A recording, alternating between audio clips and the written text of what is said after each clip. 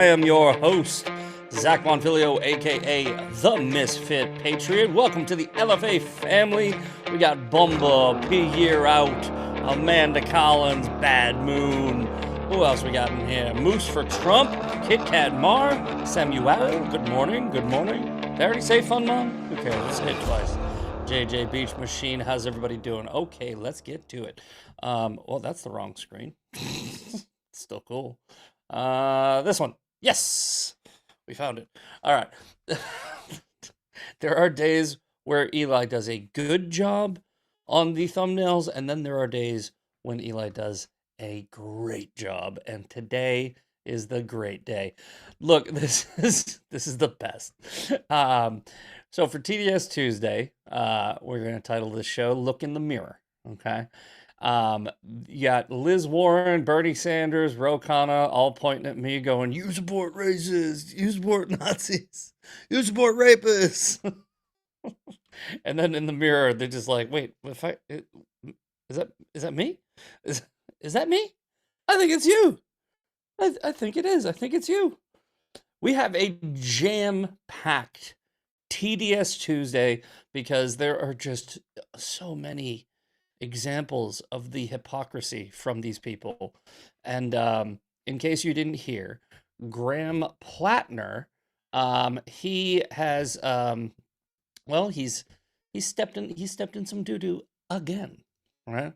So from Axios, I'm not sure if they're gonna let us read this. They are not.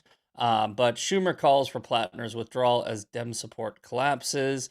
Let's just go, instead of jumping on that, let's go to the actual story here. I believe it was from Politico. Politico dropped this yesterday. I was texting one of my friends and I go, "Did you hear about Plattner?" And they were like, "No, what happened?" I go, "Oh, I'm gonna win a lot of money. That's what happened." I'll get to that in a minute. Politico Plattner. I hate when the why do we even have like the news? Here we go. Plattner says he's taking time to reflect on his candidacy. Oh, this isn't the actual story. Where's the actual story? Okay, here we go. So this is from Politico. Yesterday this dropped. A woman who dated Maine U.S. Senate candidate Graham Plattner. By the way, in case you guys forgot, this is the Nazi tattoo guy who jacked off in porta potties. He said that a Purple Heart recipient should have been killed by the Taliban. And he also had several accusations from other women for sexual assault. And he was sexting up to a dozen women while married to his new wife. That guy. Okay. This is on top of that. This is after all of that. Everything I just said is true, by the way. Porta potty, true. Nazi tattoo, true. Sexual allegations, true. Cheating on his wife, true. And saying that a Purple Heart recipient should have been killed by the Taliban, true, true, true, true, true. None of those were a red line. But this was. I wonder why. We'll get to that in a minute. I'll give you a hint. Polling. That's why. A woman who dated, from Politico, woman who dated Maine U.S. Senate candidate Graham Plattner says he forced her to have sex with him nearly 5 years ago, despite her repeated objections. An allegation Plattner denies. The woman, a 41-year-old Maine resident named Jenny Raciot, who cares? Detailed the alleged incident to Politico. I am terrible with reading names, by the way. I don't know, like why. I don't know why I can't do that. Rakicot, Rakicot. Who cares? I do. I just did it twice. Somebody put that out phonetically in the chat so I can read it. You know when you like when you like assumption, it's like us chion. Detailed the alleged incident to Politico in 3 interviews over the past 2 weeks. Convenient. I'm not saying she's lying. I'm saying it's convenient. All right. Politico also spoke with a man Rakikan dated and confided in the years after the alleged incident and reviewed documents, including emails between Rassisu and her therapist, and messages between Rassisu and an acquaintance whom she warned against getting involved with Plattner years before he ran for office. Okay, okay. Somebody in the chat, Bad Moon, Ra Rassic Rassicot. You son, that did help. Rassicot. Thank you. Bad Moon. Hold on. Let me show you what I just looked at. To Bad Moon right here. Rassicot. Rassicot. Thank you. Rassicot. Got it. Got it. I'm still going to call her Reiki Coat. Reiki Coat, Rassicoat. Who cares? I don't care how you spell your damn name. My last name is Bonfilio. Do you know how many? Like, so my last name is Bonfilio, right? Every time I get a phone call that's like a cold call, they're like, "Hello, is Mr. Bonafilio there?" I'm like, "Why did you add an extra vowel? Like you added there, Mr. Bonafilio." That was a nickname in freaking elementary school, by the way. It's kind of like the nickname for my whole family, Bona, right? We get called Bona, right? Like it's not something insulting. We give it to each other. But Bona is the name. But when people call, when they cold call me, they go Bonafilio. I'm like, it's Bonfilio. Bonfilio. If you said Bonfilio or yeah. If you said Bonfilio, I'd be like, okay, that makes sense. But adding letters, that doesn't make sense to me. Anyway. Sounds like DoorDash navigation. Zach sounds like DoorDash navigation. Is my why? Did I mess with a frickin' thing? Did I mess with one of the frickin' buttons? I don't know. I'll get back to this. We'll get back to that. We'll review that. I still haven't played with my tuner. I got to do the midterm cheat sheet. We'll get to all that. We'll get to all that. Let's continue this story. I'm feeling very ADD already, and I forgot to refill my coffee. But because I messed with that, I don't think you just heard the slurp, so you're welcome. Okay. Anyway, so basically, they have a whole bunch of evidence that this story is most likely true. Okay, like she's got text messages, she's got emails, she's got corroborating stories. So this is probably true. Just like Eric Swalwell, like it's not that the story's not true. The story's probably true. It's that they all knew and they sit on this stuff and they tell the victims, "No, sorry, we're not gonna publish that. We're not gonna screw up our chances." I think what happens with these scandals, these internal scandals, is everybody knows, and they just go, "Okay, when do we drop the what? When do we feel like it would be a good time to screw over our own candidate?" That's what I think. Anyway, said she had an on and off relationship, etc., etc. I remember him grabbing my pelvis and being really forceful of me. I remember the specific moment I thought to myself, like, this is no longer my choice. Okay. So that came out. Okay. And now Plattner is taking time to reflect on his candidacy, which essentially means he's dropping out. He's going to drop out. It's not a question of if, it's a question of when. I was hoping it would happen yesterday. I put $50 down, hoping to win $643. And that son of a biscuit eating bulldog, he did not drop out yesterday. But I also put down money on the July 14th, or sorry, yeah, July 14th and July, here we go. I got July 14th and I got July 8th. So if he drops out before midnight tonight, I win $1,500. And if he drops out before July 14th, I win $1,000. So I don't care if it's the 14th. He's gonna drop out before the 14th because that's when the Dems have to replace him from Sean Farish. Quick research shows Dems can replace Plattner on the ballot if he drops out by July 13th. They're doing the same thing to Plattner they did to Biden and Swalwell.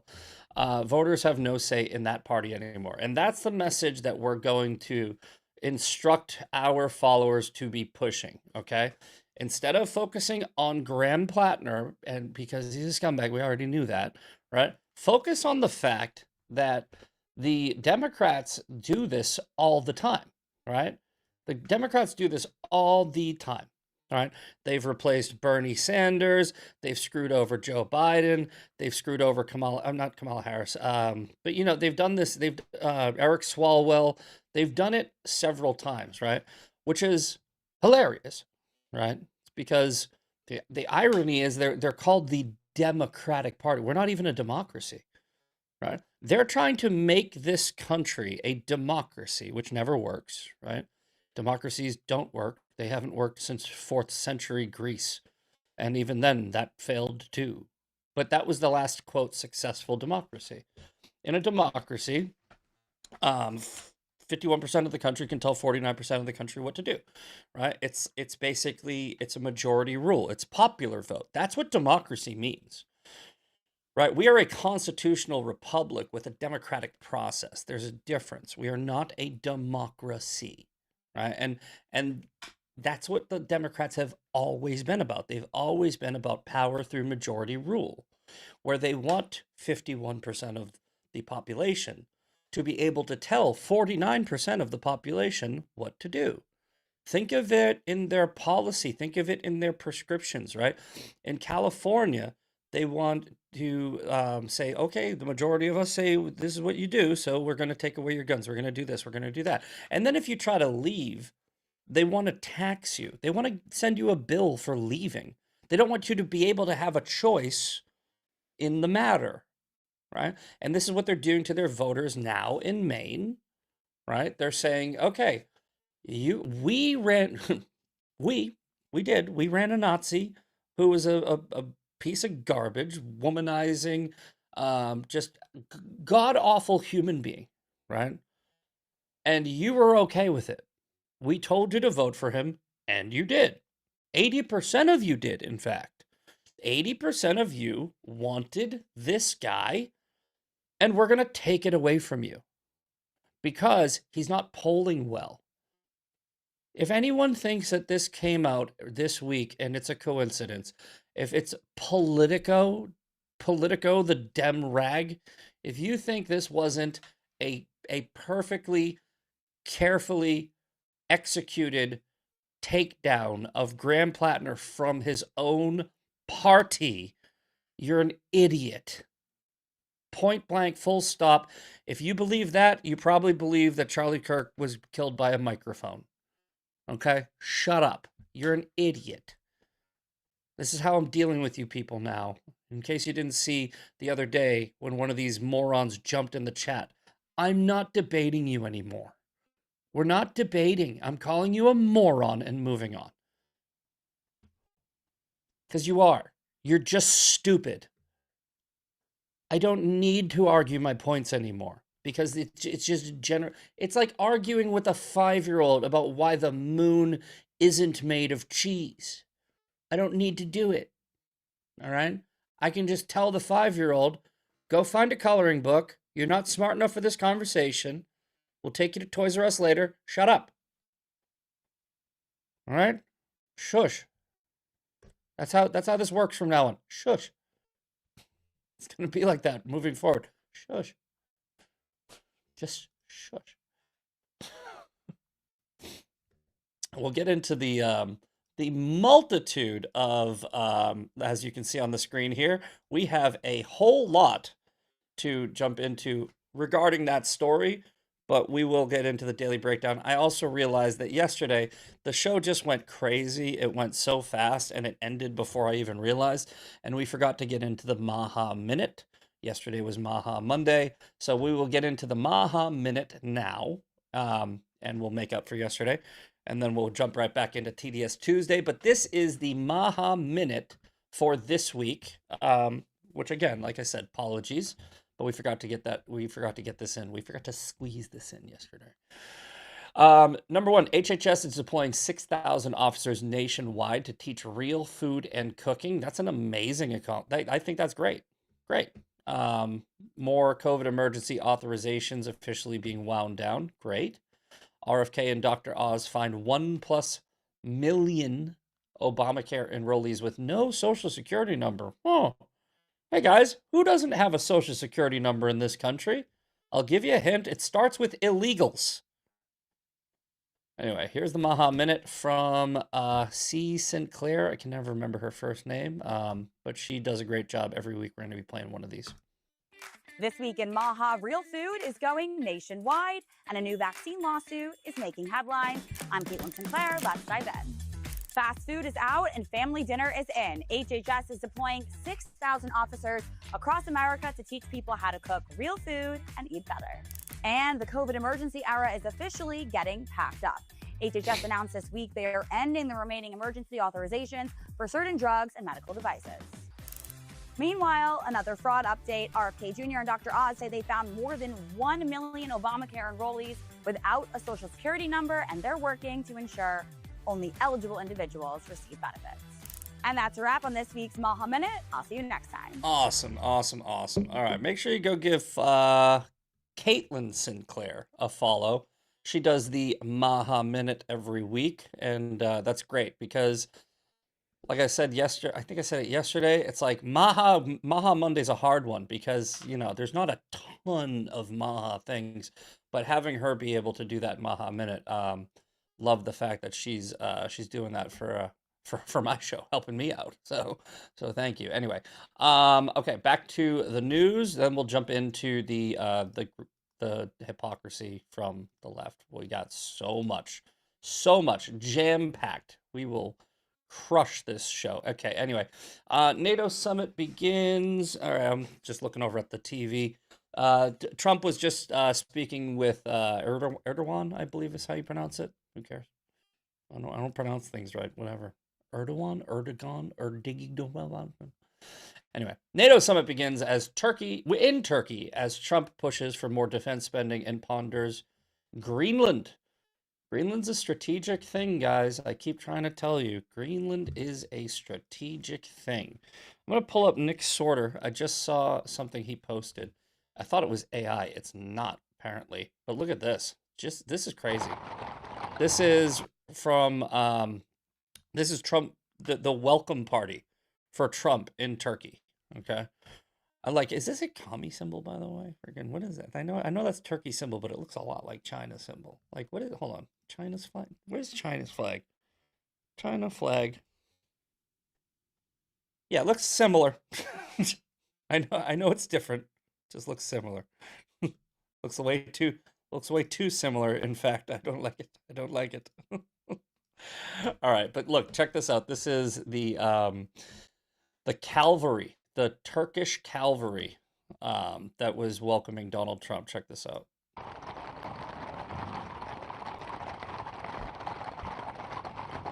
That's crazy.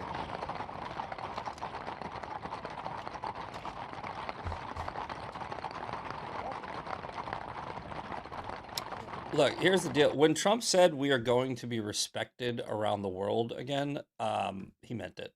He's commanding respect. He's commanding respect in a way that world leaders should, right?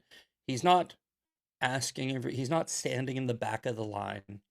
He's not, wandering off and doing whatever. He's commanding respect. He's literally commanding it. He's saying, you're going to respect me, right?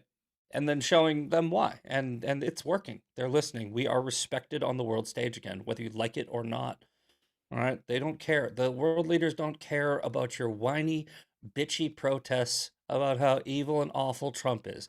They don't care that, Liz Warren or O'Connor, they don't care about you people. These people that are like, Trump bad. They don't care. They're dealing with him. All right?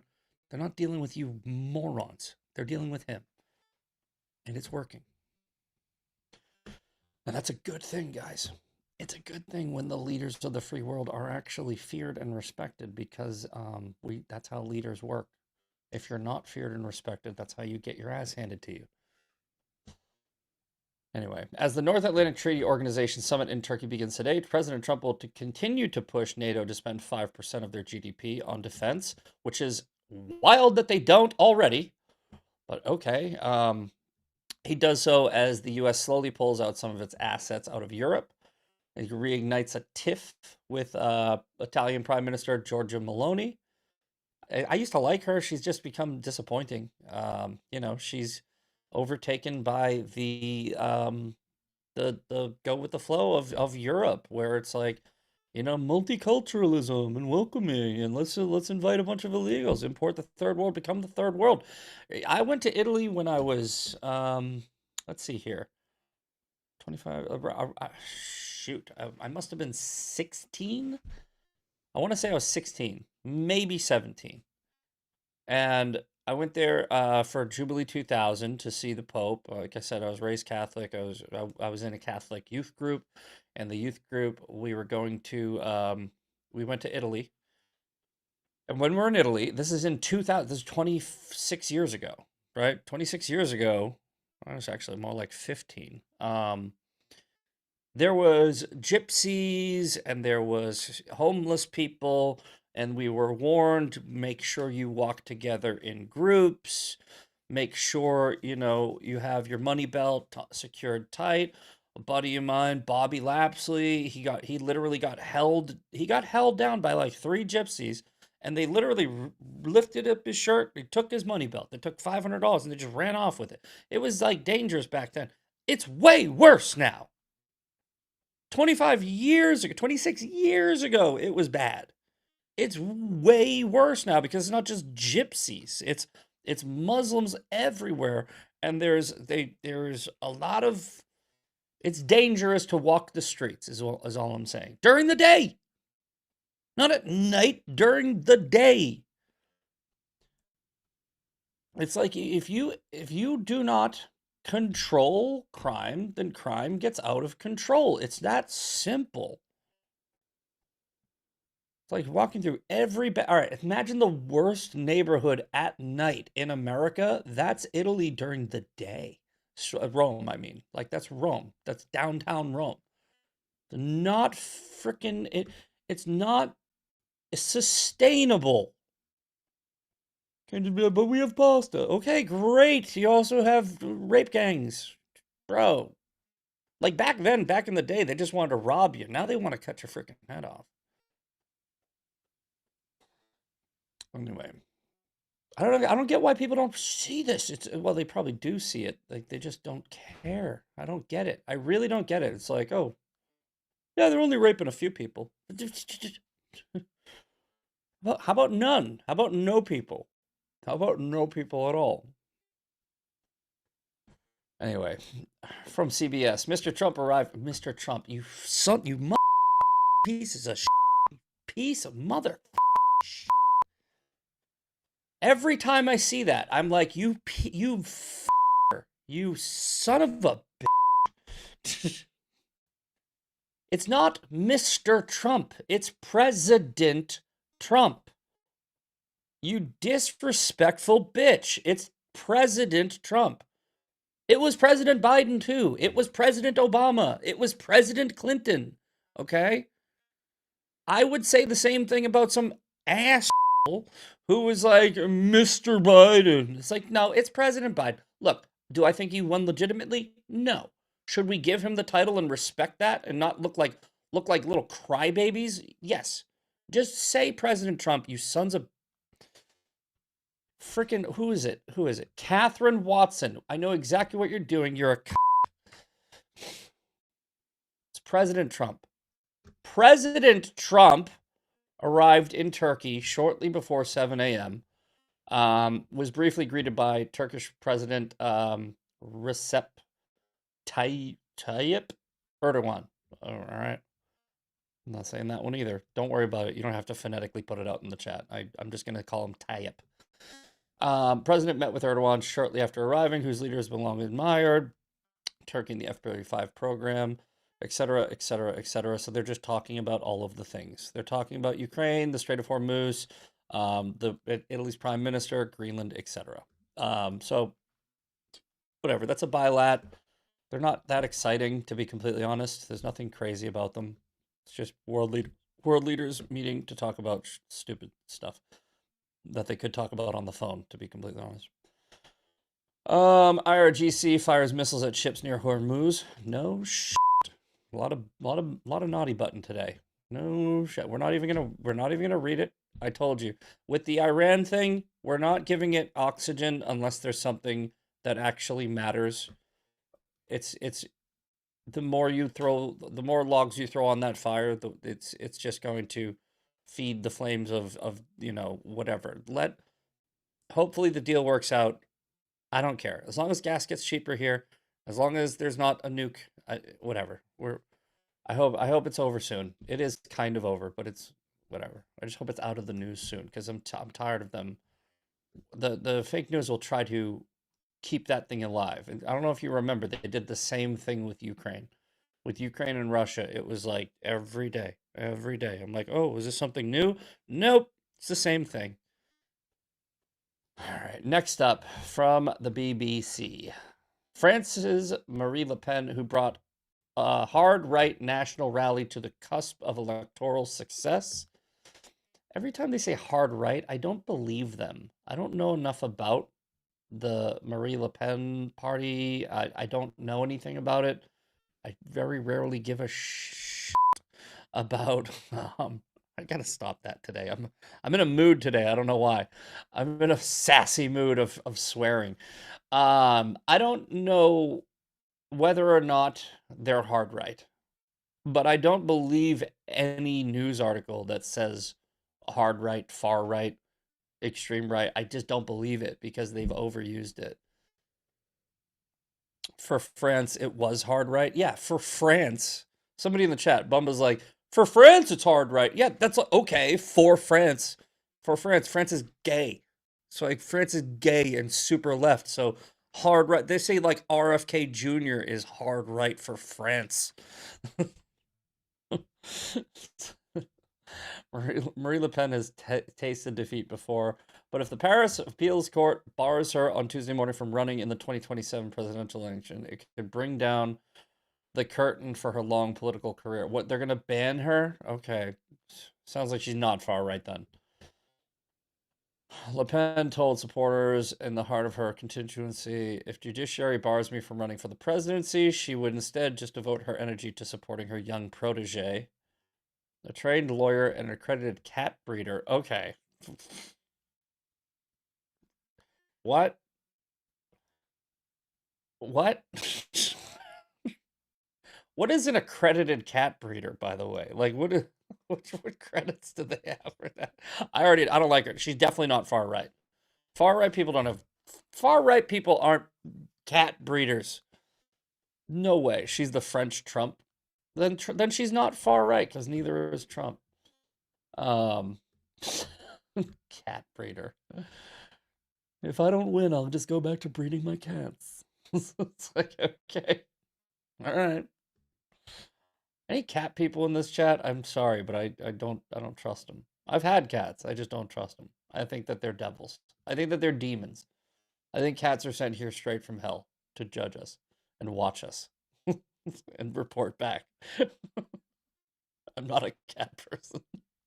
I had a cat for over a year just a couple years ago because it was gonna die. It was on the street and it was hot out and it was a little kitten and I felt bad. So I picked the frickin' thing up and I brought it in the house. I give it some frickin' milk and then I go on the internet and I'm like, I got this cat. Anybody want it? Nobody wanted the thing. I had the thing for a year before I finally I found somebody in Dallas. I drove that demon and 4 hours.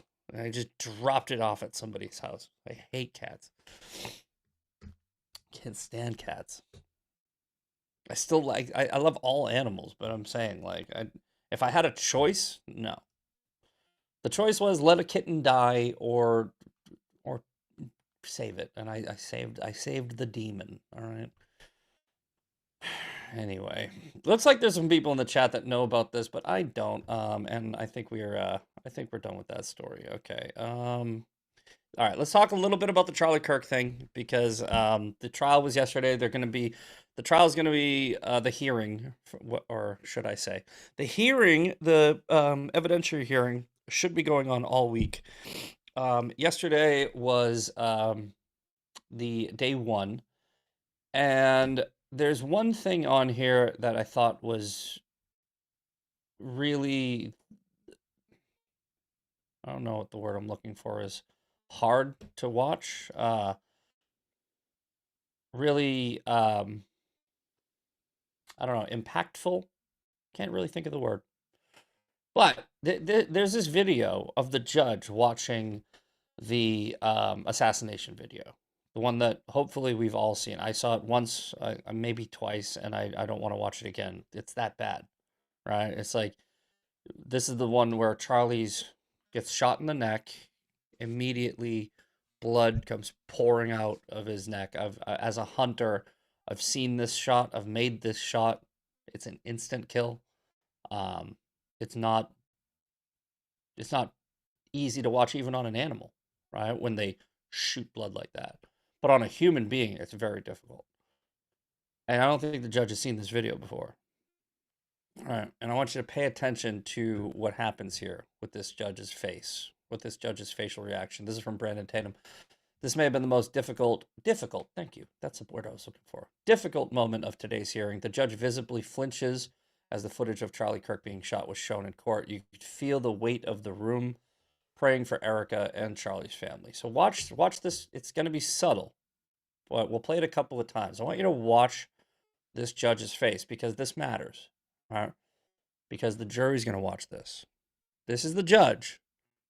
And if you think the jury is going to be filled with a bunch of freaking Candace Owens supporters, these soulless demons who don't care when they see another human being's neck explode from a bullet, by the way, we'll get to that. But if you think that they're going to be like, no one's exploding my... If you think people on that jury are going to be the soulless pieces of shit that follow Candace Owens, you got another thing coming. They're going to be regular people. People whose reaction is this. Just like it was my reaction, just like it was your reaction, just like it was everybody else's reaction.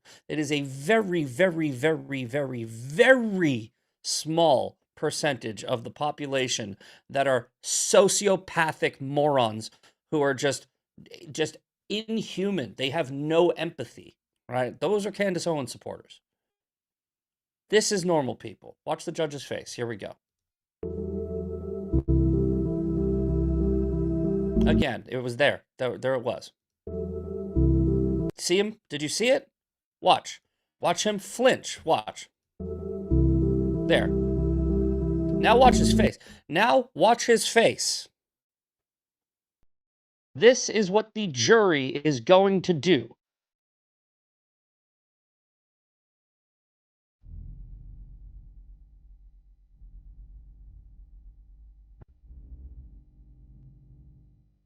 You know what he's thinking of? You know what he's thinking right now? He's thinking, what if that was my kid?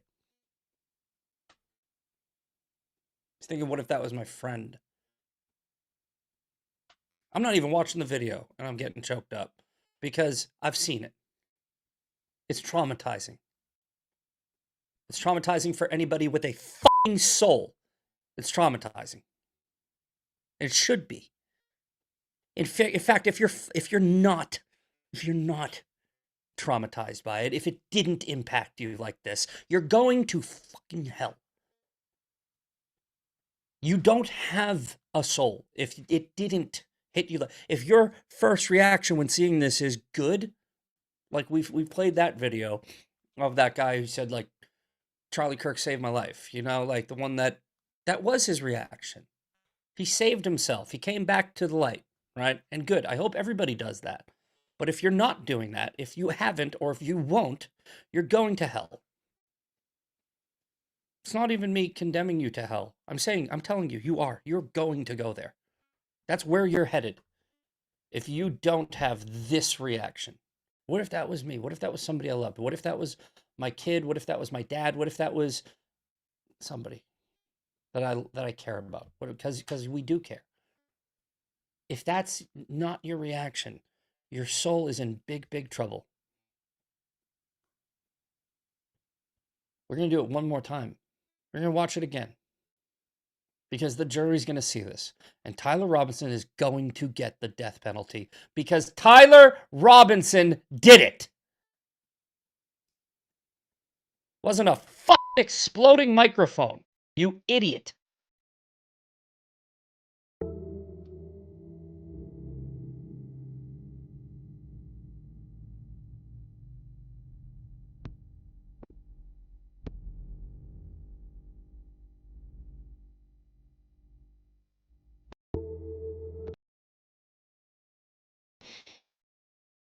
There is not a punishment I can think of more severe than the one Candace Owens is going to get. I'm not saying in this life. I'm not saying that she's going to go to jail or be sued or lose all her money or be hated. No, no, no. No. I'm talking about on Judgment Day. I don't think that there is a punishment more severe that I can think of. I don't, and she probably doesn't believe in hell. I mean, she calls herself a Christian. I doubt she is. I highly doubt she is. I think she's a cosplaying Christian. I don't think that, I think that anybody who actually believes in hell would not be doing what she's doing. I think that they'd be like, I'm at bare minimum risking it. That's what I think. She's a demon.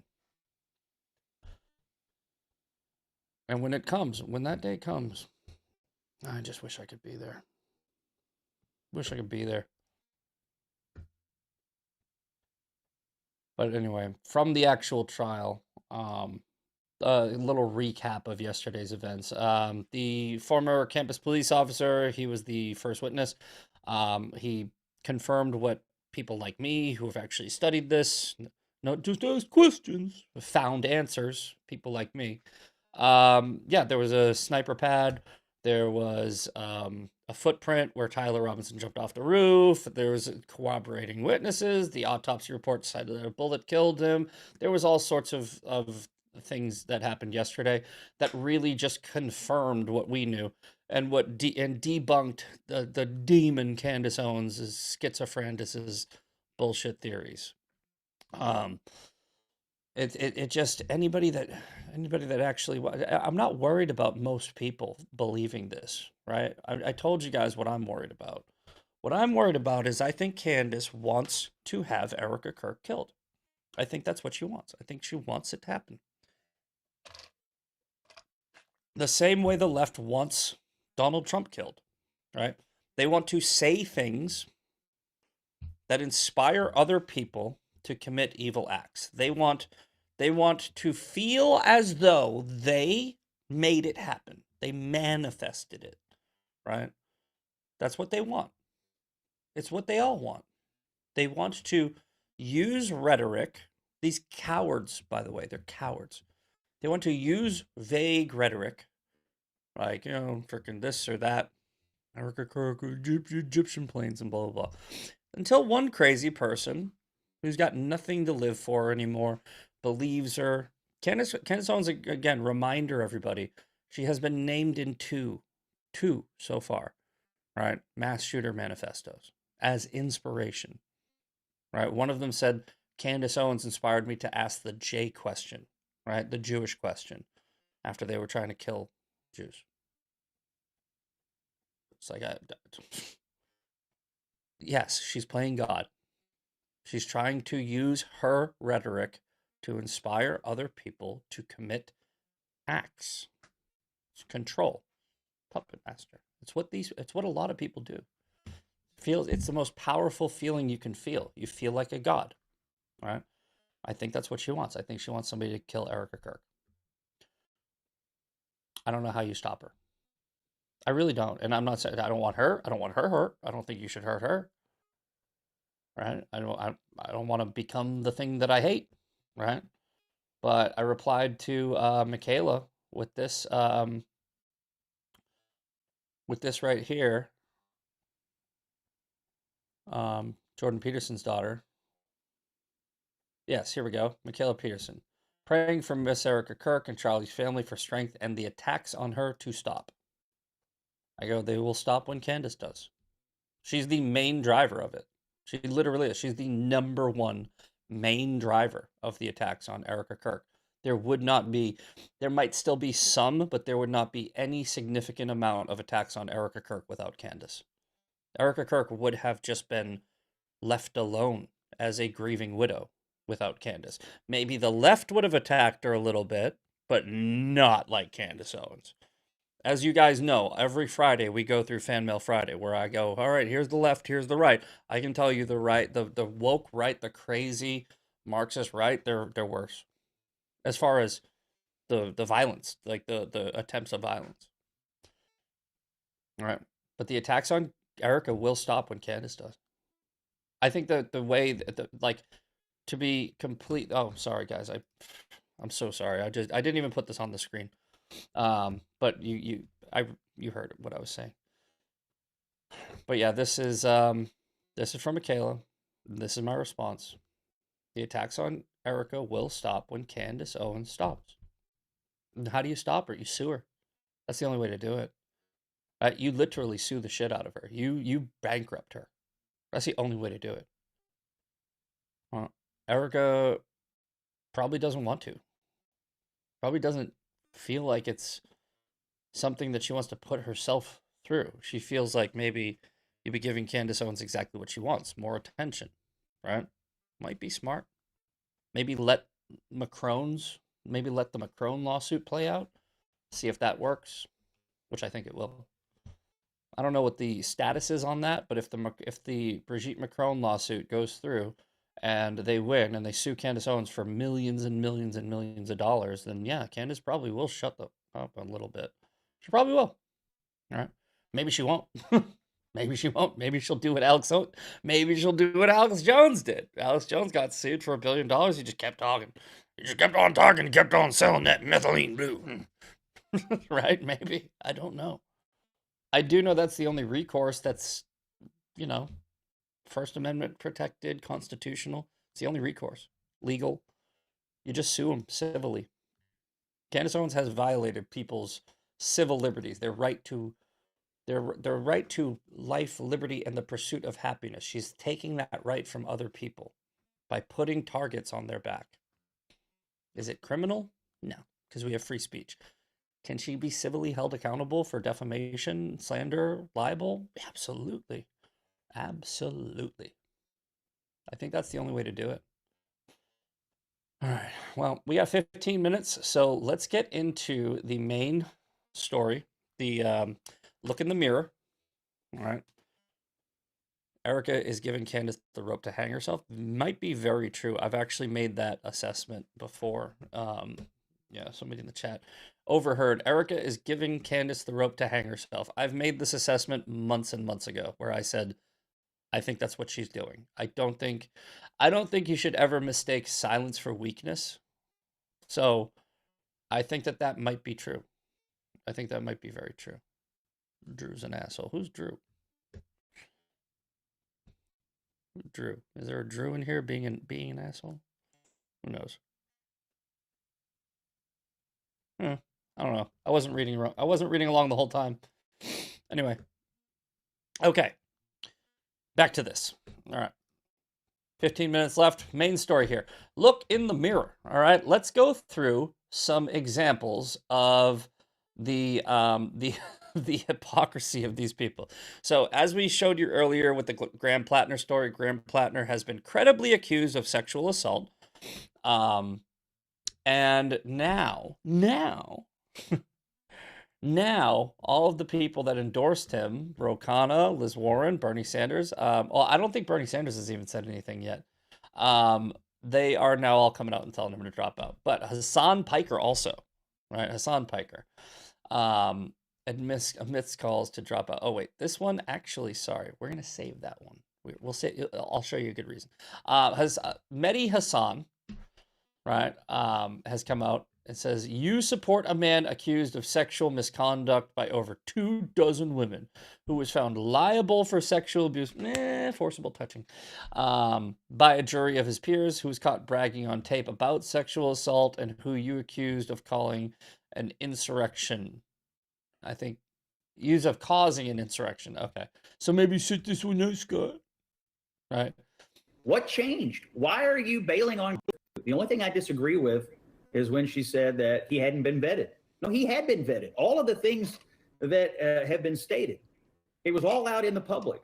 And people like Ro Khanna, Bernie Sanders, Elizabeth Warren, Tim Walz, the Bulwark, Pod Save America, all these people came together to overlook it all, to explain it all, to rationalize it all. He was vetted. People knew all these things.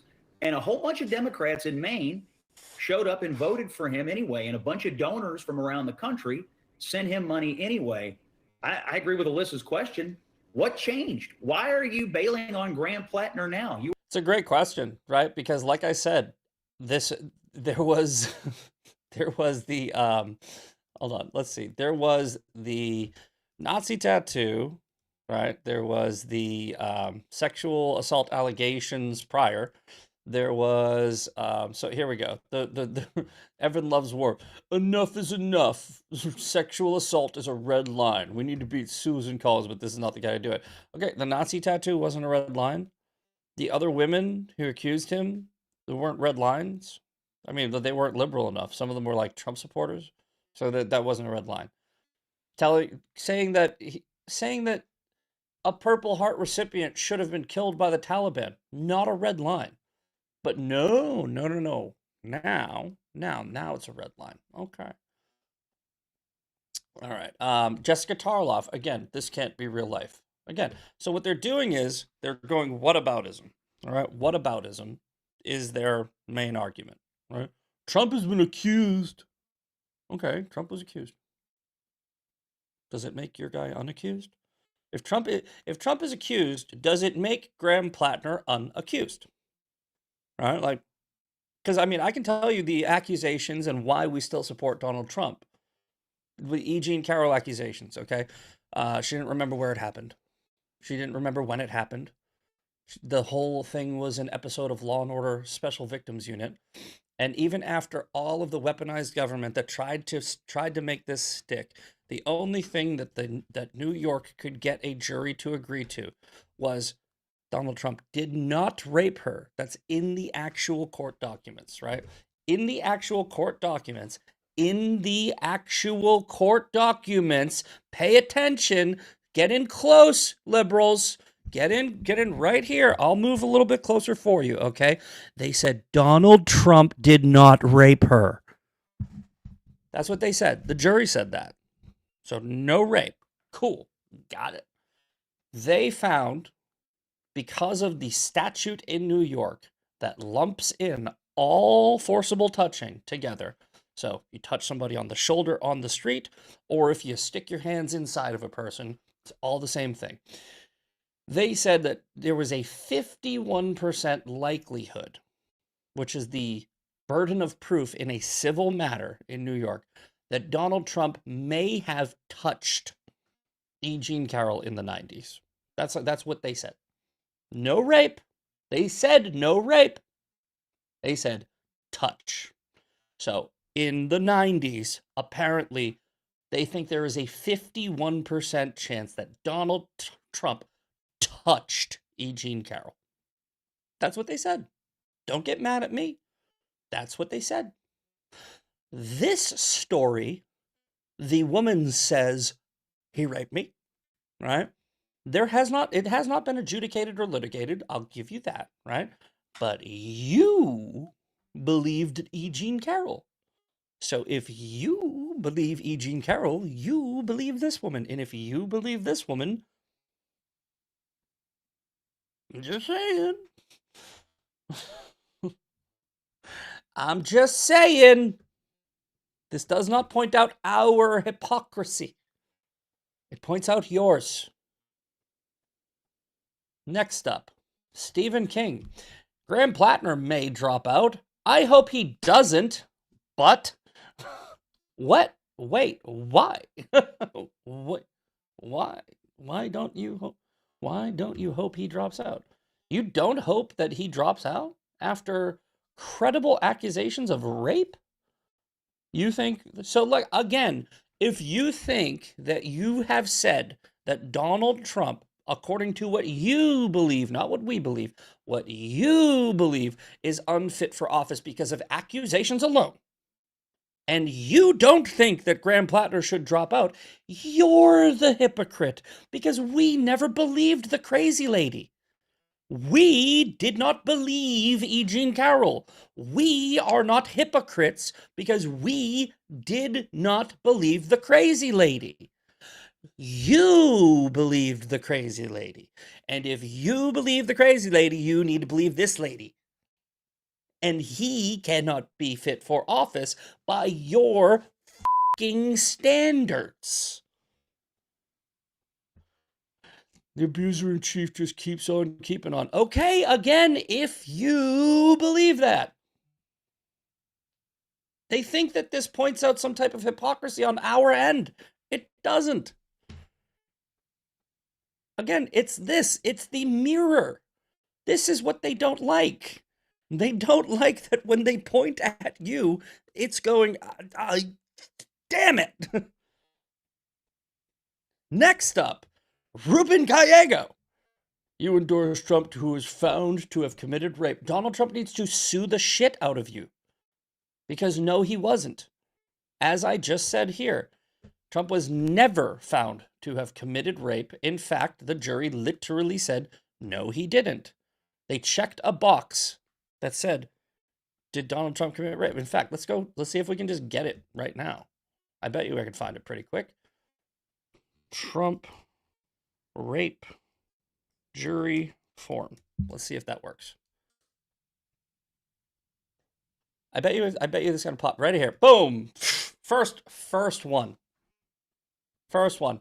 From the United States District Court, Southern District of New York, E. Jean Carroll, plaintiff, Donald Trump defendant. Verdict form, battery. Did Miss Carroll prove by preponderance of the evidence that Mr. Trump raped Miss Carroll? No. Trump should sue the absolute shit out of you, Gallego, because it says right here, no, he didn't. You think that he did. And if you think that he did, that's on you. But do you think that Graham Plattner did? Because if so, we don't need this form. You should be sued. You should be sued into poverty for this statement. He was not found to have committed rape, period. Right here. Nope. Next up, Hassan. You are a Trump supporter. He has been accused of rape by multiple women, including his ex-wife. He's prominent. If you type in caps, I'm gonna read it like you're retarded, not like you're yelling. Okay. He was a prominent fixture in the Epstein files and is actively ordering a third cover-up. This is not a conversation for you, Scott Jennings. Okay. Again, with Hassan. All right. Guys, none of this proves the thing that you think it proves. Okay. None of this whataboutism, deflection, false equivalency, and any type of just Trump defends your argument. You believe all women. You believe that rapists should not be in power. You believe that. Why don't you believe it now? Kind of unrelated, but as you just saw, Eminem is also on the TDS train for something completely different, just normal TDS. We love the military in America, but we effing hate Trump. Millions of real Americans disagree. All right, for 10 seconds here. And who's a supporter of Trump, any fan of mine who's a supporter of Trump, I'm drawing a line in the sand. You're either for or against. I'm against.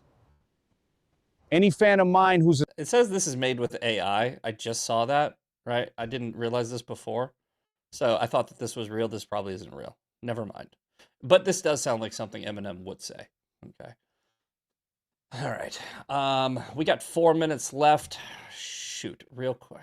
What do I want to do? Okay.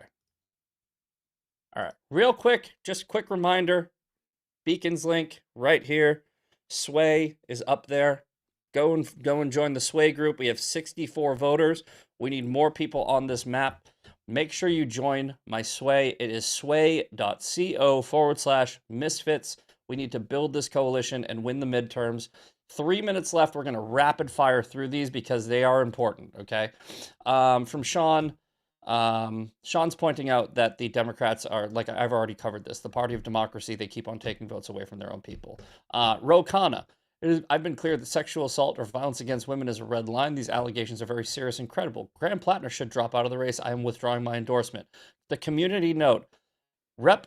Ro Khanna dismissed these previous allegations made in a June 4th New York Times article by women who had dated Plattner. This is Ro Khanna being a hypocrite, okay? Rapid fire. This is important. We got 2 minutes left. Let's really quickly just try to get this point through. They did this on purpose, okay? Look at the Kalshi odds jumping after this scandal drops. It's the same thing that happened with Eric Swalwell in California, okay? Here's the Hassan going, a miss from calls to drop out. There's real populist rage brewing in Maine. Troy Jackson, okay, is the one that Hassan Piker is now jumping immediately behind. This is Troy Jackson. The Maine Democratic Socialists of America supported Troy Jackson's campaign for governor. If Plattner drops out, we have an opportunity to elect a new Democrat Socialist of America senator out of nowhere. This is the plan, okay? They're going to run the DSA candidate after ousting their own progressive candidate because they are pandering to the Democratic Socialists like I told you they would. Do not believe the polls right now. They are fake, right? They're doing this for messaging. They're doing this to make you believe that it's going to work, right? And it might, but hopefully it doesn't. But here, Troy Jackson surges. Now he's 48 over 43 for Susan Collins. Swapping out, look at this. Swapping out Graham Plattner is the right move. It should be Troy Jackson. He's from the same wing of the party. He got the Sanders endorsement. He also held down Collins. Do you see the op yet? What they're trying to do is they're trying to steal the Maine election from Graham Plattner, swap him out with a DSA candidate, not because Graham Plattner was polling poorly, but because they need to pander to their radical wing. And if they can do that, then they will successfully complete this little takeover, right? The DSA. This is not a coincidence. This is all planned. And I think it will backfire hard because the DSA wing is very small. They're turning people off. And I think this will backfire, but we need to be very careful and we really need to pay attention to this. All right, it's 9 o'clock. Sean Farish is coming up next. Bad Moon.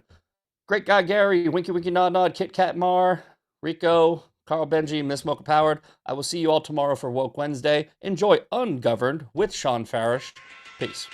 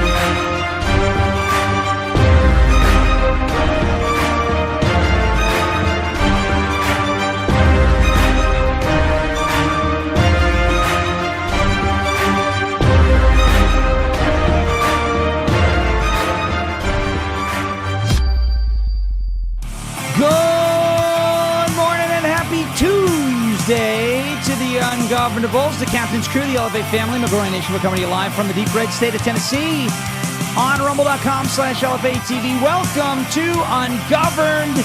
I'm in a little bit of a better mood today than I was yesterday. I was in a mood yesterday. Yep. It's going to be all Graham Plattner today, mostly. There's a couple things that we got to look at and be able to identify regarding this Graham Plattner story. And first and foremost, and I want to see how our live chat is. And we have the smartest people. Very smart people. Nobody's smarter when you think about it. They're calling my bad mood yesterday. By the way, Bad Moon is calling my bad mood yesterday. We're branding that as Patriot Passion. I like that. There you go. That doesn't sound so bad now. That doesn't sound so... I went to war with the world yesterday, but that's all right. It was good. It's just Patriot Passion, guys. That's what I identify. My bad mood identifies as Patriot Passion. We'll see how long that lasts. We'll see until the veneer wears off there. All right. Live chat. Right off the bat. Frosty 18 wants to know if I had PMS yesterday. You could say that. One could say that. Live chat right off the bat. I want to ask you this one. I'm expecting good results, good answers.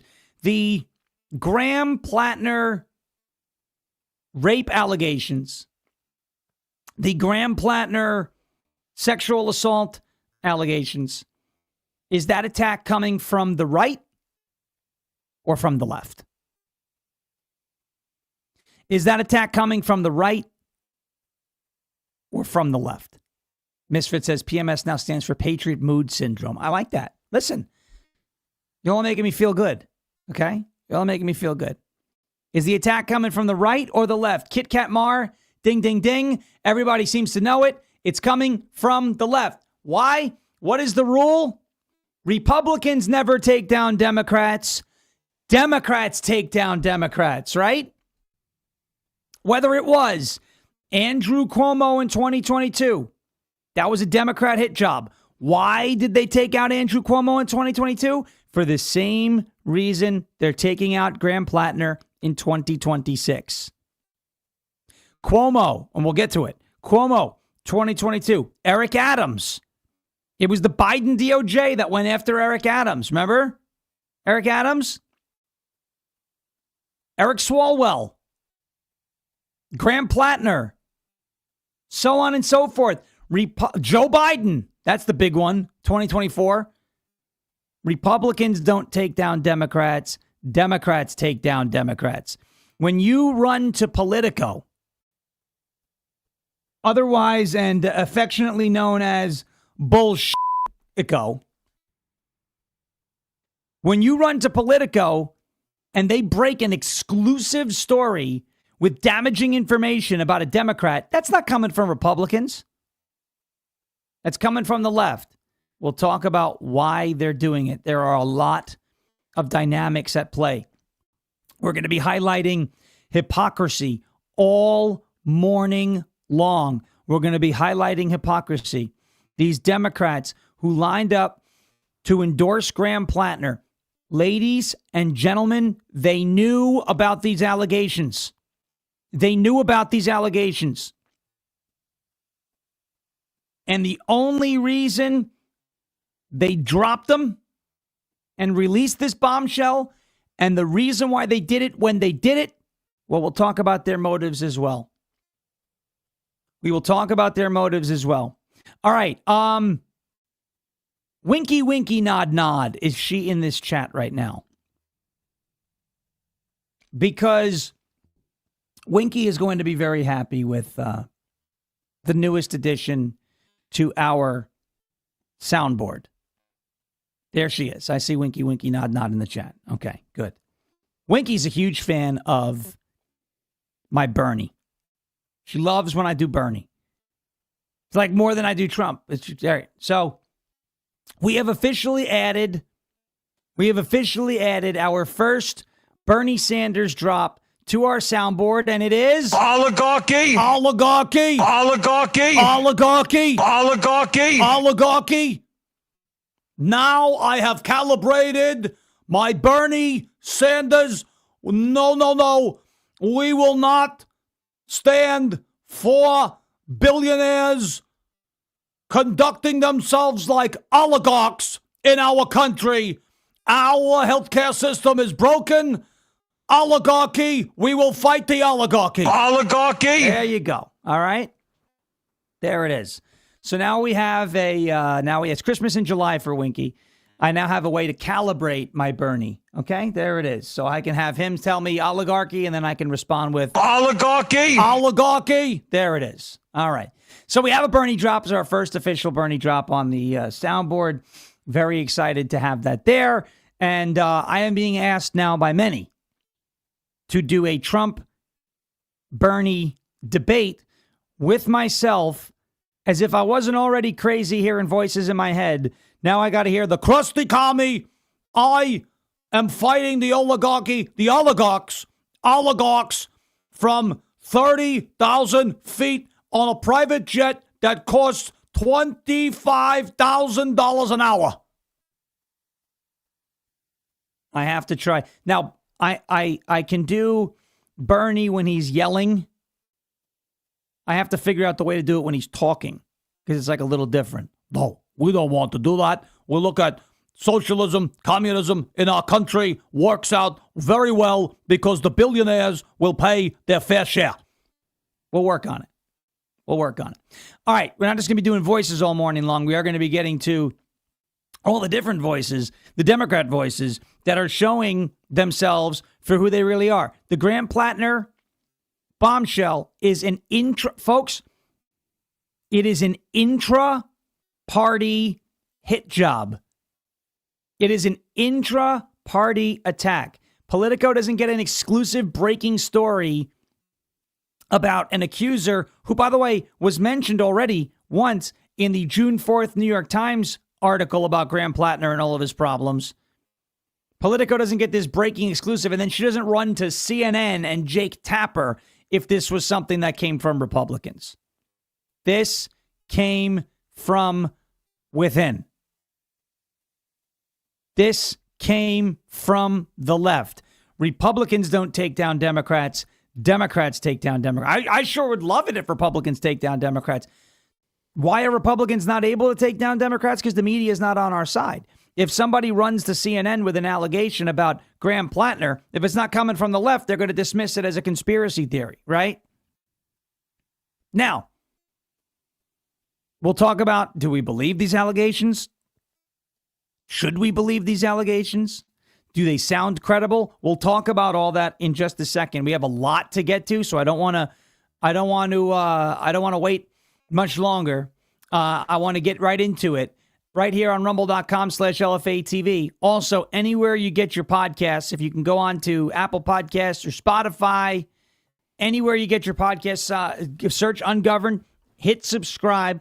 And what that helps us do is on the audio side, we've been surging, and it's great. It helps people hear it on audio. If you're driving, you're working out. I mean, if you're listening to me while you're working out, you put your body through even more stress. But hey, if you are doing that, remember to also head over to rumble.com/LFATV. That's where the video is. It's in a couple of other spots too, but the Cool Kids Table headquarters home base is on rumble.com/LFATV. So go in there, drop us a like as well. But subscribe to us anywhere you get your podcasts. First sponsor of the day, our good friends, our oldest sponsor, OFP Farms. It's OFPFarms.com, OFPFarms.com. You know, I love sharing businesses that are built on faith, family, and freedom and hard work, and OFP Farms is one of those brands. They're a small family farm making handcrafted skincare with goat milk, grass-fed tallow, magnesium, and simple ingredients that your skin can actually understand. Their products are made for the everyday person dealing with dry skin, sensitive skin, sore muscles, tired feet, cracked lips, or just you want something cleaner and more nourishing than what you find on most store shelves. OFP Farms. Right now, in celebration of America's 250th birthday, OFP Farms is offering 17.76% off your entire order. This is their way of honoring our heritage, celebrating the freedoms that we've been blessed with, and saying thank you to every freedom-loving customer who chooses to support small farms and family businesses. Go to OFPFarms.com and use the code Sean, that's SHAWN, for 17.76% off your entire order. That is OFPFarms.com. promo code Sean, SHAWN, OFPfarms.com, promo code Sean, SHAWN, for 17.76% off your entire order. That is OFPfarms.com. Check it out right there on your screen. Boom! OFPfarms.com, promo code Sean. OFPfarms.com, promo code SHAWN. All right. Where do we even begin? Where do we even begin? Yesterday, let's go from 30,000 feet. The prediction markets are starting to sniff it out. And then, boom, a massive breaking exclusive story was published by Politico. Otherwise, as I said, not affectionately known as bullshit, right? Politico publishes this about Graham Plattner. Woman who dated Graham Plattner says he sexually assaulted her. And by the way, that's kind of sugarcoating it. I mean, yes, sexual assault. It's what's being detailed, but it's rape. It sounds like it. Anyway, now again, in fairness to Graham Plattner, because we are a republic, all accused are innocent until proven guilty. These are just allegations, but it fits a track record and a pattern of behavior that has been scrutinized and talked about regarding Graham Plattner over the last couple months, right? For the better part of really the last 6, maybe even 10 months. This is from Adam Wren and Jessica Piper over on Politico. A woman who dated Maine U.S. Senate candidate Graham Plattner says he forced her to have sex with him nearly 5 years ago, despite her repeated objections, an allegation Plattner denies. I mean, that sentence, that is rape. That is not sexual assault. It's rape. 41-year-old Maine resident named Jenny Rassicott detailed the alleged incident to Politico in 3 interviews over the past 2 weeks. Politico also spoke with a man Rassicott dated and confided in the years after the alleged incident, and reviewed documents, including emails between Rassicott and her therapist and messages between Rassicott and an acquaintance whom she warned against getting involved with Plattner years before he ran for office. Okay. Why now? Why now, Brown Cow? Why now? Why not a few weeks ago? Why not before the primary? Why not a couple weeks later? Why now? Because there's a very important deadline coming up in Maine on July 13th. July 13th is the last day that any alterations can be made to the Democrat nominee after the primary. Graham Plattner won the primary in Maine with over just about 80%. It was like 79.2. Let's actually, why don't we look that up? Let's see. Maine Senate primary results. Let's take a look at that. Let's see if we can find it. Maine Senate primary election 2026 results. NBC News. Susan Collins won her race unopposed. Graham Plattner, 72.1% of the vote. 72.1% of the vote went to Graham Plattner in this primary. I mean, Fidel Castro didn't even win by this much, right? There it is right there. Why now? Because if it's not handled by the 13th, Graham Plattner is the nominee. And if Graham Plattner is the nominee, the Democrats are screwed in the general election. And they know it. So let me read for you and kind of summarize some of the things that I've been saying here regarding Plattner and the dynamics at play. Okay? Let me give you a good 30,000 foot, let's say, rundown on what's going on here. Graham Plattner was taken out here because he couldn't win. Make no mistake, ladies and gentlemen, if Graham Plattner was leading in public and internal polling by 10 points, this story doesn't hit Politico. This story does not see the light of day. Nobody hears about it. Nobody talks about it. The accuser who is with Jenny Racicot, that woman is treated most likely like Tara Reid, who is one of Joe Biden's accusers. Oh, no, it's just a hit job. No. Graham's up 10 points. The Democrats would have squashed it. They never would have let this out.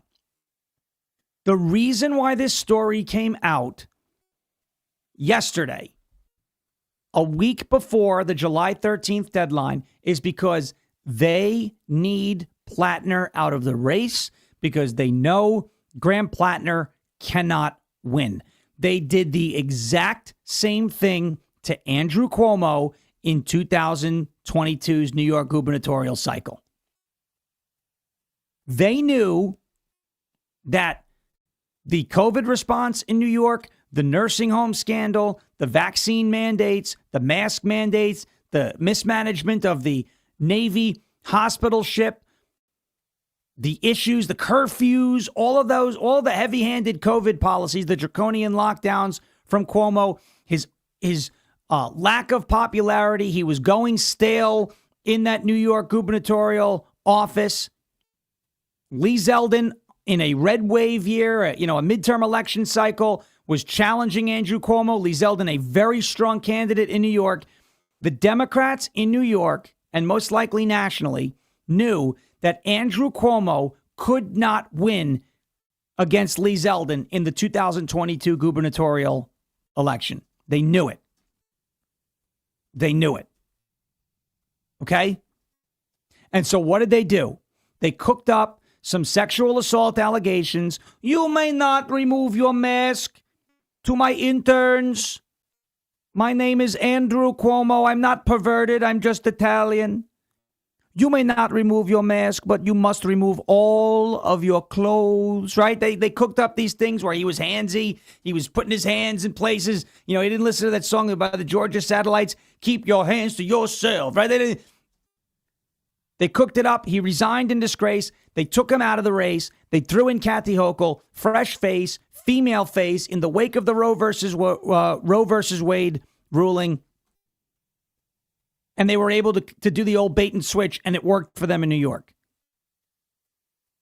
If Andrew Cuomo didn't have all of those scandals circulating around him, the COVID stuff, the nursing home scandal, the affordability issues in New York, cashless bail, that was a big one with Andrew Cuomo that was extremely unpopular at that time. If those things weren't circulating, if he wasn't extremely unpopular in the state of New York at that time, they don't take him out. He's probably still the governor today.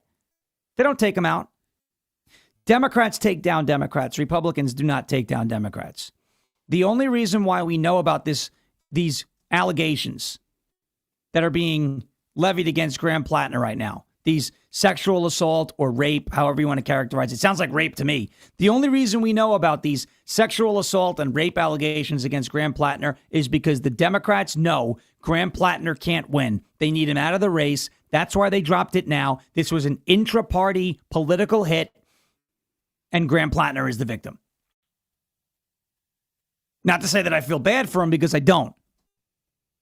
But that's the reality of the situation here. But think about something that's even larger at play. The Democrats have been screwing over their rank and file voters for the better part of at least the last decade, at least. Hillary Clinton in 2016 was not who you chose if you're a Democrat rank and file voter. You chose Bernie Sanders. I got screwed by the superdelegates, and they have to pay their fair share. Joe Biden in 2020 was not who you chose. It was going to be Bernie until Jim Clyburn endorsed Joe Biden ahead of Super Tuesday, which forced the rest of those Democrats to coalesce behind Biden to once again steal the nomination from Bernie Sanders. Kamala Harris in 2024 was not who you chose.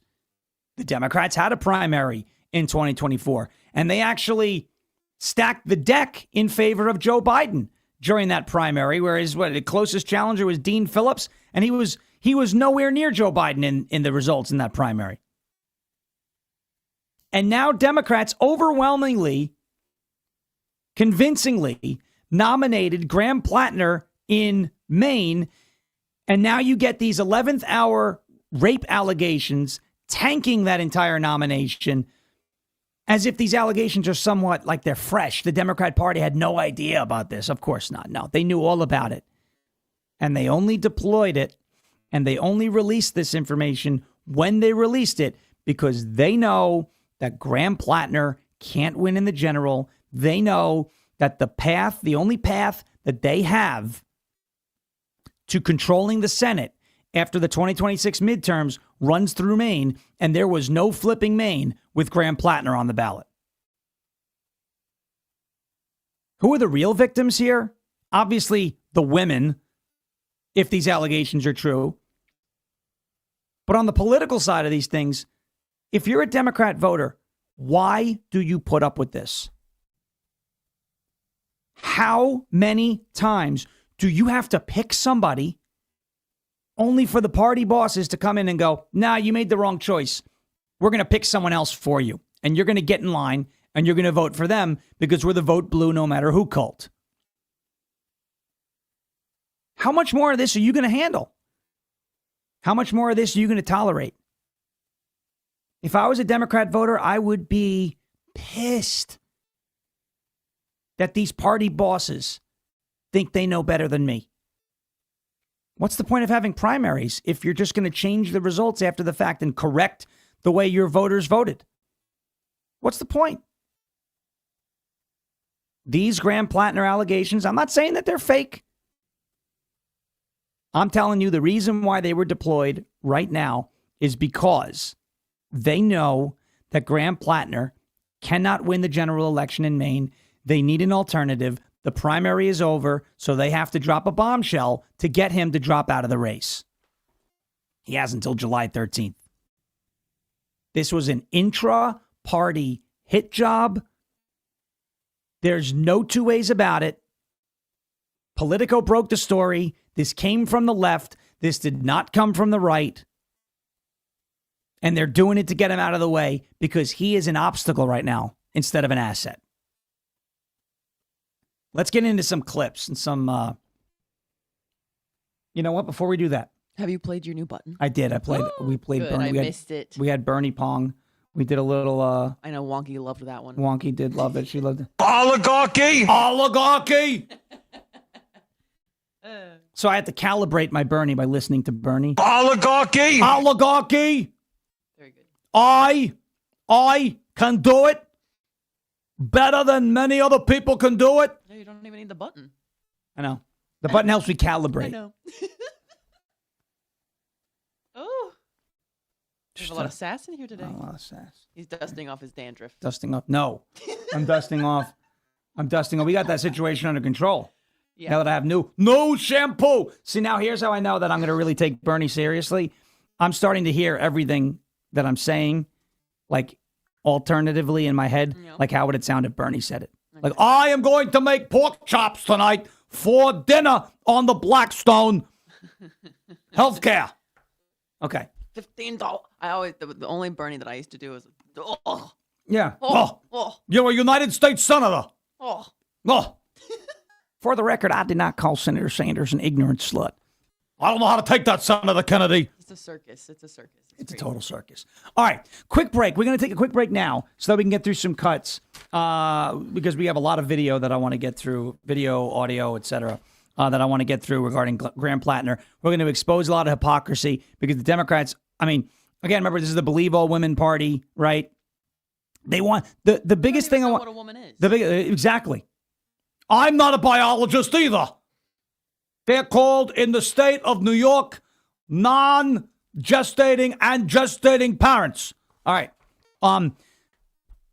If you don't think Democrats like Ro Khanna, Elizabeth Warren, Bernie Sanders, Charles Schumer, if you don't think Democrats, these mainstream prominent Democrats, if you don't think they knew about these allegations, then you don't know how they work. Of course they knew. The timing of the release of these allegations proves that they knew. This was their silver bullet. This was their ace in the hole. If things go south, we'll drop the rape allegations and get him out of the race. Things have gone south for Graham Plattner. And we've seen the public polling, which was super tight. Fox News had Susan Collins leading by 3 points, which is a lot for her. I can only imagine what the internals looked like. But remember, if Graham Plattner was in a strong position in the polls, if Graham Plattner was leading by double digits in public and internal polling, this story never sees the light of day. But because his poll numbers were tanking, because people were not comfortable with a guy with a Nazi tattoo and all of these other allegations about women before the rape allegations came out, because he was trailing Susan Collins in Maine in favorability and questions about the candidate's character. And I can only imagine what the internal polling looked like. Because of all that, the Democrats said, this guy, not that he probably won't win, he can't win, and they can't afford to give up Maine, because if they give up Maine, they cannot flip the Senate. And they know it. That's why these allegations came out yesterday. That's why they came out at all. If Graham Plattner was in a strong position, up by double digits in these polls, and nobody seemed to care about the Nazi tattoo and all the other stuff, this story never sees the light of day. Why'd they wait so long for Swalwell? Because Swalwell, being in the California gubernatorial jungle primary, put the Democrat Party at risk in California, being iced out of the general. Right? Democrats will always take down Democrats if it means it will help other Democrats, right? Or the party as a whole. All right. Let's get to a word from our friends over at Cove Pure. It is COVEPURE.com/Sean, CovePure.com/SHAWN. America 250 was a good weekend if you celebrate those types of things. We love America 250. I had fun watching 1776, the musical. Times. You see, we piddle, twiddle, and resolve. Not one damn thing do we solve. Piddle, twiddle, and resolve. Yeah, nothing's ever solved. I was hearing in on foul, the TV. Yes. And from you. In foul-feeded, fuming, foggy, filthy Philadelphia. Yes. It's a great musical if you guys haven't seen it. And it actually, believe it or not, the events that are portrayed in there, obviously via song. So Thomas Jefferson didn't start singing, in we favor don't know of that he didn't, though. Oh, we know that he didn't, probably be in a transcript somewhere. But the way that the process is portrayed, I mean, they take some liberties, obviously it's a musical, but the way that the process is portrayed is pretty accurate. So you could learn a little history by watching 1776, the musical as well. All right, America 250, folks, the crazy part about it is we've been here for 250 years, but 250 years after our country's founding, we're still drinking whatever the government is deciding to put in our water.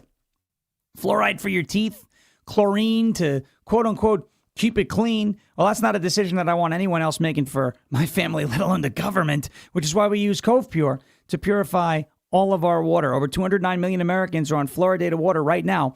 And here's what the science actually shows. A recent study confirmed that fluoride exposure is linked to lower IQ scores in children. That is not a fringe study. That is from JAMA Pediatrics, one of the most respected medical journals in the whole world.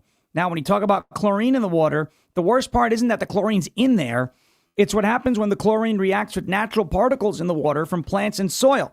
It creates chemical byproducts called THMs, which the government itself calls, quote, probable human carcinogens linked to disruptions of your gut and cancer. Now, there are a couple of states who are moving on this. Utah and Florida, for example, have banned fluoride in the water, but that process takes years to fully implement. And in the meantime, your kids, your family, they are drinking this water today. You need something that works right now, and that is exactly what Cove Pure is. They are certified to remove up to 99.9% of contaminants, fluoride, THMs, pharmaceuticals, PFAs, anything that is not water gets filtered out. I love the fact that it takes everything out of the water, all the bad stuff, but unfortunately some of the good stuff, but it puts the calcium and the magnesium back in the water before it comes out of your pitcher, so you're not just drinking empty water. Don't wait for the government to catch up. Take back control of your water today. In honor of America's 250th birthday, Cove Pure is giving my audience $250 off if you use my link, Cove Pure, COVEPURE.com/Sean, SHAWN. Do not wait. That is Cove Pure, COVEPURE.com/Sean for $250 off the CP16. CovePure.com/SHAWN. Take back your water today. CovePure.com/Sean. All right. It has been great. It has been great. I love it. Yeah. And we have to burp with the little picture sometimes. Oh my gosh, it's so funny. When The air little pressure slap starts to changes. boop, boop, boop. Sometimes when it's filling up, all of a sudden we hear ding, ding, ding, ding, ding, ding, ding, ding, ding, ding. All right. He's a little chatty today. All right, here we go. Let's start with Graham Plattner's accuser talking to Jake Tapper. Obviously, again, as I mentioned, this is an intra-party hit job. The accuser went to a left-wing outlet like Politico and then went on a left-wing outlet, a left-wing network like CNN with a left-wing host like Jake Tapper to talk about the allegations that are now out and public about Graham Plattner. Watch. Rape is a real thing. If you're so worried about it to buy Kevlar underwear, you'd think you might not get blacked out, fucked up around people you aren't comfortable with. Right. What did you think when you saw that? I thought, here's a man who was drunk and who, by dictionary definition, raped me. And he's blaming drunk women. So I just felt like that was a very odd take to have on that. And I also feel like with all of the comments that he made about women, sexual assault, rape, even, the comments that he had made that was in the New York Times article about, threatening people with rape, like, why does this person have this issue, like, scattered throughout their life, throughout their commentary, like it's on their mind? Why do they have such a strong opinion about women coming forward with allegations? Like, I just feel like this isn't the first time. I know that you have been very reluctant to tell this story. Yeah. Very reluctant. Why did you ultimately decide to do it? Why come forward? A few reasons. One of the biggest ones is that I think that there are a lot of men in this world relying on the silence of women and to be where they are. And All right, I'm just going to stop it there. First of all, Speak thinks I did something clever because I posted the thing about the echo twice. So like echo. Yeah, no. It was not. I mean, actually, yeah, that was me. I'm so clever. I really am. I'm so clever. I'm so smart. No, it didn't go through the first time. So, but hey, it worked out. See, I love it. Speak's giving me all this credit. Like, look how brilliant he is. He's making a point about the echo by posting the same thing 2 times. I see what he did there. Yeah, you're right. That's exactly. I did it. It was all by design. Thank you. Thank you so much. Thank you. Okay. Oh, jeez. Steve Mod 52. Yeah. I'm not going to read that comment, but I could agree. Steve. She's not a looker, right? She's not a looker. She's an eater, Steve. but she's not a looker. She's Jake Tapper. What a stupid question, right? Why'd you come out now? What changed? Guys, don't fall for the crap that the left is selling you here. Please don't fall for the crap that the left is selling you here. Number one, they all knew. You understand what I'm saying? If they didn't know, the timing of these allegations proves that they knew. You say, what do you mean? It's like a bombshell. This is upending their whole thing. No. Because they have time to course correct. They have a week. If he drops out before the 13th, some sort of nominating committee at the main Democrat Party will choose another candidate. Now, who is that going to be? It could be the DSA new endorsed candidate in Maine, Troy Jackson. It could be Susan Rice, who has a home in Maine, and Maine state law does not require that your residence in Maine is your primary residence if you're going to run for office. So she would qualify. It could be it could be Janet Mills. It could be a number of different people. The reason why the Democrats went with this story when they went with this story, the reason why this thing hit Politico yesterday, the reason why she decided now, because remember, the New York Times used this same accuser in an article on June 4th that actually the biggest fraud in government right now, Ro Khanna, Thomas Massey's buddy, he references it in a clip. Oh, these are allegations. I don't know. They knew. They all knew. They knew that this was an option. They knew that this was that off-ramp from a Graham-Plattner candidacy and getting smoked in Maine. That's why they released it now. That's why this didn't come out in 2 weeks or 3 weeks, because if it came out in 2 weeks or 3 weeks or 8 more days, there'd be nothing they could do to get him off the ballot. He could withdraw. He could resign, but then they would have to resort to a write-in campaign, and that's just not going to work. Let's go to Ro Khanna now. Ro Khanna, this is in reference to that June 4th New York Times article, which detailed a lot of the violent tendencies and issues that Graham-Plattner had with various different women. Let's play it. My view is that even according to the New York Times piece, they said there was no harm, no injury. There was toxicity, and there was verbal intimidation, which I condemn. But Graham has made it clear that there was no evidence of violence. That, to me, is a red line. Okay. So the very same accuser that just came out to Politico, was just on with Jake Tapper yesterday, who is basically alleging that Graham-Plattner raped her, was cited in the June 4th New York Times piece that Ro Khanna is referencing in that clip. But he had no idea about the fact that there was a potential rape allegation. He had no clue. BS. BS.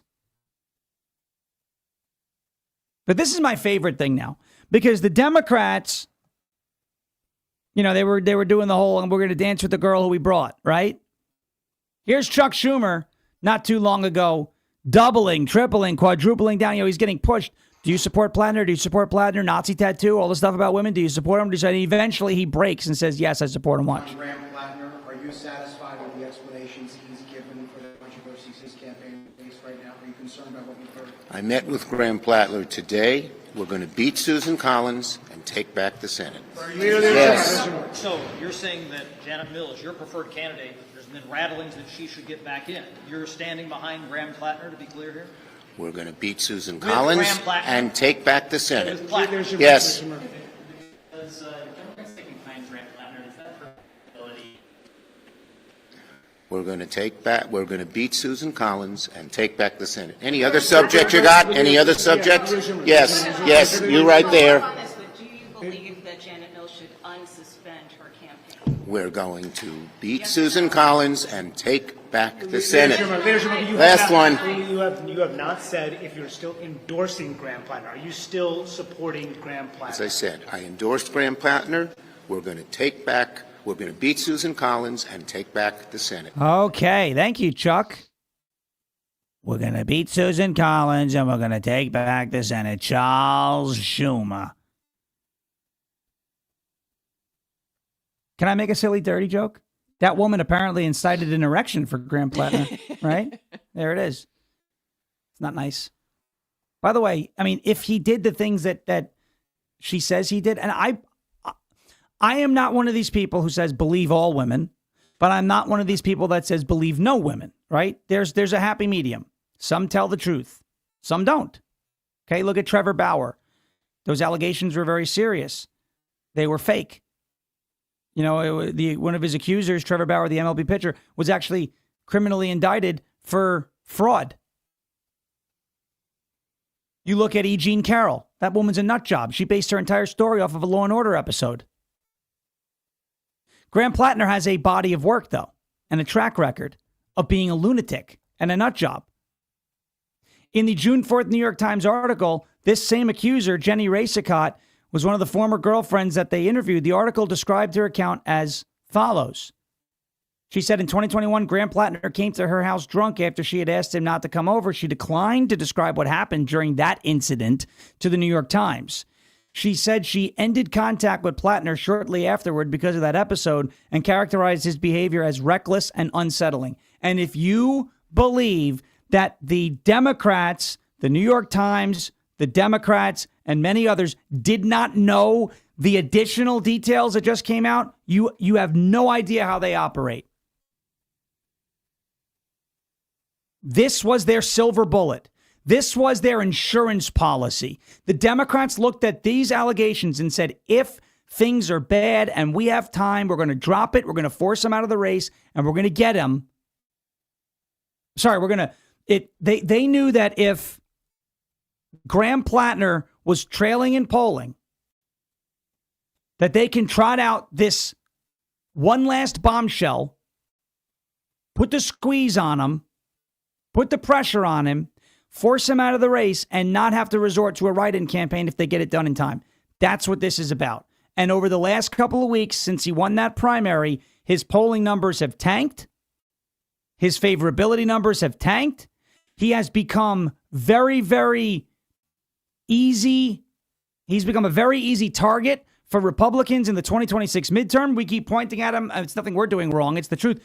Democrats nominated a guy with a Nazi tattoo. He was a liability. But make no mistake, ladies and gentlemen, if Graham Plattner was not actively a massive liability for the Democrats going into the 2026 midterms, not a soul would know about these sexual assault and rape allegations. Not a soul. And you would still have people like Ro Khanna, like Chuck Schumer, like Pocahontas, like AOC, like the rest of the establishment Democrats covering this whole thing up. So, well, it's just a couple of, drunk episodes. He didn't know it was a Nazi tattoo. They would continue riding with this guy if he was viable. He's not viable. They know he's not viable. So they had to do something about it. They were in crunch time, 7 days to go. Drop this massive bombshell, get him out of the race, replace him with somebody who gives you a better chance to win. Does that sound familiar? Does that sound like Kamala Harris in 2024? Because it should. This is a common theme that you see on the left. They talk about being the party of democracy. They talk about listening to, counting every vote and representing all people. They call themselves the Big Tent. And yet, over and over and over and over again, their voters go to the polls, nominate somebody, and the party bosses, the bigwigs at the DNC and the Democrat Party say, no, we know better than you. Then what's the point of having primaries? What's the point of having primaries?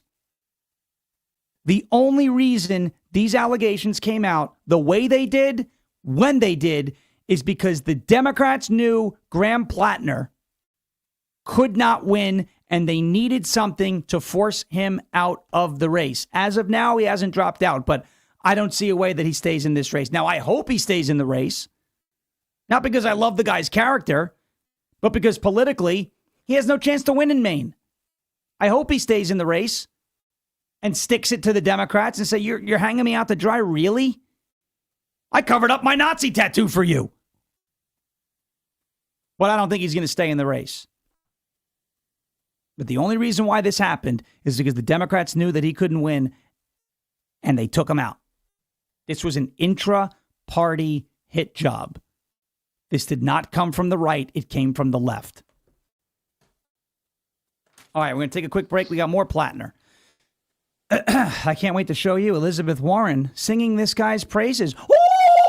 Oh my gosh. Pocahontas. But first, a word from Silent. Our friends over at Silent. It is slnt.com/Sean, slnt.com/SHAWN. Hey, let's face it, ladies and gentlemen, your phone is a tracking device. Between government agencies, big tech, corporate data brokers, even those pesky cyber criminals, they're all fighting for a piece of your digital footprint. And they don't ask. They just go on and take it. That is why Silent exists. Silent makes Faraday gear that blocks all wireless signals, including cellular, Wi-Fi, Bluetooth, GPS, RFID, and near-field communications. No signal means no tracking, no remote access.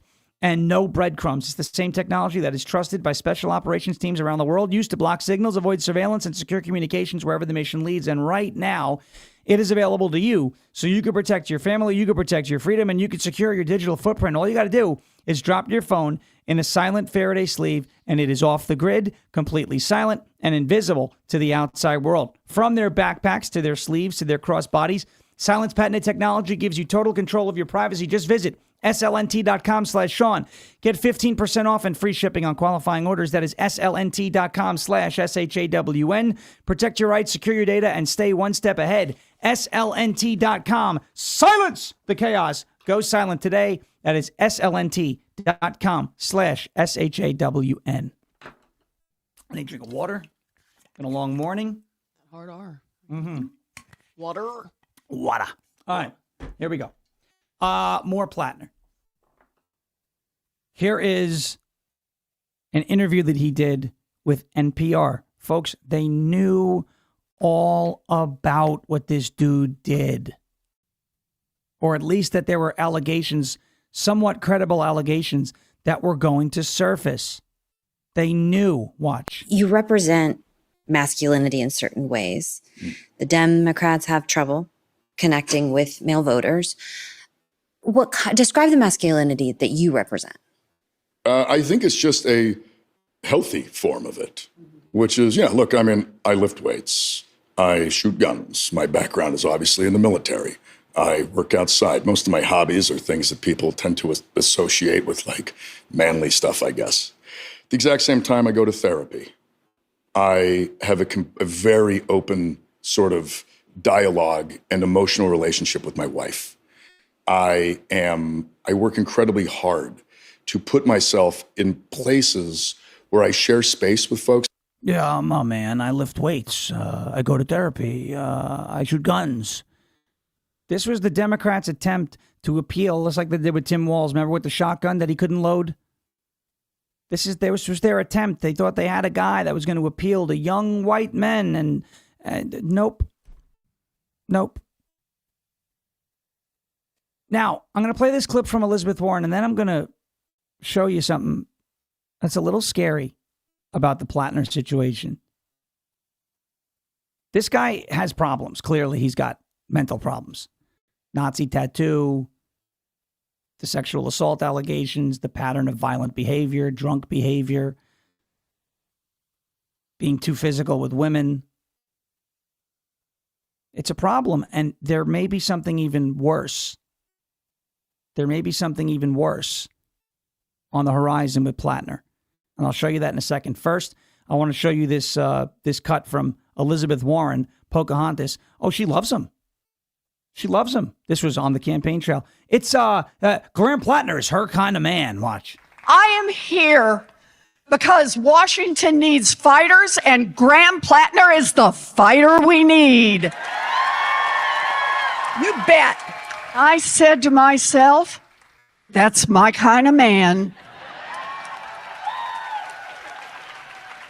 Because that is a man who not only has the values, but a man who believes in accountability. And we need a little accountability coming out of Washington right now. We need Graham Plattner to come in and get rid of the corruption in Washington. Time for new laws. You need Graham Plattner, huh, Liz? You need Graham Plattner? He's your kind of man? What about toxic masculinity, Liz? You think she didn't know? You think Ro Khanna didn't know? You think these prominent, influential, powerful establishment Democrats, you think they didn't know that these allegations were there? Of course they knew. The timing suggests that much. Basically proves it. All right. We got to take one more break. Let's get to a word from our friends. They're back. One of my favorite sponsors, Armra Colostrum. It is tryarmra.com/LFATV. You guys know I'm always on the lookout for ways to strengthen my immunity and gut health. improve my fitness and metabolism, and enhance my skin and hair radiance. That is what Armor Colostrum can do for you, and then some. Colostrum is the first nutrition that we receive in life and contains all the essential nutrients that our bodies need in order to thrive. Now, when you start taking colostrum, it can help reactivate your hair growth. It can help your skin glow. I've noticed my skin has gotten a lot better with colostrum. Definitely will help fortify your gut health and ignite your metabolism. That's number one for me. And it helps fuel your fitness performance and recovery. Check it out, this special offer at tryarmor.com/LFATV. That is TRYARMRA.com/LFATV for up to 30% off of your first order. That's Armor Colostrum, TRYARMRA.com/LFATV, tryarmra.com/LFATV, tryarmra.com/Lima Foxtrot Alpha Tango Victor. All right. I'm going to play for you Graham Plattner's response to these allegations. Now, he kind of sounds a little bit like he's going to dig his heels in, but I think ultimately the pressure is going to be too much for him and he's going to drop out. But here's his statement yesterday. I wanted to directly address the troubling, serious, and false allegations against me. Any accusation of non-consensual behavior is categorically false. Over the last 10 months, I have been deeply humbled by the faith Mainers have put in me. You have welcomed me into your homes, into your places of work, into your restaurants, into your houses of worship. You have shown that a different kind of politics, one that puts the interests of people over corporations, is not just possible, but is inevitable. This movement we have built, the largest volunteer base in the history of Maine politics, the hundreds of thousands of grassroots donors, and the supporters across the ideological spectrum, we were united in a love of Maine, a belief that our politics must change, and a focus on defeating Susan Collins. So, regardless of the inaccuracy of the reporting, but mindful of the political reality it will inflict, we are taking the time to reflect on the best path forward for the state that I love, the people that I love, the movement I belong to, and the goal of defeating Susan Collins. Those were the goals when we launched this campaign, and they remain my goals today.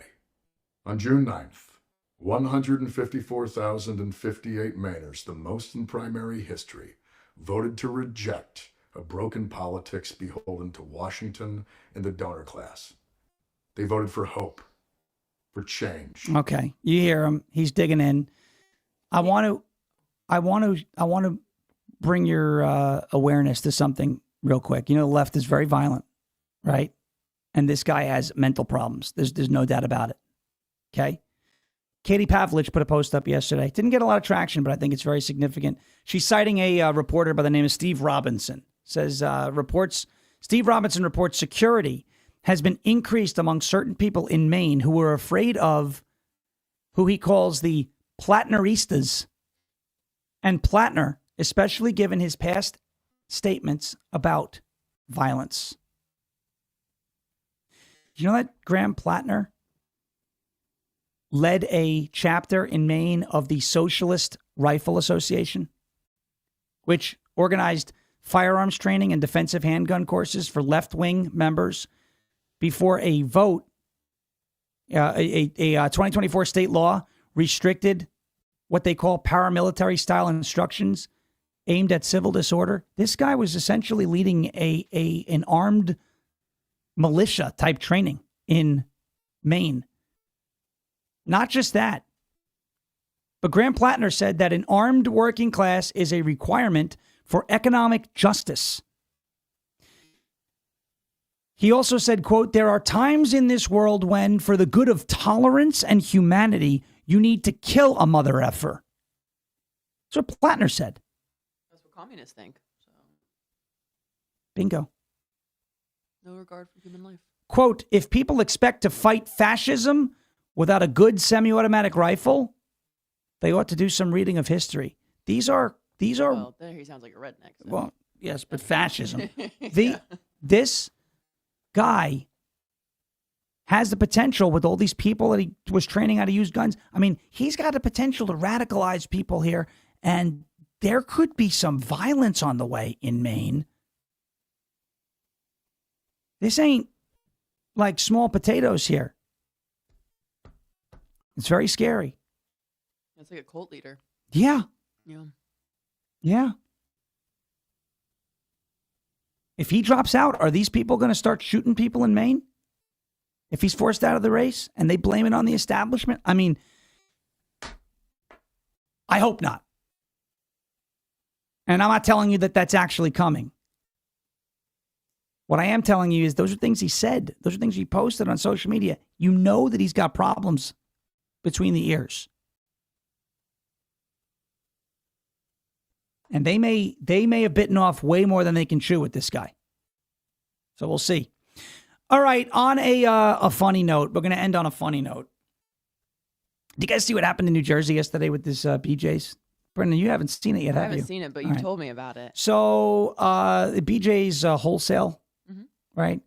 Costco's way better, by the way. Costco is the best. It's the number one. It's better than Sam's. It's better than BJ's. I know a lot of people, oh, no. Costco's the best. Okay, there's no. You want to put me? You want to put me in a bad mood again? Costco's the best. Okay. This happened in New Jersey. Thankfully, nobody was hurt, but it looks like Chris Christie was on the roof of this BJ's because take a look. See this right in the bakery?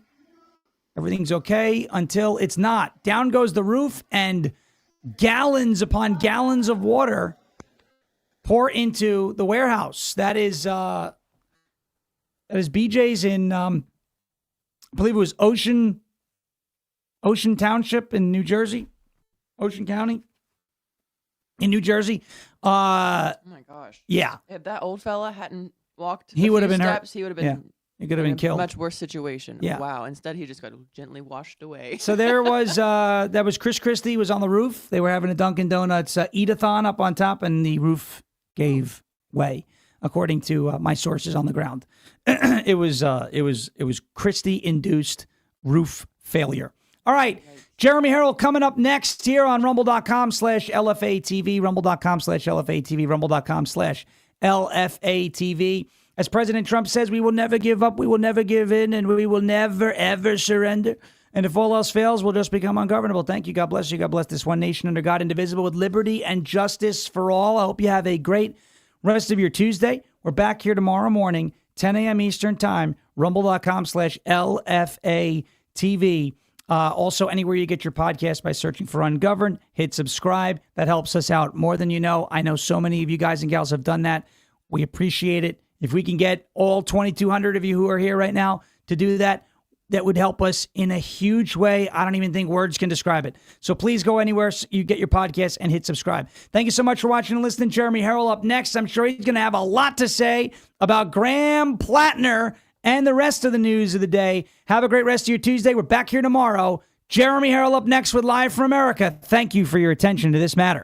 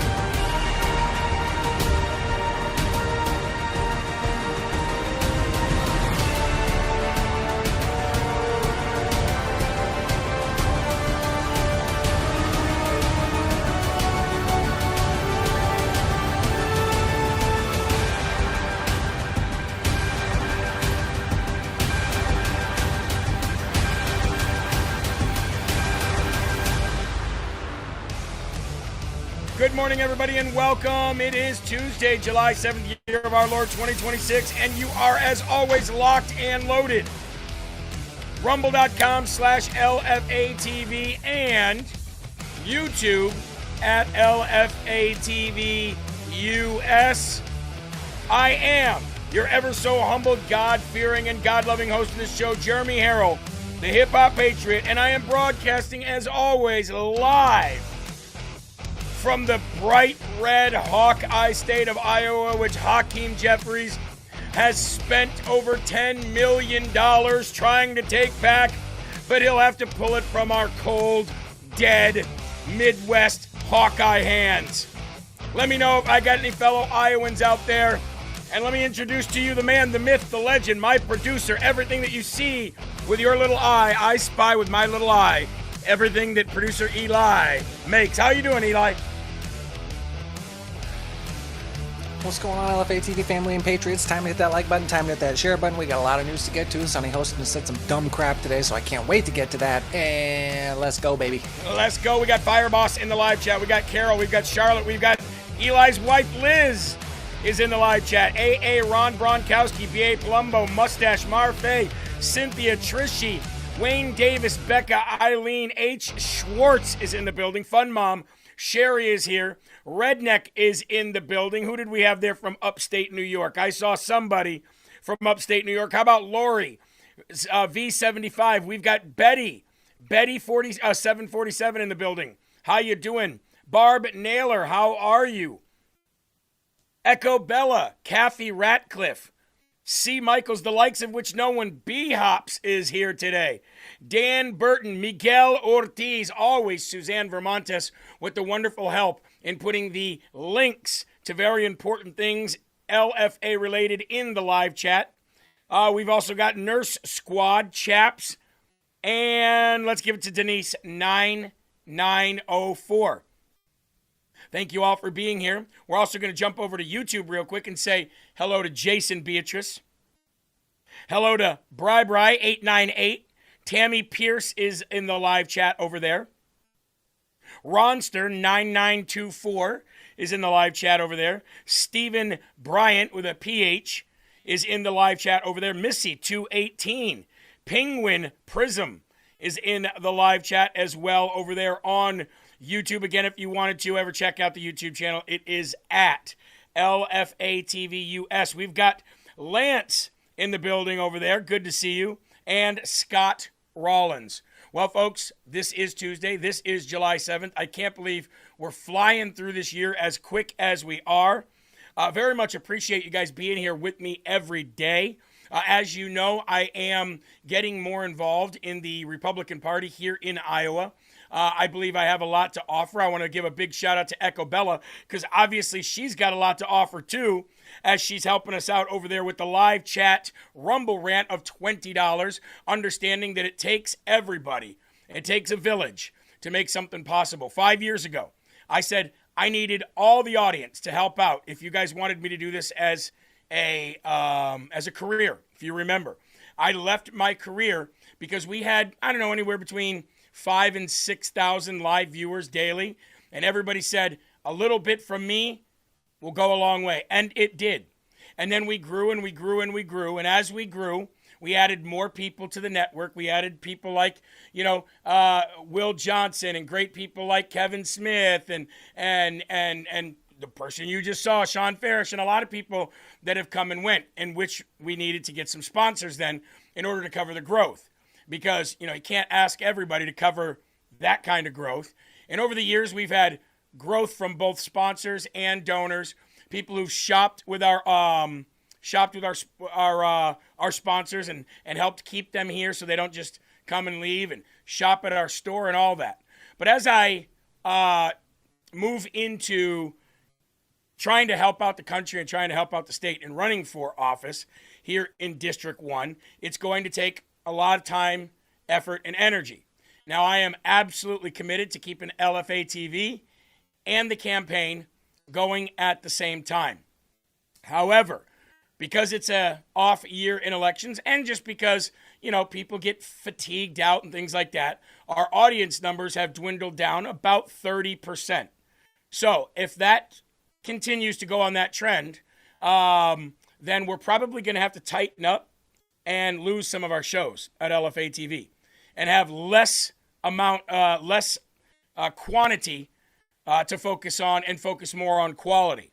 Because, hey, let's face it, it's great to have everybody here, but not everybody will be here doing this out of the kindness of their hearts and absolutely free. So if things change here at LFA TV, don't be disgruntled. It is okay. The core of LFA TV will always be here. We just might have to tighten up and not have so many shows into the evening, which kind of stinks because it's nice to have all those shows, all those different people. But, it is what it is, and it's also a business. So we'll see how things go. Jeremy, what is going on with podcasts? Less and less tuning in. Bongino's down. Where's MAGA?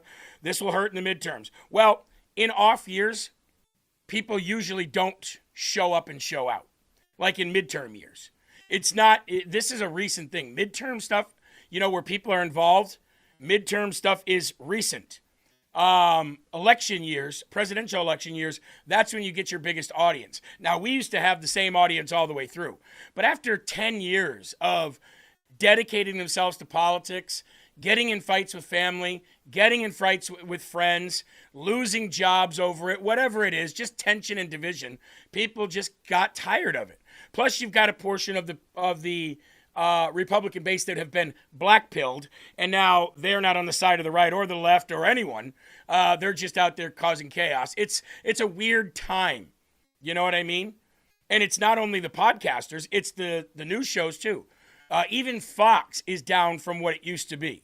So, I understand it. And maybe, just maybe, people are back into society, just living life and trying to find joy and peace. I don't know where it all is. All I know is where we are here at LFA TV. We have a core great audience here every single day. We love you. God bless you. We're always encouraging you to share, bring people in, tell people about LFA TV. And here we are, still plugging away today. And I pray that the network will be the voice of the campaign, and the campaign will also reciprocate in bringing new eyes and new ears into LFA TV. So you are going to see some changes over the next, I'd say, 6 months, but that's okay. Change is good, and sometimes absolutely necessary to come over any hurdles that you might be facing and streamline and focus on what matters and what grows, right? So anyway, always appreciated your support from way back in the day, still appreciate it now, and will appreciate it into the future. Somebody asked, is Mike Crispy running for office in New Jersey? I've talked to Mike recently about that. Well, not recently, a couple months ago. He was still kind of on the fence on what he wanted to do. He's clearly involved with the Italian community in New Jersey.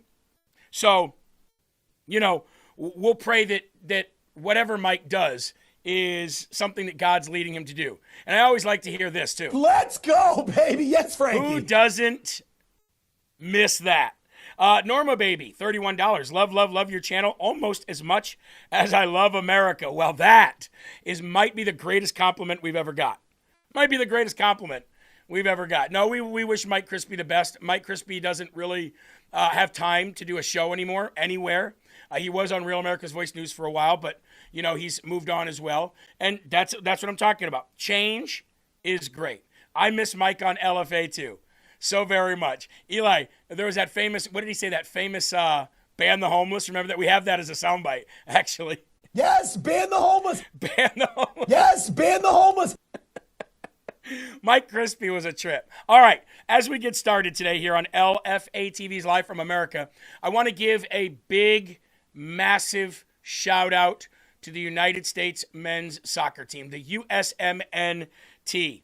They were eliminated last night. It wasn't even a good game.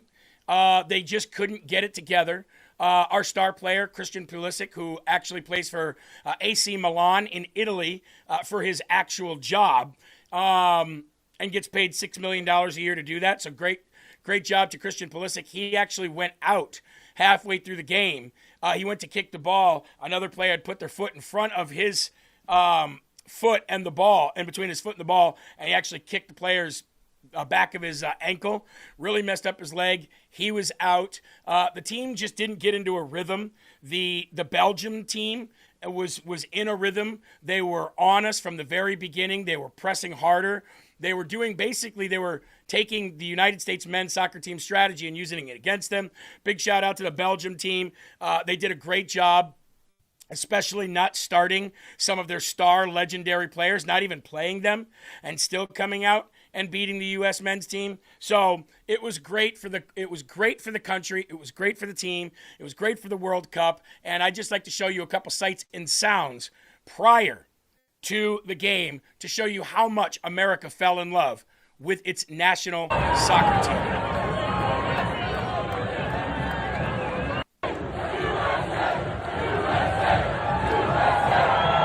Look at those crowds. Just look at those crowds in Seattle last night.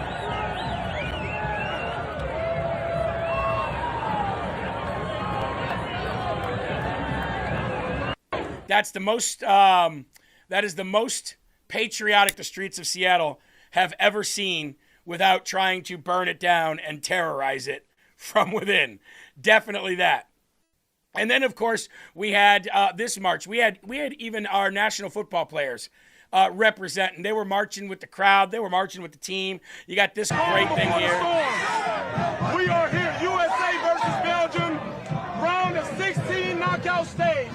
We are experiencing a historical moment right now, and we are about to go up and show out. There are no games being played. I am leading the march. I'm leading the crew all the way to Seattle to make sure that we have the best performance in USA men's history. Let's get it. It was great. It was great for the country. And the greatest part about it, and the World Cup's still going to go on. It's just that all the host nations are out now. Mexico's out, Canada's out, and the United States is out. We were the 3 host nations, and we're all out. So all eyes are moving towards people like Spain, Argentina, and France. Don't know who you represent out there. I represent the United States of America. I was rooting for them all the way.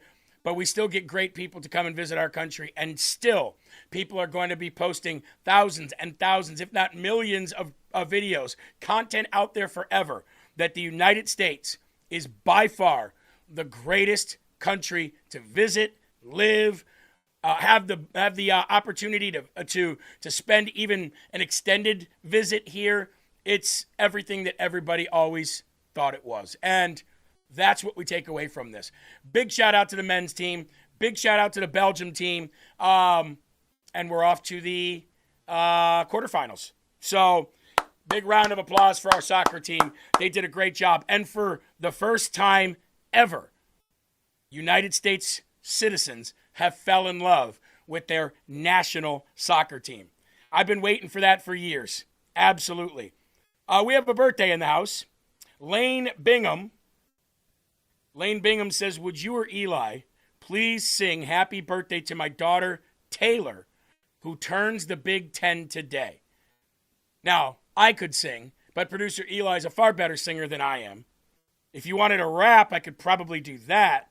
But Taylor would like an happy birthday, Eli, 10 years old for Taylor. What we got here? Happy birthday to you. Happy birthday to you. Happy birthday, dear Taylor. Happy birthday to you. Happy birthday. Yes, happy birthday, Taylor. And also some of the wreaths. I want to give you an update on some of the wreaths. We still have people sending us emails. We just got one as of, I believe, this morning or yesterday that said, I did just get my 250th birthday wreath. So people are still getting them. For those who haven't yet, I do have some updates here on some of you. Not all of you. We're getting there. Jen Welch. We responded to her email finally, and sorry for what took so long. Again, this is the first time we've ever had a sponsor do this in 5 years. So, sometimes you got to deal with this stuff. Again, this is the first time we've ever had to deal with it. So what we've decided to do here at LFA TV is that we would, as we can, refund those people who bought one and never received it. And then we'll deal with the wreath company. But Kim Glenn, we're looking at your email right now. Wanted to let you know that we are on that. Let's see. Also, Tanya Anderson, we have your email right here. We are working on that. Tiffany Lark, 77. We have your email right here, and we're working on that. So I ask for patience. I'm very, very sorry that this happened out of our hands. You know, it's just a sponsor who pays us for every time somebody orders a wreath. And we get a little, dollars, but we still did get some. And so we're just going to figure out a way to reimburse you, the ones who did not get it. C. Michael said, emailed you last month, got yours too. We're working on them. These are just some of the newest ones we got. Again, some of the old ones that we got that we were about ready to start refunding, a couple of those people sent back and said, hey, we have our wreath. So we might be two ships crossing at night, but one way or another, we'll get you taken care of. And we apologize for that. Don't know why that happened. You guys probably know better than we do. You guys probably reached out to them and talked to them. All we got was, we're making sure we're working on fulfilling orders, which is still happening, but not in the speed that we'd like it to. Now, Cat352 said, that's the first time with sponsors. First time in 5 years. Absolutely. All right, let's go to the Lord in prayer. Let's get busy. We got a lot of news to get through, and every single day, even though I have a 3-hour show, we end up missing about 4 to 5 stories that I really wanted to get to. So let's make sure that we're efficient today, quick, yes, funny, yes, entertaining, but let's get to it. Let's go to the Lord in prayer. All right, our Father, who art in heaven, hallowed be thy name. Thy kingdom come, thy will be done on earth as it is in heaven. Give us this day our daily bread, and forgive us our trespasses, as we forgive those who trespass against us. And lead us not into temptation, but deliver us from evil. For thine is the kingdom and the power and the glory forever. In Jesus' name we pray. Amen. Amen. Thank you very much, Denise. I appreciate that. Never grew my hair long, so trying to get a little bit more hair up there on the head.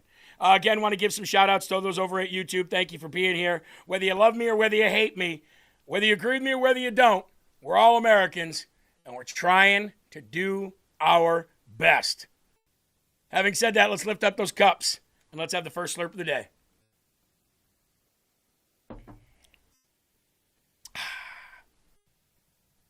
First and foremost, along with the United States doing so well, capturing the hearts of millions of people, multi-millions of people, tens of millions of people here and around the world. If you ever thought that one of our elected officials couldn't be more of a traitor, show you more of his colors, then may I produce to you Senator Mark Kelly. This is who Senator Mark Kelly was supporting during the World Cup. Thank you, Denise9904. God bless you. This is who Mark Kelly and his friends and family were celebrating in the World Cup. Now, I have no problem with celebrating Mexico for Mexicans. And I have no problem celebrating Canada for Canadians. I have no problem with celebrating Mexico or Canada if they're still in the World Cup and we're out as Americans, because it is North America. And I ride with my neighbors, even though I have a hard feelings right now against Canada. However, this was during the United States run into the round of 16.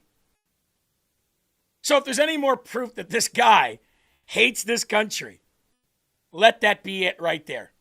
Oh, and he got absolutely tore up from the floor up dragged over the coals, folks, in every single social media post that he used, or social media platform, I should say, that he used to make that post.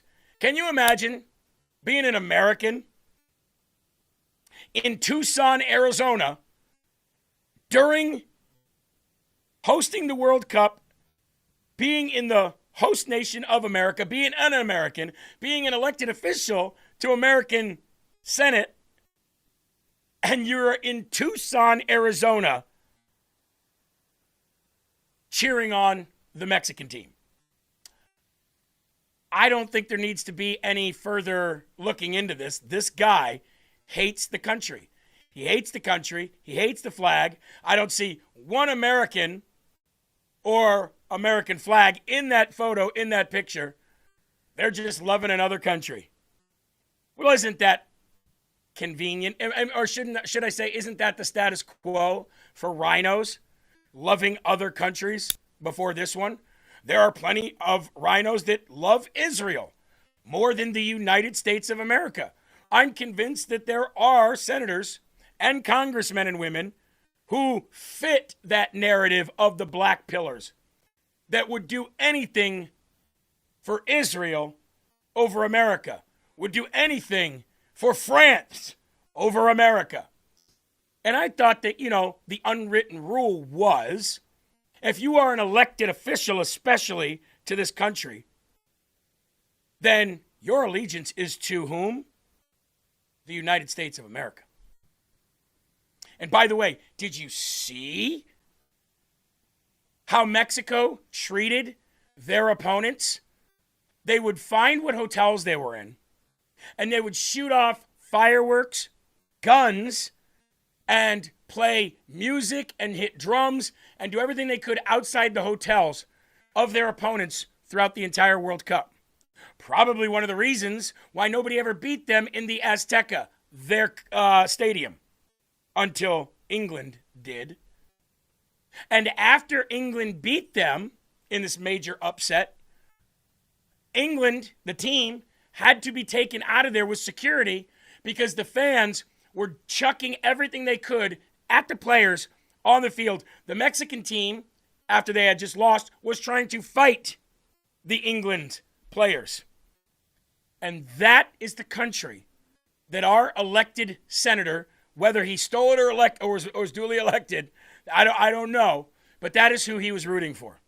So, regardless of all of the stuff that he should be in jail for, as far as advocating for U.S. military members to disobey direct orders from the commander-in-chief, that alone is a jailable, if not traitorous, offense, especially when you've made that commitment to the United States military.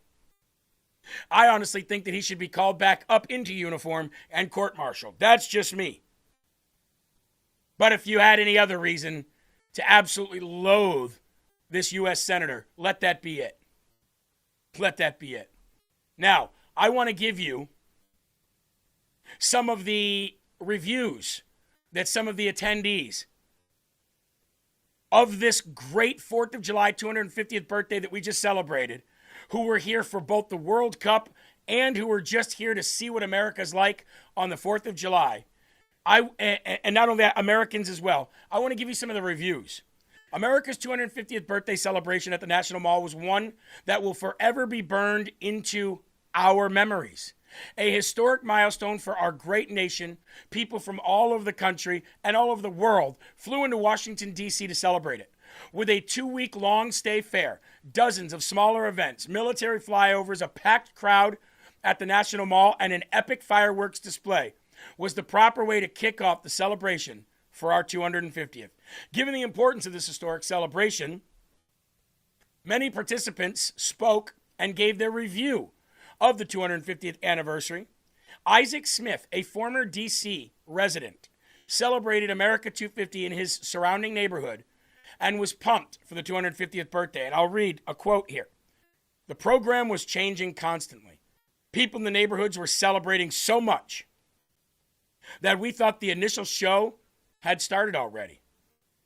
Smith and his friends then continued to celebrate hours after the fireworks had ended and said it was very emotional.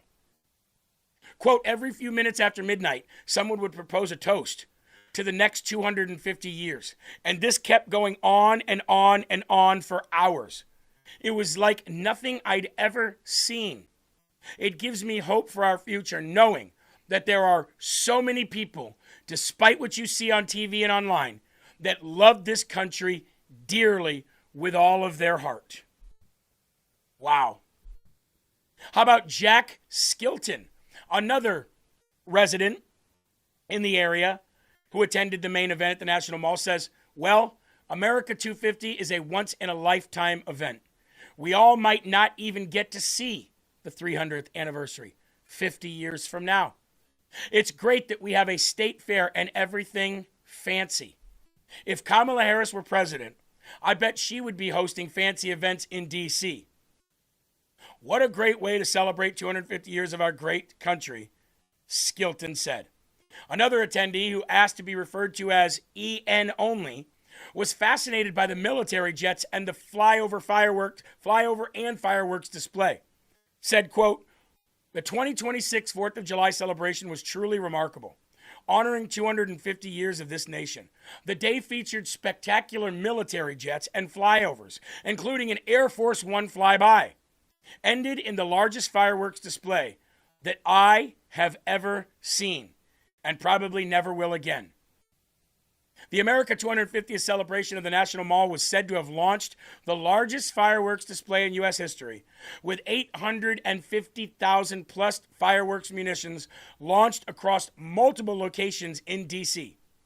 Now, not everybody, obviously, is completely satisfied with the festivities. However, Walter Cook, an independent journalist on Capitol Hill, referred to the state fair as a widely disorganized series of events, but said that he was thrilled at the end with the fireworks display. I wanted more states and representation at the state fair. I think the overwhelming lack of enthusiasm sort of overwhelmed any feeling that you might have in an event that felt so empty, literally and figuratively, Cook said. Now, what he's doing is he is thinking, and these people that are having a problem with the numbers of the people that showed up over the 2 weeks, they expected there to be a packed National Mall every day with representatives, congressmen, and senators from each state out there speaking to the general public. That's what they expected. In all reality, the only major event where anybody ever expected that place to be packed was the 4th of July. It was a thing, it was a display of each and every state with their own tent. Most of them did not have representatives in them. It was literature about the state. It was state mottos, the map of the states, brochures, and other great things that these states accomplished. It was never meant to be a 2-week-long, absolutely jam-packed event. Were there days that there should have been more? Maybe. I don't know. Probably. Who knows? But people don't travel like they used to. And we still had 500,000 people prior to the rain. People are used to the show coming to them. That is why wherever Trump holds a rally, if he comes to their state, it's packed, tens of thousands of people from 2016 still today. I would have loved to gone. I would have loved to take in my kids. But like the rest of the country, it's not as easy to travel these days. It's expensive, not because of Trump. It was expensive under Biden. It was expensive under Trump 1. It's expensive to take 4 or 5 people on a plane and go anywhere, or get in the car and drive anywhere and take the days to do it. So, anyway, I thought it was a massive success. I love it. Another person, Colin Johnson, another attendee, who was also aligned with the activist organization known as Code Pink, says this: it's beautiful, as it is every year. People around the country are coming together to watch fireworks. It's also a little bit sad with our country, what our country has turned into. Of course, they had to get that in there. It's turned into a country full of hate, only from one side.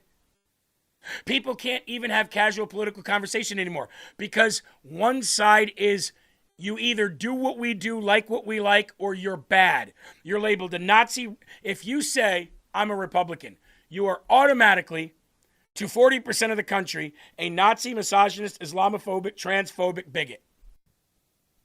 Period. There's no room for anything else. There's no room. Meanwhile, go to a Trump rally as a Democrat, not to cause problems, just to see what it's like. Go to a Trump rally as an independent. Go to a Trump rally as a Trump hater. Don't go there and cause problems. Just go there for the sake of an experiment.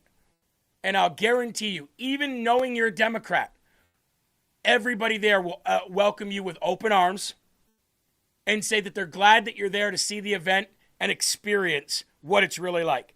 I know this because I've seen it dozens of times.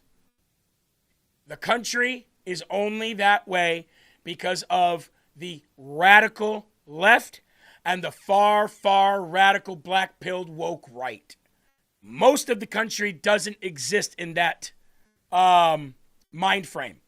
But again, like the smallest dogs, they have the largest bark because they want you to think that the world is crumbling. And I can say this, we know that's not true because everybody, the millions of people who've come and visited this country for the World Cup and what they've said about it. So that's an outside look in on it. And then you have this has-been, Chuck Todd, or I like to call him Chuck Tard. He still has a outlet. He's got a podcast, the Chuck Todd Cast, he calls it, instead of podcast. Fired from every major news organization. See, the difference between Chuck Todd and somebody like us is Chuck Todd was fired from multiple news organizations, and then he had to resort to just doing his own podcast. Where we walked away from news organizations to start our own network.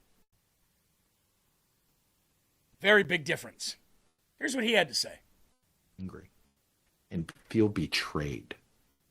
I do. I feel betrayed as an American by him on this. Wow. Constitution is not perfect, but it gives us a way to keep going. It gives us structure for disagreement. It gives us a method for repair. So what's the issue? It gives us the possibility of becoming better without pretending we were always good. It makes some of the same promises that some religious texts do for people. He looks horrible. And this is Skinny why and I'm so pissed bouncing. off. Not because I love the country less, but because I love the idea of America enough to resent seeing it cheapened by this man. What's happening? America deserved better at 250. Then what? Someday, I believe, it will get better. But it's in your hands. America deserved better than what? The 850,000 fireworks? The Ferris wheel?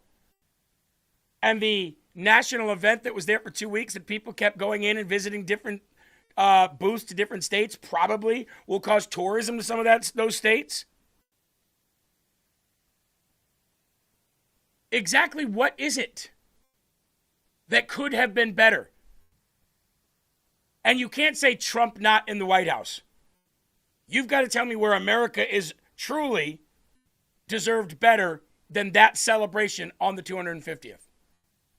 Everything was for the country. Every celebration, every song, every event talked about the greatness of the country, who we were, who we are, and what we hope to be. This is still, if you want to talk about progressing as a nation, we've went from war, division, slavery, and I'm talking Civil War, massive division, over slavery. Republican Party became a party to abolish slavery. We said slavery, no good. We stopped doing it. We spread that same kind of thought process around the world. We even militarily got involved where people were still actively engaging in slavery to stop it. Fought wars overseas to help stop it. And today, every color, every religion, man or woman, can and have and will continue to be successful on their own merit in this country. So I gotta ask, what is so bad about this country, and why do you hate it so badly? And did you hate it in 2021? Did you hate it in 2022? 2023 or 4? Did you hate it in 2008, 9, 10, 11, and 12? Or do you only hate it when the guy that you want in the Oval Office isn't in there? Because I got to tell you, I love the country no matter who's in the office. I love the country so much that after we got the election stolen overnight in the dead of night, like they did to Jesus in the dead of night, illegally, unlawfully, I love the country so much I quit my job, in which I was very comfortable and secure, to go and do something that I didn't even know if I was going to get another paycheck, to fight to get this country back on track. But if a liberal or a lefty or a socialist or a communist or anybody on this God-given great earth that we call the United States of America, from sea to shining sea, if anybody hates this country just because of somebody who occupies the White House, I would never want to be associated with you in real life. I'd never want to be your friend. I'd never want to have a conversation with you. I'd never want to have a debate with you.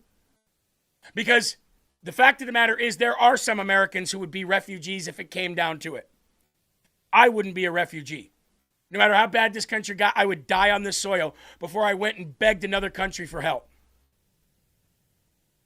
But 40% of this country would gladly get on a boat and try to row it to Europe or row it to South America.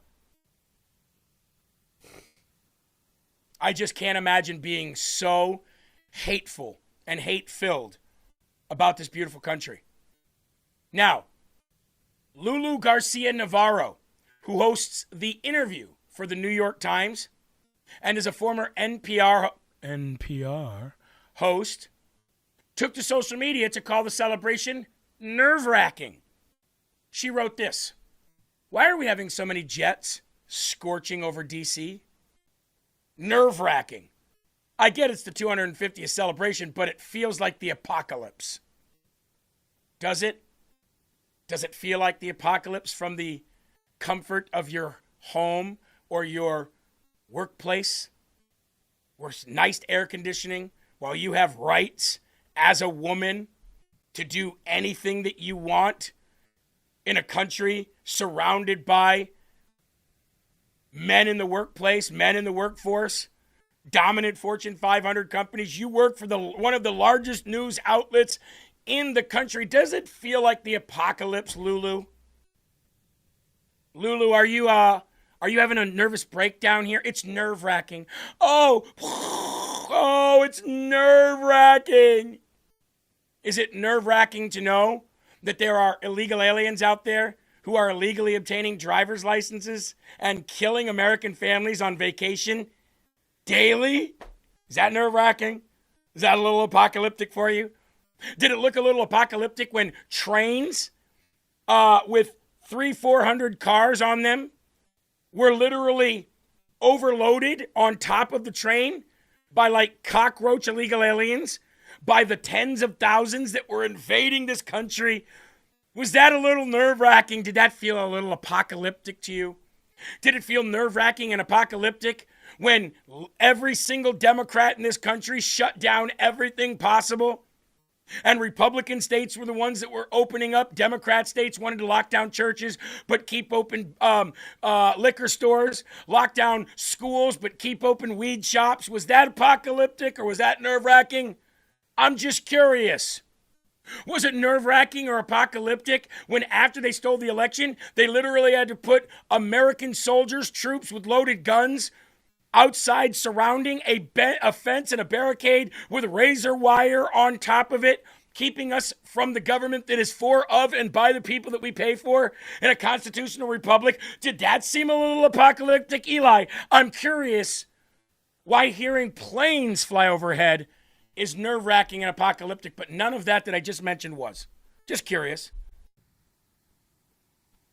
In addition, I'm wondering if it was nerve-wracking when Jocelyn Nungray got brutally murdered by an illegal alien. I'm wondering if it was nerve-wracking or apocalyptic feeling when Laken Riley had her life taken from her, when all she was trying to do was learn how to be a nurse to help other people. Yeah. I wonder if it was nerve-wracking to find out that women and children were getting beaten and raped and killed down by the border as they illegally tried to cross this country in the worst possible conditions known to mankind. Yeah, I wonder about that too. Was that a little nerve-wracking and apocalyptic? Dipshit-idiot. And then you've got this piece of work. That there are times when I walk into a community and I see American flags all over the community and I suddenly feel unsafe. Hold up. What the flying witches monkeys are you talking about? What are you talking about? Eli, can you make sure that we have a feed coming from the Charlie Kirk courtroom, please? I see American flags and I feel scared. I feel so scared. I see dead people. Really? Sonny Hostin of The View, is that your take? Is that what you're... Really? You want to say that? You want to say that on national TV?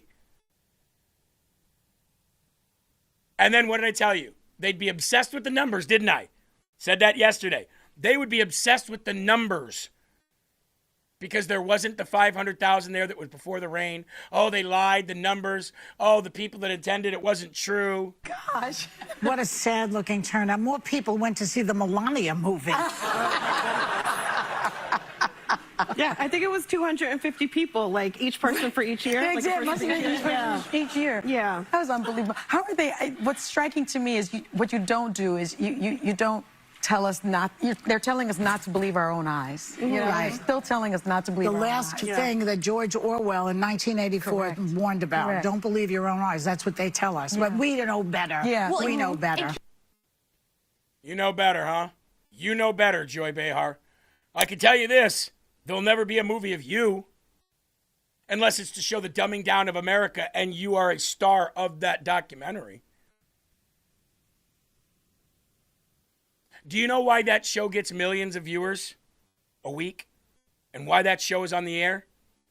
Because women all over the country watch that propaganda and get brainwashed with it, and they fall into this deep, dark, depressed hole of always bitching, moaning, and complaining about everything. They are the worst people in society. And there are a lot of women in this country who vote based on what they see and hear on The View. What a shame. What an absolute shame.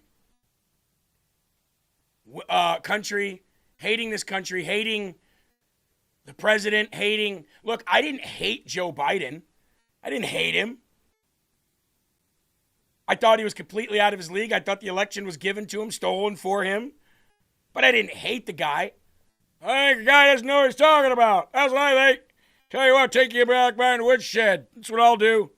Sure, interested in the pressure.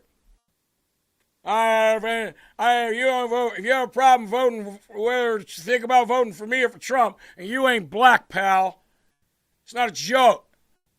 Ice cream doesn't have bones. I no more think of myself as old as I am than fly. How can you hate that? You feel sorry for that. Absolutely feel sorry for that. I'm going to go to the Charlie Kirk trial here for a little bit. Not going to stay on it long. You can always watch that later on the AP or C-SPAN or whatever that you want. I am going to go to the trial there for a little bit, but when we come back, first comes socialism, then comes communism. I want to give a big shout out to Ryan's Hope. He just donated $10 of Rumble Wallet digital currency. Bless you, my guy. Thank you so much. I love getting digital currency now for some reason. It's like getting some silver or something. I don't know. But all these stations are saying that Donald Trump is demonizing democratic socialism by calling it communism. That's because you can't have communism without having socialism first. Socialism has never and is not anywhere working in this world because it always regresses into communism. Communism bad, way down here. Communism, fascism, way down here. Way up here, capitalism. That's what we are. And the DSA, the Democrat Socialists of America, are working overtime to make socialism the way of the future here in America. And I got to tell you, anybody who's been to Europe, imagine living that every day. Anyway, to the trial. On the 10th. On September 10th, yes, 2025. So we're clear, this is the roof of the Losi building. Correct. Can you still see that individual? Yes, you can, laying prone.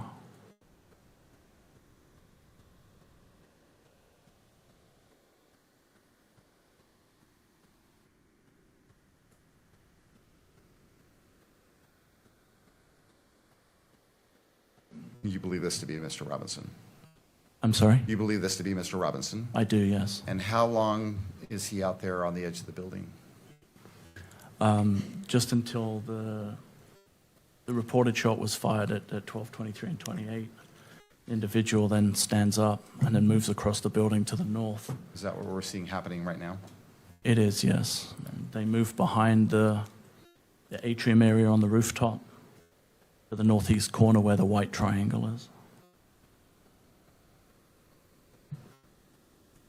Do you see Mr. Robinson now? I do, yes. He's just arriving at the corner of the building, almost the top center of the image.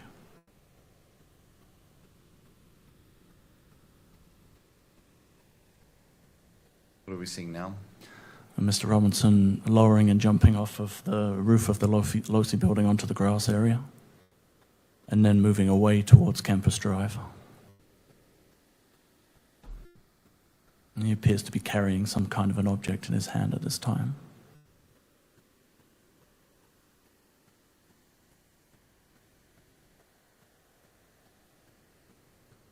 So he's approaching... Campus Drive. And again, broken into quadrants. Where is he currently? Be in the top right quadrant. And the time? It's 12:24 and 42 on the timestamp. What do we see now? He then crosses Campus Drive and drops down into the wooded area on the... So that is the one of the preliminary hearings going on in the... I don't know if it's a preliminary hearing or not. It just says it's a hearing. But this is what's going on right now in the courtroom for the Charlie Kirk assassination. We'll bring you in and out of that as we go. I don't like to watch them while I'm doing a live show because it's very, very slow like that. So we'll keep that on the back burner. I'll keep that up where I can see it. And if anything changes, I promise that we'll go back to it immediately, okay? We'll go back to it immediately. Socialism. Somebody over on YouTube, Eli, just said that Japan has been socialist since World War II. Japan doesn't even call themselves socialist. So, no, they're not. They have really, really well-run elections there, and there's no corruption whatsoever. And the people of Japan work very hard for what they get. Just because you might have a socialized program doesn't mean that you're a socialized country. We have socialized programs. Certain welfare programs are like that. They shouldn't be as much as they are. We give far too much to people who don't deserve. We give far too much to people who don't earn it but could. Should there be a safety net for those who can't? Absolutely. But we've become such a coddled nation. That's why you would never see 18-year-olds go off to war here, unless that they were, made to. because they would never do it. Well, in World War II, 18-year-olds were signing up. Yes, please. Here's a patriotic San Diego County resident battling their homeowners association over flying an American flag on their house. This is how you get to socialism and then communism. You have to attack our history. You have to attack what made this country what it is. You have to say everything is bad. You have to demonize everything about our history. And you have to teach that over time. That is how you go from capitalist to socialist, socialist to communist. Let them bully me with fines to take down the symbol of America. No, flag isn't coming down. No, everybody had flags up, the whole community. But now the last 2 years, it's slowly, one after another, everyone's flags have come down. They revisit this again. If the policy stands, then I will be fined every month that my flag is up. This flag represents freedom and sacrifice and blood that was shed for this country. Cook says she's a direct descendant of revolutionaries. She wears a Daughters of the American Revolution tattoo. Her husband's father received a Purple Heart and Navy Cross for his sacrifice in World War II. This is important, and people need to understand that they need to stand up for our country because there's too much at stake. Residents say this debate with the HOA began 2 years ago. In part of an email explaining the policy in October of 2024, a board member identifies flying an American flag as essentially a political affiliative view. I think that they don't like looking at my American flag. The HOA board office was closed. When NBC7 called, the phone service did not include a voicemail option. In a more recent email to Cook, dated May 8, 2026, the Ambiance Owners Association wrote, "These restrictions are not meant as an inconvenience or an invasion of freedom, but rather as a means of maintaining harmony, continuity, and property value." Dave is doubling down. He's had a flag in the front of his home for 35 years. Instead of taking it down, he added a second in his backyard to this palm tree. They're trying to tell me that the only way we could have one is not in the front or the side of the common property, but I can in my backyard. Like Cook, Collins was urged to attend Tuesday's board meeting to make his case for displaying the American flag or face a $100 fine. For 35 years, that flag has been on that corner. I should not have to argue about my freedoms to display the symbol of freedom in America. No matter the outcome of the board meeting showdown, Cook says you'll see her flag waving over this 4th of July holiday. I'm not going to let them bully me. Absolutely. Let it wave. Let it wave. Can you imagine hating this country so much because you hate the guy that's in the Oval Office? And guess what? The Democrats of today are the same as the Democrats after Vietnam. Do you remember how they treated our soldiers after Vietnam? Who did that? That wasn't Republicans. That was those same Democrats that are 80 today and out there on the street corners with their signs that say love is love, I hate Trump. Those are those same Bernie Sanders protesters.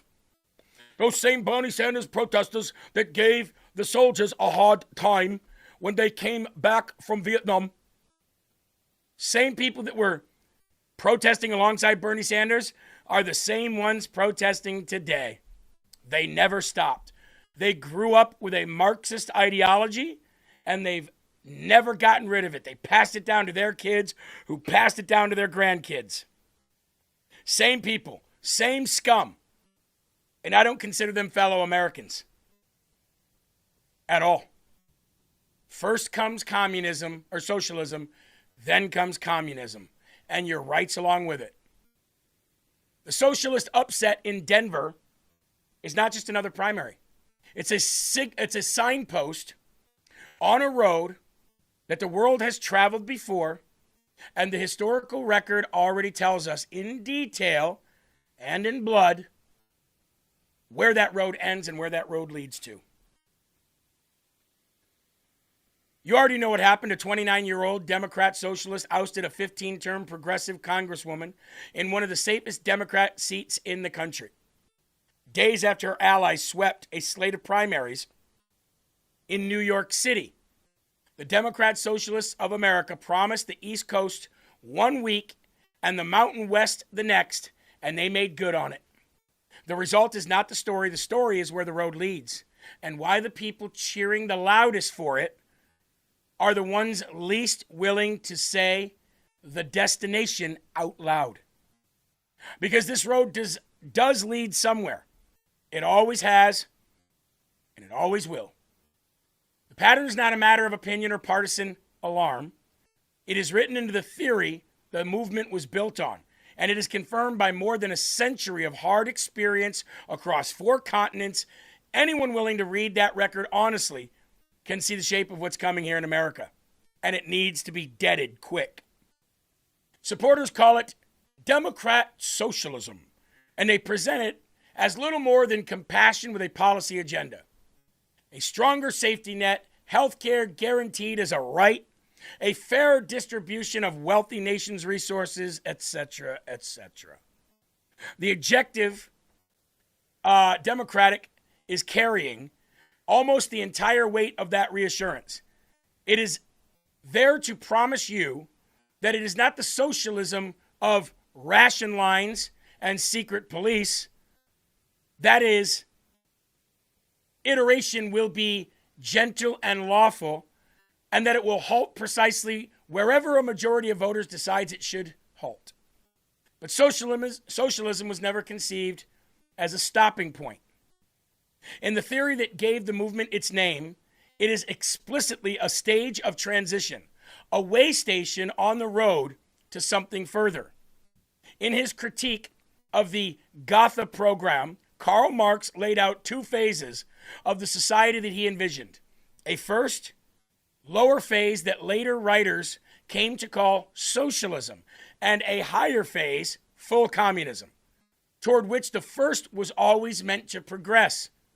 Vladimir Lenin, A State and Revolution, made the sequence explicit and operational. Socialism is the lower stage, communism is the higher stage, and the passage between them is to be secured by what Marx called the dictatorship period, in which the machinery of the state is used to crush the old order and to prevent its term. This is not a slur invented by socialism's opponents. It is the movement's own founding architecture. The people carrying the banner today are the ideological heirs of that tradition, as I just stated. And the largest socialist organization in the country makes no secret that its ultimate aim is to move the United States beyond capitalism altogether. We saw it yesterday with the video of that guy who said in their wildest hopes, it's AOC that is the one carrying that torch. And they are actively right now working on changing the Democratic Party to a full Democrat socialist under that banner. Pretty incredible, man, what we see happening right before our very own eyes. The comfortable distinction between socialism and communism, the one that lets an American voter tell himself he's endorsing Denmark rather than the Soviet Union, is far thinner than he has been led to believe. In the original blueprint, one is always designed to become the other. The most common answer to all of this is a single word: Scandinavia, Denmark, Sweden, Norway. The argument goes, are socialist, and they are prosperous, free, and happy. If that is socialism, what is there to fear? If you go over to YouTube right now, that's what they're saying over there. They're mentioning Denmark. They're mentioning Sweden. They're mentioning Norway as the standard of living. Go there. Go there for 1 month and rely on their system. And you will quickly find yourself running back to the United States of America faster than you can utter the name of the country. I was just in Italy, which is still not as socialist as those countries, close, but not as socialist as those countries, and that was bad enough. I couldn't wait to get back. So they make it sound like some utopia, and they use those utopian countries as the example and the standard. But ask any Norwegian or any Sweden or any Scandinavian or anyone from Denmark, would you rather live in the United States of America? They would beg at the opportunity. Beg.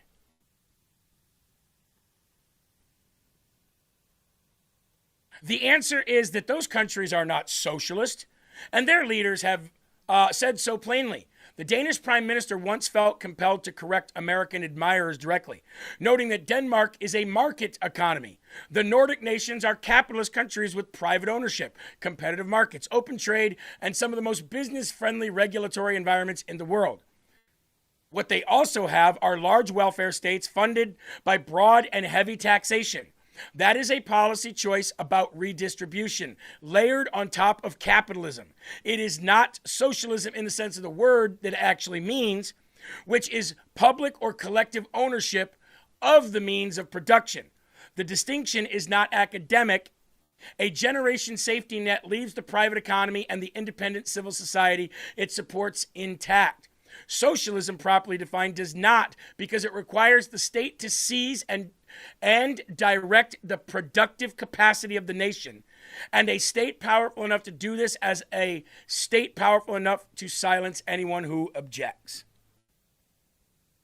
Got Your Six says all of Denmark is like New York. It is piled with garbage. So, ladies and gentlemen, when we say that democratic socialism is communism, it absolutely is. And the Democratic Socialists of America have just surpassed 120,000 members, making it the largest socialist organization in American history. The former title belonged to Eugene Debs of the Socialist Party in 1912. It is now a better time to be a socialist in America than ever before. And it's being propped up by the propaganda of the youth. And they're going, oh, I can't buy a house. Let me lean towards the government to help me. When in fact, what Ronald Reagan said was the worst thing that you can ever hear is, hi, I'm from the government and I'm here to help. That is the worst thing to fear. Hi, I'm from the government and I'm here to help. But where else are our youngsters to look? If we live in a world that is very unaffordable, where are we to look? Where are they to look? Now, I would say if you want to make the country affordable again, get rid of all the millions of people that don't belong here that are driving up the costs of housing, rent, and mortgages. Get rid of all them. Let's say 20 million people out of our country and out of the economy that they're destroying by working for far less and getting access to all of the mortgages that we can't. I'd say do that first. Then after that, outlaw lobbyists. Get rid of them. Outlaw lobbyists and special interest groups. Get rid of all of them. Then term limit every congressman and every senator. You do those 4 things, you'll drive the cost of everything down to where it should be. It has nothing to do with one single president. It has everything to do with corruption in a perfect system. Capitalism is a perfect system if corruption doesn't exist. Unfortunately, corruption exists because there are greedy people everywhere with free will. But you can kind of slow that down a bit by doing those 4 things that I just said. Okay? I'm going to play this video from this DSA member. Then we're going to take a quick break, and then we'll be right back at it. Probably go to the hearing for Charlie Kirk. And, you know, we have a unique responsibility to act from the heart of empire, the belly of the beast. The most important thing that we can do is take that empire down from within. Our role ultimately is to facilitate our own empire's failure in ways that we can, ultimately to overthrow our own empire. Imperialism is not an insurrection? Not a thing that can be reformed away. It has to be overthrown through revolutionary struggle. And to build a mass movement that can use the leverage of workers to hit the kill switch on American imperialism or trans here within or gay, the American empire. Or uneducated. That's their movement. And the youngsters eat it up because they've got nowhere else to turn, in their own minds anyway. Zohran Mamdani is big mad at the ladies of The View after a host correctly called one of his DSA candidates an anti-Semite. He's got to keep up the taquilla, folks. He's got to keep up the lie. Zohran Mamdani is reportedly steaming mad at The View because of one of the hosts referred to, hopefully I don't murder her name, but Daria Lisa Chevier, the DSA nominee for the New York's 13th Congressional District, an anti-Semite. Truth hurts a little bit, doesn't it, there, Muslim? One of the central pillars of the DSA is their pathological hatred of Israel, and by extension, the Jews. Their exclamation of free Palestine is nothing more than a euphemism for kill all Jews. Mamdani's aide unloaded an ABC executive on an ABC executive after The View host called socialist candidate an anti-Semite. An aide to the New York City mayor's office reportedly lashed out at an ABC executive after Sarah Haynes called the Mamdani-backed socialist congressional candidate an anti-Semite. Mamdani flexed his political influence last month after three candidates that he endorsed in the New York congressional primaries, Brad Lander, Claire Valdez, and Daraliza Chevier, won over Democratic establishment candidates. That means they're beating their own party. That is why Hakeem Jeffries is so mad. Thank you, NY Girl, for the $20 donation. Thank you so much. So, the reason why he's so mad is because he wants to continue to secure the Jewish vote, because a lot of Jews voted for Zohran Mamdani. Again, not sure what that means, not sure why that is, other than they also want the destruction of this country, which doesn't make any sense because they prosper here like no other, or else they would live in Israel. He wants them so blindly, stupidly following him that he'll get mad if anybody says anti-Semite, which in his own book, it says, if you come across anyone that is not of the Muslim faith, cut their throats.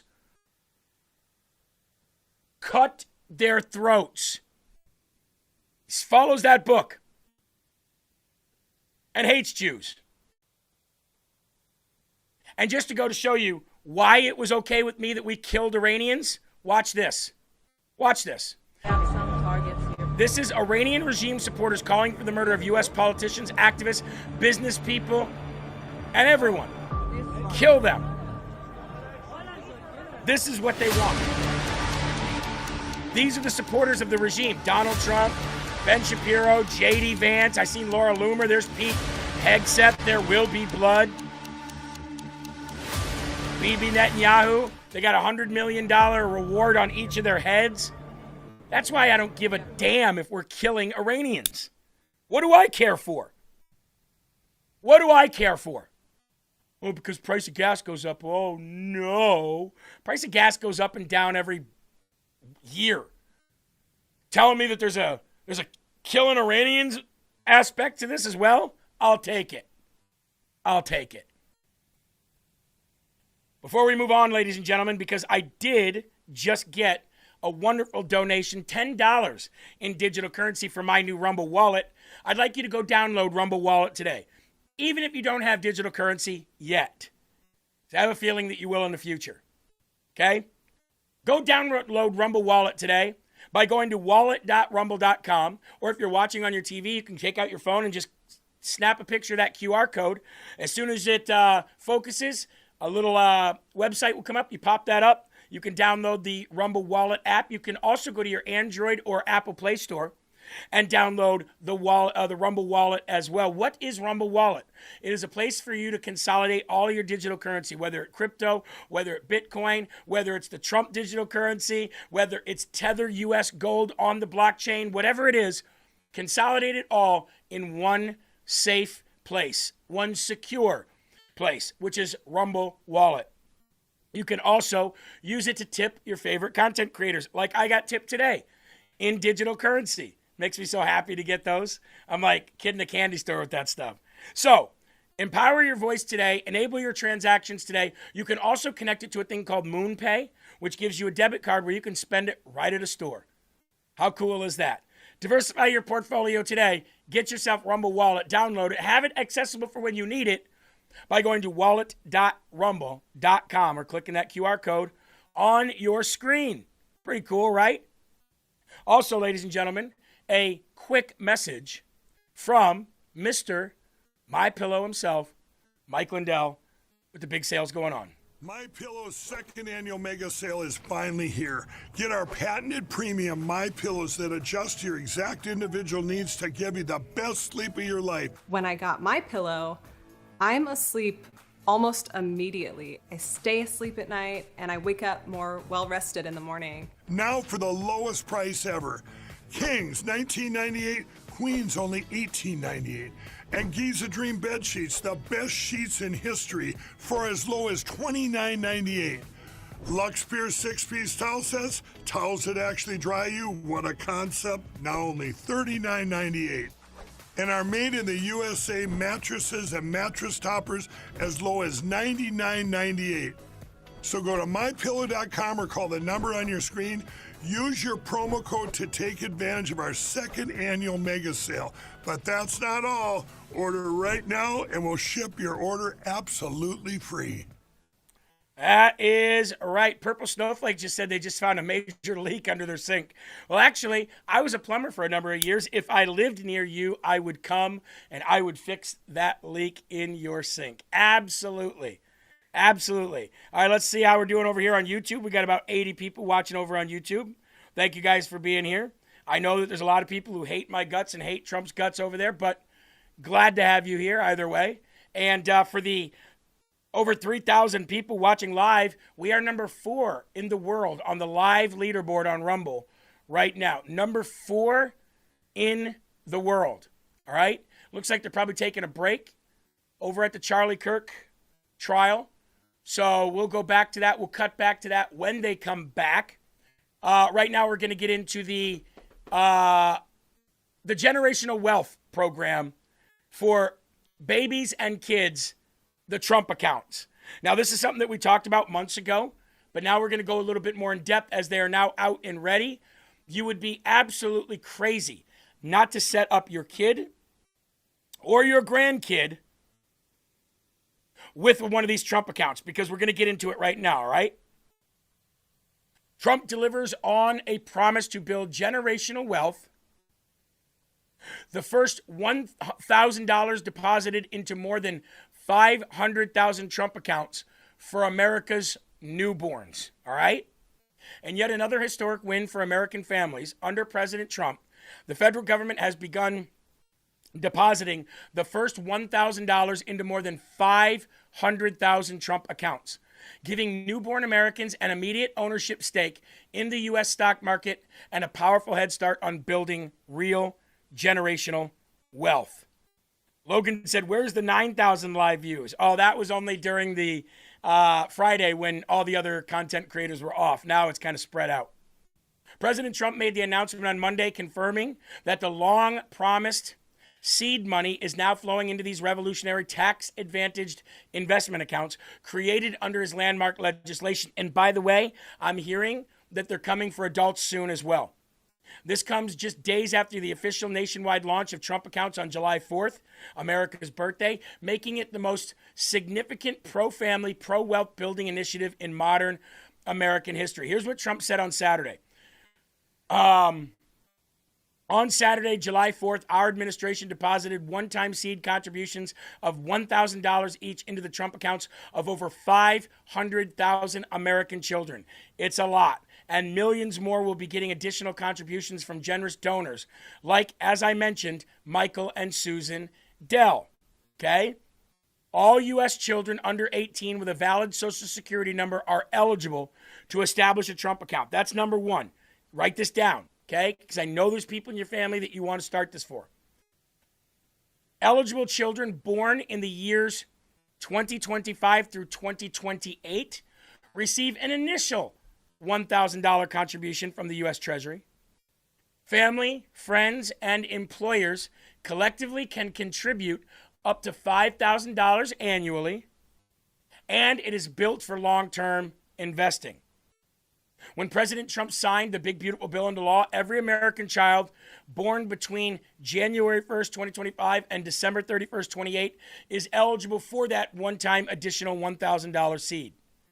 These accounts function like custodial IRAs for minors, with funds invested in broad U.S. equity markets, primarily low-cost S&P 500 index funds, and similar ETFs. Parents, grandparents, employers, churches, and private donors can contribute up to $5,000 per year for these accounts. Talk about something setting your kid up for something for life, huh?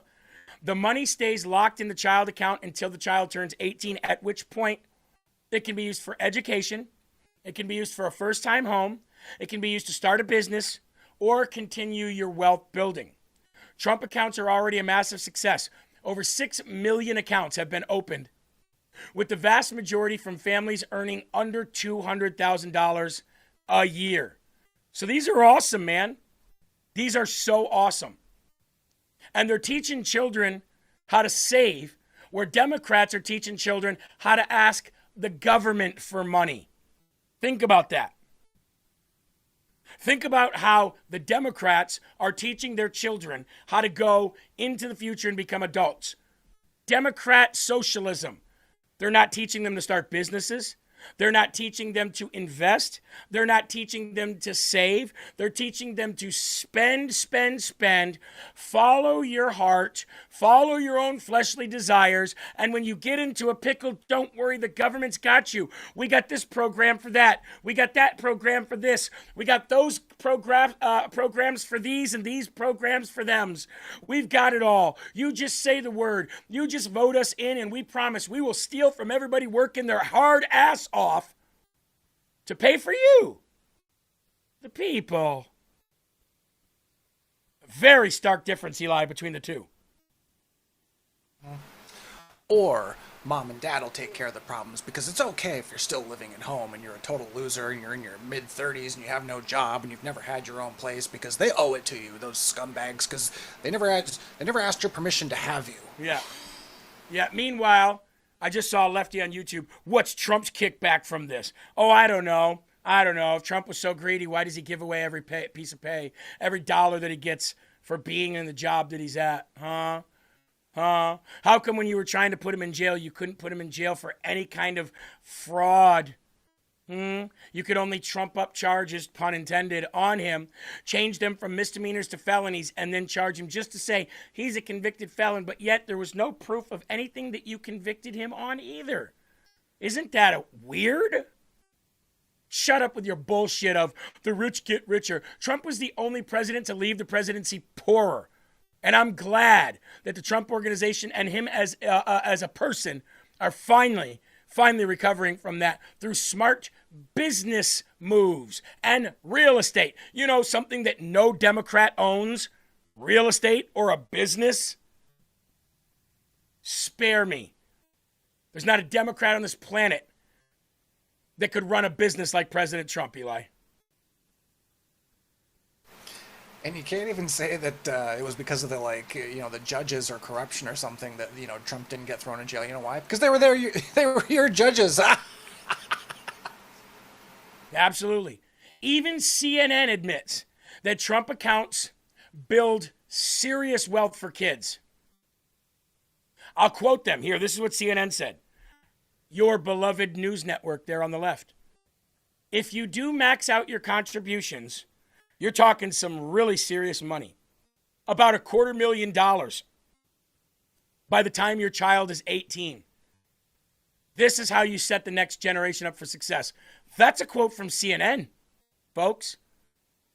That's a quote from CNN on a segment they had, hoping that I'm sure that CNN was hoping that they could bash Trump somehow about these funds, but they couldn't because they had an economist come on.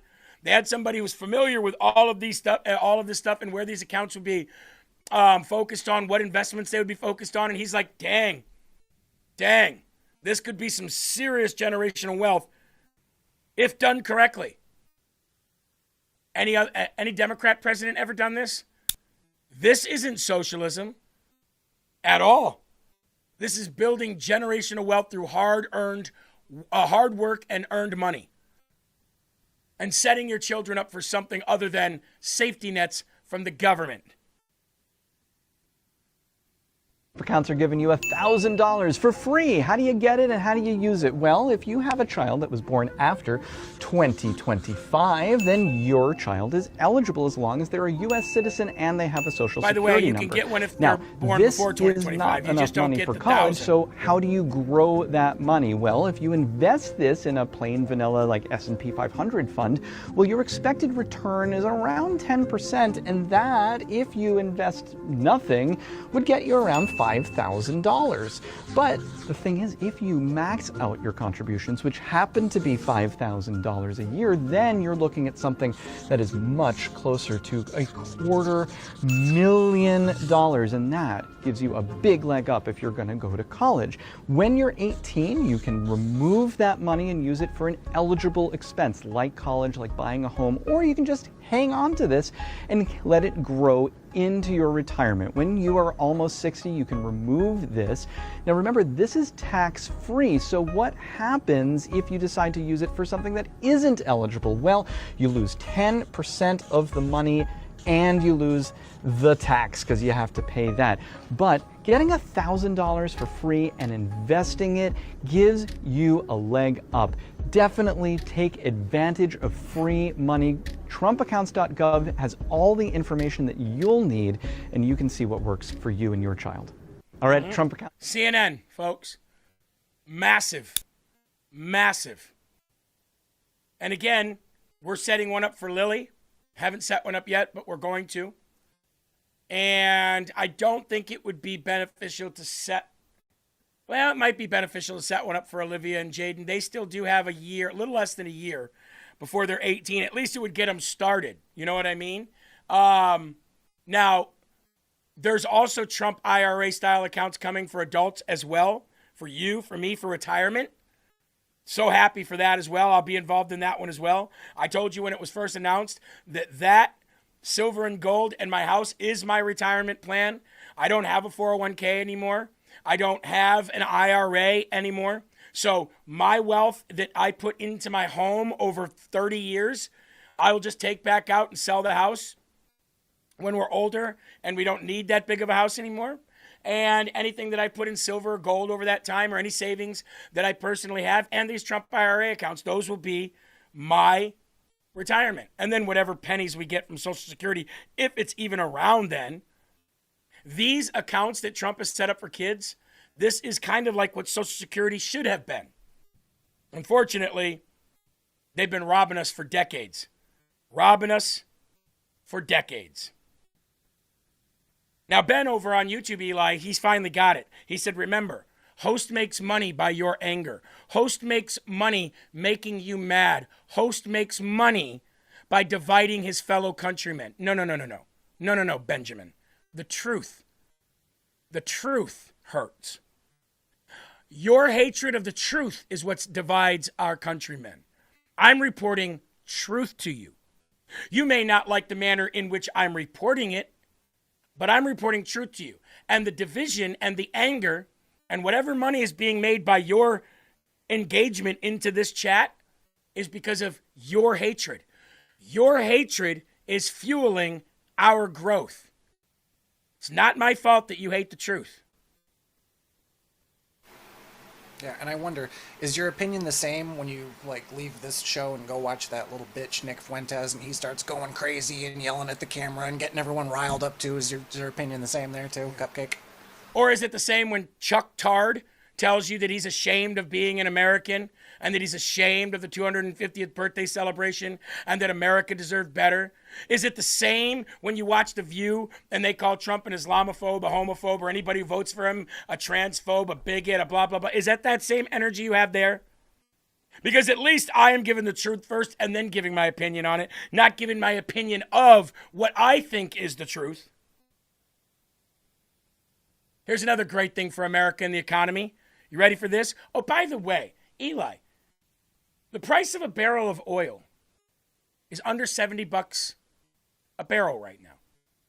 You know, I went back and I looked when it was $80 a barrel and the price at the pump is still the same. And we've already covered that gap of time in which it should have come down, which tells you one and only piece of truth, that you are being price gouged right now by the gas and oil companies.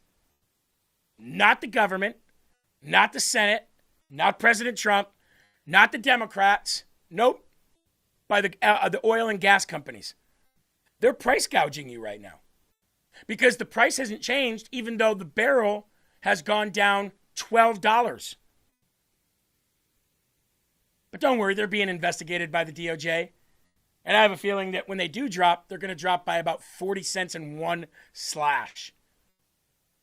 Been right before on this stuff. Guess we'll have to wait and see. Here's some more good stuff on the economy. President Trump announces that Walmart and gas retailers are dropping prices to celebrate our country's 250th birthday, and slams the Biden regime for the worst inflation crisis in history. What was it at? 9%? Do you know what's crazy?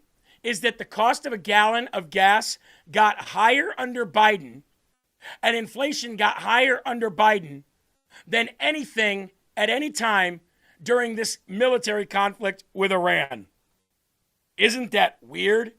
I wonder if they're going to say Trump doesn't. I wonder if a federal judge is going to come out tomorrow and go, I am putting a temporary restraining order on President Trump lowering prices.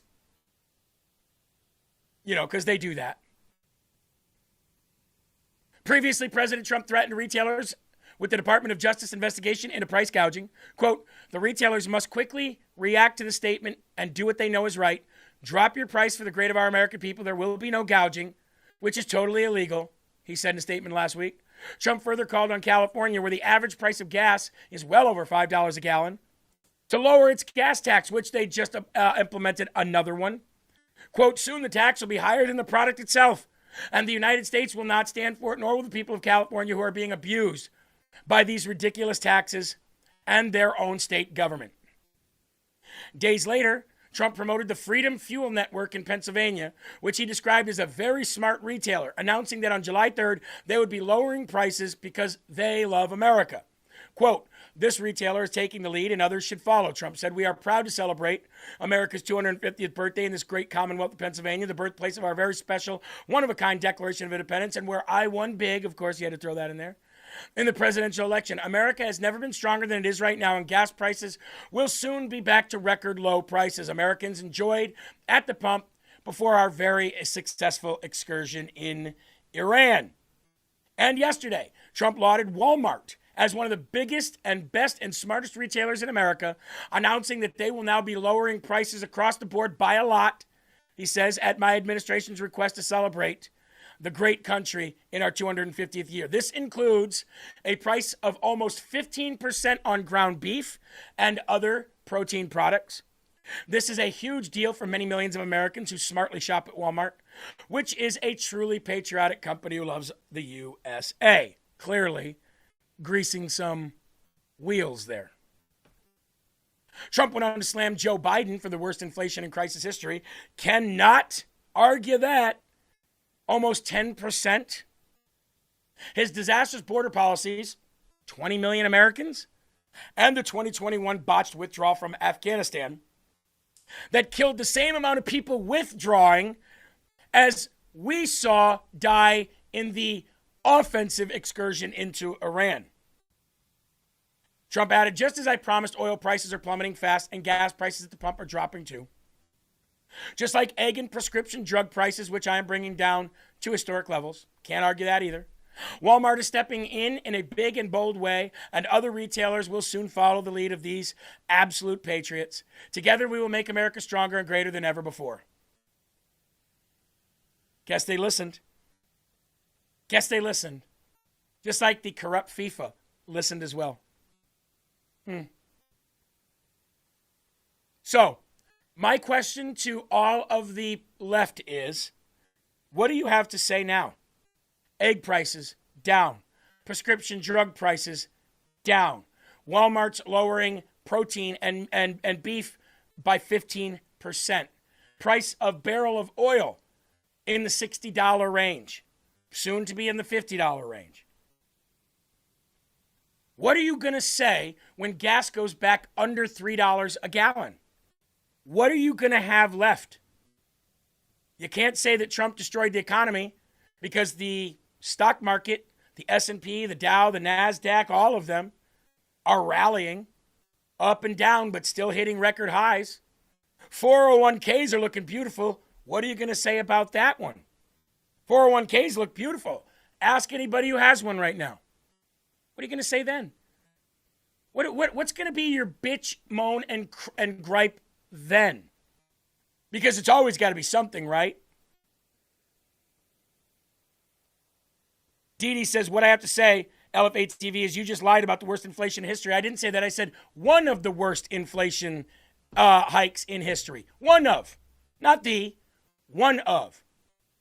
Anybody with a brain knows that inflation has been worse in this country before, especially under the Great Depression. Or how about the housing collapse of 2008? What did inflation get up to then? See, the problem with Democrats is you're like kids. You only hear what you want to hear. That's it. You take out little pieces of things like you do the Bible, and you try to have an argument on that, but you sound so stupid because we just said it. And tens of thousands of people outside of YouTube heard it. Too bad. Too bad for people like you. That's all I got to say, Eli. No, that's not what you said. You said it was the worst ever in history. No. Yeah. There you go. There you go.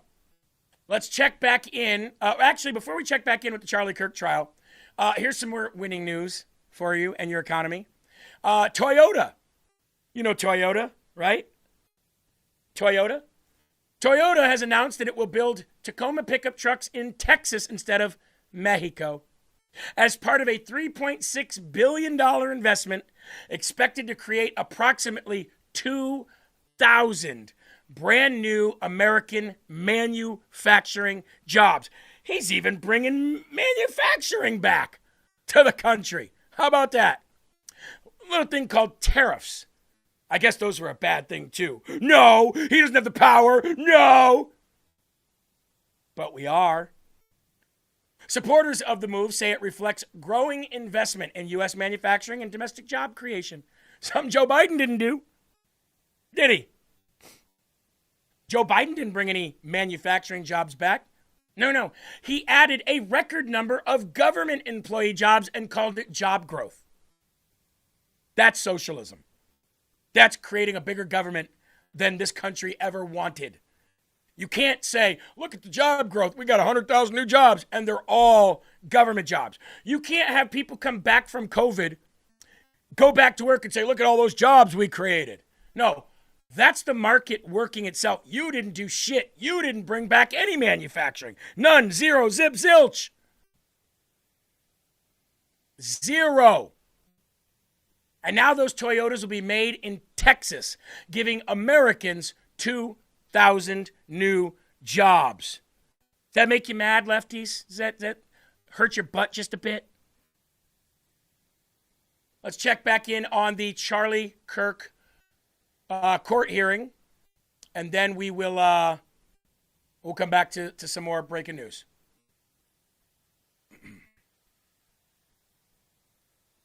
May be found on the scene. That's clearly important, right? Correct. Preserving the scene, right? Correct. But it sounds like that's not really your area. That was more maybe Agent Falmina's area. Agent Falmina was assigned to process and document the crime scenes. It was my understanding that the known scenes at that time, amid the chaos, had been contained and had been secured by the on-campus officers who were already on scene. And what's your understanding of what the known scenes were? In other words, the area where there might potentially be evidence that you needed to process. I know that the amphitheater area was cordoned off and managed as best it could with the number of people that were there. I was also made aware that there was a rooftop area that had been secured and also an area off of the side of that building that had been secured by an officer. And that building was the Losi building. Correct. Wasn't there also a bullet found on another building?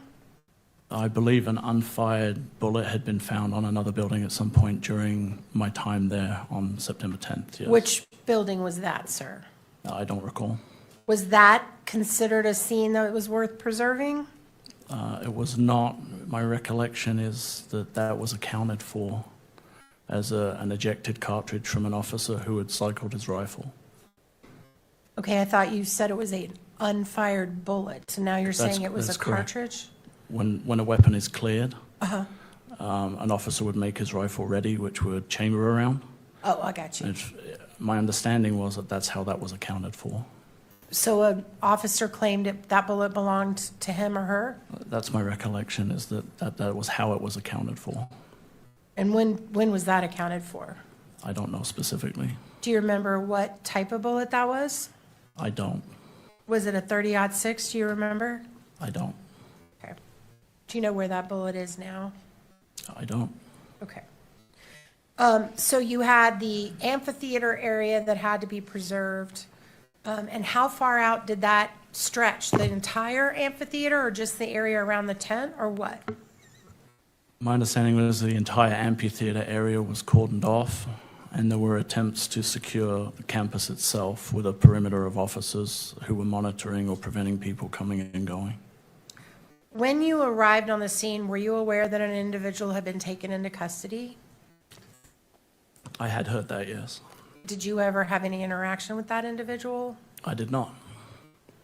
And were you advised at any point that that person was no longer a person of interest? Information was passed down that the individual was not considered to be a suspect. My husband still makes me feel like it's our honeymoon. Well, there we go. We got a little ad there, but we'll go back to about 2 more minutes of this, and then I'll make a statement on this case. So whoever arrested him as a potential suspect got that wrong. He wasn't the actual suspect, right? So he got what wrong? That he was the shooter. The person I believe to be the shooter was not the individual who was taken into custody, correct? And then was there anybody else taken into custody as a person of interest? There were several people who were detained for questioning and who were interviewed throughout the investigation. And none of those people were they were all ultimately cleared by you or somebody connected with you? Correct. And were there any other guns confiscated on the scene that day? There were other firearms that were located on the scene, yes. How many guns were confiscated that day? I don't know specifically confiscated, but I know that there was a firearm found in a backpack that was accounted for during the day. What type of firearm was that? It was a handgun. Any other guns that were found on the scene? Not that I recall.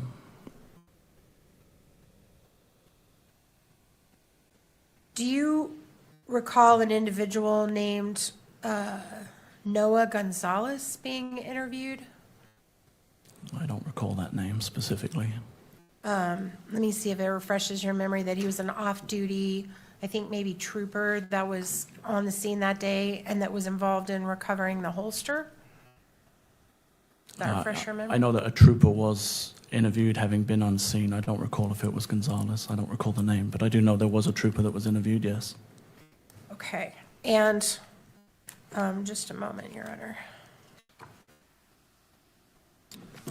All right, this is why I don't like to watch these things live. And do you recall the trooper that was interviewed saying that there was actually a gun? This is why I don't like to watch these things live. They're very, very, very, very drawn out and boring, talking to him like he's a child. And was there any other guns there? And who did you see? Did you see a tree? Was it nice? Was it nice and was it blowing in the wind? What exactly did you see there? And what? Just talk to people like they're normal. I hate all of this. Okay? The guy's family said he did it. He initially said that he did it. All the evidence is there that says he did it. Whether some magician made it look like he did it or whether or not, can we just put a bullet in this guy and be done with it? Literally, he didn't just take away a father and a husband. He took away a future president of the United States, too. Can we just put a bullet in his head and get done with it? What else did you see, Eli? Did you see him jump down with the gun? Yeah, we did.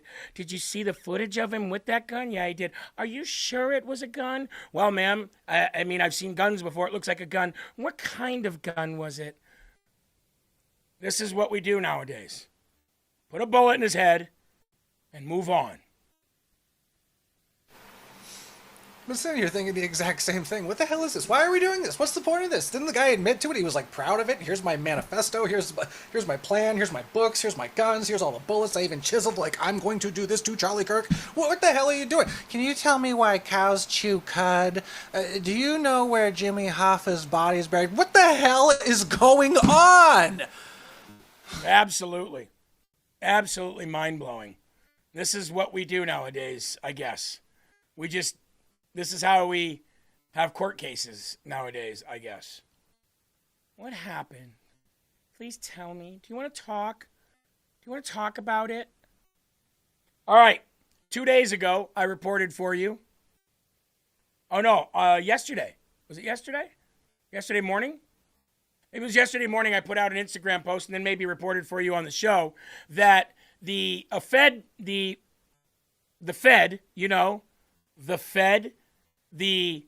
unbiased, separate, and completely independent agency in our government that either drops rates or raises rates or, keeps an eye on, our money and inflation and all that, the Fed. Well, they put out a paper, a Fed economist put out a paper over the weekend that said that our housing costs have gone up mainly due to illegal immigration, that all of the illegals that came here are the reason that we have high rent, high home costs, and high prices of food, okay?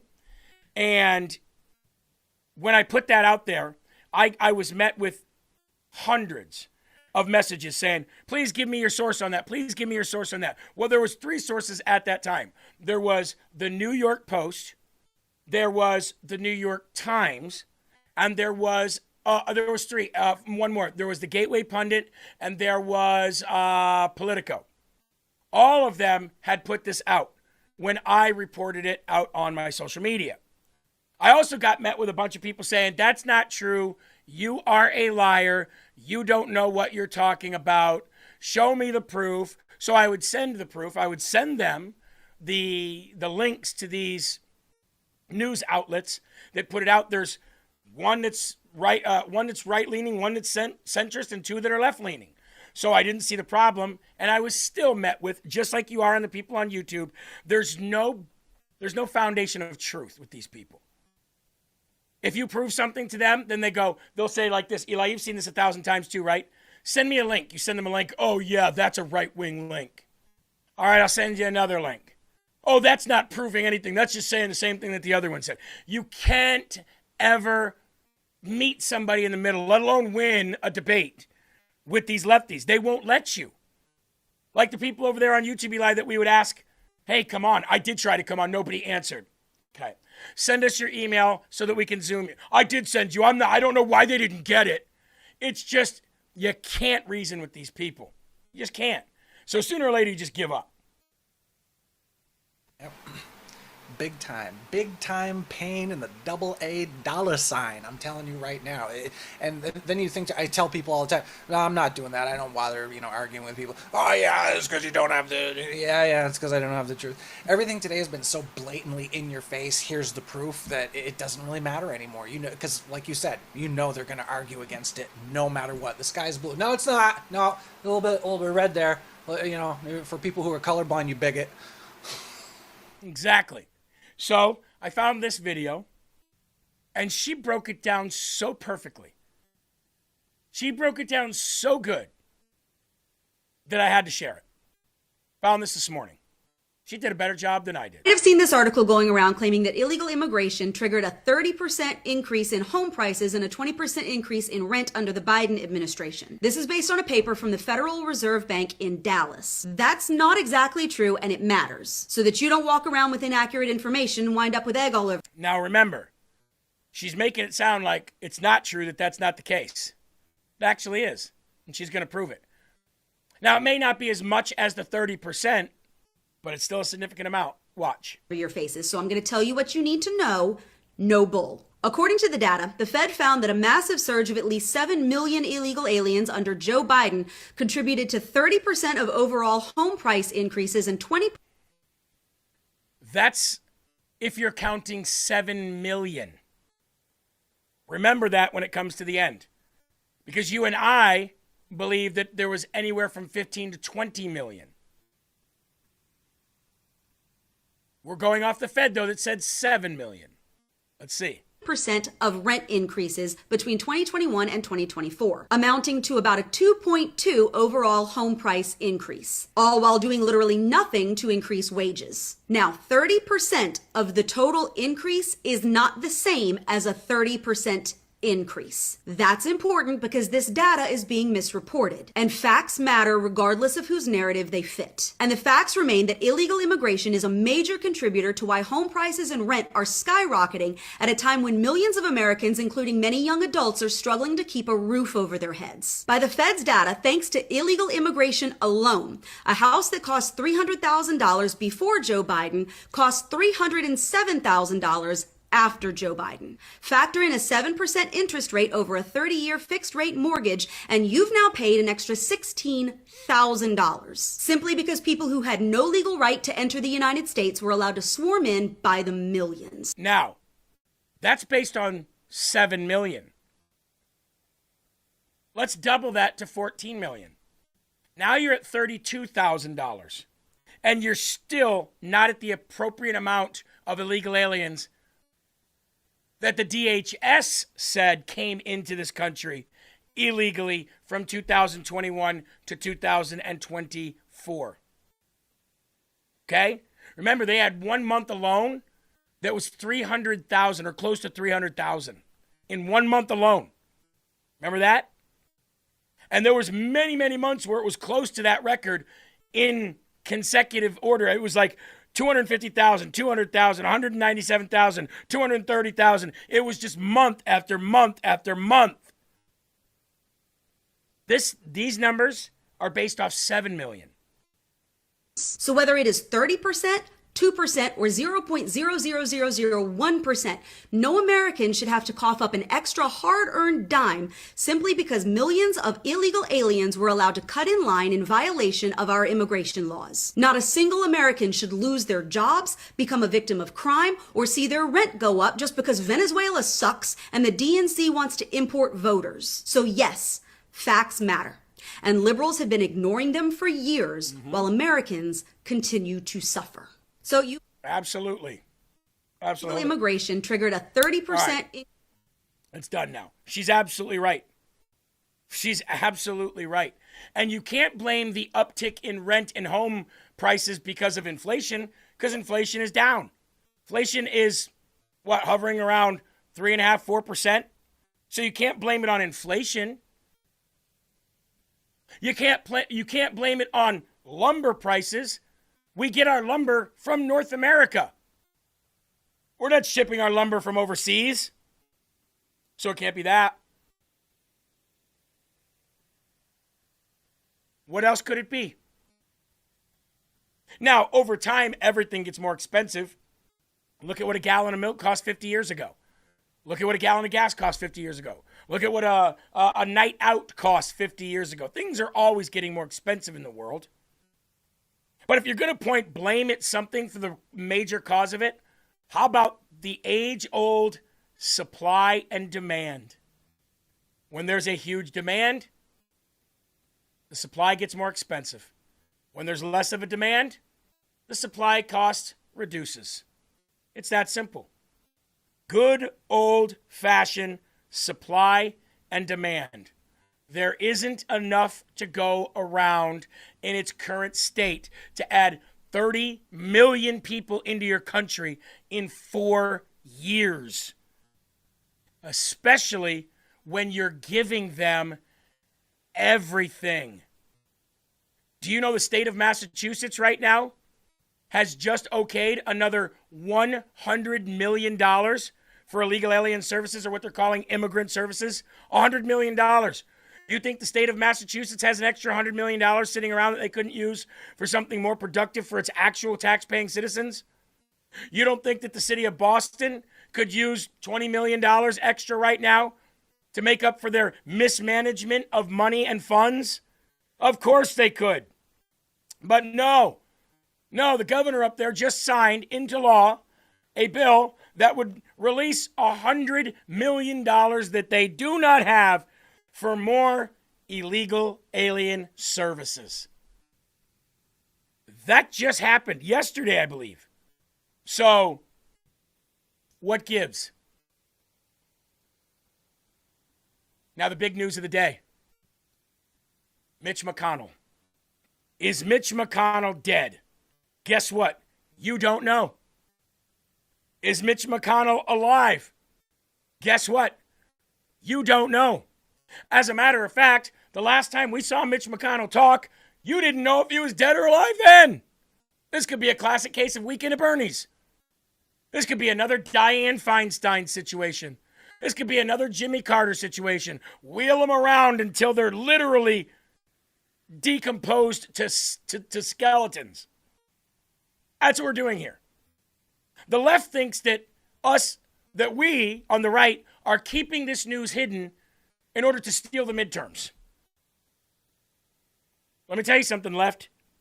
We want this guy gone just as much as you do, and we don't want him here being propped up like Weekend at Bernie's, not being able to walk, talk, see, or shit. We want him gone too. We've been wanting him gone. Is he dead? Nobody knows. Don't you think that one of the most powerful and most tenured U.S. senators in American history should have to show signs of life to the governing body? Is that too much to ask? Is it too much to see signs of some breath coming out of this guy or some cognitive ability coming out of this guy in order to continue to have him as a U.S. senator? Now, the family says he's recovering. Oh, I hear he's on life support with brain damage. Either way, whether he's recovering or whether he's on life support with brain damage, we should know that. That should not be hidden from the United States taxpayer. That should not be hidden from the Senate body, and it should not be hidden from the House of Representatives, and it should not be hidden from the president. Why is this okay? Why is it okay to have somebody wheeled around like a prune who doesn't even know that they're alive actively in the Senate? He can't vote. He can't read. He can't possibly reason. He can't have a conversation with anyone. And if he's not dead, then why can't we see? If he's not in a coma, brain dead, then why can't we see? And don't give me well, he's recovering and the family would like its privacy bullshit. Okay? All right? Glitch McConnell is clearly not coming back to the Senate.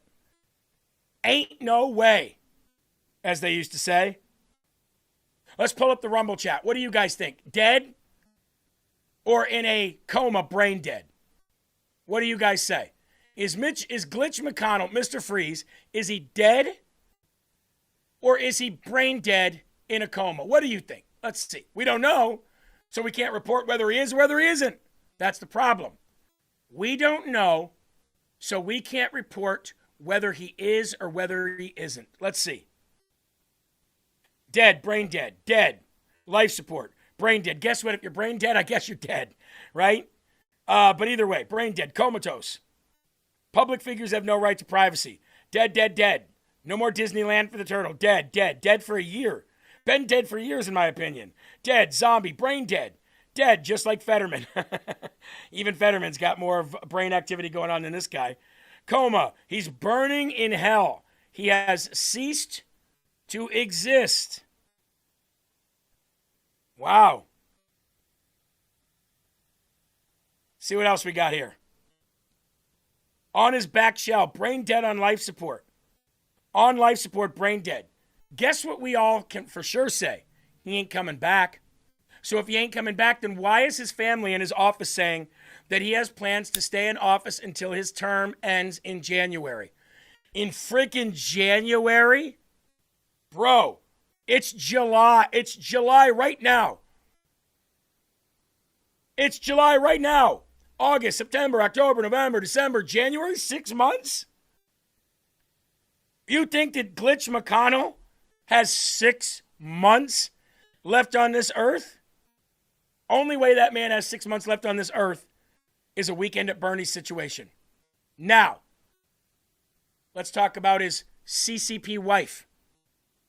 All of you who've been watching LFA TV for years, where did you first learn about Mitch McConnell's wife being the heiress to one of the largest shipping companies in China owned by the CCP? Where did you learn that? Because we got a lot to talk about old Mitch McConnell's CCP wife as well. Mr. and Mrs. China. China, okay? Where did you learn about Mitch McConnell's wife? Let's see. So we've been here for a minute. I'd like to see where LFA, here, from you and Eli. LFA TV. China Mitch was coined here. Right here, Jeremy. Weekend of Turtles, LFA TV, whistleblowers on LFA TV. And who were those whistleblowers on LFA TV that told us all about that? I don't know. Just defectors from actual China who lived there, who went through the crap. Right here on LFA TV. Well, there you go. I did that for a reason, so the people at YouTube could understand that we've been ahead of the ball longer than they've even known a ball existed. Okay? We report truth here. And his CCP wife, how come nobody's talking about her going over there and having a visit with the vice president over there? Huh? 3 days after Mitch McConnell was found completely unconscious and hospitalized, old Miss McConnell, his wife, a private citizen, just as much as Jen Newsom is a private citizen, right? Traveled to Beijing to allegedly meet with CCP leadership, including Chinese Vice President Han Zheng. Why is she meeting with the CCP 3 days after her probably already dead husband went unconscious from what we understand to be a heart attack? What's she doing meeting with the CCP when she should be at her husband's side? I don't know. It's only, John McCain, Mitch McConnell, all these old heads, Chuck Schumer. They've all been in the pockets of the CCP for a long-ass time. We know this because of the NFSC. We know this because of Ava Chen. We know this because of the people that we spent time with, 2 years? With those people that defected from China and left and told us everything going on behind closed doors? They told us all of the United States Senate and congressmen that were basically puppeted and run by the CCP. Mitch McConnell being number one with his wife, the woman he's married to, being the heiress of the largest shipping company owned by the CCP.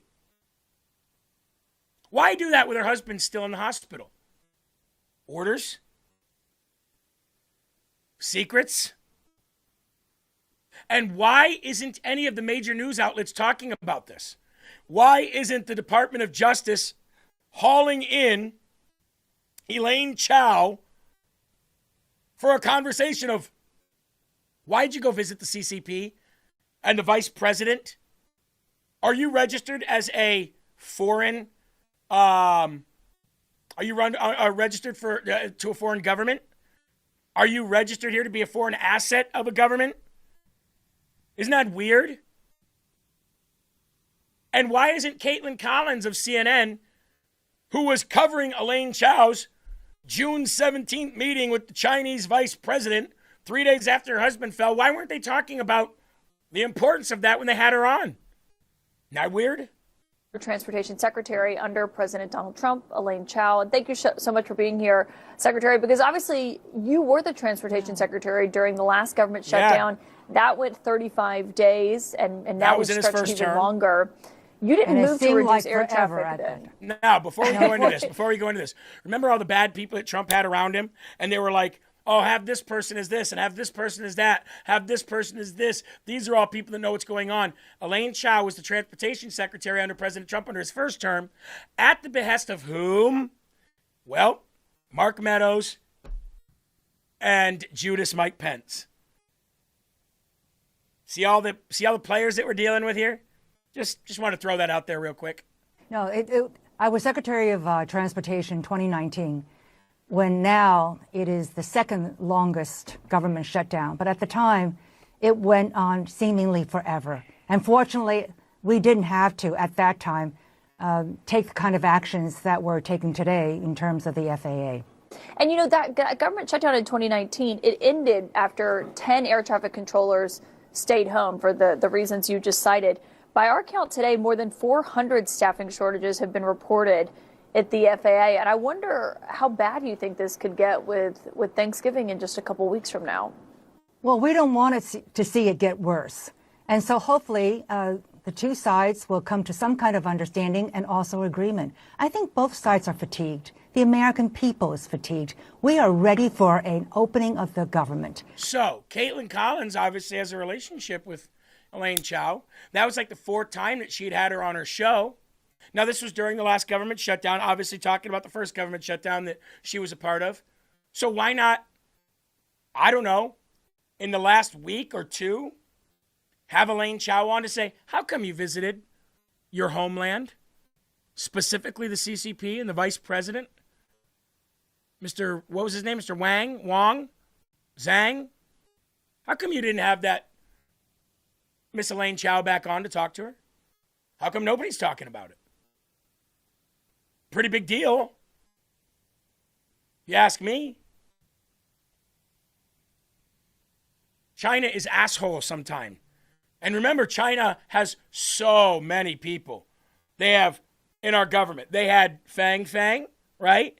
Who was sleeping with who? Eric Swalwell for years. Dianne Feinstein, her driver of 20 years, her personal driver.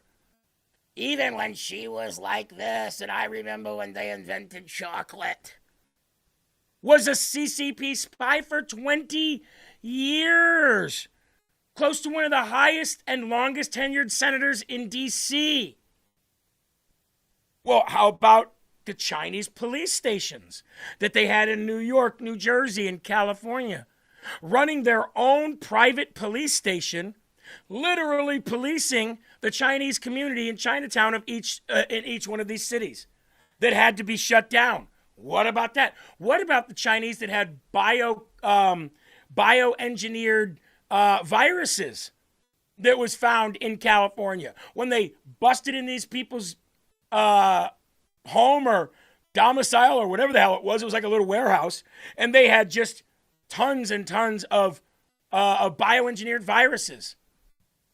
And don't even get me started on fentanyl. China, China, China, our biggest adversary on earth as a country. But our biggest ideological adversary on earth is Islam. China and Islam. If the CCP and Islam were to be wiped off the face of the earth tomorrow, I bet you we'd find the Garden of Eden. I bet it would produce itself once again. That's how evil the CCP and Islam actually is. Now, before we get to Graham Plattner, who's, like I said yesterday, on his way out that door, ladies and gentlemen, Armor Colostrum. Man, it is great to have Armor Colostrum back. It is so great. Look at that. 30% off at armra.com/LFATV. Now, you see that lady right there? She's dry scooping, right? You see the other guy talking about it, and you see the lady on the right as well. You can also put it in your shake. You can put it in your drink every day. Now, 1 to 4 scoops a day. I don't know how much it works for you. For me, it's 2 scoops a day. I usually do them at the same time. I was doing 4 scoops a day, but then I realized I was going through it too quickly, and I also went down to 2 scoops a day and realized that I was experiencing pretty much the same thing. No bloat. Look at that. 86% of the people who take this, and I know especially women in their premenopausal, menopause. There's a lot of bloating going on. Even if you're not there yet, there's still times in the month where there's bloating going on. This will change your life. 80% improve their lean muscle mass and strength, endurance, and fitness. 79%, I'm one of those, started growing hair again on top of my head. And 79% reported digestive relief. So, acid reflux, You've got, I know people don't like the way I say acid reflux, but it's just my accent. Sorry, guys. I don't speak the same way you guys do. The indigestion, the bubble guts, the constant, hiccups and burning your throat, stuff like that you get. All of this is cured with Armor Colostrum. And like I said, a vast majority of the people take and experience the same exact thing. So I'm going to put this up on the lower ticker here for you, or at least on the lower banner. It is armor.com/LFATV. Armor.com/LFATV. Suzanne says, I love my Armor. The boss says you're 100% correct. Erica says, Jeremy, you are lovingly hilarious. People over on YouTube don't think that, but the people here on Rumble do. Jeremy, I've been taken since you first advertised it. I love Armor. Armor.com/LFATV. I'm telling you, if you only took one supplement, which I do about 4 or 5, especially as I get older and I gotta, replace things that I just can't produce as much as I used to. But if you were to only take one, I would suggest Armor Colostrum. Okay? Or maybe even Field of Greens. But Armor Colostrum does things that Field of Greens can't. So definitely check it out. Also, Fatty 15. Now, this is something completely different. I take this as well. All right? 1 pill a day of Fatty 15. It gives you your daily dose of C15. What C15 does is it releases a fatty acid that is essential for your body's longevity of life. All right? The older we get, it seems like the quicker we age. Not with Fatty 15. You've got this in your life every day. C15 will slow that process down, reversing the aging process of your cells, curing your damaged cells. And again, you don't have to take my word for it. Just please research Fatty 15, research C15. Just the fatty acid alone. And see what the benefits of C15 are. That's what Fatty 15 gives you. All right? Fatty15.com/LFA. And if asked, promo code LFA at checkout. Some people have been asked. Some others have not. They've just been right on the landing page. It is fatty15.com, promo code LFA. That's fatty15.com, promo code LFA. T. Mitchell said, we take Fatty 15 too. Twin said, Armor cuts the bloat and helped me with my hair. See that, folks? Does wonders for women too. Like every woman that I've known that has taken Armor has said the same thing if they take it consistently. All right, let's get back to the news here. It is 1:09 Eastern Standard Time. We got to get to Graham Plattner. Yesterday I put out a video that said that Graham Plattner is expected to step down. Why is he expected to step down? Well, ladies and gentlemen, another scandal, another allegation. Now, some people say, why do these allegations come out right before an election? Well, there's probably a number of reasons. And I would be probably wrong if I said it has nothing to do with politics. Obviously, it does. But this latest allegation from this latest woman says that the reason why it took her so long to come out was because she actually agrees with his policies. And because she agreed with his policies, she wanted somebody of his policies to be in that office. But she also, well, we'll show you the video. But another sex scandal has erupted as rumors swirl that the Democrat Senate candidate is going to drop out of the race. He has already had Democrat money pulled from him. The establishment has pulled their money from him. Liawatha, Chief Liawatha, which is Pocahontas, Elizabeth Warren, she's pulled her support. Ro Khanna has pulled his support and pulled his endorsement back from Graham Plattner. Ruben Gallego, Eric Swalwell's cokehead friend and money laundering friend, who's also under DOJ investigation right now. He has pulled his support and his endorsement from Graham Plattner. And we're still waiting on Bernie Sanders, okay? We're still waiting on Bernie Sanders because he is the godfather of democratic socialism, of which Graham Plattner says that he is. He's also a Nazi, a woman abuser, probably a raper, probably definitely a liar. Here's what he said in the face of those allegations yesterday in his very, very it puts the lotion on the skin toned voice. I wanted to directly address the troubling, serious, and false allegations against me. Any accusation of non-consensual behavior is categorically false. Over the last 10 months, I have been deeply humbled by the faith Mainers have put in me. You have welcomed me into your homes, into your places of work, into your restaurants, into your houses of worship. You have shown that a different kind of politics, one that puts the interests of people over corporations, is not just possible, but is inevitable. This movement we have built, the largest volunteer base in the history of Maine politics, the hundreds of thousands of grassroots donors, and the supporters across the ideological spectrum, we were united in a love of Maine, a belief that our politics must change, and a focus on defeating Susan Collins. So, regardless of the inaccuracy of the reporting, but mindful of the political reality it will inflict, we are taking the time to reflect on the best path forward for the state that I love, the people that I love, the movement I belong to, and the goal of defeating Susan Collins.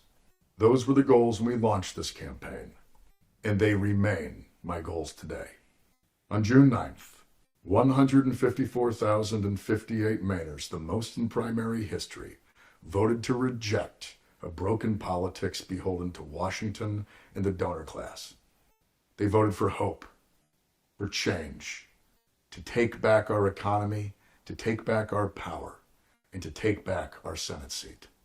Throughout it all, you never turned your back on me, and I will not turn my back on you now. Every one of you deserves to see that vision come to fruition and see Susan Collins defeated, and we will use every tool at our disposal to do so. As Maine goes, so goes the nation. As always. What? Thank you. As Maine goes, so goes the nation. Since when did anybody follow Maine? What does Maine do to set the standard or set the precedent for the nation or set anything in the nation? Why do you think Tucker Carlson lives there? I lived near Maine for 30 years. Maine doesn't set anything for the country. As Maine goes, so goes the country.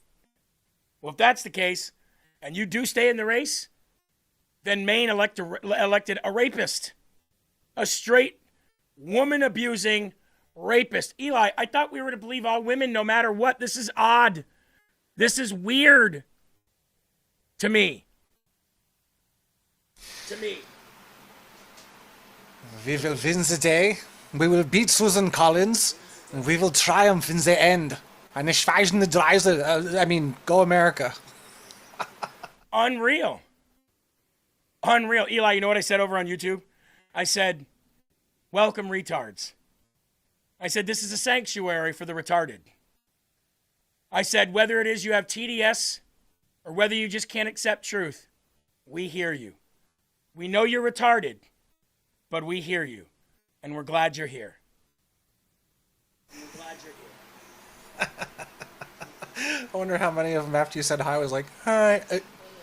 He's so stupid. He's not really here. He said he accepted me. Kill baby. Socialism good. Your boy's a rapist, and you're okay with that. Ro Khanna says, I've been clear that sexual assault or violence against women is a red line. Really? Then where were you when the first three came out? These allegations are very serious and credible. Graham Plattner should drop out of the race. I'm withdrawing my endorsement. Ruben Gallego, the allegations against Graham Plattner are troubling and deeply serious. Were they not 2 women ago? I am rescinding my endorsement. Ooh. What about the first girl? What about the second girl? But now the third time's a charm, huh? Third time's a charm. You see what they're doing here, Eli? They're doing the same thing that they did with Kamala Harris. They're going to take a guy that the Democrat voters voted for. They're going to remove him. And in the last minute, they're going to put somebody in there that the voters didn't vote for and rejected.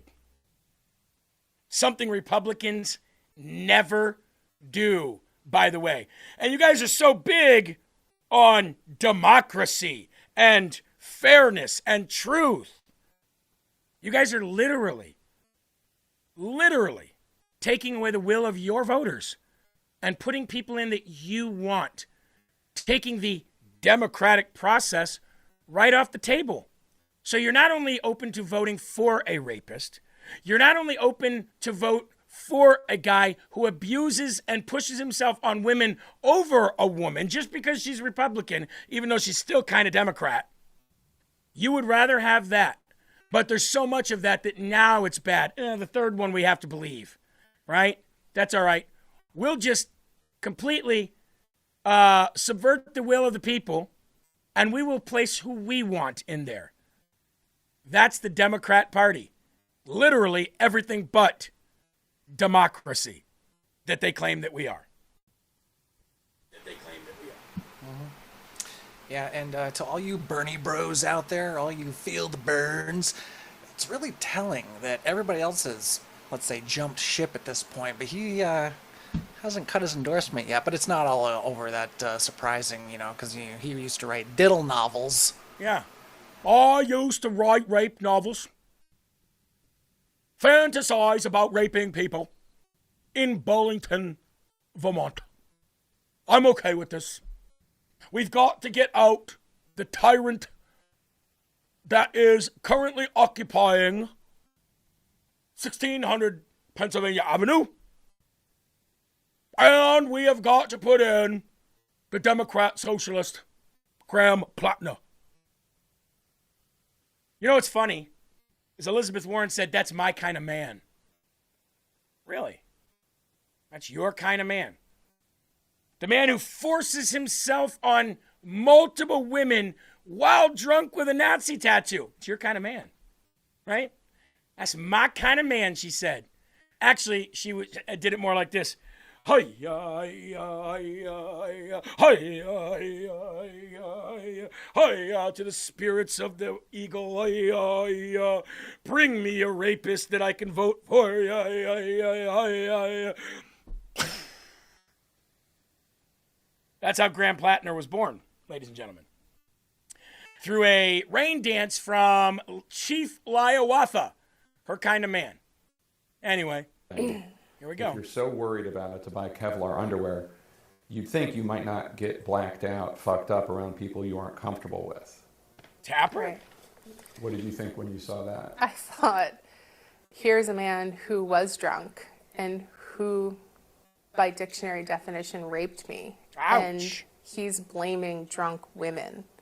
So I just felt like that was a very odd take to have on that. And I also feel like with all of the comments that he made about women, sexual assault, rape, even, the comments that he had made that was in the New York Times article about, threatening people with rape, like, why does this person have this issue scattered throughout their life, throughout their commentary, like it's on their mind? Why do they have such a strong opinion about women coming forward with allegations? I just feel like this isn't the first. Eli, Andrew said she can't take back her endorsement, Elizabeth Warren, from Graham Plattner, because that would make her an Indian giver.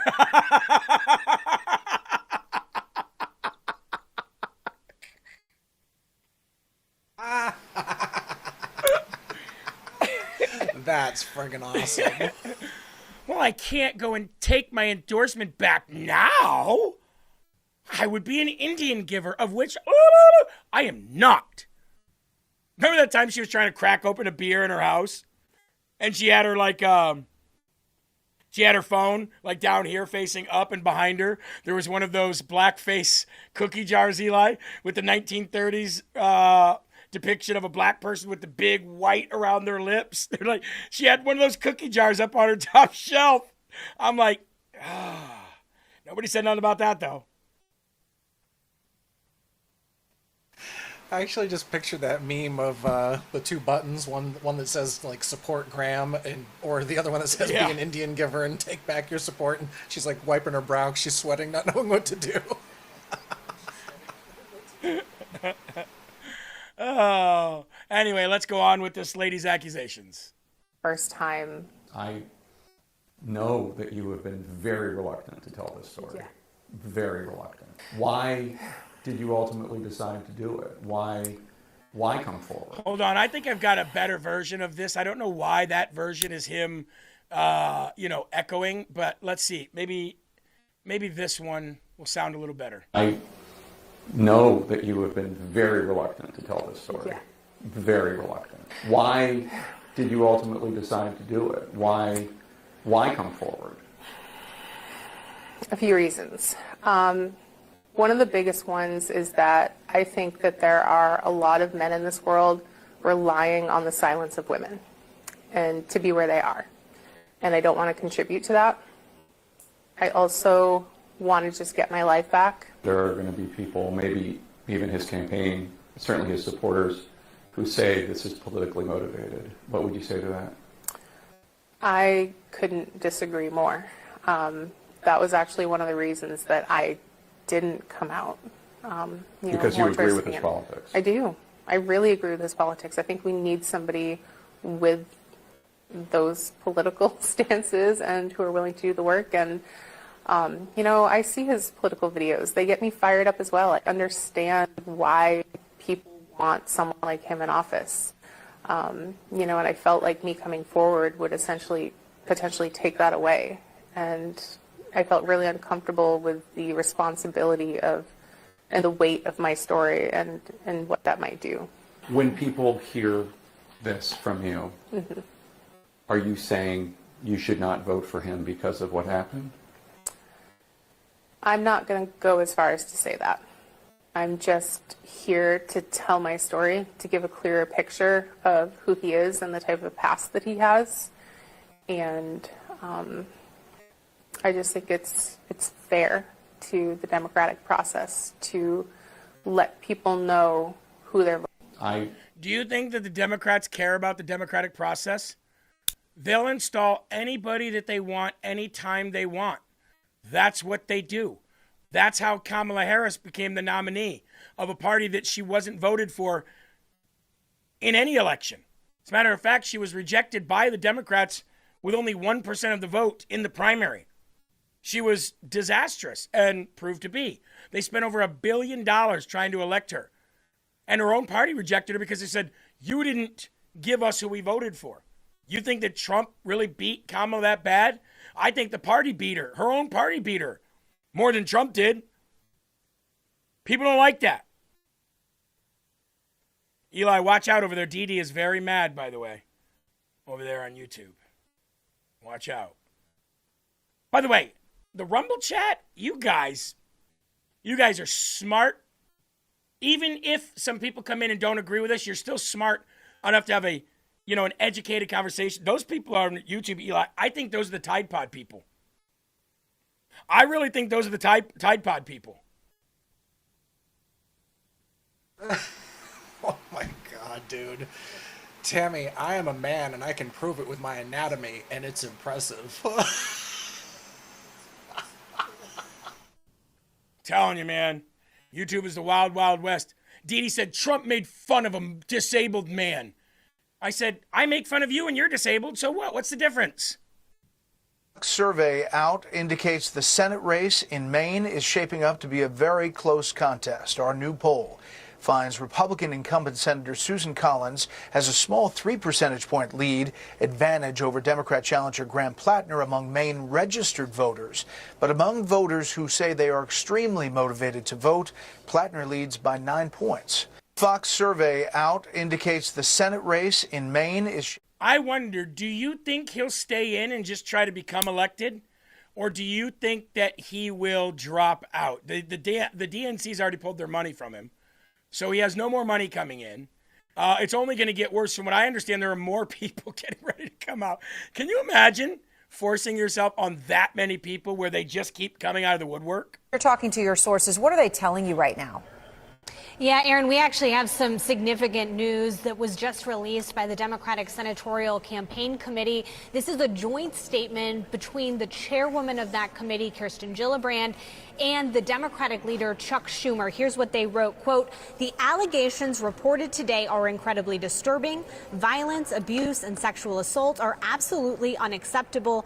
Graham Plattner needs to immediately withdraw as the Democratic nominee for Senate and allow Maine Democrats the opportunity to choose a new candidate who can defeat Susan Collins. The DSCC will not invest in the Maine Senate race if Plattner remains on the ballot." So a very, very serious threat there from the DSCC, saying that if Plattner does not get out of the way, they are not going to help fund this campaign. And obviously that is extremely significant given what you just pointed out. Democrats need to win this seat in order to try to take back the United States Senate in the midterm elections in just a couple of months. But clearly they've... As you're talking to your... You know, it's funny, Eli, you mentioned that meme of do I vote or which one do I vote for? The Democrats are here. Do I vote for a Nazi rapist, whom we know is a Nazi rapist, the Nazi tattoo and the rape, or, and because we need the Senate, or do I run somebody in an undemocratic process and place somebody in there that the voters didn't vote for? What do we do while we scream the fairness of the elections and democracy? What do we do here? Nazi rapist? Or go against our self-proclaimed democracy?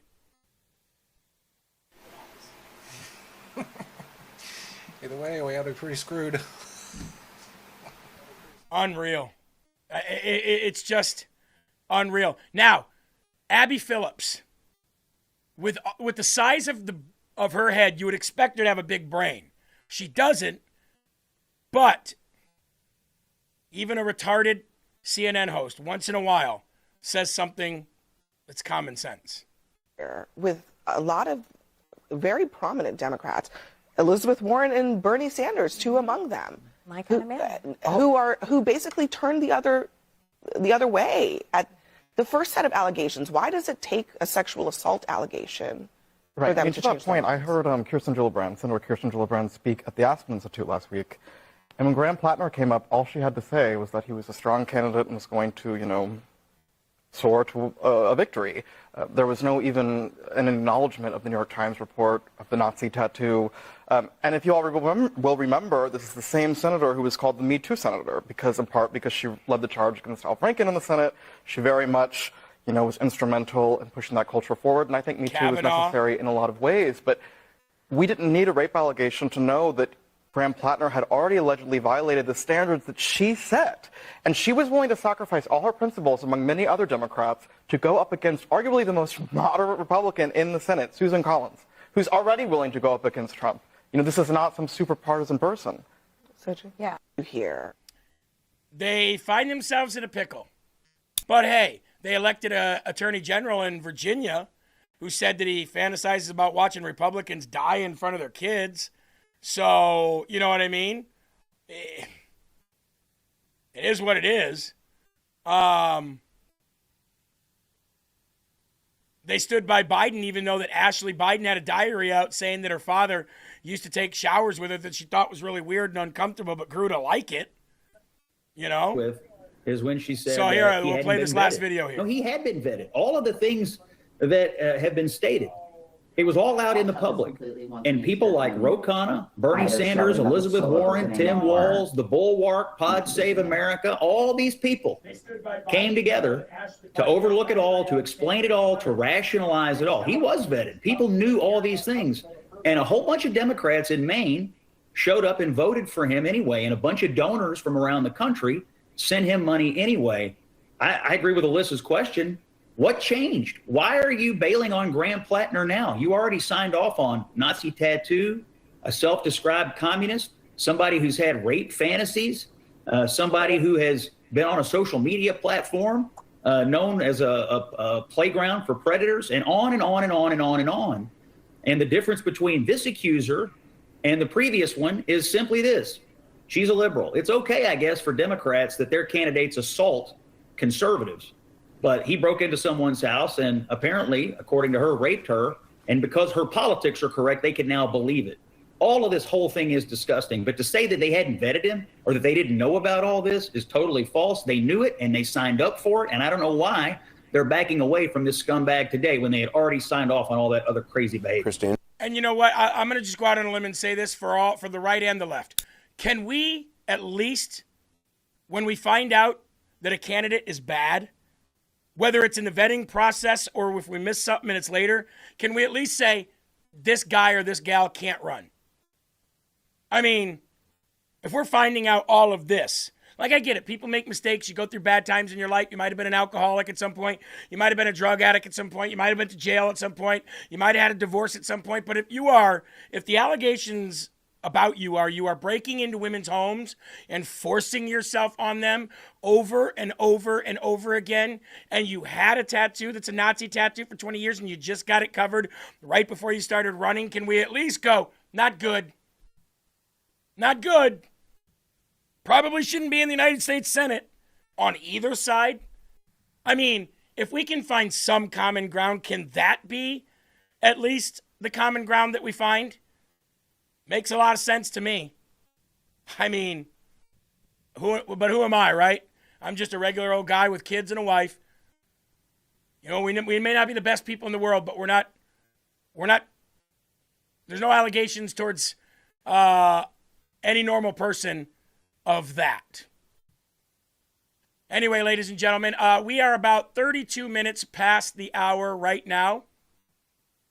So I want to take this time. A while back, I got some product in the mail. And the reason why I got this product was because my wife and I were very into finding new ways to be healthy. That's why you see a lot of the sponsors that we have on here. They're things that my wife and I would initially do for ourselves. And a while back, I got we got this kimchi in the mail. We started eating kimchi first. Okay, we started finding it in the grocery store. We started finding it at different farmers markets and things like that. We started consuming kimchi. Now, there are so many natural things in this planet that you can get without going, to a pharmaceutical company or without going to your local pharmacy, without seeing a doctor for. There's so many natural properties in this world that we need to be adopting.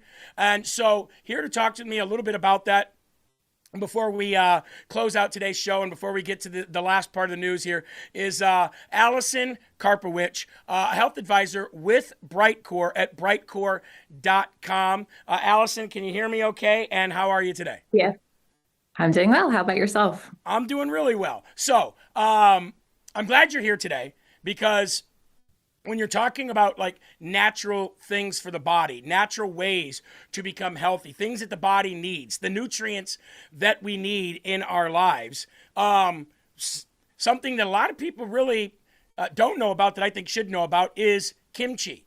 So when I got this product in the mail, my wife was really the first one to do it. She was like, she actually started making kimchi at home. And I'm like, well, I didn't even know what it was. I'm like, what is it? I don't like the way it looks. I didn't like the way it looked. To me, it's like one of those things. I'm like, well, that doesn't look very good. Ended out it was very good. And this started back about 5 months ago when we started getting on this big gym and health kick. We wanted to make sure we went into the summer healthy. And she's always finding ways to eat healthier, be healthier. And kimchi was one of the things that she started cooking, along with different rices and different fishes and things like that. I'd never had some of the fish that she had cooked. But kimchi she was like, we need to have this. She started telling me all the properties that kimchi has that's good for the body. And then I see that Brightcore, one of your products, specializes in just this. So I kind of want to give you the floor for a little bit and kind of just bring that awareness to the audience on what it is and what it does for you.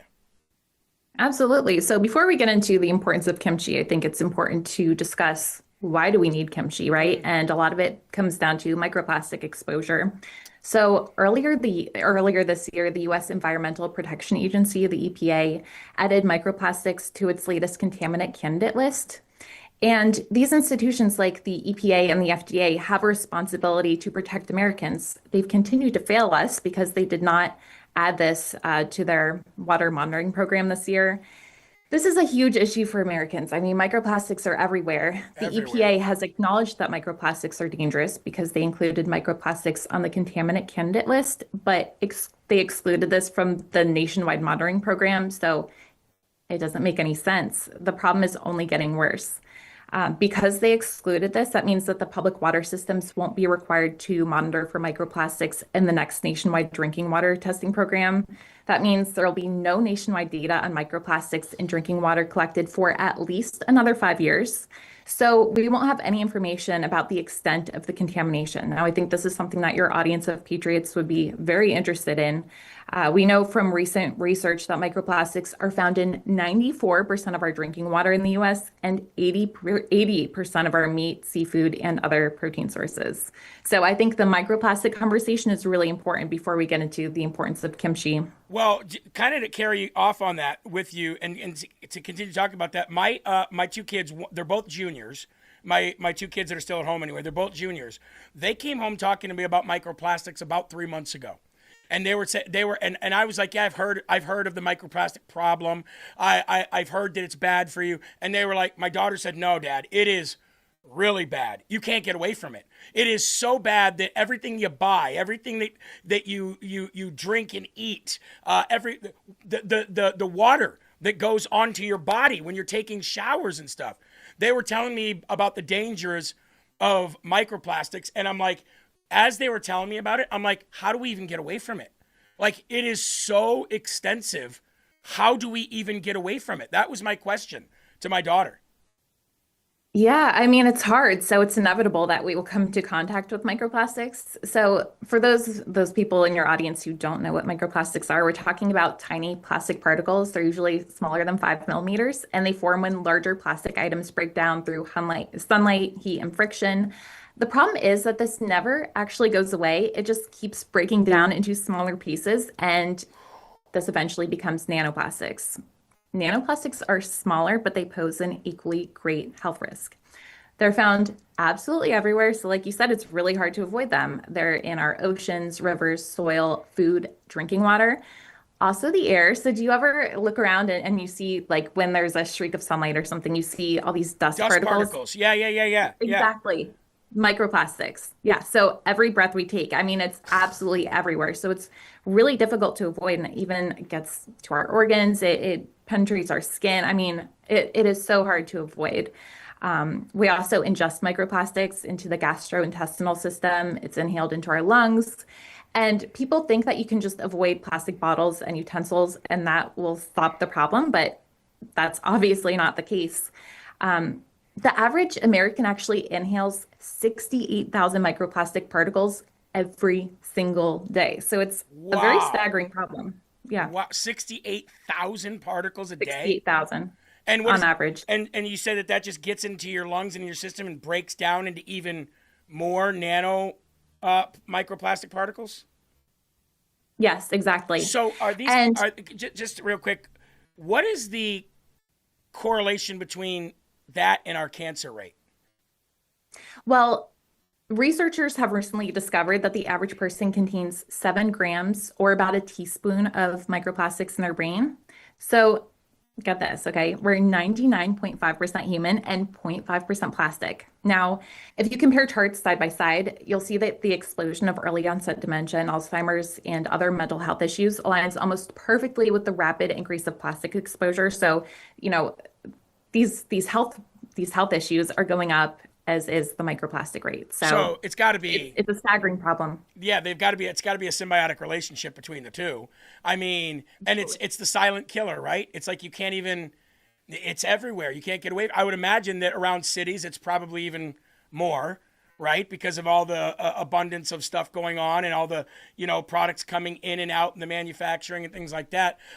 If you don't mind, I want to show this quick video to the audience. So I'm just gonna kind of move you over for a second here, and I'm gonna bring up this video. I just wanted to show this to the audience real quick because I saw this and I was like, dang, like huge. Watch this. We've got clear ones. Tons of microplastics wash ashore all over the world every day. And now for the first time, scientists in the Netherlands have detected microplastic pollution in human blood. All the microplastics and nanoplastics we are exposed to, we inhale and we ingest, that actually, there's so much plastic that it can even enter our bloodstream. The Dutch study on blood samples from healthy adults detected tiny plastic particles in 80% of people. tiny plastic particles in 80% of the people. Like, that's a major problem. And I mean, don't get me wrong. Here we are. We talk about, like, you know, chemtrails and all this other stuff that's harmful to society, and it is. And there's a lot of chemicals going. I mean, look at Iowa. I live in Iowa. We got the highest cancer rate in the country because of our water runoff and our chemical runoff into our water systems, not having a good enough, a filtration system, not having good enough. I mean, like, we're in some serious trouble here in Iowa. But this might even be a far bigger problem than some of those things that we see right in front of our eyes, because most people aren't even aware of this. Yeah, absolutely. And I think it's kind of almost easier to contain those chemicals in Iowa because we know what's happening, whereas microplastics never go away. Now, microplastic plaque is discovered in arteries and veins. When that's discovered, you're actually 4.5 times more likely to die from a heart attack or a stroke. So this is causing very serious health problems, and it never goes away. It's always with us. And once, plastic is created, it's on Earth forever. It takes thousands of years to break down. So you talked about avoiding plastic, like plastic bottles and things like that. What things can this audience do? Because this is a big problem. And I'm going to be running for Congress here in District 1 of Iowa. And I want to be able to bring stuff like this to the voters here and say, hey, this is a problem, but so is this. This is contributing to cancer rate and death, but this is also assisting the number of people that are getting cancer, having heart attacks, strokes, all of these problems that we're having. A lot of people don't know about it. So if I were to go to the average voter in Iowa and say, hey, you're breathing in 68,000 microplastic particles a day. This is killing you on a certain level. What can I tell them to do? Like, what can somebody do about these microplastics? Sure, that's a great question. So I would advise your viewers and your constituents to avoid plastic bottles, containers, synthetic materials, polyester, cut down on packaging and processed foods. But limiting the use of plastic isn't enough because, like I said, it's in our air, it's in our water, it's absolutely everywhere. So we must take active steps to remove these toxins from the body before they do irreversible damage. There's actually a brand new study that came out, and it shows how this centuries-old food called kimchi can eliminate and extract microplastics from the body. So going into how you started the show, which I think it's important to build up so people understand why do we need kimchi, that's been discovered to really help. Well, we have a lot of people. I'm sitting here watching. There's thousands of people in here, and so many people are already aware of the benefits of kimchi. I didn't even realize.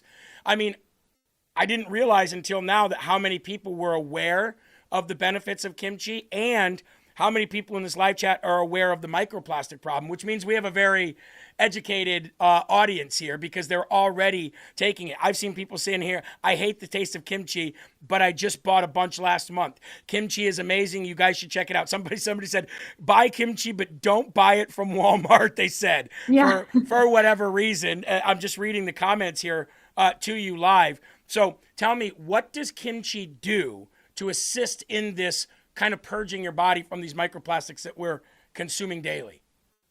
Well, kudos to you for having a very intelligent audience because I'd say 99% of Americans aren't aware of this.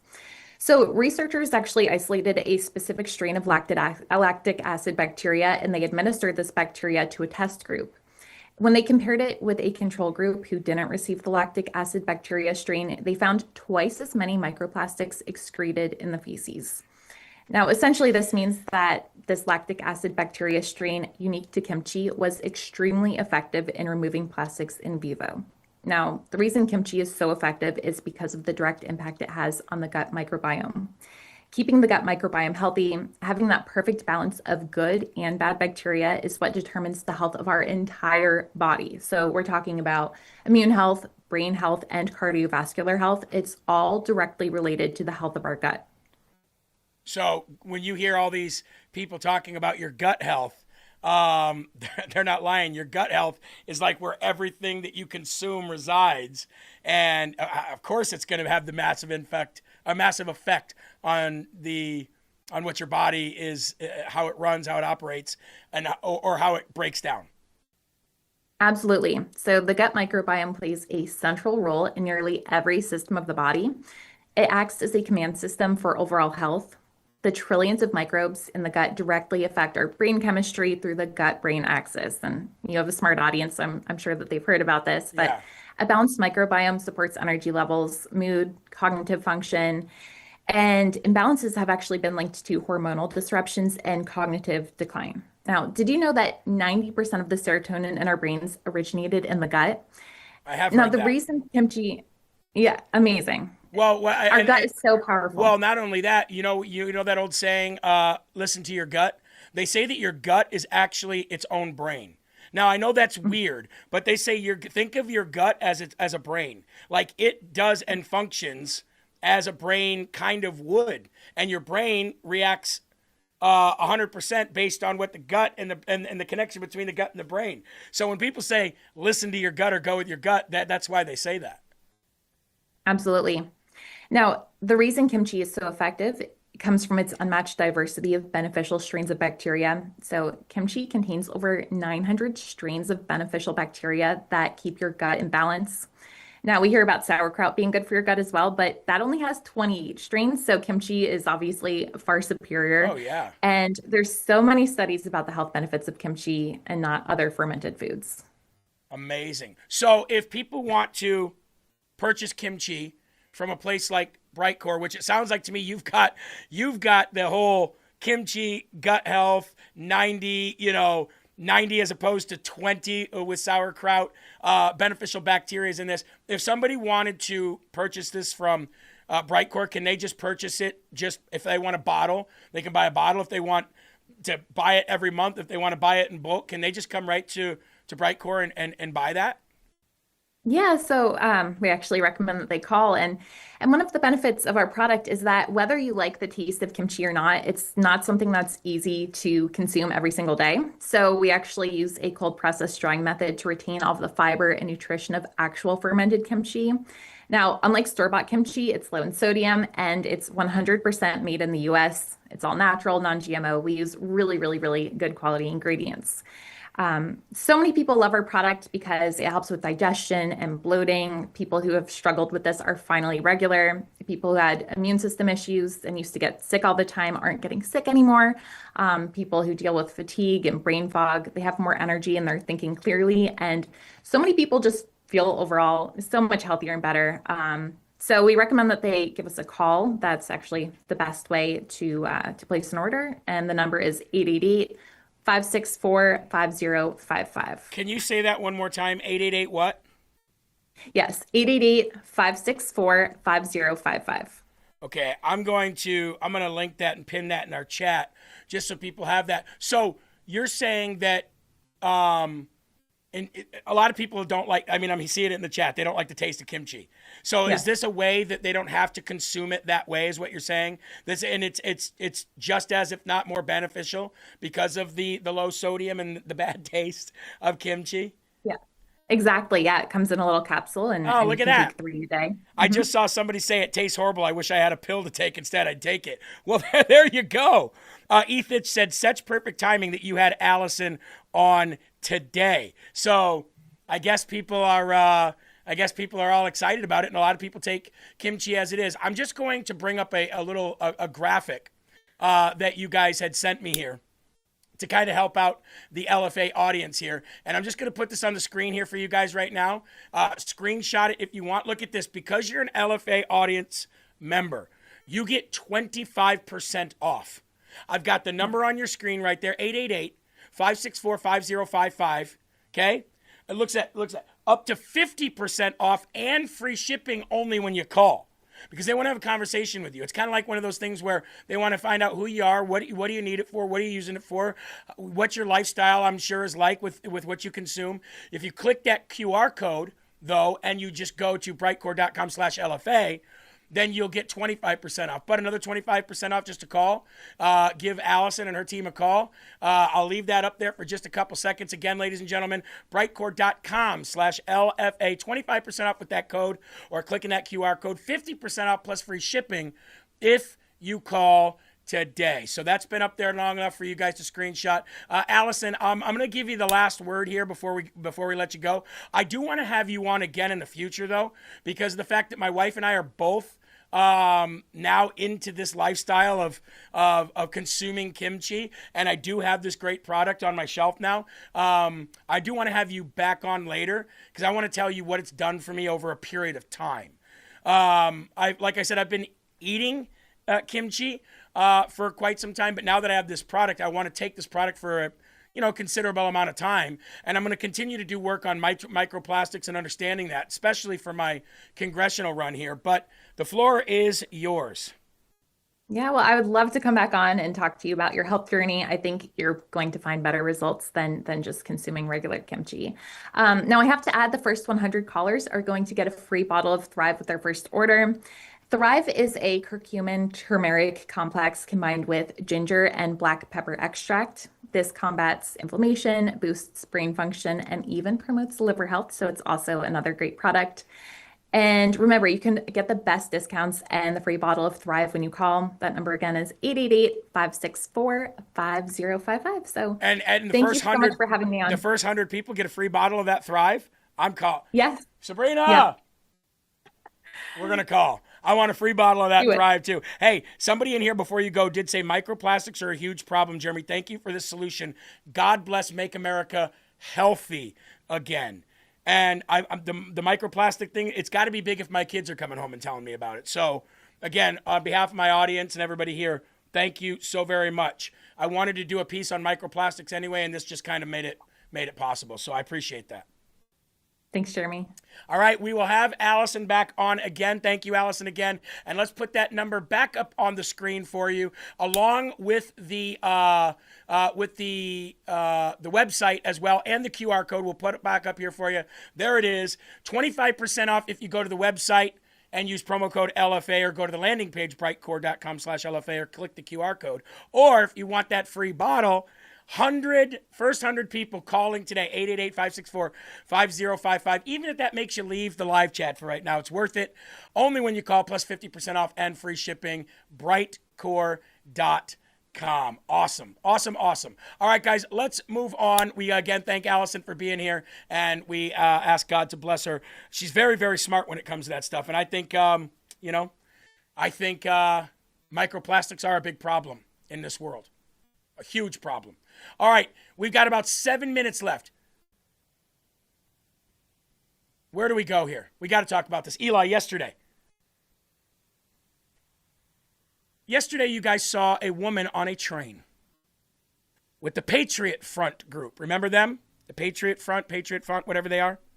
Now, it showed, I want to thank my cousin Aspen. She said, thanks for the discount, cousin. I just ordered a bottle. Awesome, Aspen. Now, I want to bring up this video here real quick, or this image, I guess, here real quick. You guys saw this image yesterday, right? Bunch of white supremacist Patriot Front people on a subway train, it looked like, with this woman. The liberals ate it up. They're like, oh, this is the new Rosa Parks, right? I want you to know, by the way, that she's safe. She didn't get killed. Her throat didn't get slashed, as that young lady did who got killed on that subway train. She was actually safer around these supposed white supremacists than she would have been on a normal train ride with everyday average hoodlums. Right? I want to show you something real quick here, though. Tell me, is this the same girl? Play this. Things to be beautiful. Forgot things could be beautiful. You know what that is right there? That's her. That's her moments before. I've given up. I want things to be beautiful. That was her moments before, drugged out of her mind, absolutely gone off her rocker. And the next picture of her that you see is that picture where she is locked in, baby. This is her right here. Now, I'm not saying that just because this woman has been arrested before that she is, that she's this bad person or anything like that. But she is drugged out of her mind with her pants down. I don't know if she's taking a dump there. I don't know exactly what she's doing. But the next picture you see is her just locked in, right? With all these people around her with masks on.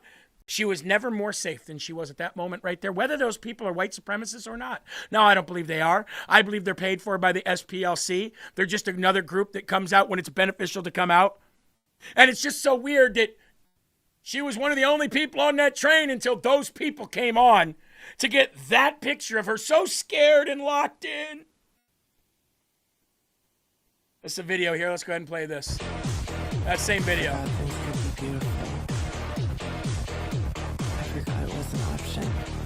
Oh, that poor girl surrounded by all of those white supremacists that didn't touch her, didn't slash her throat, didn't stab her in the neck with a knife. Nope. No. Same girl. Guess she was pretty safe amongst those white supremacists, wasn't she? How about this one? Ready for this? Department of Homeland Security says deportations are now averaging 3,200 per day, which they're calling a historic success. To fully reverse Biden's invasion of our southern border, that number needs to be 8,000 a day. Now, self-deportations could bring that target down as well, because self-deportations are happening. But for the first time in this Trump administration, forced deportations have now overtaken the, what do you want to call it, self-deportations. Let's do a little math, shall we? And yeah, I'm going to get my phone here to do the math, so I apologize. You know, I'm not quite Common Core educated, but, you know, when you're talking about 3,200 times a lot, 3,200 times 30. That's 96,000 a month. 96,000 a month times 12 is only 1.152 million. Now, I shouldn't just say only, because that is the forced deportations. That is us going, getting people off the street and deporting them. Now, you could probably double that with the self-deportations, because it's getting harder and harder for illegal aliens to live here. But let's just say the 3.5 million that have already left combined self-deportation and forced deportation. That's 3,500,000, right? If we only deport 1.15 million this year, next year, and the year after, that's still only 3.3 million. So you can add 3.3 million to that, and you're at 8.5 million. You see, ladies and gentlemen, we need to do more. Now, the DHS's target is 8,000 a day. Right now, we're at 3,200 a day. As you can see, we've got a lot to go, but it's still more than what was happening under Kristi Noem. Okay? Still more than happening under Kristi Noem. Here's a video yesterday of ICE agents breaching a door and cuffing an entire legal family, because we keep families together, unlike Barack Obama and Biden. There's children! You fucking monsters! Leave them alone! You fuckers! Leave them alone!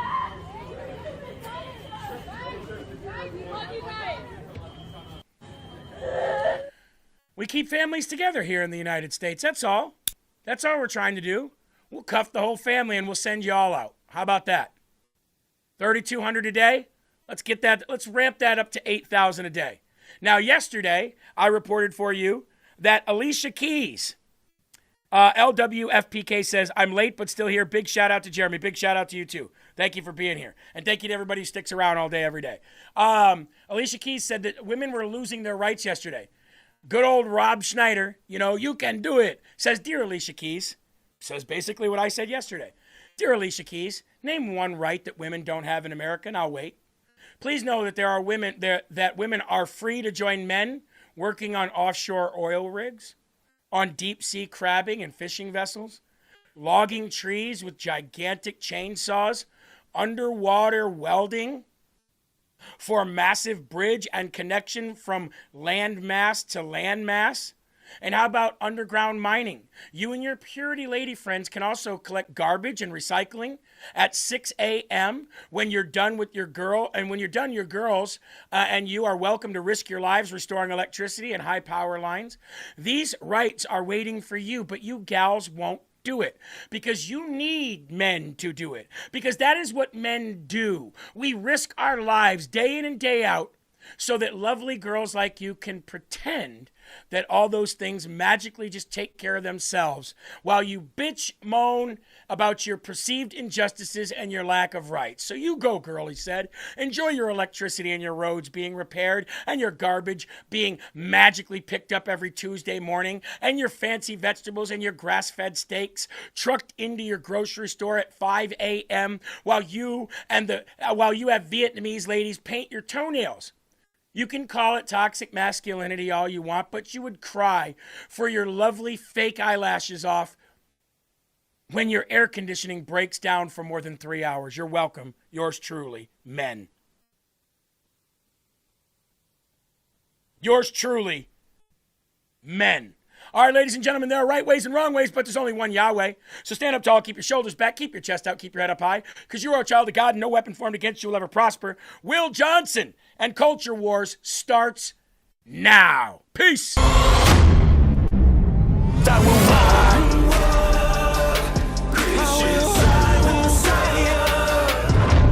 wear the armor of God now. I wear the armor of God now.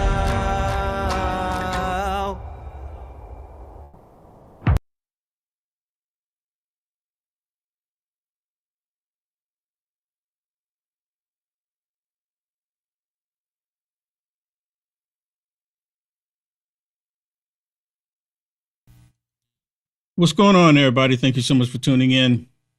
My name is Will Johnson, and this is the Culture Wars. Let's go.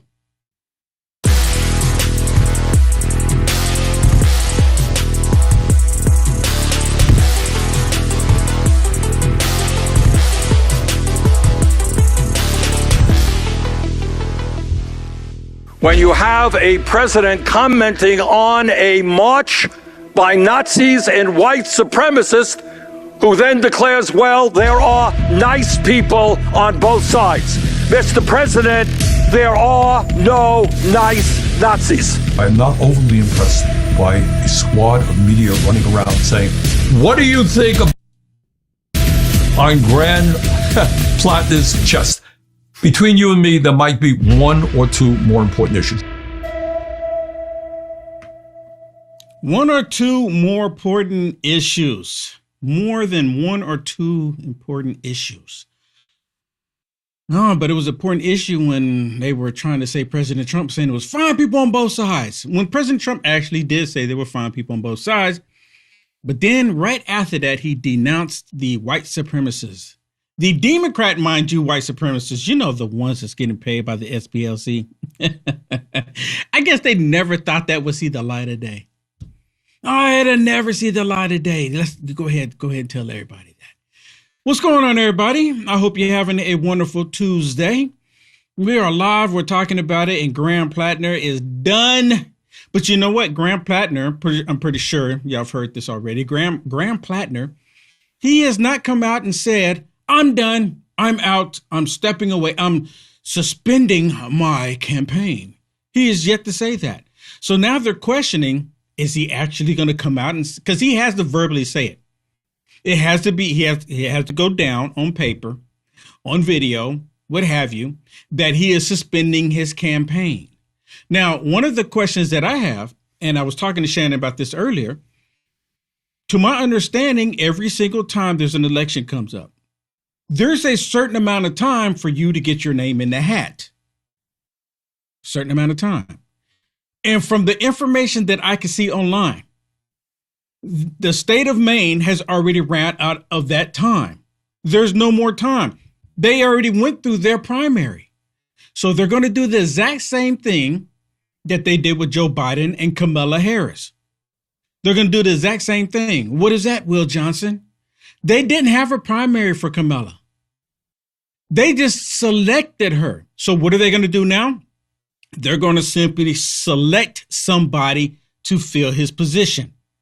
They're not going to tell the people in the state of Maine, hey, we're going to have a quick election. Now, I could be wrong, but I'm pretty sure I'm not.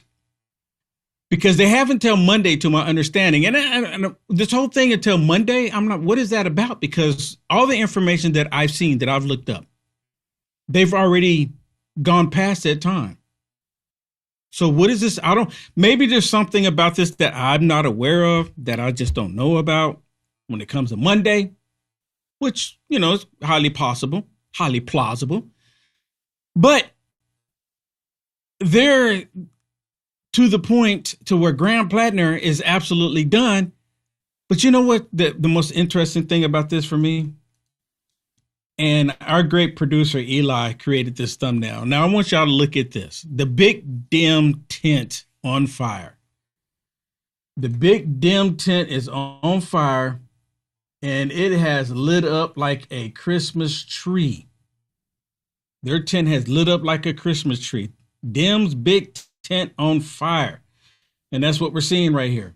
And you can see Bernie Sanders and Elizabeth Warren, and they both got that Drake, the Drake meme, where at the top, you can see it's a Republican.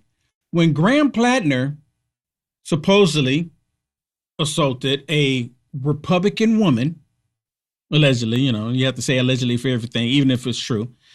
When it was a Republican woman, all of the Democrats gave it a pass. Every last Democrat was saying, well, he apologized for his Nazi tattoo. He apologized for being abusive to the women. He let all that go. It was just a misunderstanding. When it was a Republican woman, they all gave it a pass. I mean, dude got a straight up Nazi tattoo on his chest, people. I mean, the tattoo is on his chest for more than 20 years. They were giving it a pass. But they're trying to make the connection with President Trump, the both sides hoax. They didn't give that President Trump a pass when President Trump straight up denounced the white supremacists. Straight up said, I'm not talking about the white supremacists. I denounced them. President Trump, a.k.a. President Trump, said that. They completely conveniently leave that part out. But Graham Plattner got the actual tattoo, and they were looking past it. Oh, he apologized for it. And when it was a Republican woman, they let it go. And the reason why they were letting it go is because they want to fight Trump. That's all that they have in their mind. Fighting Trump, beating Trump. And in their minds, Graham Plattner is the answer to fighting Trump. So now they're scrambling around because Graham Plattner is not a nice person. And they didn't care that he was a nice person or not.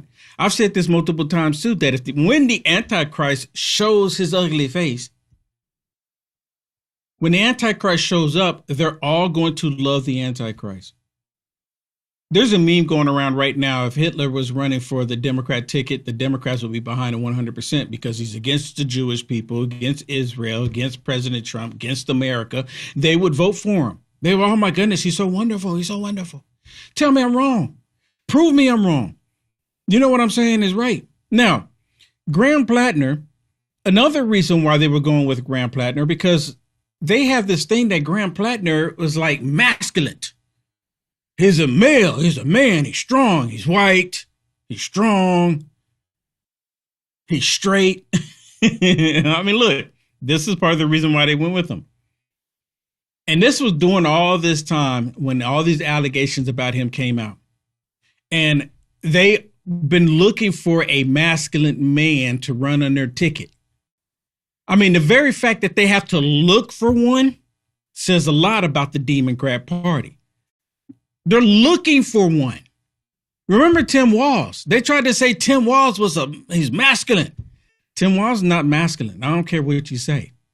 Just because they got a picture of him up under the hood of a vehicle does not make him masculine. I mean, I've seen women under a hood.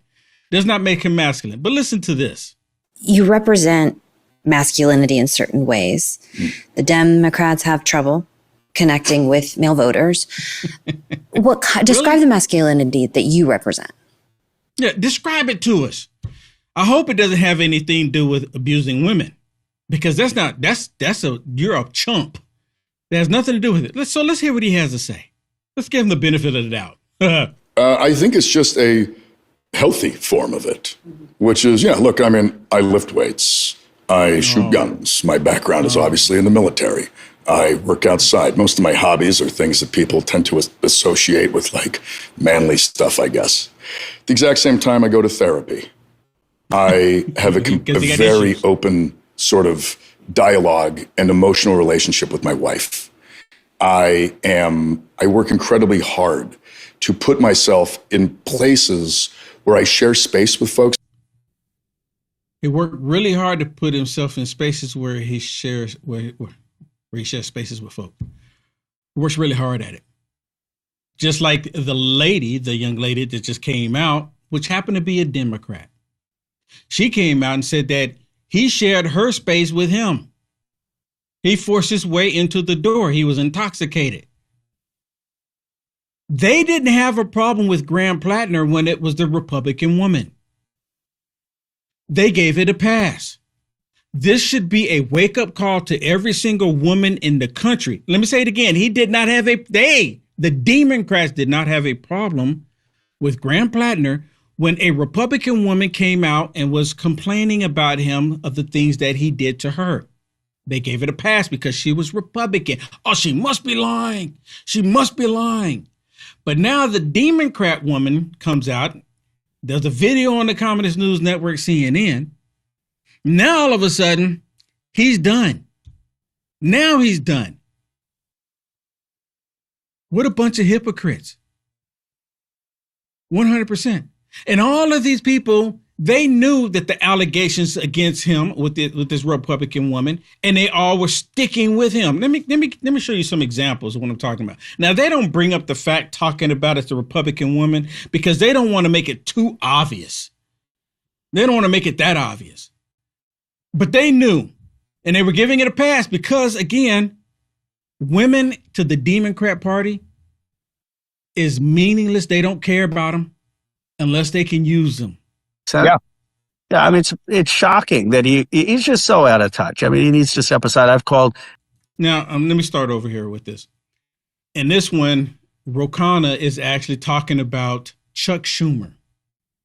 You know, Chuck Schumer was asked a question about his support for Graham Plattner, and Chuck Schumer said that he was sticking with Graham Plattner. But then Rokana, there's this video here with Rokana actually talking about Chuck Schumer. Listen. Yeah. I mean, it's shocking that he's just so out of touch. I mean, he needs to step aside. I've called for him to step aside. No one thinks of him as the future of the party. You know, he was very weak. He didn't want to support Graham Plattner. He was out there trying to get Janet Mills. Even he now sees that Plattner is the best chance to win the state. Won overwhelmingly last night. But he's just out of touch. I mean, and needs to move aside. I mean, so this is a video of Rokana saying that Chuck Schumer is out of touch. Chuck Schumer is not the future of the Democrat Party. The future of the Democrat Party is communism. 100%. That's the future of the Democrat Party, communism. And Chuck Schumer and the establishment Democrats, they don't want it because they know it's going to be their demise. They don't want it because it's going to hurt them coming up this November. And I want them to continue by all means, pushing the socialism by all means. What do you got to lose, Rokana? What do you got to lose? Keep bringing it. Keep bringing it. Listen to what he has to say here. My view is that even according to the New York Times piece, they said there was no harm, no injury. There was toxicity, and there was verbal intimidation, which I condemn. But Graham has made it clear that there was no evidence of violence. That, to me, is a red line. Okay, so here in this clip, he's basically talking about how Graham Plattner, you know, he did some things and stuff like that, but he's giving them a pass. This is during the time when the allegations about the Republican that he supposedly assaulted came out. He was giving it a pass. This was during that time because everybody was asking him, well, Graham Plattner, you know, he has these allegations from this woman that he, you know, assaulted her. they were giving it a pass because she's a registered Republican. How sick and disgusting can you be? And then you have Elizabeth Warren and the Witches of the View. The Witches of the View are, and now this is another video again where you had Graham Plattner with the Republican woman. And I'm kind of surprised that wasn't a big negative for Graham Plattner in the first place. You mean he had a relationship with a Republican woman? I don't know. I question him.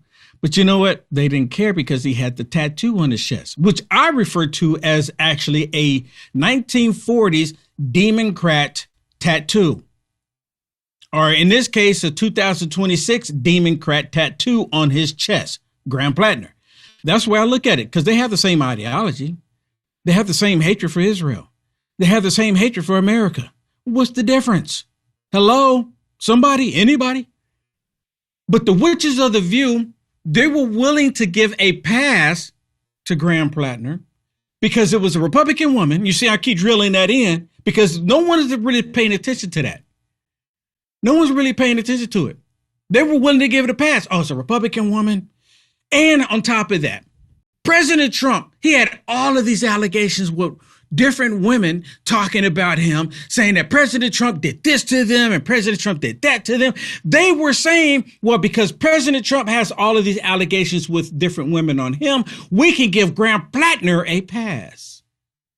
And now, this I'm telling you right now, without anybody seeing it, I'm telling you, this is going to be the talking point in the next few days or the next week. So why, when Graham Plattner's story starts to die out, until they get somebody else and they just completely get rid of him, the running story is going to be, well, at least we stand our grounds. At least we have morals. He did this to women and we told him no. But are you telling President Trump no? With all of these allegations of women saying President Trump did XYZ to them. The difference is that we know that they were lying about President Trump. We know this. We know this. Graham Plattner, on the other hand, with the tattoo on his chest, a great example that President Trump is a neo-Nazi, white supremacist, Hitler figure, supporter, all of the XYZ. They say these things about President Trump, and we know it's not true. It's become talking points for the left. 100% talking points for the left. We know it's not true what they say about President Trump, but Graham Plattner, on the other hand, he has an actual tattoo. Same thing with the women. The Hollywood tape, where President Trump said he grabbed it. President Trump didn't say he was assaulting women. He was making the point that when you are filthy rich, you're in Hollywood, Nuttywood, and the women see you, rock stars, hip hop stars. It doesn't matter if you're a star and you have a lot of money. I hate to say this, but women will throw themselves at the men. What part of that is not true? And that's what President Trump was alluding to. He was saying he can just grab the women because they want to be grabbed by him. Look, I've never been the one to advocate and said it's a good thing to do. But if we're going to be realistic about it, that's what it's about. President Trump was talking about he just assault women. That's not it at all. But in this case, he actually did it, Graham Plattner, and they were kept trying to give a pass. Kind of the same thing that they were doing they tried to with Eric Swalwell, but Eric Swalwell was just exploding too, so they had to let him go. Same reason here. At this point, we got to let him go because they can't say that, we're going to give, Graham Plattner a pass because, President Trump, but actually they were. Actually, they were trying to give Graham Plattner a pass. And here it is with the Witches of the View doing that very thing. Republicans at this point can ask us to take the moral high ground. There you go. That is over at this point. That's right. That is over. It's a choice. I am sorry. Democrats have always fallen in love and Republicans have always fallen in line. It's time for Democrats to stop that nonsense, put emotions on the side. Let's be strategic. Let's get some power. Yes. Let's take over. Let's get some power. You hear this? This is what it's all about. We don't care about the morals. And I mean, it's really interesting how they said the Republicans just get in line.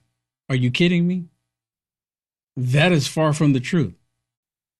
The Democrats, they're like the collective. For those of you who ever watched Star Trek, it's called this. There's this thing called the Borg. It's like the square cube that's floating around in space, and they want everybody to be a part of the Borg. And they all have one mind. They all think the same, and that's exactly what you get from the Democrats. They all have one mind. They all think the same, because in the real world, we're dealing with evil spirits, and they have all that same evil demonic spirit amongst themselves. They do. But listen. It's all about gaining power so they can push the evil, sadistic stuff that they can onto our society. That's what it's all about for them. Democrats to stop that nonsense, put emotions on the side. Let's be strategic. Let's get some power. Yes. Let's take over the Senate. Let's take over the House. And let's right the ship. Let's get our country back. I am sorry. I am someone that believes in character. I am someone that believes that morals matter. But because of the state of this country, if I lived in Maine, I would hold my nose and I would vote for Plattner. Oh, really? If she was in Maine, she would hold her nose and vote for Plattner. But it's just, mind you, this is after they've known about the tattoo on his chest. This is after they known about the Republican woman. See, when it was the tattoo on his chest and he did this to a Republican woman, it's perfectly fine. Perfectly fine. Oh, that's fine. But when it comes to a Democrat woman that's going on CNN, oh no. And I heard one thing where they were saying that this Democrat woman was a plant. She's a plant because they waited until a week out before they can actually have the last minute to make any changes that they see fit. And again, I don't think they're going to go through another primary, right? Because the people in Maine have already spoken. The Democrats in Maine said they wanted a socialist communist Graham Plattner. So now they're trying to figure out how they can find another socialist like Graham Plattner. They're not looking to find a establishment Democrat. They've made that clear. They made it clear. So what I suspect is going to happen is that they're going to go to Mondami and ask him, who does he want? I suspect that's the next thing that's going to happen. Who do you want to be there? It has to be somebody from Maine, right? You have to be from the state of Maine. They just can't fly somebody from one state to another state and say, hey, we're going to put you here and plant you and just have you run. I guess they couldn't doctor papers. This is all speculation. I'm just talking out loud here, right? Make it look like the person's been there for a long time. Because whoever it is, who's it going to be? Who's it going to be? Now, so as of right now, to my understanding, as of right now, Bernie Sanders has yet to come out and make any statements about this. He's yet to say anything. Right before I went live, I just doing my due diligence, I went on to X and I was looking at Bernie Sanders. 19 or 14 hours ago, he actually put a post out there talking about Israel and talking about, it's not even Israel, actually. It's this was it the IDF? The IDF? Is that what it is? You know, it's an organization in the United States of America that supports Israel, but is not really connected to Israel. They just heavily support Israel and they have a lot of money. So just because this company or this organization supports Israel, they say it's Israel, but nonetheless, he's making comments about them.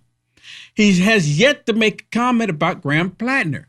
But before all of this stuff came out, what was he saying about Graham Plattner? I'm going to do everything I can to make sure that Graham Plattner is the next senator from the state of Maine. Oh, he's going to do everything he can. So is that still in play? I want Bernie Sanders to come out on telly and tell everybody where he stands with Graham Plattner. No, he's going to stick with Graham Plattner. I don't care what he did. I don't care what he did. So I would like to see what he's going to say about it. Because he won't even put out a comment. I mean, he's like crickets. I mean, they're getting so many people to jump ship from Graham Plattner. I mean, they're giving him the boot. Graham Plattner, his political career is forever done. I don't think he would ever be able to come back from this. The DNC actually put out a statement saying that if Graham Plattner is going to be their representation for the Democrat Party in the state of Maine, the DNC is not going to fund their campaign at all. $0. Not like the DNC has money anyways. But anyway, to my understanding, I think they spent like $42 million for Graham already. $42 million. At least that's one of the reports I've seen. Could be off a few million here or there, up or down. But nonetheless, they've already spent millions of dollars for Graham. And now it was all a total waste. Complete waste. Another thing that I find interesting is that the radical leftist lunatics liberals on the different social programs like Communist News Network or MSDNC, they're actually saying that this is going to hurt Susan Collins. Now, look, I'm not a fan of Susan Collins. She was actually against President Trump on so many different things. I don't support her at all. I don't support her at all. I mean, the Republican, the GOP should be able to get somebody better than her, but it's such a blue state. I think, to my understanding, it's such a blue state. It's like, that's the only choice we have. She's getting up in age like Nancy Pelosi and the rest of them. But they're saying that it's going to hurt her because whoever they bring in is going to be a total socialist. I mean, all out in the open socialist. I'm not sure how you can be more open socialist than Graham Plattner. Maybe there's something that I don't know. But nonetheless, they're saying that they're going to go full on commie, whoever the next person is going to be. Which brings me to this. No, not this one here. Which brings me to this communist. Y'all remember this? You remember when Elizabeth Warren was standing there with Graham Plattner? This is the woman this was one of the main Democrats that was leading the charge with the hashtag Me Too. She was one of the main ones. If I'm not mistaken, I didn't think to look it up, but if I'm not mistaken, there's videos and photos of her wearing that kitty cat hat on her head. She was one of the main ones. Me too.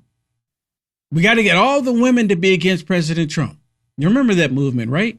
And I've always said, 50 years, 100 years from now, they look back at the pictures, look at the images, and look at the history of the United States of America, and they see all of these women wearing kitty cat hats on their heads, and they're going to ask the question, what does that hat represent? And then we're like, really? That's what it represented?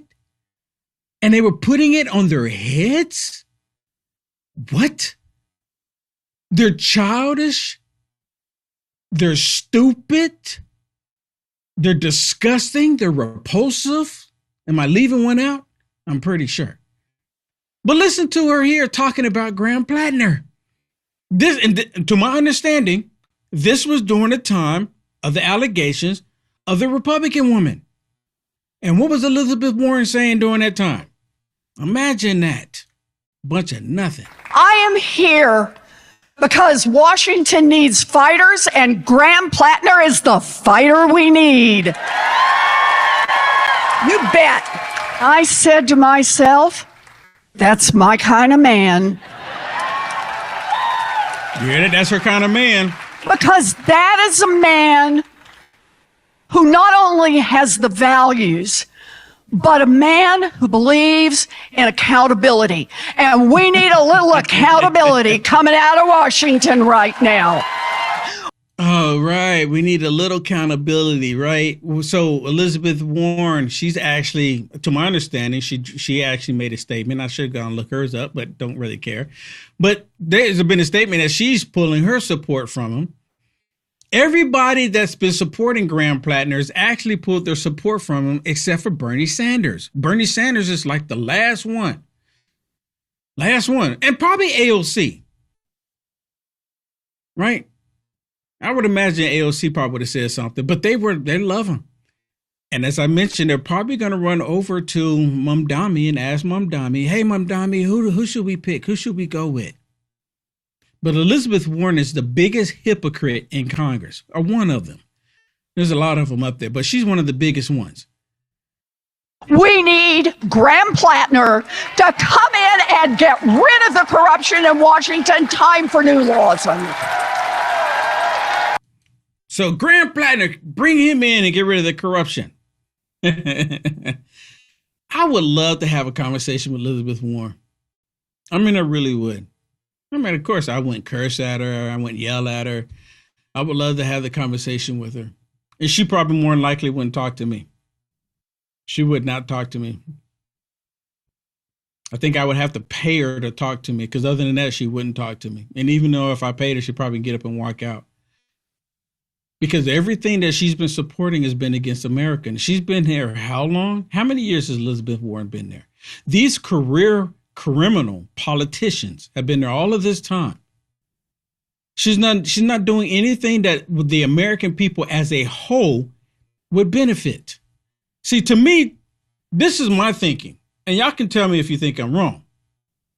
Once you are from a particular state, Texas, from Maine, from Washington, from Illinois, from Florida, from North Dakota, from Iowa, from Utah, from Nebraska, from Arizona, so on, right? I'm not going to list all 50 of them. But to my understanding, let's say Will Johnson became a senator or politician from the state of Texas.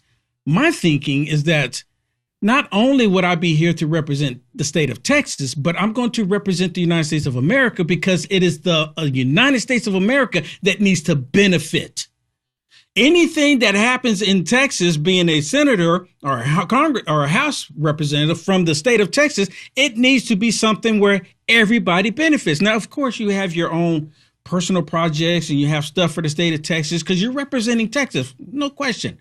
But it should be something that the entire country can benefit from. But that's just my thinking. That's just my thinking.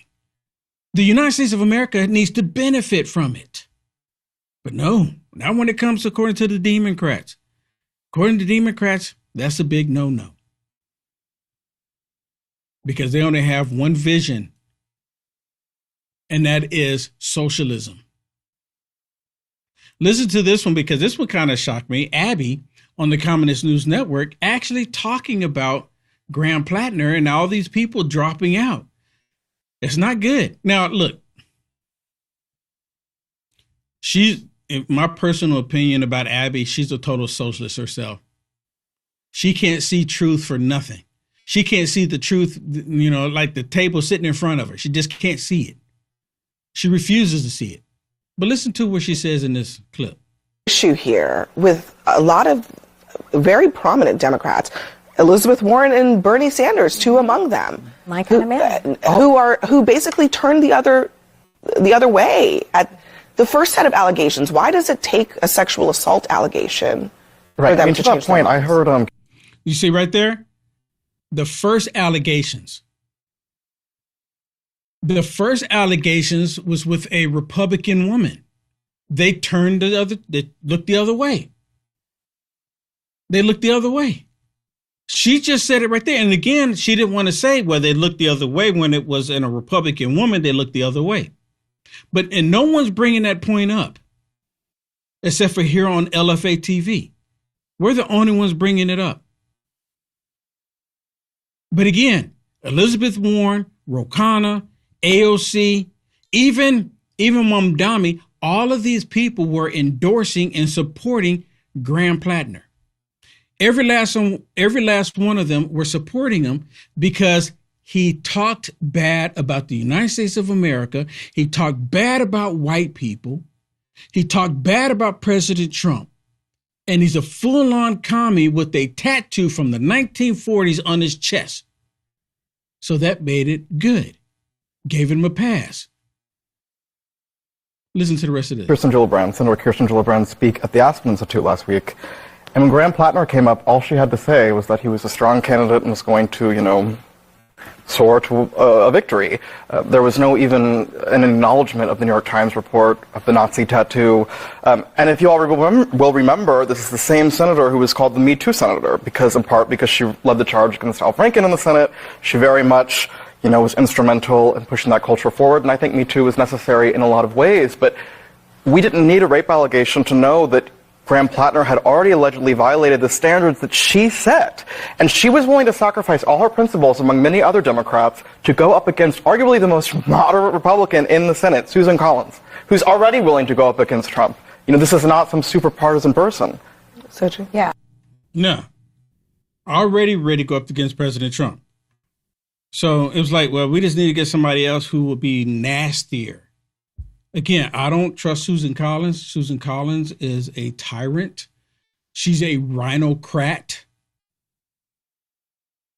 The GOP needs to do better. We'll be right back.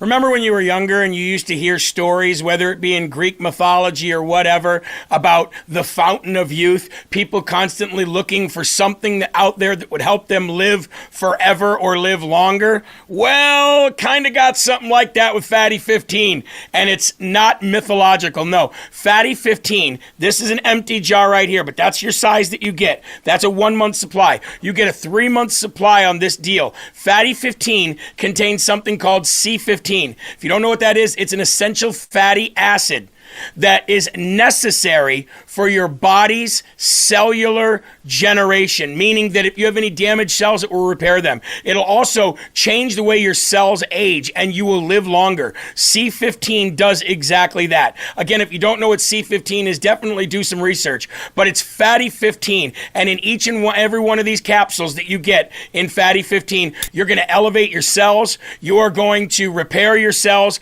and you're going to live longer. That's what it does. It slows down your aging process for healthier hair, healthier skin, balanced metabolism, deeper sleep, and 3 times more cellular benefits than omega-3 fish oils. Fatty15.com/LFA, promo code LFA. Save 15% now. That's fatty15.com/LFA, promo code LFA. Thank you very much. Back to the program. I'll just say that he basically said no, but I didn't necessarily feel like that no was 100% convincing. Again, this is me just like reading body language and making a personal judgment. It's not because I have inside knowledge, just the way. Okay. What is he talking about? He's talking about when he interviewed Graham Plattner and asked Graham Plattner, was there any other skeletons in your closet? Is there anything else that could possibly be out there that's going to come about? So now more information came out about this Democrat female that Graham Plattner supposedly assaulted. Now they're saying, I didn't believe him. I didn't believe him. I didn't believe him. And it's pretty rare to see these two dudes on the same image. I'm just saying. They said, now I don't believe him. Listen to him. This is a short clip.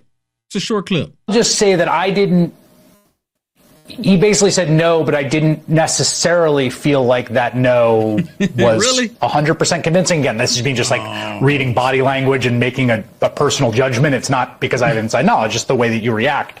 That no felt like a little wobbly. I'll just say it.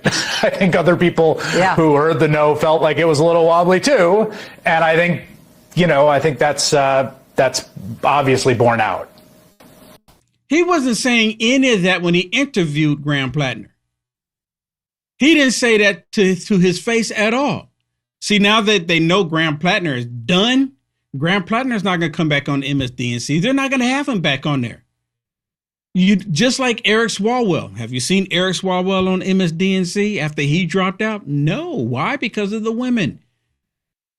Yeah, listen. And I will tell you just little. When you did that interview, I listened to it live on Sirius XM as it was happening, and on that point, which you were very insistent with him on, I was like, that doesn't sound like a categorical clear no. And I went home and watched the tape version of you do it because I wanted to see him give his answer too, and that was my take too. I mean, no one believes anything that they're saying. This is them trying to cover their tracks, trying to backtrack, saying, we didn't believe him. We didn't believe him at all. They loved Graham Plattner, even with the tattoo on his chest. And that's not even the issue for them still. That's still not the issue. Well, he apologized for having it after 20 years. Even making note that he knew exactly what the tattoo was, they still gave it a pass. Why? Because he was against President Trump. It doesn't matter who these people are. As long as you are against President Trump, they will embrace you until you become an actual problem that they're saying that they're trying to accuse President Trump of, and then here you are actually doing it. And then they're like, well, it's making us look bad. And all they can think about is winning, winning, winning, power, power, power. That's all that they care about. They don't care about nothing else. They're throwing him out like trash. Throwing him out like trash. Now, everybody has made mistakes in this world. Everybody has done things that they should have never done. Everybody. Everybody. Everybody. If there's a person out there saying, well, Johnson, I've never done anything. You're lying because you've done something. Everybody's done something. There's only been one man that ever walked the earth that's perfect that never did anything wrong. We've all done something.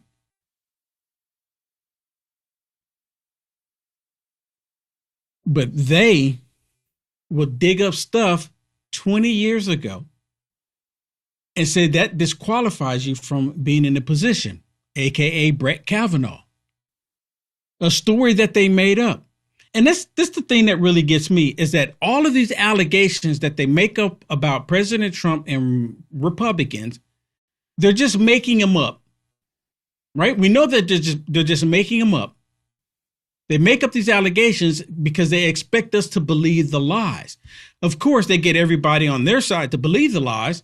And so it must be true because they keep hearing the same lie over and over and over again. So the lies must be true. When we know that the lies are not true, then they get mad at us because we support President Trump. Now, how did they find Graham Plattner in the first place? How did they find him? I mean, because apparently he's put stuff on Reddit that was talking bad about white people, talking bad about people, talking bad about women. How did they find him? Well, they found him with these two group of people. And I'm not going to play all of this. I'm just going to play the first couple seconds of this, 30 seconds or so, because I want y'all to listen to the guy. Listen to the guy. Many of y'all probably seen this already, but listen to the guy that found Graham Plattner, and they thought he was just so great with the tattoo on his chest. How did you find Graham Plattner? Well, we went through thousands and thousands of prospects. Then, Leanne pulled up this video of this guy with an oyster farm. My name is Graham Plattner, and I live in Sullivan, Maine, the owner of Frenchman Bay Oyster Company. And then she pulled up his FEC history and saw, the money he'd given to Bernie Sanders and, some other people. And that was enough information to know that we had the best prospect that we'd maybe ever seen. How did you? So that's all it takes for if anybody wants to run for political office, they look to see how much money you gave to a particular candidate or a particular party, and he was pouring money into Bernie Sanders. So this probably explains why Bernie Sanders have yet to come out and say anything, because he gave Bernie Sanders a lot of money. And it got their attention. And he was the best candidate because he gave Bernie Sanders a lot of money. A socialist, and actually a communist, gave him a lot of money. That's all it took. And then the guy goes on and asks him, he said, well, did you read his Reddit posts? And he pauses for a second. He says, we saw some of them. We didn't see all of them. Of course, they didn't see. Look, I'm pretty sure they saw all of his Reddit posts, because you don't go through just one and look at one and don't see the rest of them. They went through all of them. They just ignored it, thinking that it wasn't going to see the light of day. And then they were asking, well, did you know about the tattoo? And we're like, nope, we didn't know about the tattoo. I don't know what the vetting process is like if you're going to run for a political office, but I'm pretty sure They look at every single thing because they will take the smallest thing and use it against you to try to bring you down. And I'm thinking, like, if I ran for a political office, one of the main reasons why even the GOP would not endorse Will Johnson for running for political office is because I refer to the left as Democrats. And they don't want that. The GOP don't want that. I know this. And that's why you see a lot of people, and I'm not knocking people that don't call them that. There's a lot of people that don't want to refer to them that way because they were like, well, we don't want to do that because the Republicans, at the end of the day, the GOP, they're still like, well, we need to get along. We need to get along with the Democrats. When the Democrats are truly trying to destroy the country, and they're trying to get along with people trying to destroy the United States of America, which is mind-blowing to me. So I don't care to ever be a politician. I don't care to be one. I'm not trying to be one. Some people need to be one, though, right? Some people need to be one. Some people are trying to be a politician because they want to make actual changes. If it ever came down to the point to where the GOP came to me, I would really have to think about it. I'm not saying that I would say no to it, but I'm not personally seeking it. And I'm not knocking people that do. But I've called them Democrats for years, and I'm not going to stop because every evil, wicked thing under the sun, they support it. Can y'all imagine me being on the Senate floor or the House floor and I'm referring to the Democrats as Democrats? Will Johnson, you need to show some respect. I'm telling you, that's what they would say. I know this. Should I say, oh, I'm sorry for referring to you as Democrats. I apologize for that. You know, it's just like in the heat of the moment. It's like, you know, it's what we call each other things. You call us white supremacists, neo-Nazis. I call you Democrats. It's okay for you still to get elected, right? I mean, they're electing these socialists that's talking about 9/11 was deserved under the United States of America, and they're still voting these people in. See, the Democrats, they talk about morals and they talk about having dignity. They don't have any unless it's given to them. They can say the most despicable things. Black people being oppressed. Black people are still victims. White people are doing the oppression. White people are just inherently bad. The socialist, communist, Democrats can say this stuff all day long and they get a pass. They say the lies about President Trump, they get a pass. Let me give you an example. Let me give you an example of what I'm talking about. Here's a lady right here. I want y'all to listen to this lady. Prime example of what I'm talking about. This is a representative, and I forget what state she's in. But she's saying when she's having a committee hearing and Pete Hegseth is there, I want you to listen to what she said. See, now this, they get a pass. Me calling them Democrats, the GOP won't give me a pass. The GOP, the good old boy party, right? The good old party. They won't give me a pass for referring to the Democrats as Democrats. But the demon socialist, communist Democrats, they give her a pass saying what she's saying here about Pete Hegseth. You know, Hegseth comes in front of my committee. Now listen, it's so easy. Like, it's just so easy. Like, you just want to beat the shit out of them. You hear that? And they're all clapping. Oh, yes, yes, yes, yes, yes. Oh, yes, yes, yes. Because Pete Hegseth is doing the right thing. Why would demons be happy about anything that Pete Hegseth, Marco Rubio, J.D. Vance, VP J.D. Vance, President Trump's cabinet, the positive thing that they're doing, why would they say anything nice about them? Why would a demon say anything nice about anybody doing the right thing? They wouldn't. It's not in them. So, of course, she can say this, but if we say something about the Democrats, even the GOP, I was just thinking about that earlier. I want to share that with you. Because there's a reason why where we are is because the GOP, my personal opinion, they haven't done what they should have done.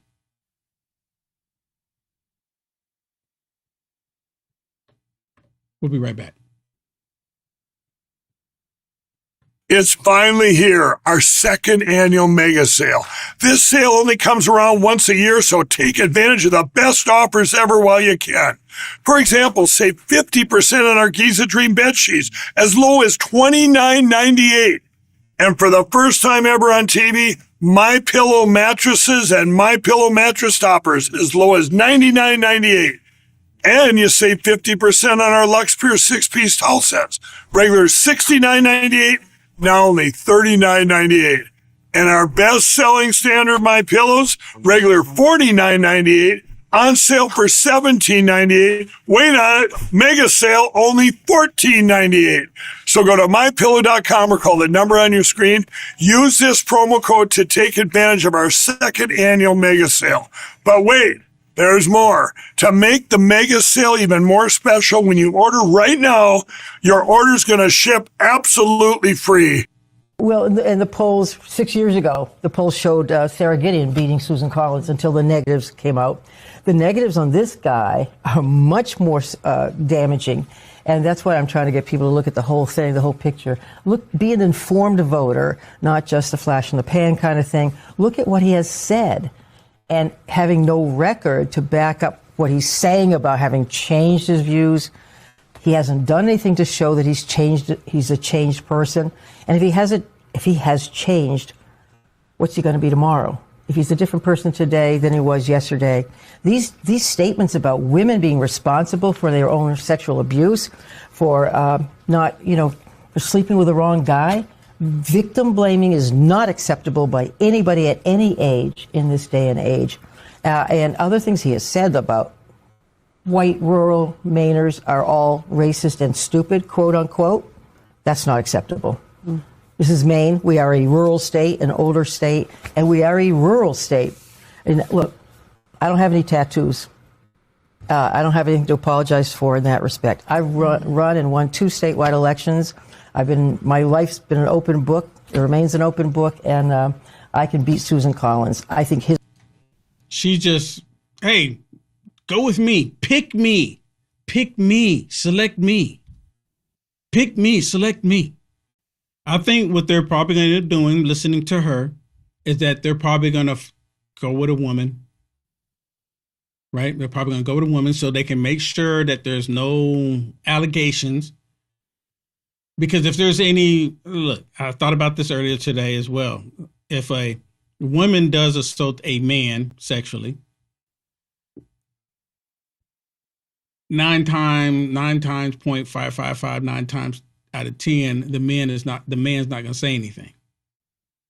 Won't even admit it. I'm like, oh, I'm not saying nothing. I'm just saying that's just the way it is. Doesn't mean it's right, but that's just the way it is. Even 10, 15 years from now, a man's not going to come out and say, yeah, she did X, Y, Z to me. Everybody will like, dude, really? I'm just saying. Not that it's right. That's just the way it is. But she is wanting to put herself in a position. Now, I told y'all earlier, they're going to go to Mamdani and ask him, who should they put in that place? So now they're waiting for Mamdani to give the endorsement of whoever it is. Now, apparently he's already endorsed some people, right? So I guess they're going to come to him and say, well, which one do you want? Because Mamdani is the leader of the Socialist Communist Democrat Party. He is their leader. Anyone disputing that? Anyone think I'm off the mark on that? Listen to him at this press conference talking about Graham Plattner. Now that he's saying it, Graham Plattner is 100% done. Hi, Mayor. Hey, how's it going, Tyler? Good. How are you? Doing well. I wanted to ask, given that you have a sort of ascendant role in the Democratic Party, could you talk about the Maine Senate race? Do you think that Graham Plattner should drop out of the race? And do you have any intention of endorsing any candidates in competitive races outside of New York, Al Said, or anyone else? No, I believe that it's time for him to drop out of the race. And when it comes to my own endorsements, I've made 8 endorsements at the state and federal level. They've all been right here in New York City. I'm incredibly excited at the fact that they won their races, and that's where my focus is for now. See? They're going to ask him, well, who do you think we should select? He is the leader of the Socialist Communist Democrat Party. 100%. It's so wild. And I'm pretty sure he recognizes it. I'm pretty sure he's embracing it. AOC loves it too. Because now they finally have a communist that's leading their party. And they're not going to create a separate party. You know, some of the Democrats are saying, create your own party, leave our party alone. Right? Some of them are actually saying that. But the Socialist Democrats are saying, nope, we've taken it over. And sure enough, they have. That's the reason why they were calling it the Big Tent. Because they're not getting rid of them. It's like they got a cockroach problem. They don't want to, bomb the tent. So there's a lot of cockroaches to fester. They're not getting rid of them. They're not going anywhere. Mamdani is their leader, and that's the reason why you have someone right there in the press asking Mamdani about who he wants. Who they going to select?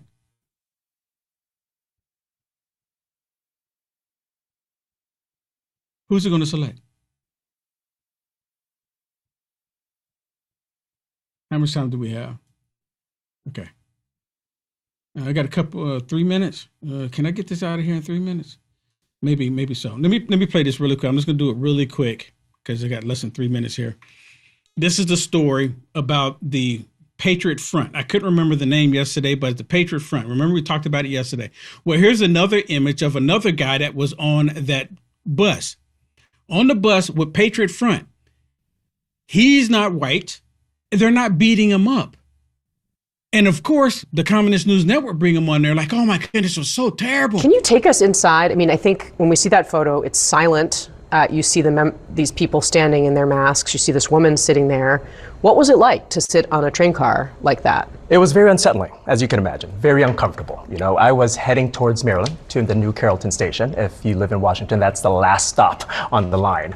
It was full of just normal tourists and families from Washington, all in red, white, and blue, ready to go to the mall or get off at Capitol South by the Capitol. When they emptied out, I realized, oh, that was fun. It was nice seeing parents with their kids and babies just celebrating the 4th of July. Then after they left, the car pretty much emptied up. At the next stop, So he wasn't assaulted. They didn't say anything to him. They didn't threaten him. But he felt so threatened. Oh my goodness, it was so uncomfortable. It was so uncomfortable. Just like the black female that was on there. It's so uncomfortable. I've yet to see any videos on her. But they found him and they got him to come on there and talk. Oh my goodness, this is terrible. It's terrible. It's freedom of speech. They can say the most despicable, nasty things you want. It's freedom of speech. But they're on there like, oh my goodness, it's terrible. And then, of course, the witches of the view.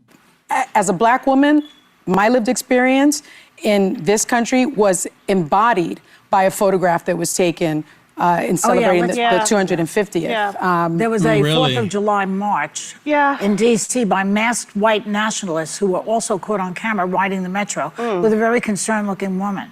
Interior Secretary Doug Burgum. See that picture? Look at that. Yeah. It's scary.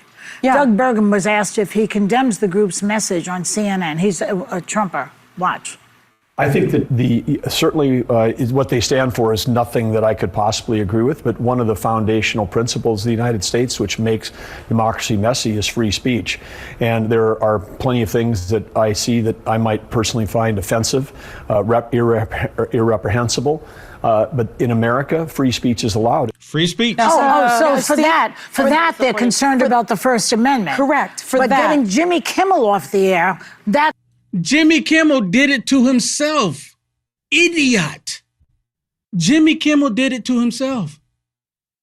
President Trump didn't do it to him. He did it to himself. This is free speech. You don't have to like it. That's the whole point of having free speech. These socialist, communist Democrats are trying to take it all away from us. All right, everybody, that's it for me, Kevin Smith. Loud Majority is coming next right here on LFA TV. Don't go anywhere. Don't do anything other than hit that thumbs up, actually smash the thumbs up and share the live feed. And I will see you tomorrow in the Culture Wars. Let's go.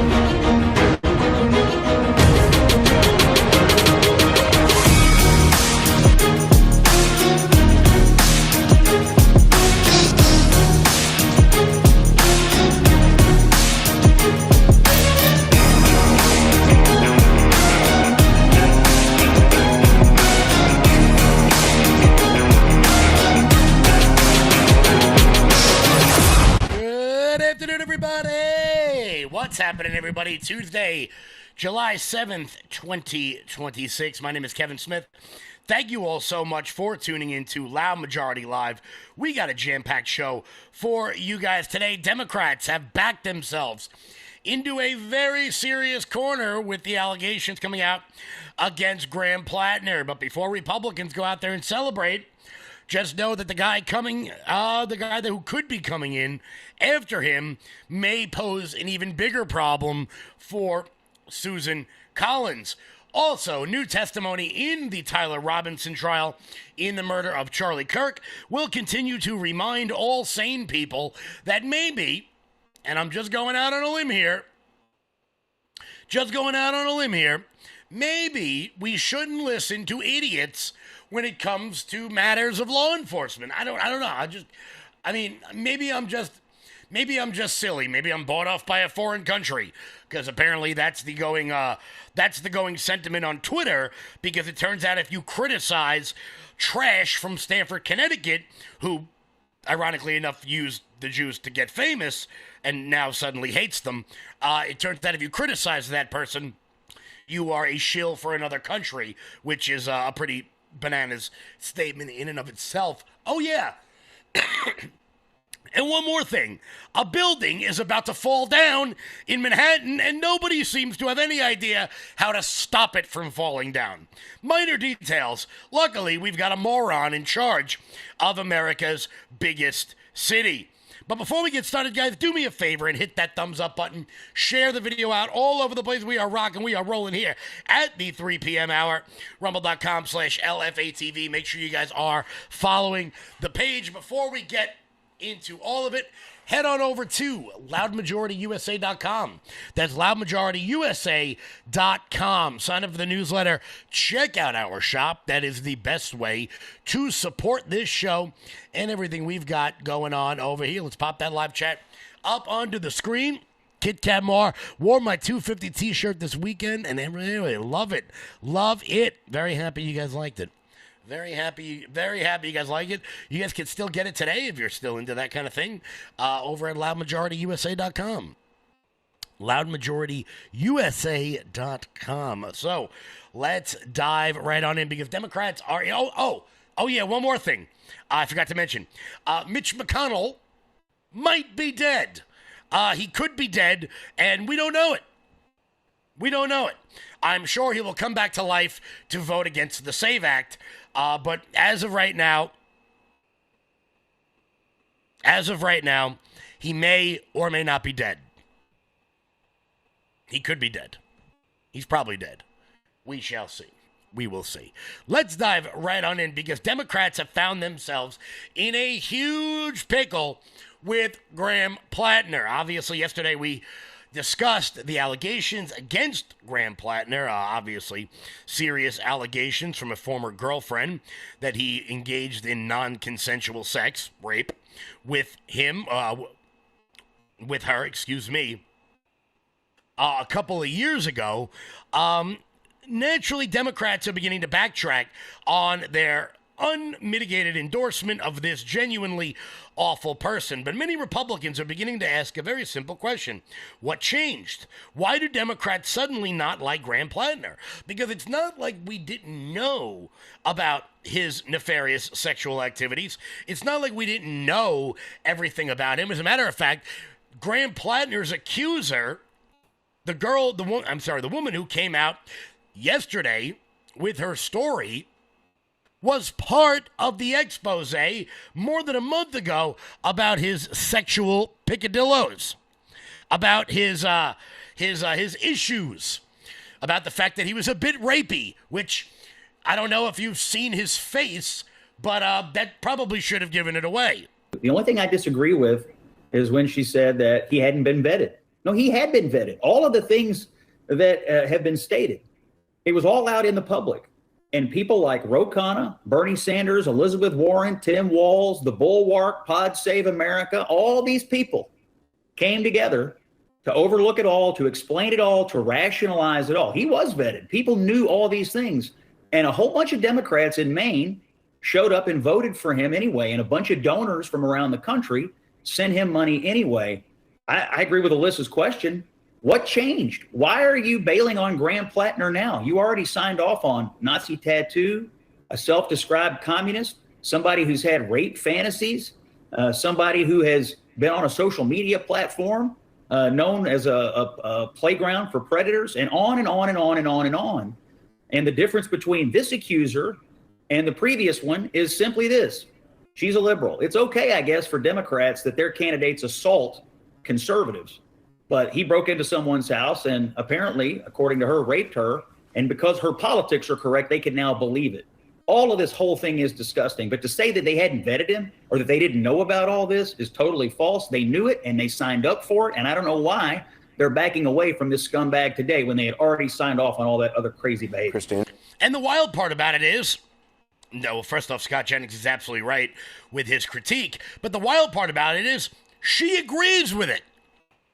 She was actually hesitant to come forward about the rape allegation, she was hesitant to come forward with her claims of rape because she agrees with his politics. Guys, I don't know how else to describe what all is happening right now in the American polity when someone who is accusing someone of rape doesn't come forward because she agrees with his politics. I know that you have been very reluctant to tell this story. Yeah. Very reluctant. Why did you ultimately decide to do it? Why come forward? A few reasons. One of the biggest ones is that I think that there are a lot of men in this world relying on the silence of women and to be where they are. And I don't want to contribute to that. I also want to just get my life back. There are going to be people, maybe even his campaign, certainly his supporters, who say this is politically motivated. What would you say to that? I couldn't disagree more. That was actually one of the reasons that I didn't come out. Because you agree with his politics. I do.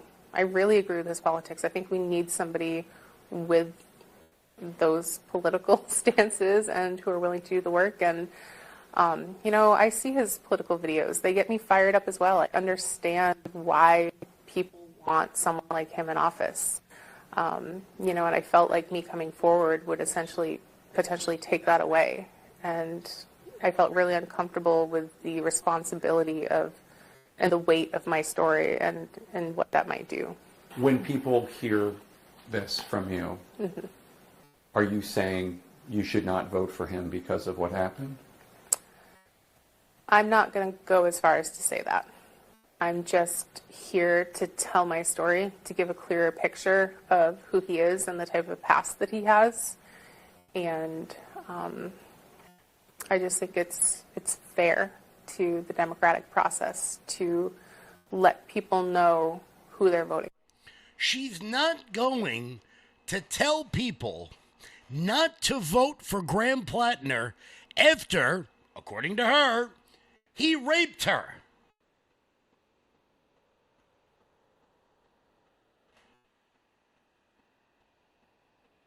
I don't even know what to say. I don't even know where to begin with that. Sure, he might have raped me, but we really need his politics, so maybe we can overlook that. And as I said, this is not the first time this woman has come out and said things about Graham Plattner. But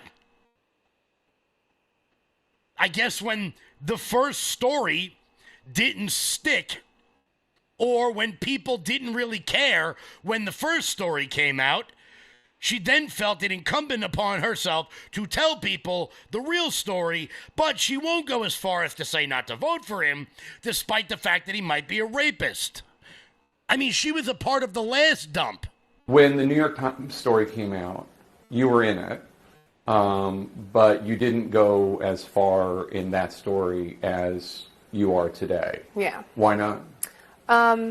I didn't want to. I didn't want to have to violate this huge level of privacy to my own life to be able to infer that this person is not honest and trustworthy. I felt really protective of my own privacy throughout this whole process. And it got to a point where my privacy was no longer going to happen. And that was when I kind of just made the decision that, like, I'm going to say my piece and get it out there. I had tried to give the impression that something, worse happened. And that's when I was like, I refused to comment further. You definitely alluded. So she began, and we all heard it. We all read the stories about everything he did. But then when there wasn't enough pushback to it, she decided to come out with her story. Now, look, I'm not telling anybody how to tell their story. If something this awful happens to them, I would never,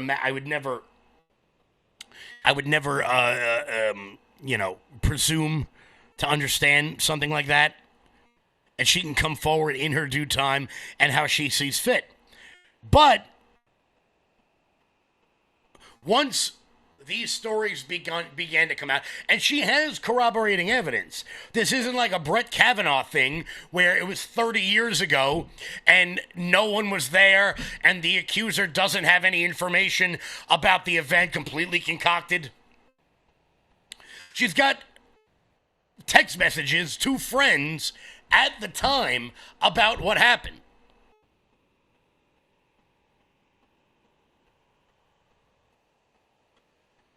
Obviously, I've said it before, and I'll say it again, that these are unbelievably serious accusations, and anyone who has done something like this should be handled appropriately. And by that, I mean buried underneath the prison.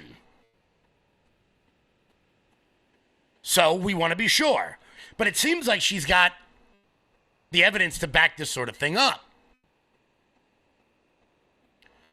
And we've known this about Graham Plattner. But as you heard from Scott Jennings there, Democrats simply did not care because they have no morals, they have no values. For them, it is solely about power. And it wasn't just the Democratic establishment. It was also this new wave of online influencers. Things were so bad about this that even Abby Phillip on CNN called out people like Crystal Ball and Harry Sisson and the guys from the podcast network about their unbridled support for Graham Plattner following the initial accusations of his sexual deviancy. And it's been interesting to see some of those people who dragged this woman who was in the, Lindsay Fiffield, who was in the New York Times story. They called it uncorroborated claims. Another person basically said that she was essentially a plant of the Republican Party. And now those people have changed their tune. But I also think, like, is there an apology that needs to be had here? Yes. And some soul searching that needs to be had here? Is it enough to just say, well, this woman, I believe, I didn't believe the last one. And Lindsay Fiffield pointed out to Ruben Gallego, mine weren't sufficiently troubling or serious for you. After that first allegation, it is fair to ask, what's up with people who have to look at the partisan identification next to your name before they decide whether or not they're going to listen to you? Exactly. Because Democrats only care about achieving power, and that's it. Need any more proof? Do you need any more proof? Obviously, naturally, on this show, when we have to look for the dumbest possible take on the American left wing, we have to look, but only one place. We must look only one place. And of course, that would be the unbelievable, the illustrious, the incredible women of The View. Here was Sunny Hostin a month ago after the initial allegations came out that every Democratic senator, every Democratic politician, every Democratic influencer simply didn't care about. Republicans at this point can ask us to take the moral high ground. There you go. That is over at this point. That's right. That is over. It's a choice. I am sorry.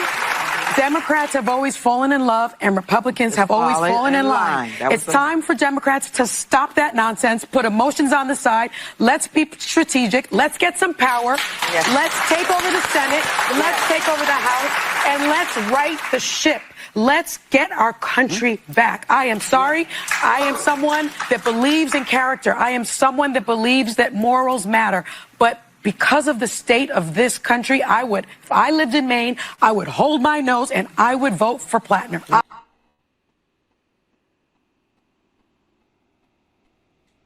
They're telling you what they are doing, and I still have to look at Republicans who are pussyfooting around. Oh, no, like, we can't do that. Oh, we can't nuke the filibuster. That would go against the Senate parliamentarian rules. You got Democrats out there who still may elect this guy. The Nazi tattoo, that wasn't a problem. The allegations that he was on websites that he fantasized about rape on, like, weird Reddit and Discord server, whatever the hell those things are. He could still get elected because, to be clear, he does not have to drop out of the race. And as of the filming of this, he has not dropped out of the race. Now, to be fair, just about every Democrat has come out and said that he should drop out of the race. The Democratic Party of Maine said that they will cut him off. The Democratic Senatorial Campaign Committee, run by Kirsten Gillibrand and Chuck Schumer, have said they will cut off money to him. So for all intents and purposes, he's out of the race. But he hasn't dropped out quite yet. He hasn't dropped out just yet. And there are still some Democrats out there that are saying, look, yeah, but what about?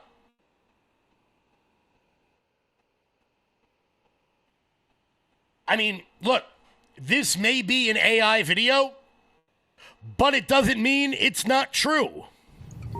What's wrong, honey? You've hardly touched your oysters. Yeah. Is everything okay? It's just, I saw you guys put up a Graham Plattner sign in the yard.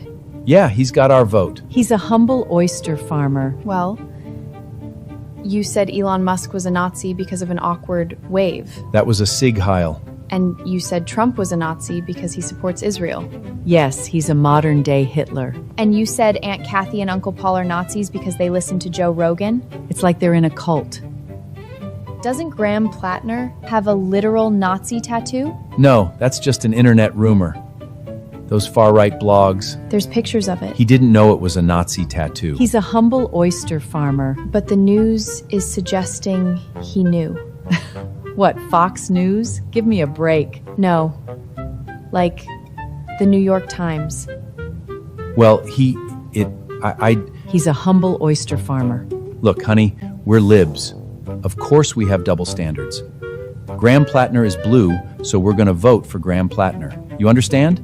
He could have a swastika on his forehead. He could shoot someone on live TV. I genuinely do not care. I don't want to hear about this again.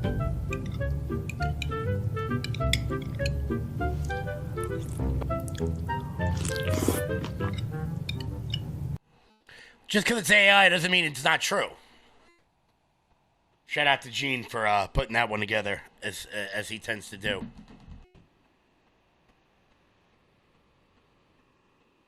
They just don't seem to care. At all.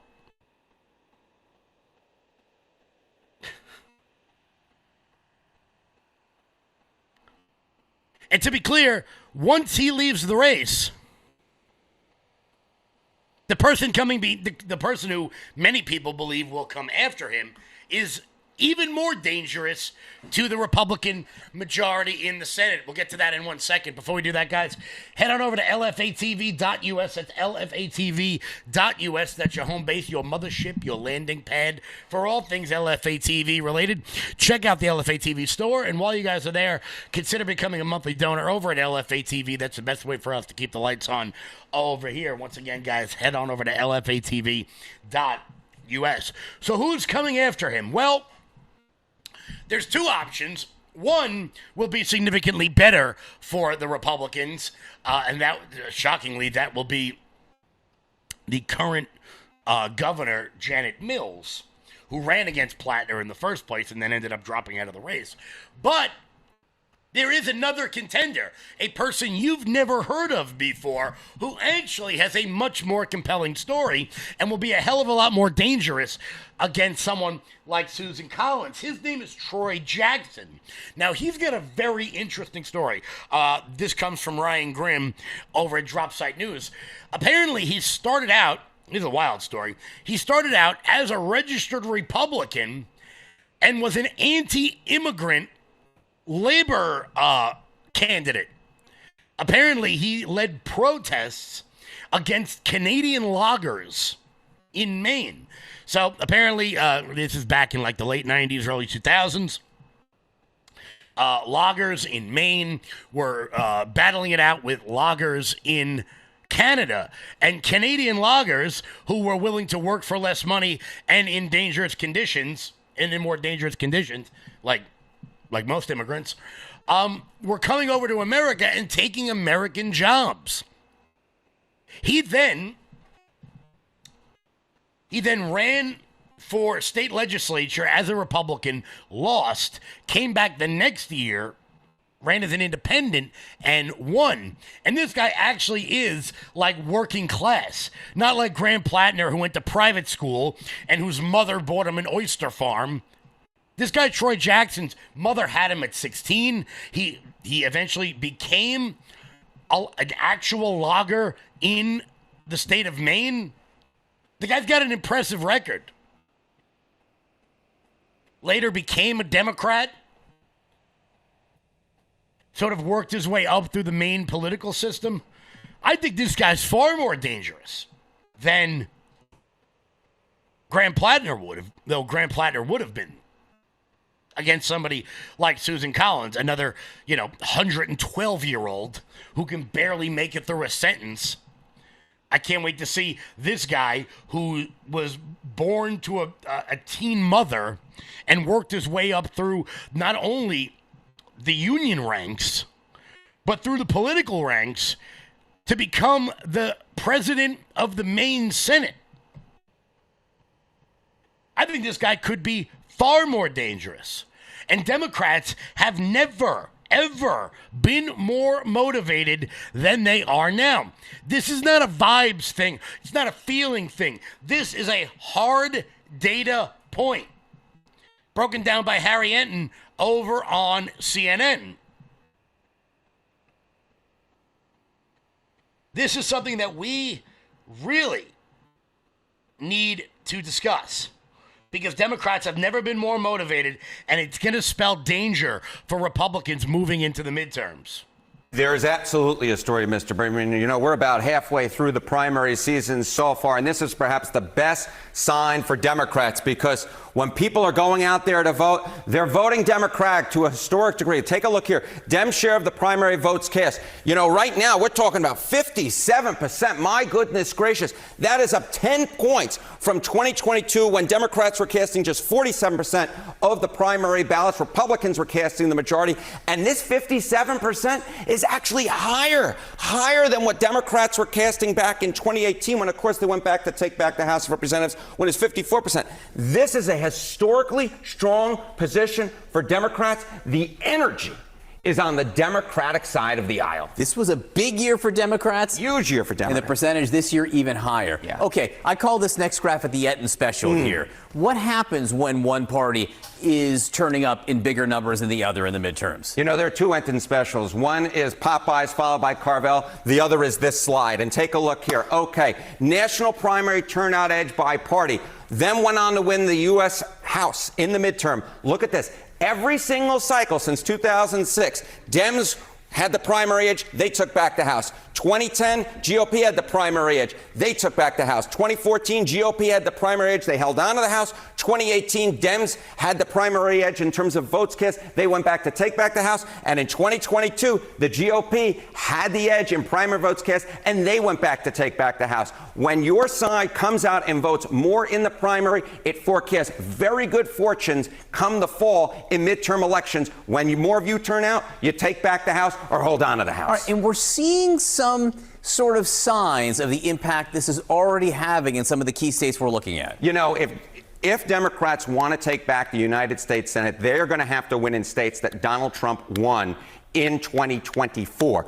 But they may get a key boost in turnout. So in the 6 key GOP-held Senate seats, we spoke about them last week, Alaska, Iowa, Maine, North Carolina, Ohio, and Texas, Trump's 2024 margin, on average in those states, he won it by 8. But according to the Times, in terms of likely general election voters, his edge is actually only going to be half that. 4 points. So this energy, this turnout energy that we're seeing in the primary will likely, at least is forecasted to, in fact, hold towards the fall and make those red states a little bit more pink than red. They're starting, Democrats are further along in the race than they were before in terms of turnout there. All right, Harry, in terms of the House of Representatives, what are the prediction markets saying at this point? Yeah, so Democrats took a little bit of a hit after those SCOTUS decisions right back in May.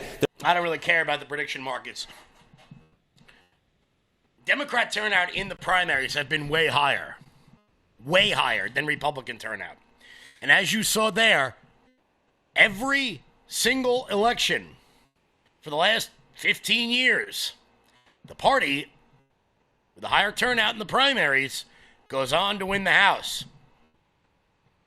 That's not vibes. That's not I got a feeling. That's data. That's numbers. That's history. It's important to understand because a lot of people think that we're going to skate by on this thing. A lot of people think that the redistricting in Texas and in Florida is going to be the panacea, is going to be the end-all be-all, and you need to know that that is not the case. Just like Hillary Clinton in 2016, who knew she was going to win Michigan, so she didn't go there, and then ended up losing it, and then never became president. We cannot fall into that sort of lull. We cannot fall into that trap. This is not a black pill thing. This is a don't think you've got the game won thing, okay? If you've been watching the World Cup, okay, Egypt was just up 2-0 on Argentina, and they came back to win in like 20 minutes. When you think you have the game locked down, that tends to be when you're in the most trouble. Because you lay off the gas. Because you lay off the accelerator. And that's something that we need to seriously consider here. It's not a black pill thing. It's a wake-up thing. It's a wake-up thing. We got a couple more stories that we're going to get to throughout the course of the day. We're going to talk about why, and I'm just going to put this out there, and it's probably going to upset some people. You probably shouldn't listen to jealous grifters on the internet. I'm just going to throw that out there because it's possible.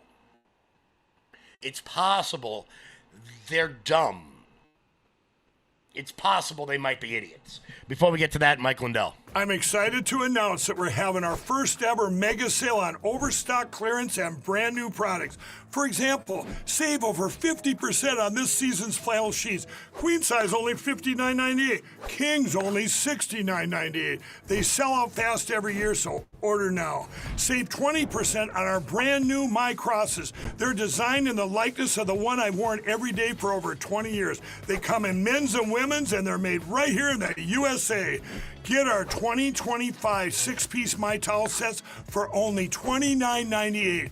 Our initial quantities are extremely low, so get them now before they go. And our best-selling standard My Pillows, just $14.98. So go to MyPillow.com or call the number on your screen. Use this promo code to take advantage of our first ever mega sale. But wait, remember that $75 free shipping rule? Well, that ship is sailed because right now, every order ships absolutely free. Guys, head on over to MyPillow.com and use promo code LOUD. That's MyPillow.com, promo code LOUD for up to 80% off everything on the website. That's MyPillow.com, promo code LOUD. Before we get to idiots on the internet, one idiot in particular, we got some troubles in New York City. We got some big troubles. We got like 30 stories worth of troubles. Turns out a building in New York City is on the verge of collapsing.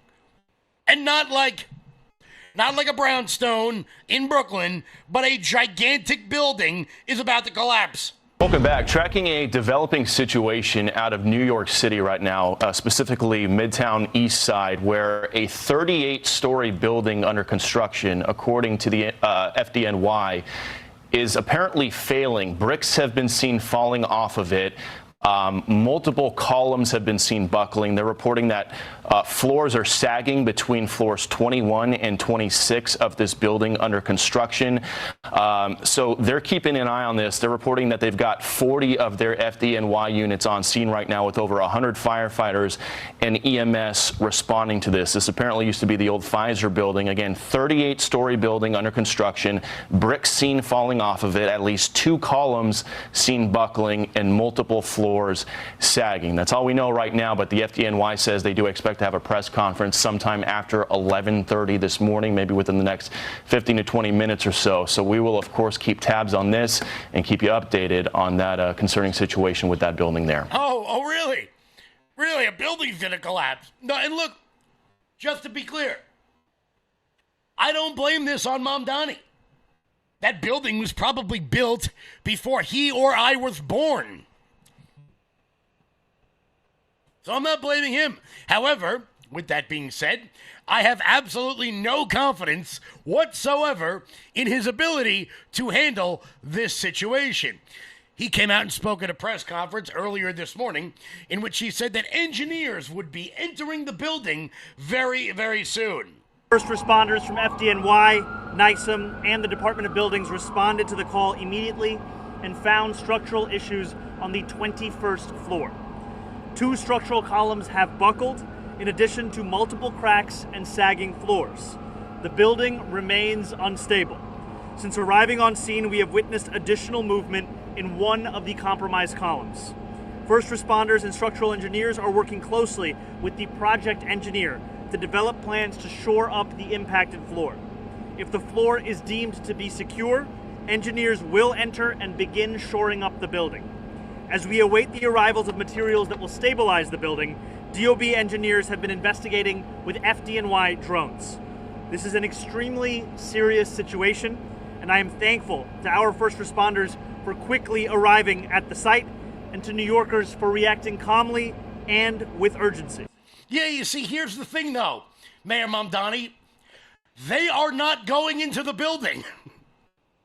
There's not a chance in hell, not in hell or heaven or Valhalla or purgatory, there ain't a chance in hell that any New York City labor union is going into that building. Not, and to be clear, I don't blame them. I am not going to go onto the 21st floor of a building that's about to collapse for $46 an hour. Not doing it. $100 an hour? Nope. $1 million an hour? Probably not. It's not going to happen. And that's not me saying it. That's the head of the New York City steam fitters. We're working on a project. The beams were bending, concrete was falling, walls were collapsing. So I cover the east side of Manhattan for Steam Fitters Local 638. So I came over, make sure not only our members, but every construction worker on site was out of the job. And outside and safe and everything. We made sure everybody was outside. So I don't think anyone's going back in this building for a while. This is not something you typically see in New York City. You have one of the best labor forces in the world. So to have a building have steel bending while it's under construction, to me, it's a lack of vetting your contractors. To me, it's a lack of not picking safety over profits. Wow. That is quite a statement coming from you, Cliff. This is Jillian. When you arrived on scene this morning, what was your top tier, most urgent priority? The most urgent priority is to get every construction worker out of that site. Which I don't blame him. Get him out of there. You see, here's the thing. When he says profits over safety, if you've been to New York City in any, recent amount of time, you may notice that every building in New York City has scaffolding around it. Every building has scaffolding. And you're thinking, oh, well, they're doing upgrades. They're doing upgrades. No, they're not. No, they're not, because it turns out, and this is majestic, it is cheaper to have the scaffolding up and pay the fines than it is to fix the building. So the scaffolding that is around every building in New York City is not there because they are repairing it. It is there to catch the falling debris so it doesn't land on people when they're walking down 9th Avenue. It is literally cheaper to pay the fines and leave the scaffolding up than it is to fix the building. Now, there's numerous reasons for that. There's prevailing union wages. There's just the actual cost of fixing the building. There's the materials. Because, look, those guys who fix those, they make a lot of money. They make a lot of money. And they should. Because no force on heaven or earth could get me up to those. I got a few friends that are steam fitters. I would never. How much money do you make? It's not enough. I'm a huge fan of the ground. I got a buddy of mine that's an iron worker that, like, takes, I'll try to find him one of the videos. He, like, takes TikTok reels of him hanging off of a beam like 70 stories in the air. I come this close to shitting myself when I watch the videos, never mind doing it. Those people that do that, they're not happening. You ain't getting me up there. I don't like going to the observation decks. Why do you think I was having such a panic attack with those two idiots on top of the Empire State Building the other day? No. Not for me. For some people, not for this guy. Not happening. Like I said, do you make $1 million an hour? Because it ain't enough. Because it ain't nearly enough. But like I said, this is what happens. This is what happens when you don't focus on the things that actually matter.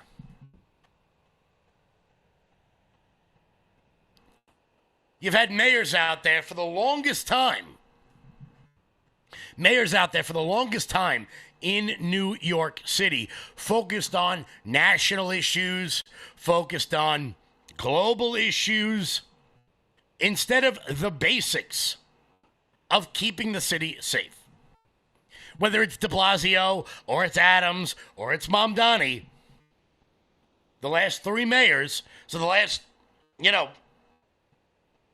15, 16 years, give or take a couple, focused on globalizing the intifada or communism or enriching their wives or hanging out with mobsters. Take your pick. Instead of the basic things like picking up trash and, sending building inspectors to gigantic skyscrapers so they don't collapse upon the city in which you are governing. I don't know. Silly me. Silly me for expecting the people we put in charge to do their job. Speaking of people who are currently not doing the job they were hired to do, Mitch McConnell might be dead. Could be dead. Very well, could be dead. We'll get to that in 1 second. Before we do that, here's Jeremy. Hey, everybody. If you're not familiar with, then let me introduce to you Armor Colostrum. Now, I didn't know what colostrum was up until a few years ago. I'd never even really heard of it. And then my wife turned me on to Armor Colostrum. And what colostrum does is it helps regrow your hair. Not going to lie, that's the reason that I started looking into it. But then I started noticing some other things that I could benefit from. I used to get acid reflux very badly. I used to bloat very badly. It felt like I was 10 or 15 pounds heavier than I was until I made Armor Colostrum a part of my everyday schedule. And now things have changed so very much. Let me introduce to you what Armor Colostrum actually does and what it looks like. In a study measuring immune cell response to toxin, Armor Colostrum performed 32% stronger and faster than other colostrum companies. 400 plus bionutrients activated in your life, in your body, to help regrow hair, strengthen your gut health, regrow your nails, toenails, and fingernails healthy, get rid of fungus, stop bloating, and more. And now you can get yours right now for up to $18 off each and every purchase at tryarmra.com. Promo code LFATV. Click the apply button once you've entered the code and watch your discount fall off. That is tryarmra.com/LFATV. Order now. Guys, head on over to tryarmra.com and use promo code LFATV. That's tryarmra.com and use promo code LFATV. Giddy up. Let's go. So, McConnell could be dead. Could be at the very least brain dead, apparently. And look, reports are sketchy right now because some people say they've spoken to him. Some people say they haven't. But Mitch McConnell has been in the hospital for over 4 weeks. And look, I wish him well. I obviously don't want him to die. I don't want anyone to die because I'm not a Democrat. But, you know, it would be nice to know where the longest-serving senator is right now. Apparently, according to some reports, he had a heart attack or suffered cardiac arrest of some kind at his home a little bit less than a month ago. He was then given CPR at his home and taken to the hospital. Now, with that being said, some members of the Senate have said they've spoken to Mitch McConnell, but Mitch McConnell's wife is currently in Taiwan. Matter of fact, photos have been taken of her with like Pan-Pacific leaders in the area. I don't know.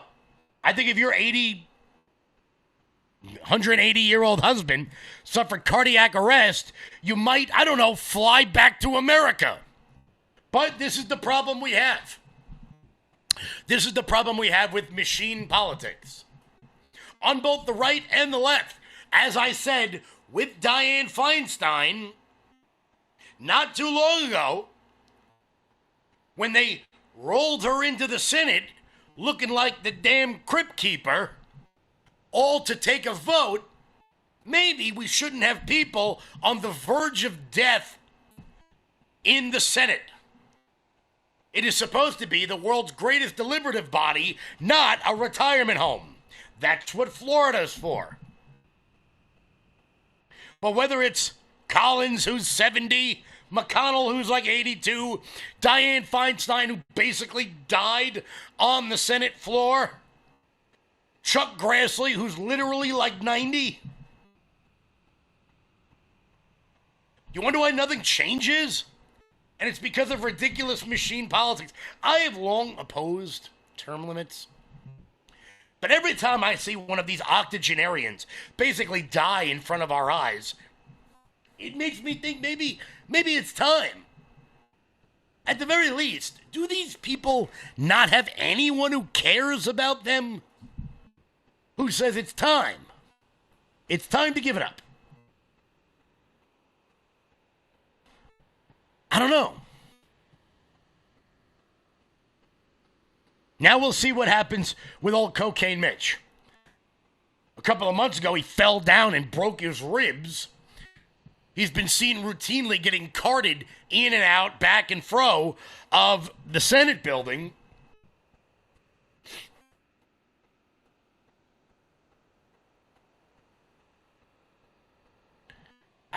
I don't know. Maybe if we had gotten rid of some of these people before they became basically dead, maybe we wouldn't be in the conundrum that we're in, facing so many genuine challengers across many of the political seats in which we hold. Maybe if we allowed younger people to get in, perhaps we might be able to start, doing things. Nothing big, like passing the Save America Act, because then we know there's not a chance in hell that's going to happen. But, at this point, I would take something, anything, a little thing. I don't know. What the hell do I know? What do I know? But before we get to two of the dumbest people on the internet, one on the right and one on the left, we do have some more stories that I want to make sure that I'm able to get. What do we got? 13 minutes left. We got 13 minutes left in the show. We'll keep you up to date on whether or not the building falls down or whether or not Mitch McConnell dies. Because, you know.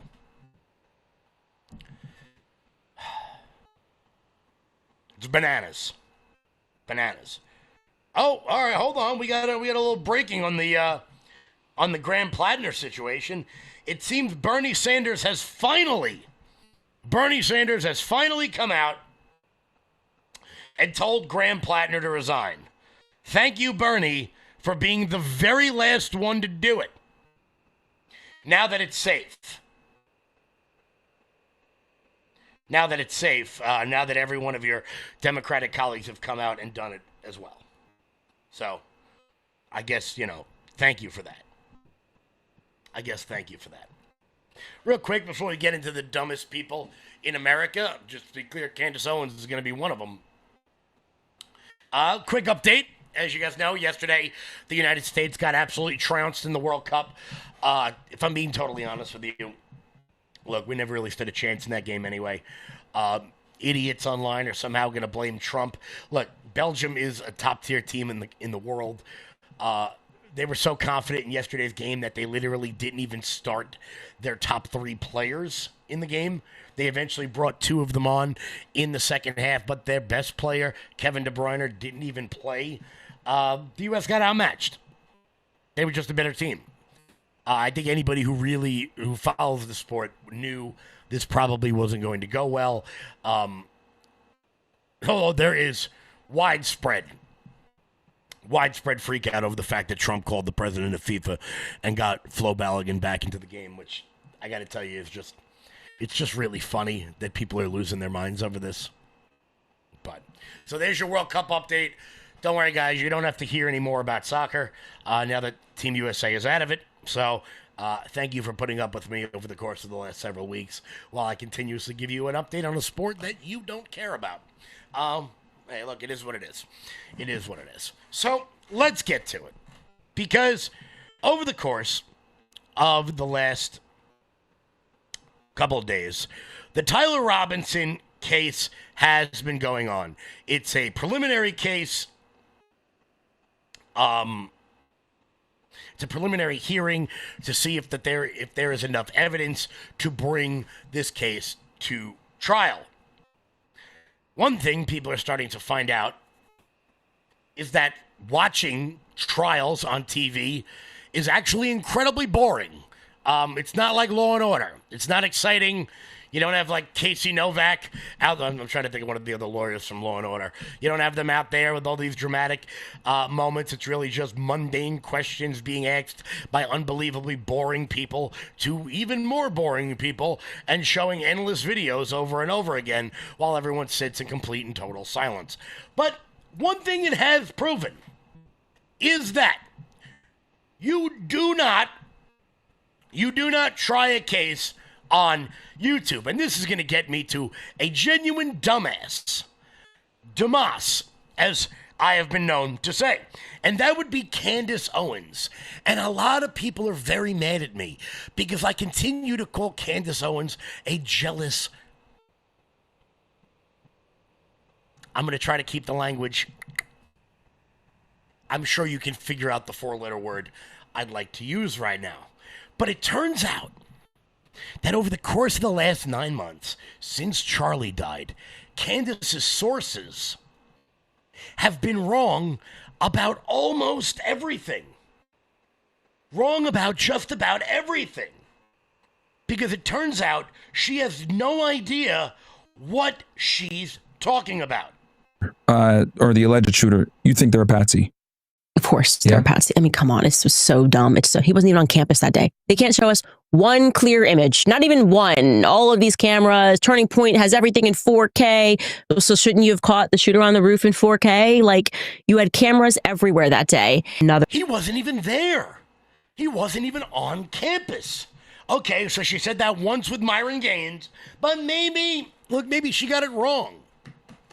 Maybe she got, she got everything. Things a little messed up. Or maybe, maybe the sources she had lied to her. In fact, according to my source, Tyler has never even stepped foot on UVU campus. I mean, who is Tyler Robinson? What the fuck was he doing there? I don't Do you think Tyler Robinson was there. You don't think he was there?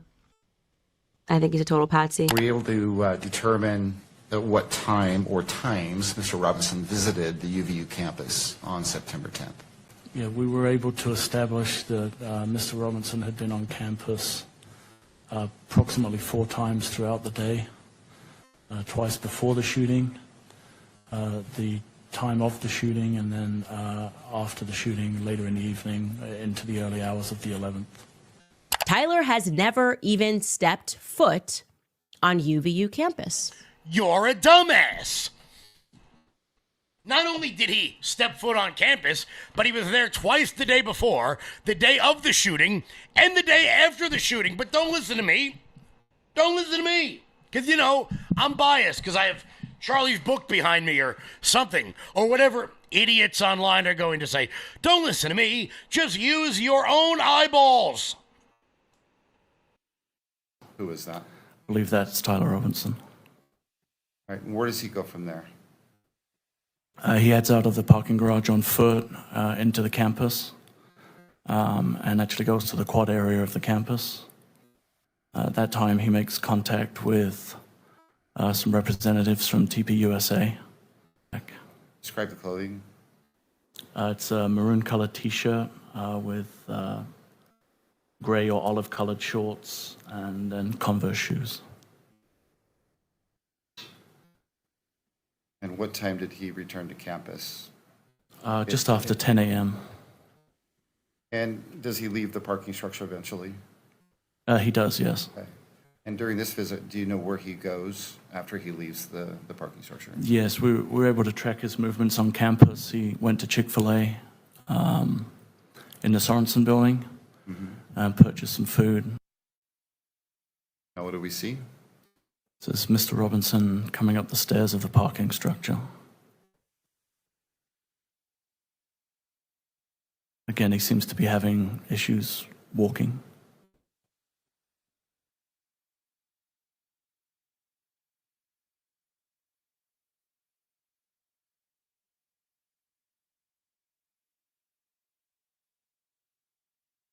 And again, were you able to track Mr. Robinson when he leaves this parking structure? Yes, we were able to. I do, yes. He's just arriving at the corner of the building, almost the top center of the image.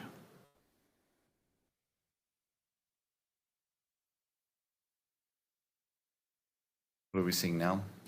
Mr. Robinson lowering and jumping off of the roof of the Losi building onto the grass area, and then moving away towards Campus Drive. He appears to be carrying some kind of an object in his hand at this time.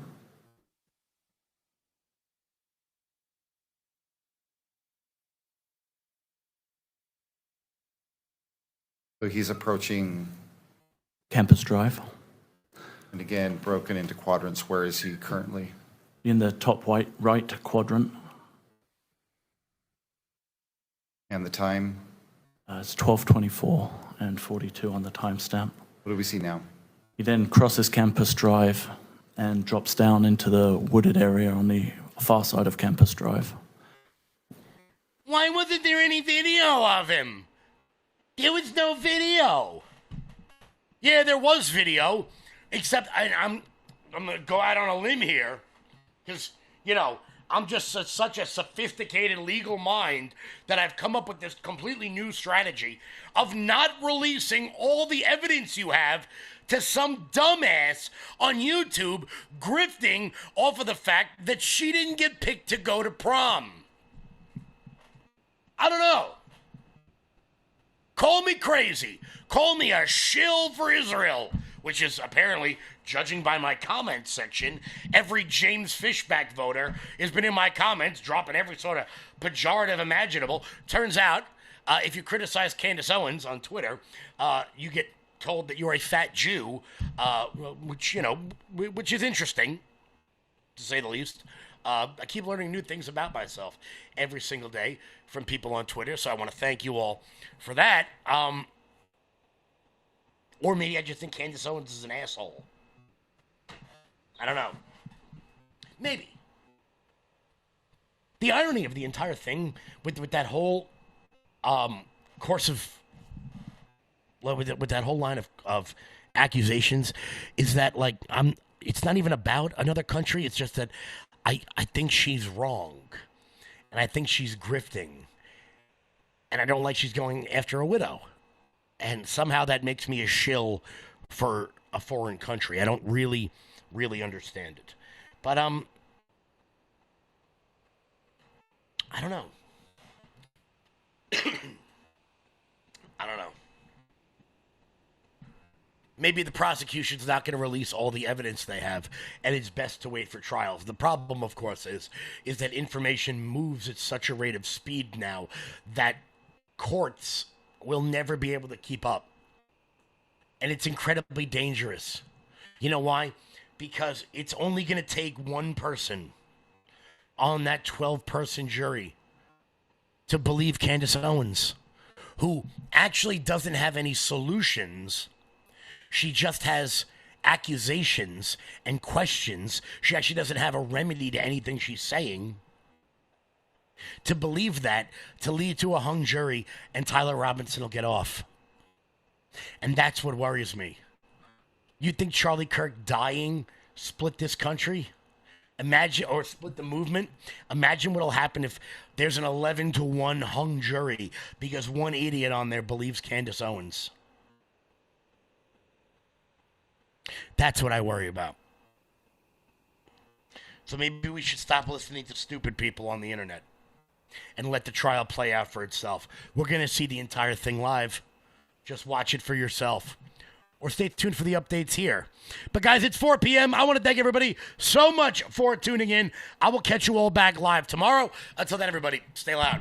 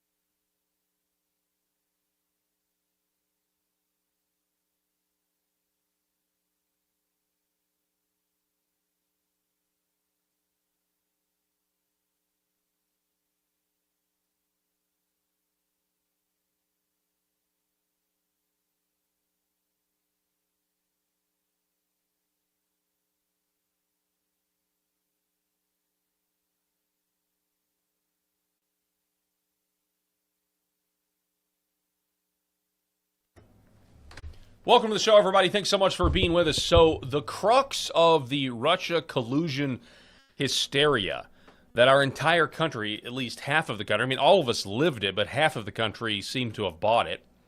The crux of this whole spell that was over our country rests, in my opinion, with one central fact that kind of established the bedrock, and that is that Russia hates America so much that they hacked the DNC server. And it was that hack that gave the basis for all of the claims that came in the future about Russia interfering in our election and how Donald Trump was secretly a Russian agent. It all goes to this central claim that it was Russia that hacked the DNC server and gave the information to WikiLeaks for WikiLeaks to disseminate it. That is how both Republicans and Democrats so easily got on board. Russia putting Trump in office, the Robert Mueller investigation, and I'm talking about the likes of John McCain, the late John McCain, and Lady Lindsey Graham, and all of the rest of them, obviously on the left. But what if that's not the case? One of the topics that we are not supposed to discuss is the murder of Seth Rich. The murder of Seth Rich took place 2 weeks before the WikiLeaks decided, with Julian Assange, started disseminating the DNC emails that, put Hillary's dirty laundry out in the open. This is, of course, after a lot of people in the Democrat Party were very upset that Bernie Sanders did not get a fair shake, that the DNC rigged the system for Hillary to Bernie Sanders' disadvantage. People who ask questions immediately in the aftermath and were able to look at this thing and say, hey, there's something going on here. You have the murder of Seth Rich, where I understand they didn't even take his wallet. We're told it was a burglary or a robbery that was gone wrong. And then we get this trove of information. Some people put 2 and 2 together and said, hey, maybe Seth Rich had something to do with the WikiLeaks and the DNC emails. And the people that brought that up, I'm thinking specifically of Sean Hannity, actually at one point tried to bring light to that and was told to shut up. Seth Rich's family told everybody to shut up. There were legal threats made at anybody who was seriously questioning whether Seth Rich's murder was just a robbery gone wrong or was it something worse. Was he the actual source of the DNC leak? Because if that were the case, it changes everything. Obviously, it changes the fact that the DNC would then be the most likely people that would want to have Seth Rich murdered. Certainly creates a new motive there that didn't exist before, but we all know it's always been out there. And then again, it totally shatters this entire bogus 1980s fear of Russia that's been resurrected, Red Dawn, Rocky IV, that we've been subjected to, for the last 10 years. Okay, that's what we're going to talk about because there are now new revelations. The FBI is saying, according to one reporter and attorney, a government attorney is now saying the FBI has Seth Rich documents. These are documents that were allegedly found in a burn bag inside the Hoover building. Yes, the same room, the same burn bag where they have found a whole bunch of other stuff that we're told are just nothing but conspiracy theories. Well, we're going to talk about it today on the show. The Paul Herrell program starts right now.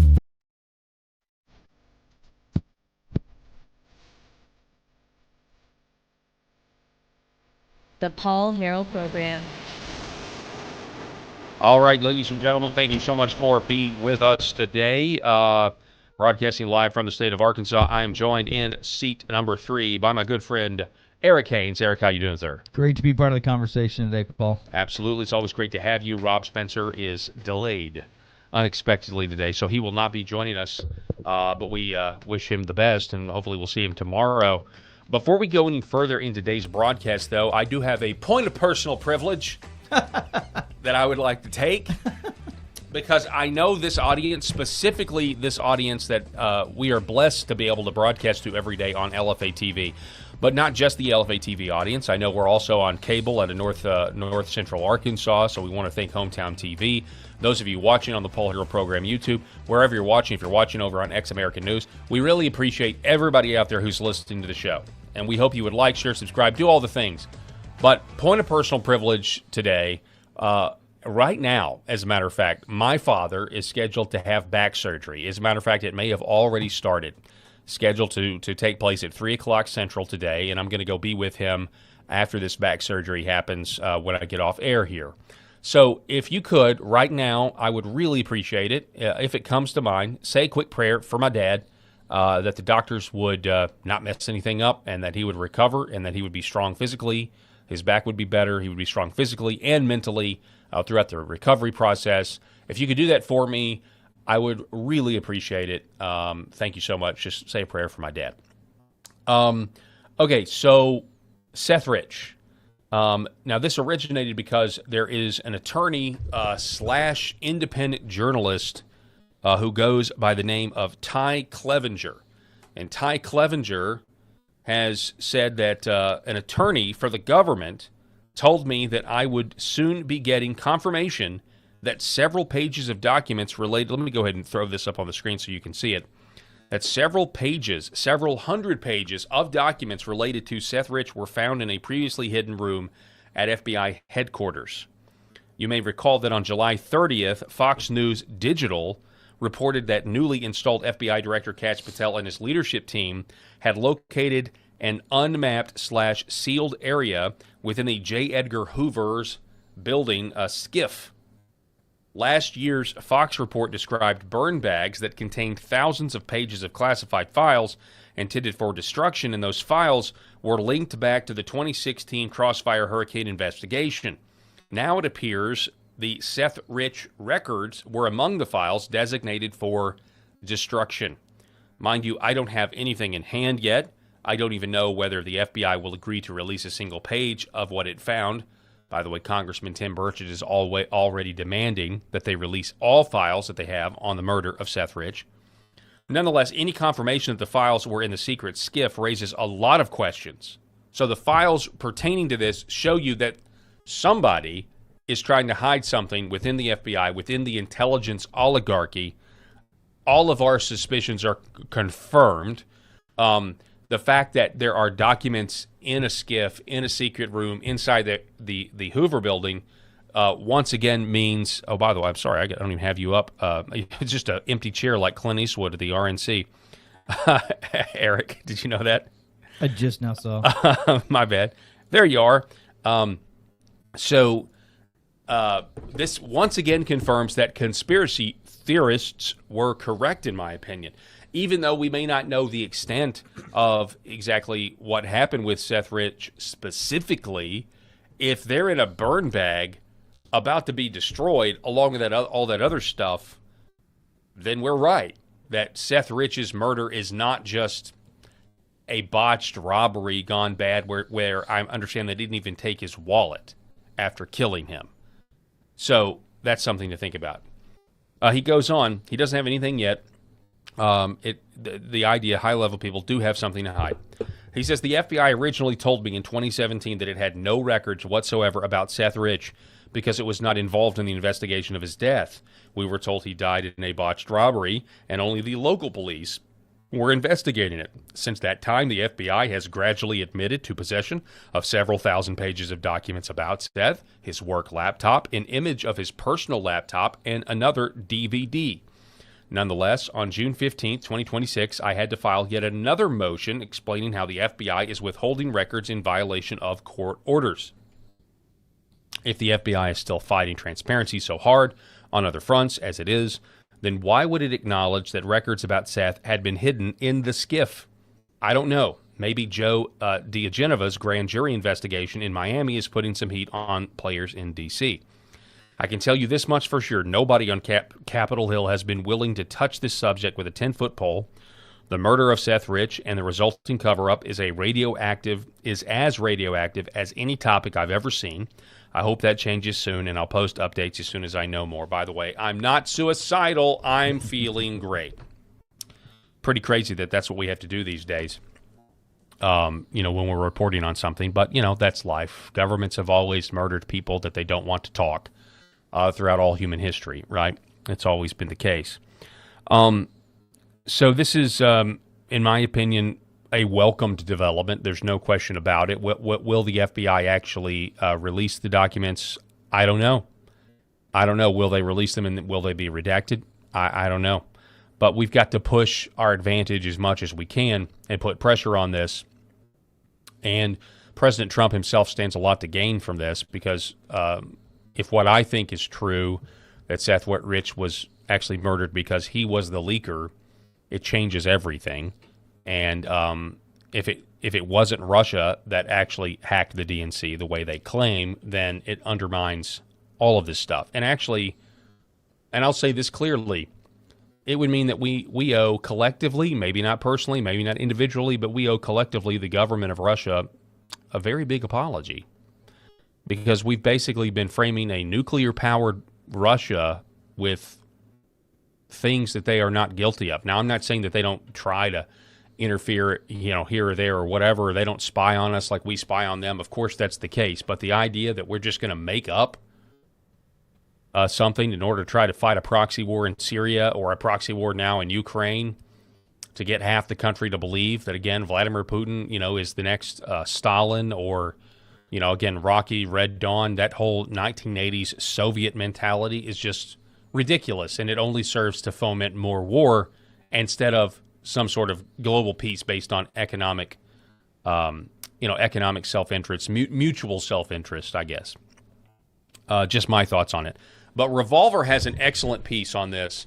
Oh, and by the way, can I say this, Eric? And I'll let you talk. Obviously, I'm sorry to go off on this, but the FBI, this is infuriating to me. The FBI is still fighting transparency so hard on other fronts. The FBI has been in violation of court orders. This is infuriating. This is happening now with the Epstein files, according to some reports, that we still don't have what the court has fully ordered. And I would be a fan of reform in this area. I don't think it would ever happen. I really don't. I don't think it would ever happen. And even if it did, I don't know if you would have anybody that would ever actually enforce it. But this should be serious. Like, if you don't comply with a court order when it comes to releasing documents that you've been ordered to release to the public, there should be serious jail time involved. And people, well, we don't know who's responsible. Well, then everybody. Like, entire groups of people should just be put into jail for not releasing documents to the public that the court has ordered to be released. It happens over and over again. And these are the same people, by the way, that tell you we have to abide by a Supreme Court decision. We only have to abide by the Supreme Court decision. I mean, it's arguable whether or not the Supreme Court even has the current power constitutionally that we have subscribed to it over these years. When it's a Supreme Court opinion that hurts the people and what the people want and what the people have voted for, we have to abide by it. It's Supreme Court precedent. But when another court tells the government they have to release documents, they can just choose not to obey, and nothing bad ever happens to them for the most part. So why does Trump have to abide by the Supreme Court? As President Jackson said, yeah, I heard the Supreme Court decision. Now let them enforce it. And this is the system that we have, but everybody wants to pretend like there are boundaries that prevent us from giving the people the government they vote for. But it only goes one way. It's not the other way. The government can do whatever it wants, basically. Would you support a law like that, Eric Haynes? First off, sorry. Thank you for deactivating the Klingon cloaking device from Star Trek 3 and making my camera visible. I was you're welcome. Obviously cloaked over there in the other chair. Yeah, you were. That's a good reference, though. Thanks. This is that rabbit hole stuff for me. I'm just strictly speaking me. This is where you shine in this stuff, because you do a great job of pinning things together and connecting dots that, for me, it's not that I mean to throw in the towel and ignore these conspiracies or things that are going on within the deep state of our government, but this is like Mission Impossible the syndicate level type stuff, I think, that's going on.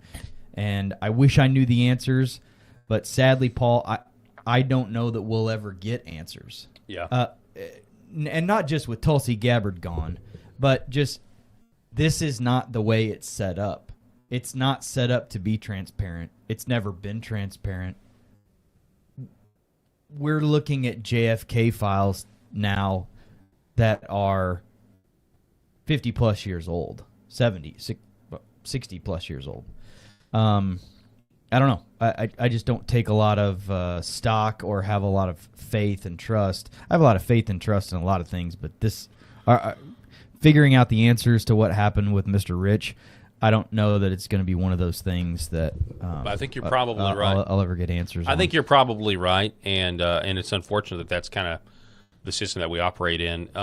But that spells. I'm just going to go ahead and keep with this.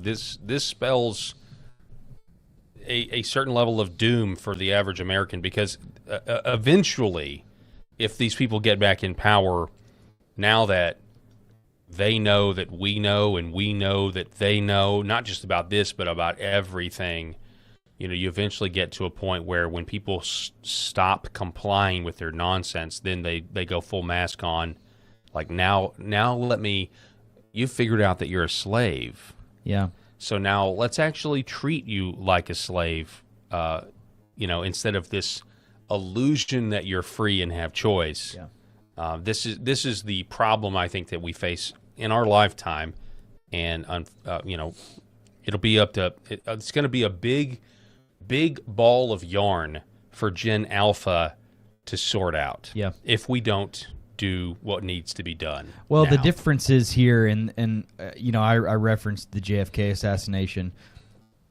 and not that questions weren't asked then, but we ask questions in real time based on lack of trust, frustration, and doubt of the truth and we have information and can connect the dots and can use a lot more evidence and data to connect those dots than they ever could back then.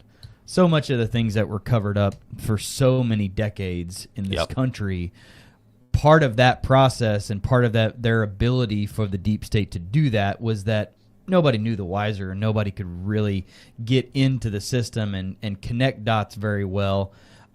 People could ask questions, but not like we ask questions today. Not like these things lay things out pretty clearly. Like, this is some funny business. This is some dirt. This is some mud. This stinks. Well, and I can't.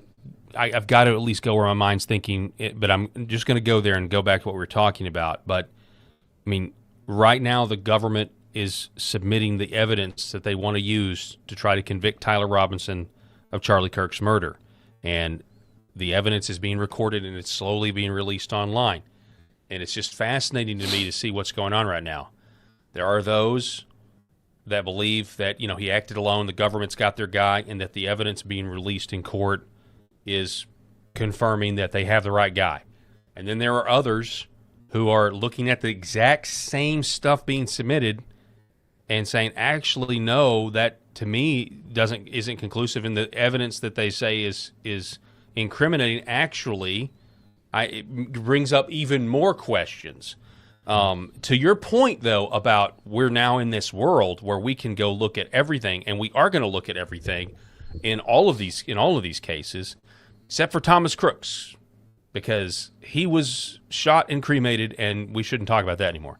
But to your point, when the information's out there, look, I mean, we're in a day and age where it better be ironclad, or people are going to do their own research, as I say. So. My cautionary point for myself, for the way I'm raising my kids and the way I think about things, is kind of based on what we've talked about before about the Sherlock Holmes type theory of evidence to support facts or facts to support evidence. Of, am I going into this situation and my mind is already made up that it's dirty, that everyone's dirty, that it's all bad? Sean Ryan talks about this a lot of times on his podcast because, I mean, that guy knows and is really confident that everything is dirty. They're all corrupt. They're all bad. You're not supposed to listen to him anymore. Well, I don't care. Because he had Candace Owens on, so you're not supposed to ever listen to anything he says again. That's what we're told. I spent an hour and a half today on the road listening to a liberal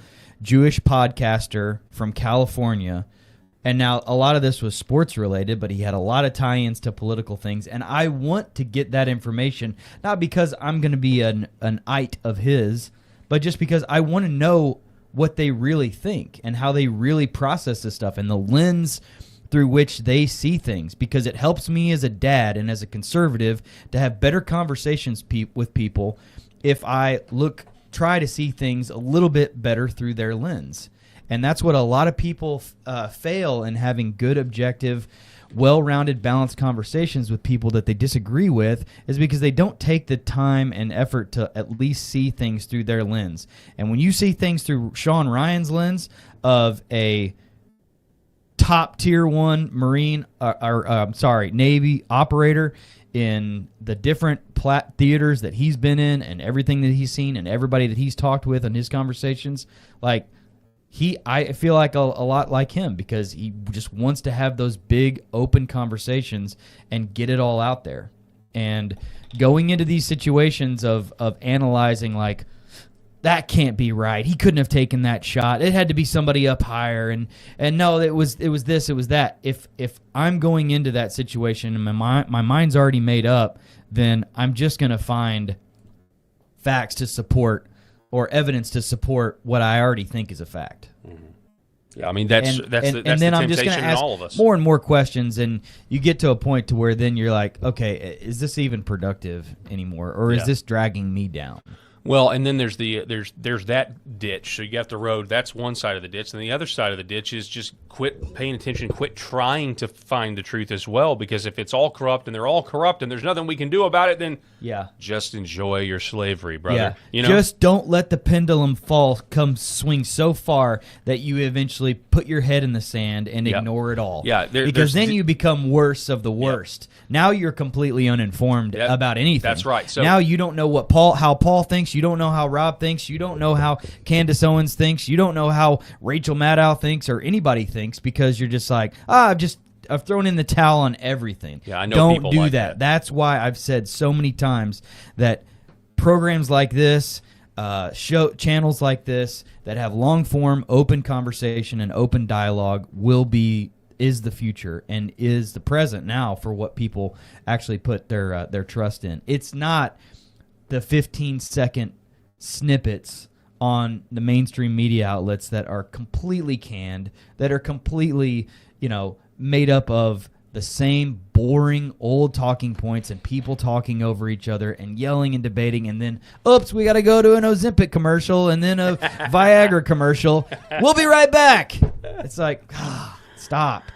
Nobody wants that crap. That's great. Yeah, like so the Ozempic is the lose weight, and then the Viagra is the feel great.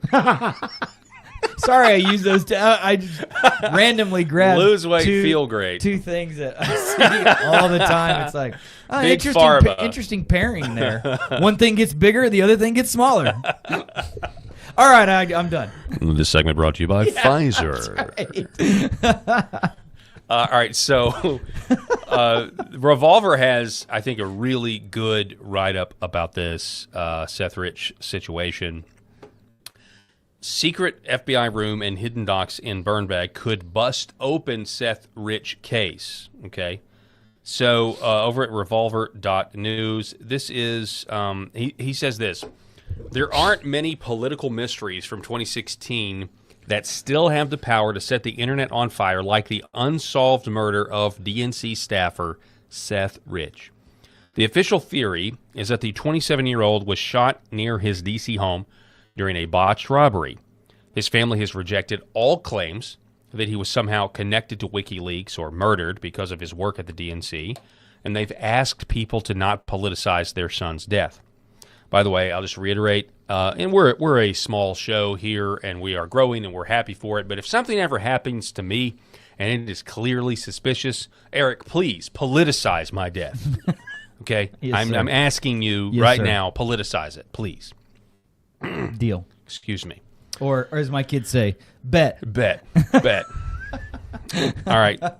So the questions never went away, though, mostly because so many details surrounding the case are sketchy, as we've already highlighted. Seth was killed less than 2 weeks before WikiLeaks began publishing thousands of internal DNC emails that literally rocked the 2016 election, exposed the Dems' bitter and ugly internal battle over Hillary and Bernie. By the way, Seth Rich was a Bernie bro. As a result, a theory emerged that the emails WikiLeaks released hadn't come from Russia, but came from someone inside the DNC. Instantly, Seth's name was tied to that theory. Many believe to this day that he was the insider who leaked the emails after his guy, Bernie, was ousted by Hillary. Now, there's never been public proof of the claim, and some people who knew Seth claim he wasn't some disgruntled Bernie bro. There are people out there that say that. But then Julian Assange entered the chat, and things got a little bit more curious. Assange did something he never does. He spoke out about a source. He publicly denied that the Russian government or another state actor was his source. Then, during a 2016 interview about the dangers faced by WikiLeaks sources, meaning the fact that they're targets if they talk to WikiLeaks, Assange unexpectedly brought up Seth's murder. When the interviewer asked whether Rich had been a source, Assange fell back on WikiLeaks' policy of refusing to identify its sources. WikiLeaks later offered a $20,000 reward for information leading to a conviction in Rich's murder, which only ignited the theories tenfold. So somebody like Assange, now whether you think he's a bad actor or a good actor, I think he's a good actor because he gave me, as a journalist, way more information that I believe is factual and true. If you assume he's a good actor in the good category, if you will, he knew exactly what something like that would do. Basically, wink, wink, nod, tip the hat. Hey, don't let the Seth Rich murder go away. Forgive my ignorance on the topic, but where is he, by the way? Julian Assange is... I don't know. We should look it up. You know, not in prison, right? No, he's not in prison. Okay. Is he in another country? Didn't he get to New Zealand or Australia or something? And he's free now, right? I don't know. I can look it up, but yeah. Okay. So I bet the LFA chat will let you know exactly where he's at. So now, nearly a decade later, a new claim has surfaced. If it's confirmed, the FBI will have some very serious explaining to do. Attorney and former journalist Ty Clevenger has spent much of the past decade fighting the federal government for records related to Seth Rich. I mean, it's been 10 years since his murder. Think about this. Think about how fast that happened. 10 years. So he says, Clevenger, we already read it, that the government's attorney, he said a government attorney told him that several hundred pages connected to Rich might have been discovered inside a hidden room at FBI headquarters. The story is pretty explosive, especially because last year Fox News reported that Kash Patel and his team had located a secret secure room inside the Hoover building. They found computer drives and thousands of pages stored in burn bags, which are used for classified material that's supposed to... Someday I want to know who did this. Because why do you put documents in burn bags and then don't burn them? I mean, I'm assuming they're used to actually burn things, correct? Yeah. I mean, am I naive? It'd have to be a timing thing, right? You're just in a hurry, or I mean, or you have you can get to them and burn them quick if you need to, but you want to have them as blackmail, blackmail, or you've got some white knight somewhere who I'm about to sneeze. Bring it. Vamp. Can you go. vamp? All right, I'm out of it. Sorry. Or it's some white knight that's like, I'm going to actually save this, and no one knows about it. I don't know. It would be very interesting to figure out. Sorry, I really wish I would have sneezed just then, because now I'm in this really weird when you limbo. Have one, My right eye is now watering. The sneeze limbo is a bad one. Anyway, some of the records were reportedly connected to the FBI's Crossfire Hurricane investigation, and we knew that from Fox. Maybe Seth was part of that mission. Crossfire Hurricane. Maybe Seth would be interesting. Clevenger is honest about what he knows and what he doesn't know. This isn't a done deal by any stretch, but it could be something big. He hasn't received the documents. He doesn't know what they contain, and he doesn't know if the FBI will release any of them. As it stands now, he's just reporting what he says a government attorney told him. However, there's a bigger fight going on about records relating to the Seth Rich case. At first, the FBI told Clevenger that it couldn't find any records related to Rich, but later, court proceedings proved the Bureau had records and assorted material connected to Seth's work laptop, image of his personal laptop, a DVD, and a tape drive. Odd, a DVD. I wonder what could be on a DVD. Could it be a message from Seth? Potentially? You're speculating. I'm speculating, but I'm like, well, who carries what does the DVD have? Why would you have a DVD? If it was files, it would be on a hard drive. It would be on a thumb drive. Why would it? Favorite movie? I guess you could say the same thing would. It would. A video could just as easily be on any of those thumb drives too. But why a DVD? What is on the DVD? I don't know. That's an odd thing to have. Tell us, Tom Cruise from Mission Impossible. By the way, I saw on Amazon Prime right now. I think it's on Prime that you can watch Minority Report, which is I think this would be a great time to kind of revisit future crime and AI and everything. The three whatevers were just so creepy. I just felt so bad for them. What were they? Not clandestines. Cognitive. The precogs. Precogs. Yeah, precognitions. They worked as a a team. trio. Yeah. But there was one that was like The primary. Think about how messed up that is. Steven Spielberg directed this film. This was a film in a futuristic society, not just where we're comfortable arresting people and putting them in jail for crimes they haven't committed, but we're comfortable with little children being kept as slaves in pools of goo. In order to, Right. I mean, it's like no wonder the society didn't have a trouble like convicting somebody for something they didn't do that they were going to do. They had already accepted that in order to even have the technology, you have to enslave little girls and shave their heads and keep them hooked up to computers in a pool of goo. Do you know how old that movie is? It's 25 years old. Gosh, I wouldn't have thought 25. So 25 years. It was a 2001, 2002 movie release. Wow. So here we talk about movies that are ahead of their time. I remember, and this isn't the weird part of that movie that I remember the precogs because that just was what it was. My craziest memory of that movie as a kid was watching Tom Cruise work the computer screens with that glove. He would.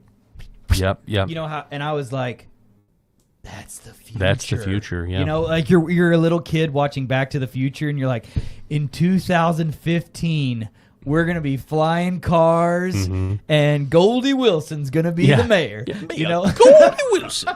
I like remember how much the conversion was? $9.99, $9.99, $95. Inflation got out of control. That's the one thing I'm glad they didn't get right. So I'm watching Minority Report as a young teenager or whatever, and Tom Cruise is flashing all these things and whipping things off the screen, and it's basically like, you know, our desktop screen, except he's grabbing tabs down and everything. It's just sorry, it's my funny Minority that's crazy. You Report thing. kinda Movies wonder, that were ahead of their time, and that was like, are we ever gonna be able to like touch a screen with our hands? I think in the air? I think that's already here. It's just not mass produced. It's Right. it's certainly in there with like heads up displays that where you can see it, nobody else can. Yeah. I mean that's coming really quick. It's just probably not economic. Yeah, well, watching the drone technology from some of the pictures that they've shown before and how they control those, that's pretty high science. Yeah. Anyway. So real quick, let's go ahead and just want to continue down this memory lane about Seth Rich real quick before we end this particular part of the show. I know we're 35 after, but Patrick Webb. So Tim Burchett is now calling for the FBI.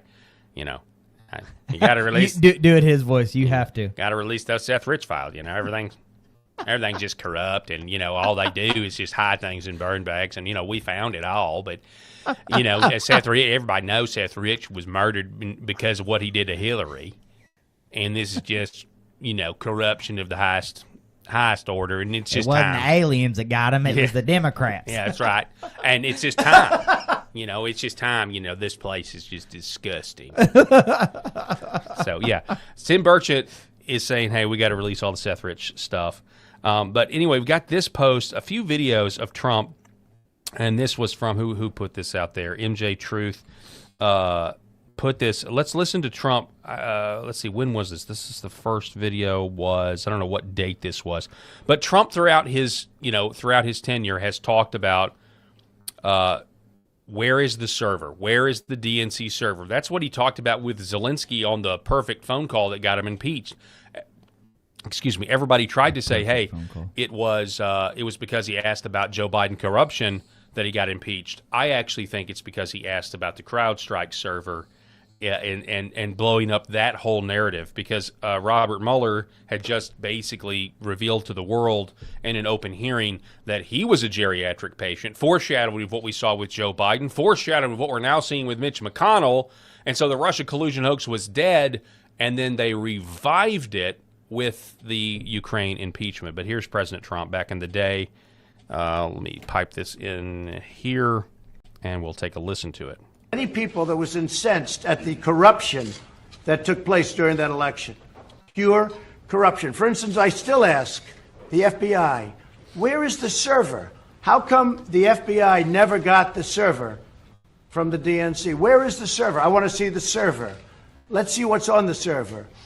So the server, they say, is held by a company whose primary ownership individual is from Ukraine. I'd like to see the server. I think it's very important for this country to see the server. Nobody wants to see it. The media never wants to see it, but I'll tell you, Republicans want to see it.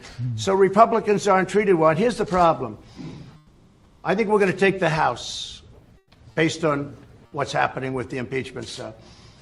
And the Republicans can do the same thing in reverse if they ever have it. I hope it's going to be a long time because nobody's done a better job with the economy, with our military. I've rebuilt the military.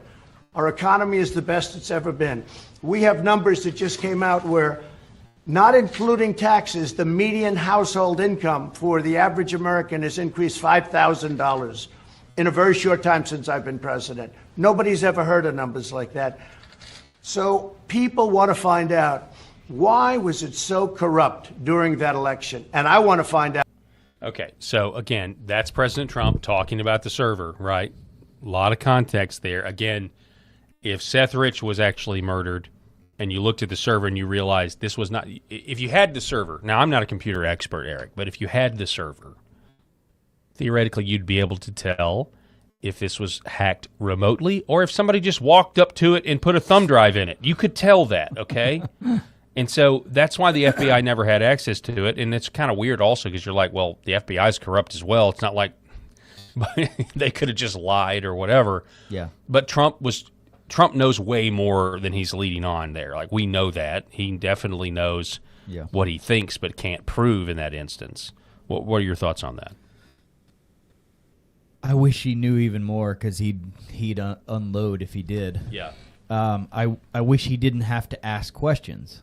I wish he could just get in there and get it figured out. These are people that he appointed. Wouldn't it be great to just arrest people? How about that? Wouldn't that be great? Yeah. Hey, tell me the truth, or you're going to jail. Not only wouldn't it be great, Paul, but wouldn't it be weird? Yeah. If people actually were held accountable, and imagine that. If people actually that did wrong actually went out in handcuffs and were taken out of the buildings that they occupy and that they cocoon themselves in and get paid big salaries to be in every day at our expense. Millions of dollars. Hillary. So here's another clip of him on Fox News in his first term talking about the server. Millions of dollars. Hillary Clinton paid for it, and the Democrats. A lot of it had to do, they say, with Ukraine. But Mr. President, it's very interesting. It's very interesting.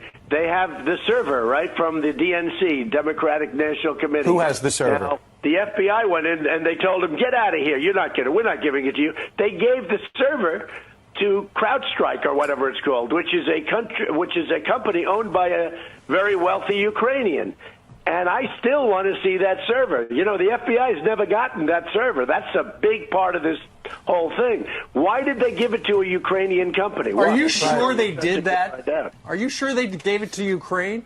Well, that's what the word is, and that's what I asked. I mean, first of all, Peter, or Steve Doocy. Poor Doocy. Yeah, he's like, are you sure? His question was dumber in my intelligence briefing that I got as a Fox News couch host, they didn't tell me anything about that. Are you sure? Nothing was whispered into my earpiece sitting here by the Fox and Friends producer on our lovely couch. Like, what do we tell Doocy? What do we tell Doocy? Somebody's in his ear like, ask him if he's sure. Are you sure they did that?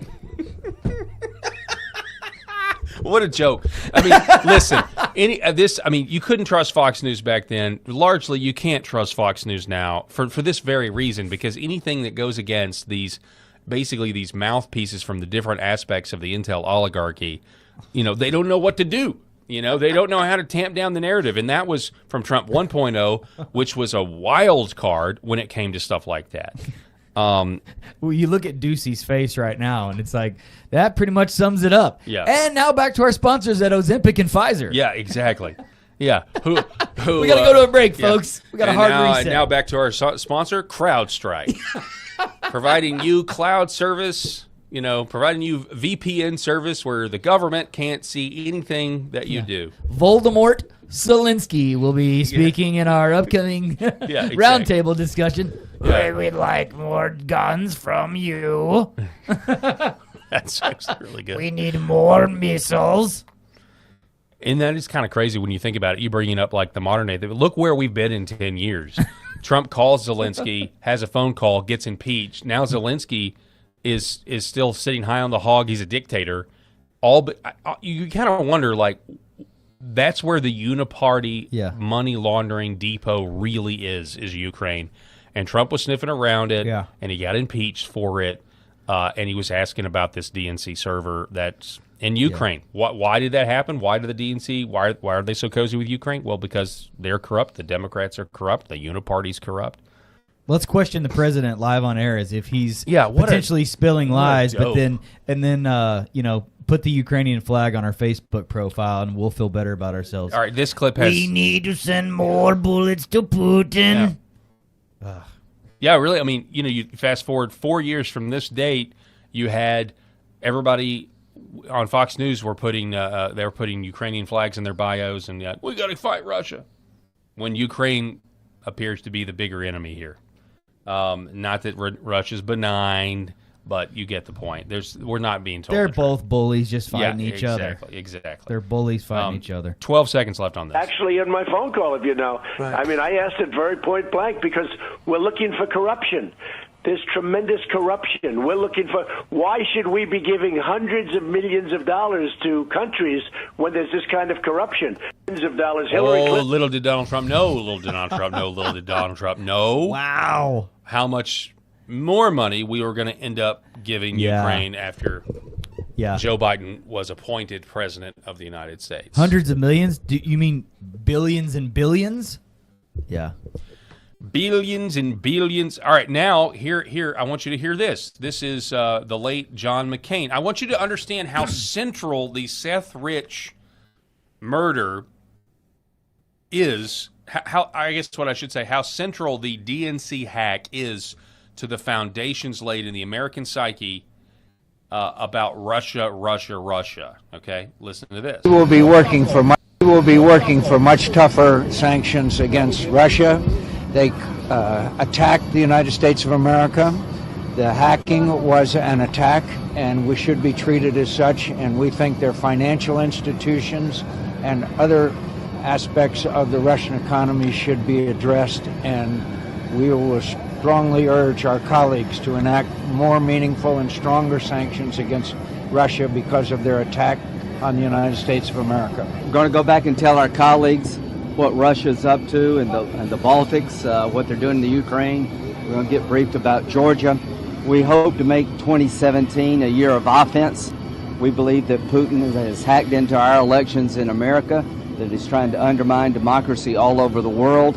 And it's time for new sanctions to hit him hard as an individual, his energy sector, his banking sector. It is time to push back against Putin, but be a better friend to our allies over here. Nice hair, Lindsey Graham. McCain specifically referenced that we were attacked in the hack. He's talking about DNC. Lindsey specifically references they hacked our election. Mm-hmm. By the way, President Trump endorsed him in South Carolina. I mean, at some point you can't care more than President Trump cares when it comes to stuff like this. I just have to reiterate that. Like, still so disappointed that, people like Lindsey Graham find a way to survive and get the endorsements from people that they actually hate and have worked to undermine and are basically slaves to the intel oligarchy that framed President Trump for treason, has been weaponized against the entire country. Likely, were involved in some way, shape, or form in the assassination attempt at Butler or his golf course or whatever. I mean, it's just kind of sick. But, the internet is forever for a reason. You go back and you look. This was central. And I wanted to do a whole hour on this or a lead topic on this because I want to know who killed Seth Rich, because this is the linchpin. I just want you guys to know. If Seth Rich was actually murdered for hacking the DNC, for giving the information himself, it wouldn't have even been a hack. If he was murdered, if he's the source of WikiLeaks, I guess that's what it is. If Seth Rich is the source of WikiLeaks, it blows up the Russia thing even more, and people have to go to jail for murder. and people have to go to jail for treason. So that's what I'm still hoping for, Eric. Even though if I held my breath, I was gonna say I would obviously pass away. You would indeed. So, yep. Yeah. Anyway, let's reset here. We're going to take a quick break. We're going to give you, when we come back, we're going to give you an update on Mitch McConnell, the great boomer turtle of the Senate.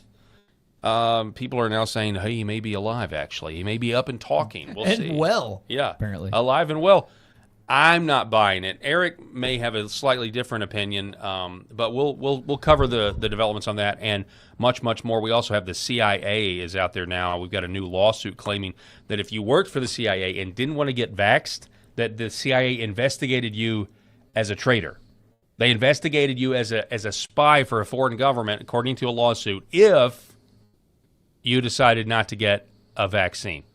So think about that while we're on break, and we'll tell you all about it when we come back. Don't go anywhere. For centuries, light has been used to heal.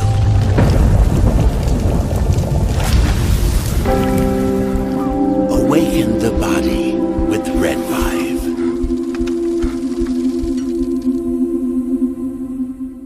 MyPillow's second annual mega sale is finally here. Get our patented premium MyPillows that adjust to your exact individual needs to give you the best sleep of your life. When I got my pillow, I'm asleep almost immediately. I stay asleep at night and I wake up more well-rested in the morning. Now for the lowest price ever. Kings, $19.98. Queens, only $18.98. And Giza Dream Bed Sheets, the best sheets in history, for as low as $29.98. Lux Pure 6-piece towel sets, towels that actually dry you, what a concept, now only $39.98. And our made in the USA mattresses and mattress toppers as low as $99.98. So go to mypillow.com or call the number on your screen. Use your promo code to take advantage of our second annual mega sale. But that's not all. Order right now and we'll ship your order absolutely free.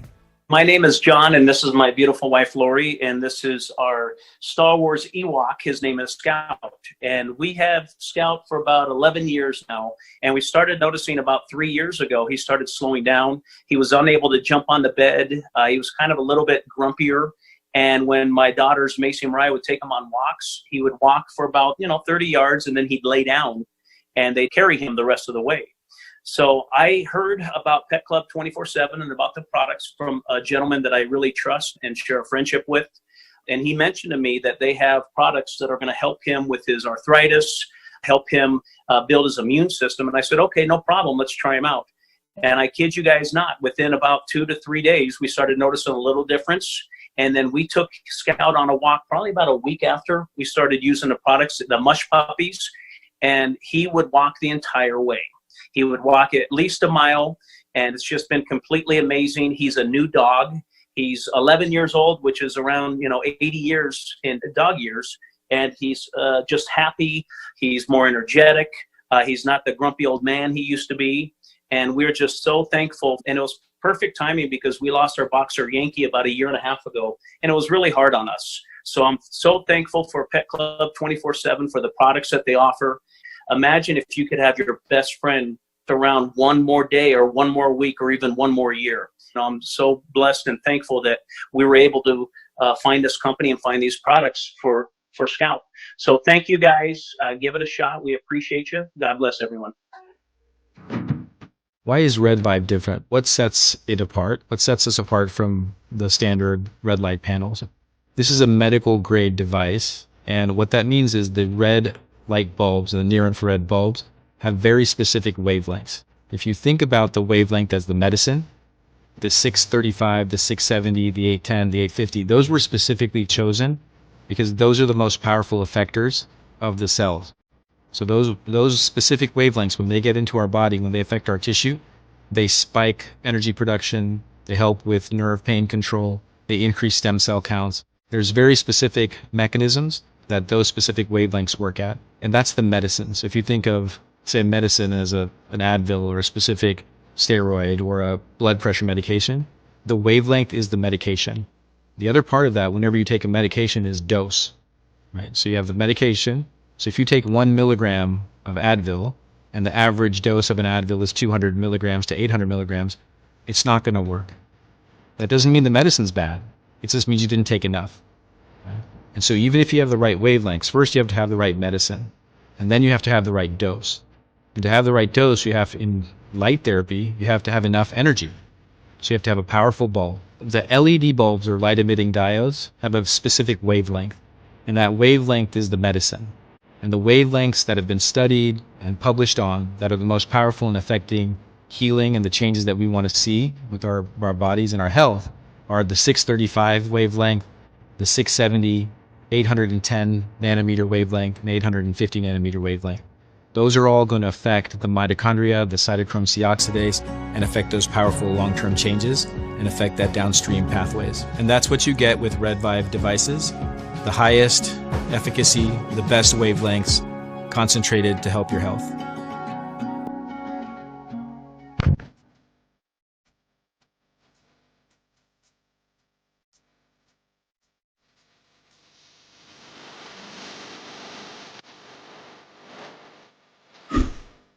The Paul Herrell Program.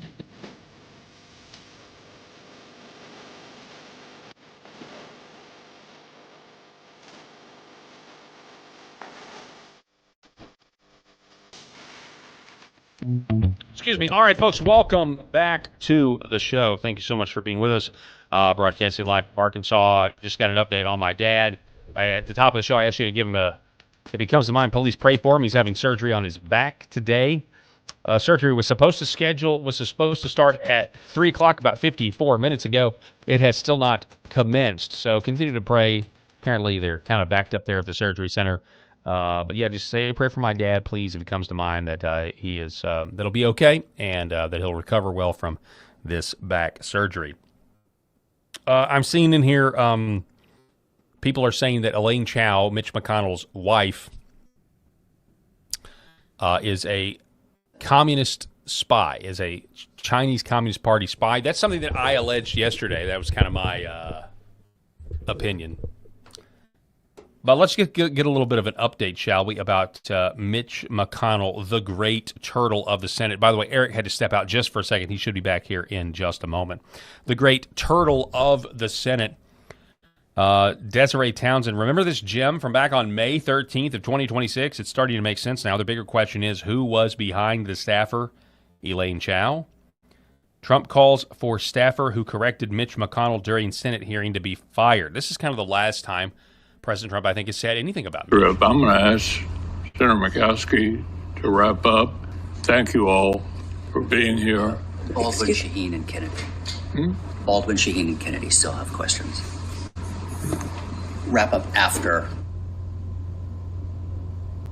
Hold here. Yeah. Obviously, there's not a whole lot of time for a second round, so we'll get through everybody. And Senator Murkowski, I appreciate your taking over. So President Trump responded to that, and this was pretty recent. The guy that came up to Mitch McConnell today when McConnell thought the hearing was over and started speaking in his ear for Mitch to belatedly introduce some other people, all Democrats, and by doing so made Mitch look foolish and completely out of it. Should be immediately fired. This was a case where Mitch wasn't confused. He just didn't understand why he was being asked to do something when it was too late and people were wrapping up to leave. They wanted to go home. His name is Robert Karam. He is a never-Trumper and was grandstanding, trying to show how important he was. Karam has tremendous Democrat support. So people are starting to say, well, is Elaine Chao, is you got to wonder, this guy obviously would be in contact or at least knows who Elaine Chao is. Something to think about. Here's another video from Desiree Townsend showing McConnell's staff giving him directions, this time on the Senate floor. Hard power. We're in a quorum call. I suggest that quorum call be suspended. Without objection.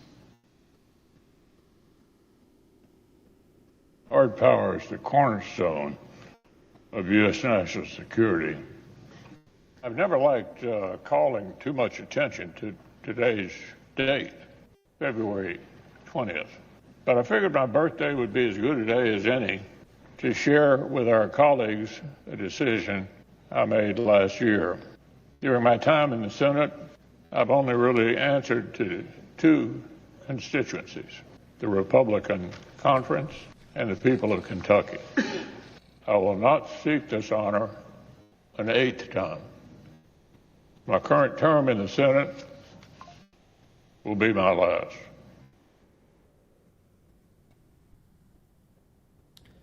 I mean, that first one is just, I mean, you do feel bad for him. You do feel embarrassed for him on a lot of levels, just from a human standpoint.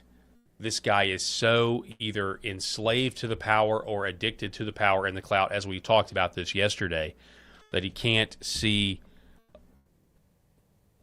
He can't leave. He can't leave. He can't give it up to the point where he's willing to embarrass himself. And whether you disagree or whether you love him or hate him, like, this man's now, it's in a way poetic.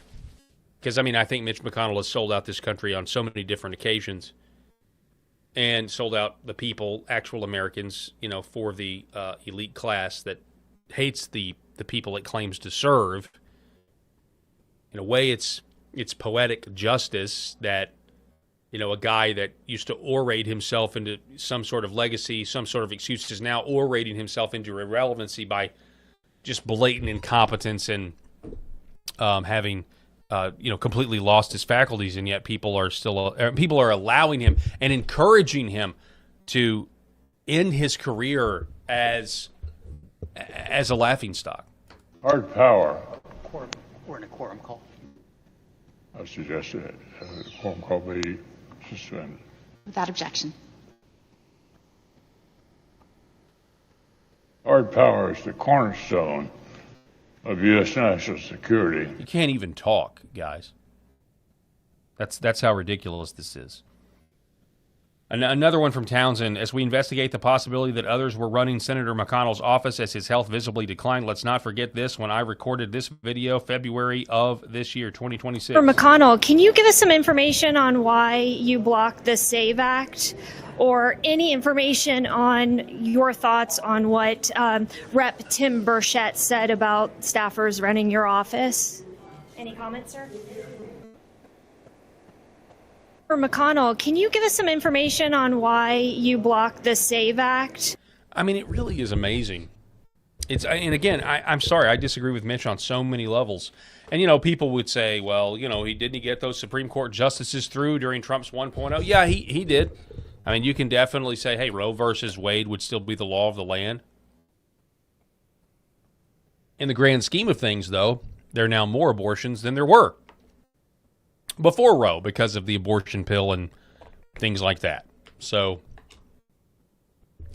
I mean, anyway, the point, and of course we all saw what Amy Coney Barrett did with the most important decision, you know, maybe of the 21st century, essentially saying, hey, look, the founders put in, or at least the framers of the 14th Amendment put in a suicide pact, made the Constitution a suicide pact with the third world, giving birthright citizenship to the whole world, has a birthright. If they can get the circumstances to work out just right, they have a birthright to your birthright. Is absolutely insane. But he was a big pusher of Amy Coney Barrett. There's no doubt about that. But anyway, so, you know, we hear these reports yesterday. We did a show on it yesterday that, you know, McConnell is essentially brain dead. He's not coming back. The cover-up was essentially building the idea that, hey, this is a big deal. This is a cover-up. This is what people were starting to formulate, starting to come conclusions. This is a cover-up. What are we going to do? People are starting to go back and listen to John Thune back on June the 16th, right after the cardiac arrest event, where John Thune looks to be obviously lying. Senator McConnell, we're told, was hospitalized. Have you heard any word on him? I have. I spoke to him yesterday, and he was in good spirits. I mean, he was paying very dialed in, paying attention to what's going on, and indicated that he would be back soon. I mean, you know, you look at that and you think, man, I don't know if I believe you. I have. I spoke to him yesterday, and he was in good spirits. I mean, he was Don't make eye paying, contact. Don't very make eye dialed in, contact. paying attention to what's going on, and indicated that he would be back soon. Yeah, I don't know, man. I don't know if I believe John Thune. That just doesn't seem like a truthful answer. But what I mean, I'm not a psychologist. I'm not a criminal psychologist. I don't know. But it all changed this afternoon when CNN personality and star Scott Jennings, which, I mean, I'm kind of glad I'm doing this segment right now while Eric's out there. Eric had to take a work phone call. I'm kind of glad I'm doing this segment right now with Eric and Rob not here, because I know they really like Scott Jennings. Look, and I like Scott Jennings for for what he is, in terms of, like, he's literally in a lion's den full of woke, libtards, and, it's fun to you can't deny it. Whether it accomplishes anything or not, it certainly is entertaining. You cannot deny that it is news entertainment to watch Scott Jennings spar with the libs. But Scott Jennings comes out from the ropes. He says, I spoke to my old friend Mitch McConnell this morning. Now, that's an important caveat. So Scott Jennings used to be paid by Mitch McConnell. Scott Jennings was an advisor to Mitch McConnell. Scott Jennings is basically recounting a conversation he had with his former boss. Just keep that in mind. He comes out and puts an end to the rumors, if you believe Scott Jennings. He says, I spoke to my old friend Mitch McConnell this morning, the senior senator from Kentucky. He's still recovering in the hospital. Says, we talked for just shy of 20 minutes. And he says, we talked about Iran, talked about Ukraine, talked about the unfolding situation in Maine, my visit to the Theodore Roosevelt Presidential Library, and even a little bit of Senate history. I told him we want to see him back at work as soon as possible. So this is now being used to put a complete, kibosh on the idea that Mitch McConnell is brain dead and not going anywhere. I'm sorry that Mitch McConnell is dead, basically. Like, this is now, Scott Jennings is now saying that's not true. I spoke to him this morning, and I am sorry. And Eric, I know I just referenced you. I referenced that you're going to disagree with me on this, but I am just telling you right now, I think there's a lot at stake here when it comes to getting a replacement. Somebody, McConnell is successfully holding up. He's one of the senators successfully holding up Trump's agenda. And the idea that you get a special election in there and we get something, maybe we get the SAVE Act. Maybe, I don't know, maybe this is about the SAVE Act between now and November. I don't know. Maybe it would be unrealistic. Maybe it would just be, maybe it would be a moot point. Maybe you wouldn't get him in there until the lame duck session after the election. I don't really know exactly, but something smells fishy. Scott Jennings says, though, Mitch McConnell's alive. So I'll admit my bias here, because this is where my personal appreciation and respect for somebody overshadows what I think is so very obvious, and that there's some big problems with Mitch McConnell's health, taking him out of the mix as far as being any value to the Senate. But I really like Scott Jennings. I've always respected him. I've read his books. I watch him just absolutely destroy Democrats on CNN. His clips are great. He's a great patriot and a good person. So it's hard for me to sit back here in my chair and be like, no, you didn't have that conversation with him. Like, what evidence do I have to say Scott Jennings is a liar right now? That's true. Like, I have to put my biases in place. Yes, I have a bias because I really like Scott Jennings and I trust him and I believe him. I also have bias in that something fishy is going on, and I think Mitch McConnell is worthless in the Senate. I don't know if he's dead or not. I have no evidence of that. Yeah, you're black exactly cars, right. Black cars lying in front or sitting on the parking lot in front of a hospital doesn't mean he's dead. No, it actually means he's alive. Yeah, I would say. I just try to be as objective about this. No, as and I you're good. possibly You're can. good. I'm the more sensational guy here for sure. This is actually kind of funny. Mitch McConnell showing Seeing up him to going vote off against the rope. the SAVE Act, or out of the Undertaker. Yeah, he's like, He's the I Undertaker. am here to vote, like a la John McCain. It's crazy. Yeah. When John McCain goes in and gives the thumbs down to overturn Obamacare and the slavish individual mandate. But yeah, that's pretty good.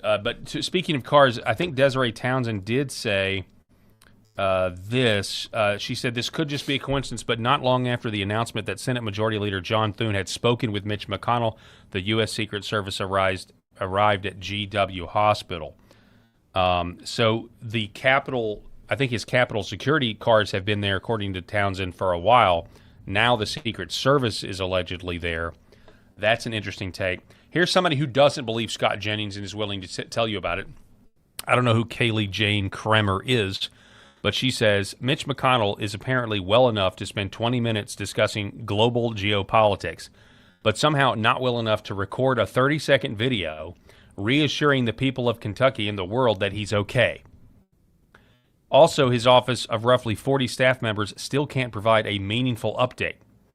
Nothing about why Elaine Chao traveled to China to meet with senior CCP officials just 3 days after he was hospitalized, and we're all just supposed to accept this at face value. None of this inspires confidence. If anything, this post raises more questions than it answers. Those aren't terrible points. The one about I think her point's actually wrong in that first sentence. Well enough to spend 20. I think he could put on a good face enough to have a conversation with Scott Jennings over the phone, but no person in a hospital bed in his condition, in my opinion, because I don't think he looks good. I don't think he is good, and I think his days are numbered. The last thing he wants to do is record a 30-second video of himself, and I see people in hospital beds all day, every day. Yeah. They are not at their best. No one wants to do that as a proof of life. And I'm still adding value to the Senate, still working hard here. You know how much crap that guy's probably hooked up to after the way he went down on June 14th? Right. Like, no, right. I'm sorry, Miss Kramer, you're wrong. It would be a disaster vote, but it would also, Lynn, he can't do that because he is in such bad shape. Agreed. You know what I mean? Like to your earlier point. I said for me to believe that this is okay, it's like I want a picture, I want a video, I want him holding a newspaper with the date on it, and I guess I want a notary there as well. Yeah. Somebody. The only reason to do a video like that would be in spite, and it would be an open hospital robe video in which I would turn around and say to all of the people that doubt that I'm alive, here's my rear end right there. No. That's the only way I would do a video like that. Otherwise, you wanted to see me? Yeah, right. Yeah, here they are. Now you can't look away. Oh my goodness! Sorry, I look a little bit like the penguin from behind there. Oh, that's fantastic. Let me get to some of your. Sorry, Glenn. Let me get to some of your comments here. Let me see if I can't. Oh, I wouldn't do that if I were you. The comments? Oh, really? Oh, it's great. Let's see. What do we have here? The staffers will carry on. Glenn Dean in LFA chat says the staffers will carry on the work that Mitch cannot do. Not to worry. The effery continues. Yeah. Try to keep it a family show. He's Mom, right. What's effery? I'll say this too. You're spot on in that the staffers and we talked about this yesterday. The older you get, the more staffers and interns you get, and he has got a posse around him all the time now. And the amount of seats that are taken up behind him in these committee meetings over the last few years has grown exponentially. Also, Glenn Dean is from Kentucky. They are working overtime. Glenn, our last commenter, says he's from Kentucky and that we don't miss Mitch. So you got Scott Jennings, who is a Kentuckian, former employee of Mitch McConnell. Yeah. Glenn Dean, just an average guy voter here on LFA, saying, like, we do not miss this guy. Does Scott Jennings really want to destroy his reputation like that if it comes out and Mitch McConnell was dead the whole time and it was just a complete and utter lie? Like, there's no AI voice that could have a 20-minute conversation with him over the phone. And that would be his only out. I was duped. Right. That's what I mean. I'm sorry, and I'm not saying Scott is like. Oh, Florida Bob says that. Is that where you got it? AI can imitate a voice. Jennings. Oh no, I hadn't even seen that. AI can imitate a voice. Oh, I do see auto pin Biden and AI Mitch. Yeah.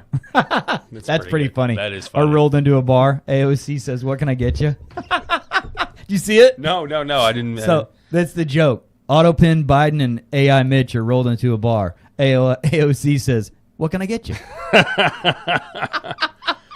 Hey, two guys walk into a bar. By the way, by the way, I think I saw something where Polymarket is now favoring AOC as the nominee. Now that you've got this whole Gavin Newsom FBI investigation going on, so some people on the right, I think, understandably, correctly, are like, "This is great news." Yeah, they would love to run against AOC instead of Gavin Newsom, right? I mean, think about that. Think about the prospects of the Democratic Socialists and Communists. Their days are numbered. They've been able to infiltrate through some different modes, but I mean, the civil war that's going on in the Democratic Party right now and everything that else, it's not going to last. I don't have any faith in that. All right, random chat here. I don't even know. I'm getting on this conversation way late here. But Calpurnia61 says bounce. I'm assuming when you say bounce, you're talking about the dryer sheets.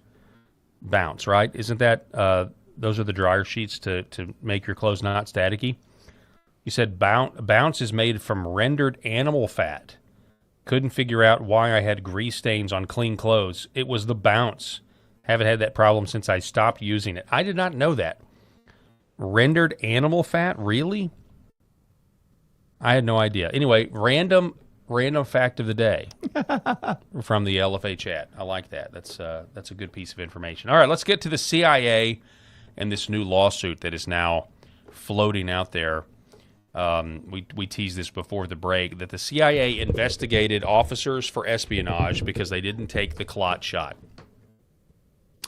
The CIA has investigated thousands of personnel and contractors for not receiving a COVID-19 vaccine, according to a new lawsuit. In 2021, then-President Joe Biden imposed COVID-19 vaccine mandates for federal employees and contractors. Shortly after that, the CIA's chief operating officer directed the CIA's counter-espionage department to investigate all unvaccinated contractors and workers within the agency. According to the lawsuit, it was filed on the 30th of June in Virginia. Quote, any employee or contractor who refused the vaccine was treated by the agency as a threat to the United States government in order to be investigated as the same. Now, that if you're investigating them for espionage, that's what the title suggests. Espionage. That's treason, right? I mean, if you're convicted of espionage for another country, so they thought it was and you know what? You know, the left loves to accuse us, I'm sure, of throwing around treason in this charge far too liberally. Of course, we're not. Our country's full of people who are actual traitors. It's just funny that refusing to take the vaccine, a vaccine that Kamala Harris on the debate stage said she would never take Trump's vaccine. You remember that? Do you remember that? That's pretty crazy. Oh, yeah. And now all of a sudden, the CIA then says if you don't take it, you could be a spy. That's crazy. So a cross-agency group established by the Director of National Intelligence, Tulsi Gabbard, learned in 2025 from a whistleblower of the order, and then they asked for confirmation from the CIA. The CIA responded by confirming the investigation of thousands of employees and contractors, according to the legal complaint. James Erdman III, one of the unvaccinated employees, this is the same James Erdman who testified in Rand Paul's committee about the Diggs Group and the CIA basically trying to sabotage Tulsi Gabbard's investigations. He formally asked the CIA to remove all material from the investigations and information in employee files that stemmed from the probes. Lawyers representing unvaccinated CIA employees said the agency never responded, leading to the lawsuit. Erdman, who worked with Gabbard's group, recently testified. The suit seeks certification of a class of employees who did not take a vaccine and were investigated. Plaintiffs also want the court to declare the order from the chief operating officer illegal and force the CIA to remove any information yielded from the investigation from employee and contractor files. The CIA did not respond to requests for comment. They never do. None of the workers affected by the investigations have been fired. The fact, quote, this is from the suit, The fact that the investigation occurred in the first instance and the fact that there has been no assurances that anything stemming from that investigation has been essentially wiped clean, it does unfortunately set precedent for where, if there is any reason or need to investigate any of these individuals at the future, this could be used as a basis to do so. So now they've basically got they save all this stuff in files. Like it's just so sick, man. These people are so evil. It sounds like something idiotic you'd first hear from Rachel Maddow or Don Lemon or something like that, and then now here we are looking at these things, and it's 2026. Man, crazy. Not taking the shot got you investigated by the CIA if you worked for them or took money from them. Crazy. I mean, it's just literally something right out of Europe. I'd say communist Russia, but like now you can just say, man, that's something right out of Europe. Because Europe are now the communists. Europe are the ones that police your free speech and want to be able to control everything you do. Sick, twisted stuff, folks. Unbelievable. Hey, in other news, we've got Donald Trump traveling overseas. I believe it's the first time he was on the newly revamped Air Force One. Have you seen the new Air Force One, Eric? Yeah. It's pretty crazy, right? It's awesome. Yeah. I actually like the color scheme, too. It just kind of seems... Wasn't the one that was replaced... wasn't that pre-Reagan? Yeah, I don't know. I have no idea. I'm pretty sure it was like Reagan era was the last time a new Air Force One. Yeah, I mean the color scheme I really like. It seems like it's somehow old school and new. It seems like it's new and also classic at the same time. Does that make sense? Yeah, I like it. Anyway, he's going to be proper vintage. You could use. Trump says that they are lifting the sanctions against Turkey. Listen to this. All right, hang on. I know why I have this forwarded. So this lady goes on in Turkish for a long time, and Trump has a translator whispering, to him what this reporter is saying, and this is we'll pick it up here. There's Erdogan. I can tell you, we're going to be taking the sanctions off. Okay? I don't want him to waste his time answering that question because we're working very closely with Marco Rubio, a very famous man, great Secretary of State, and with Scott Bessent, and with Pete and everybody else. We're going to be taking the sanctions off. It's time to do that. Okay? We don't want to sanction friends. It's very simple. There's plenty of people we can sanction, and we are sanctioned. We don't want to sanction friends. And because of the president, we have a very good relationship with the new leader of Syria, and he's done an amazing job. In a year and a half, he's pulled the whole country together. And I have a very great relationship with him. And somebody said, well, he's pretty rough to put him there. I approved him along with the president. We were the two that really wanted him. And he's done a great job. He's done a great job. He's pulled it together. Not an easy job. You were right about the new Air Force One, because I remembered back to where they did a press conference and he was going to let the press corps take a tour. Remember that? But did they fly it this past weekend over Mount Rushmore when he did the fly? Did they do anything like that then? I don't know. I don't know. Exactly. I'm trying to remember the images of it going. That was such a cool video, by the way. It's like one of those things where, again, you have Thunderstruck intro playing while it's going over Mount Rushmore, and then the fireworks start and all that stuff. I can't remember if that was a new Air Force One flight or not. Yeah. I don't think it was. But. Wow. Anyway. Yeah, I love that. Marco Rubio, he's a very famous man. Yeah. Yeah. All his little add-ins are just so unscripted and funny. It's like, okay. So we also have this clip. Trump goes off on NATO, and in the context of the war in Iran. Let's see if I can. And troop drawdowns in Europe likely. And are you satisfied with the progress that NATO allies have Well, made? we're going to see. I was very disappointed with NATO.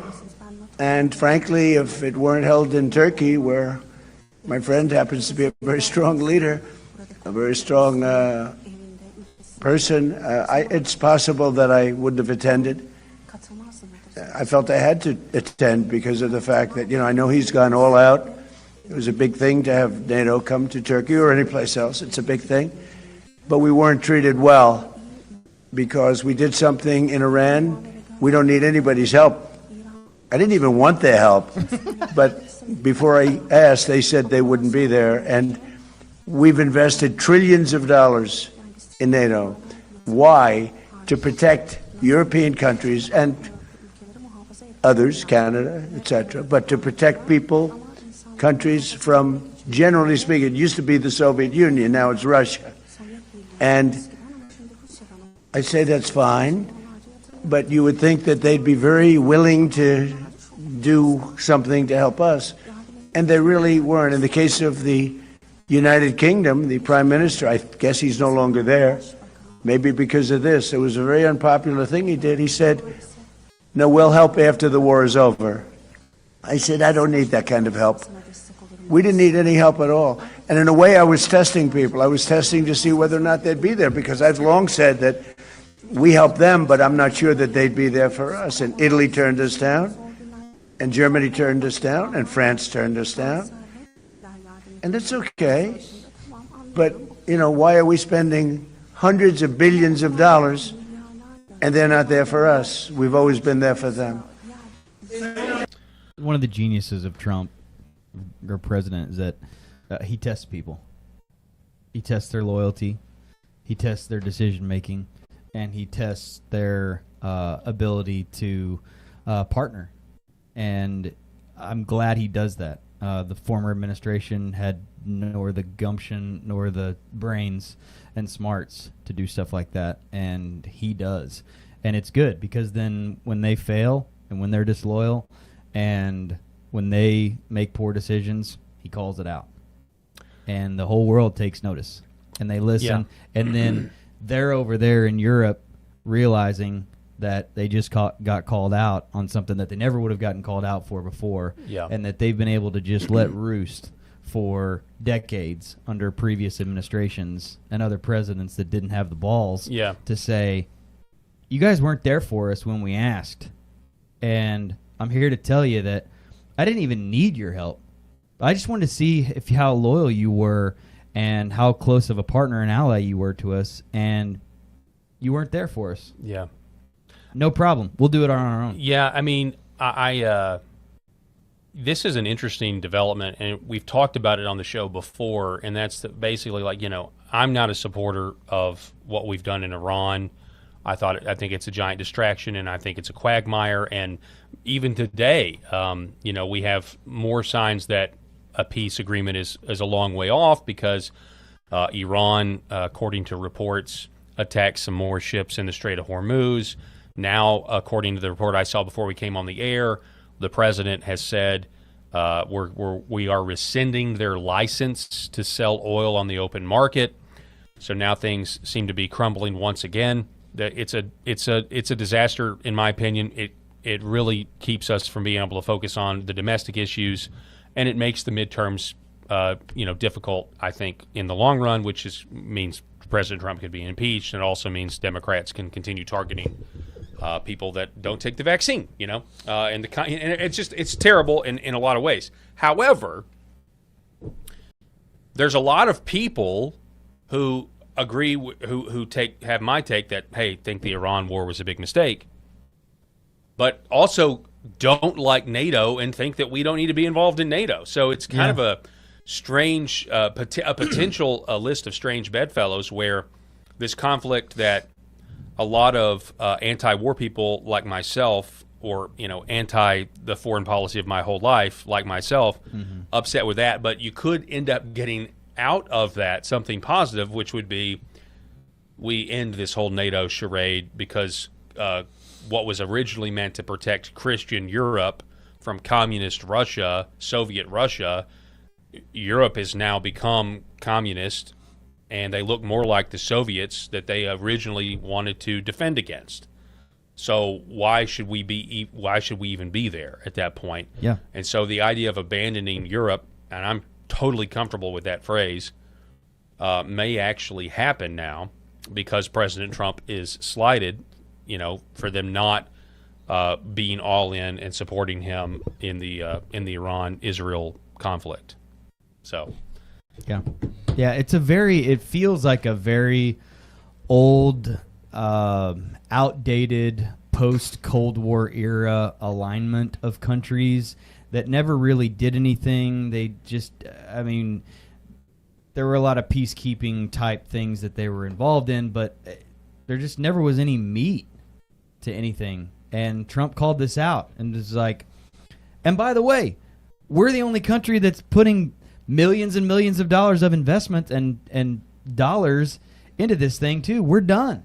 Like, we're tired of it. We're tired of throwing good money at bad when all you care about is oil and yourselves. Yeah, you don't care about all of us in the collective, and you don't care about helping us when we ask for partnership and an alignment of action. No. Yeah. You won't even let us use your base. You won't even let us pop in to your bases and refuel and re-up or whatever. You won't even let us do that because you don't want to look bad yourselves. Fine. There's that there's that aspect of it, the monetary aspect of it, and then there's the fact that they're imprisoning people. They're more anti-free speech than Russia currently is. Oh yeah, according to some too. reports. If you look at the UK and all this other, so they're literally not the West. They are becoming de-Westernized countries. Not to mention their immigration stance and everything else. Their leaders they're are in big trouble. So and they know it. Yeah, they know it 100%. So I don't know. That may be the silver lining out of the Iran conflict. You got videos showing, like you were showing yesterday, of some guy getting absolutely assaulted and about to be totally destroyed by a gang, and the cops come in to try to break things up, and they just let them all run. Yep. Good grief. You're exactly right. Real quick, Eric, I'm going to reset here, go to break real quick, and we're going to be back here in just a minute. Don't go anywhere. When we come back, we're going to talk about The Odyssey, this new film by Christopher Nolan, and it's being ratioed because not only did they race swap and they put a bunch of non-Greeks in a Greek epic, you also now have people speaking out against Homer, the author of The Odyssey, saying, he should have wrote more parts in there for strong female characters. That's pretty incredible, but par for the course. Don't go anywhere. Back here in just a moment. My name is John, and this is my beautiful wife, Lori, and this is our Star Wars Ewok. His name is Scout, and we have Scout for about 11 years now, and we started noticing about 3 years ago he started slowing down. He was unable to jump on the bed. He was kind of a little bit grumpier, and when my daughters, Macy and Mariah, would take him on walks, he would walk for about 30 yards, and then he'd lay down, and they'd carry him the rest of the way. So I heard about Pet Club 24/7 and about the products from a gentleman that I really trust and share a friendship with. And he mentioned to me that they have products that are going to help him with his arthritis, help him build his immune system. And I said, okay, no problem. Let's try them out. And I kid you guys not, within about 2 to 3 days, we started noticing a little difference. And then we took Scout on a walk probably about a week after we started using the products, the mush puppies, and he would walk the entire way. He would walk at least a mile, and it's just been completely amazing. He's a new dog. He's 11 years old, which is around 80 years in dog years, and he's just happy. He's more energetic. He's not the grumpy old man he used to be, and we're just so thankful. And it was perfect timing because we lost our boxer Yankee about 1.5 years ago, and it was really hard on us. So I'm so thankful for Pet Club 24/7 for the products that they offer. Imagine if you could have your best friend around one more day or one more week or even one more year. I'm so blessed and thankful that we were able to find this company and find these products for Scout. So thank you guys. Give it a shot. We appreciate you. God bless everyone.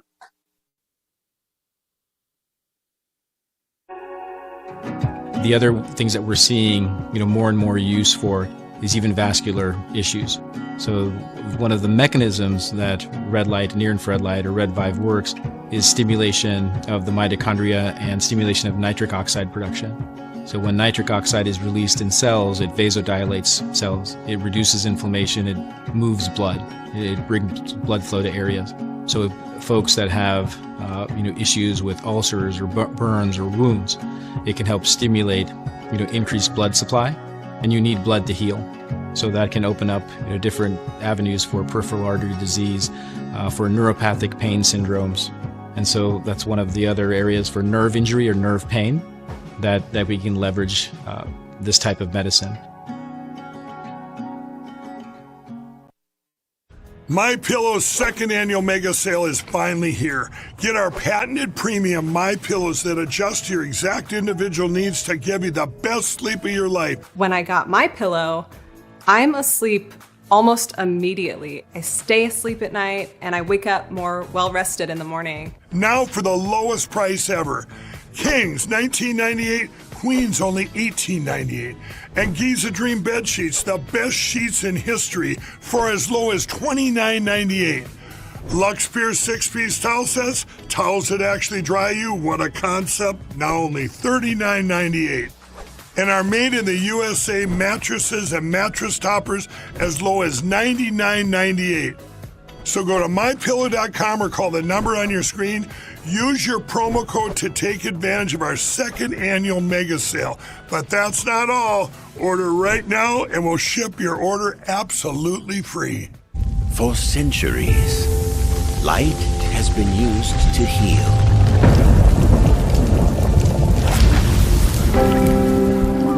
Awaken the body with Red VIVE.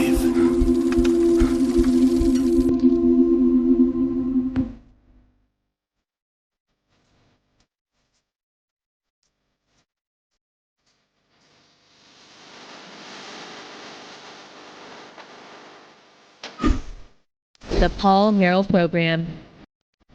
All right, folks, welcome back to the show. Thanks so much for being with us. So, I don't know how many of you out there are film buffs or whatever. I mean, we can all say that most of the films, the Zenith, I believe personally, as somebody who, I like movies. I grew up with movies. I know Eric, as a Gen Xer, you grew up with movies. You love movies. Huge movie buff. Huge movie. Like, we love them.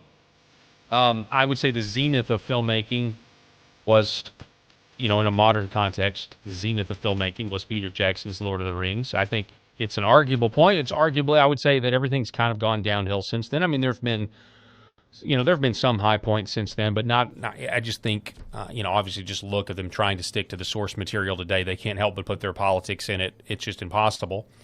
One of those high points would have been Christopher Nolan, though. I think generally as a director, directing really interesting movies back 20 years ago, movies like The Prestige that, dealt with like Nikolai Tesla and The Magician, and what was that? That was a Christian Bale movie, as well as Hugh Jackman. Hugh Jackman, that was really good. So there was stuff like that. Oh, yeah, listen to this, guys. So Interstellar, which was incredible. Oppenheimer. That's a recent one. The Dunkirk.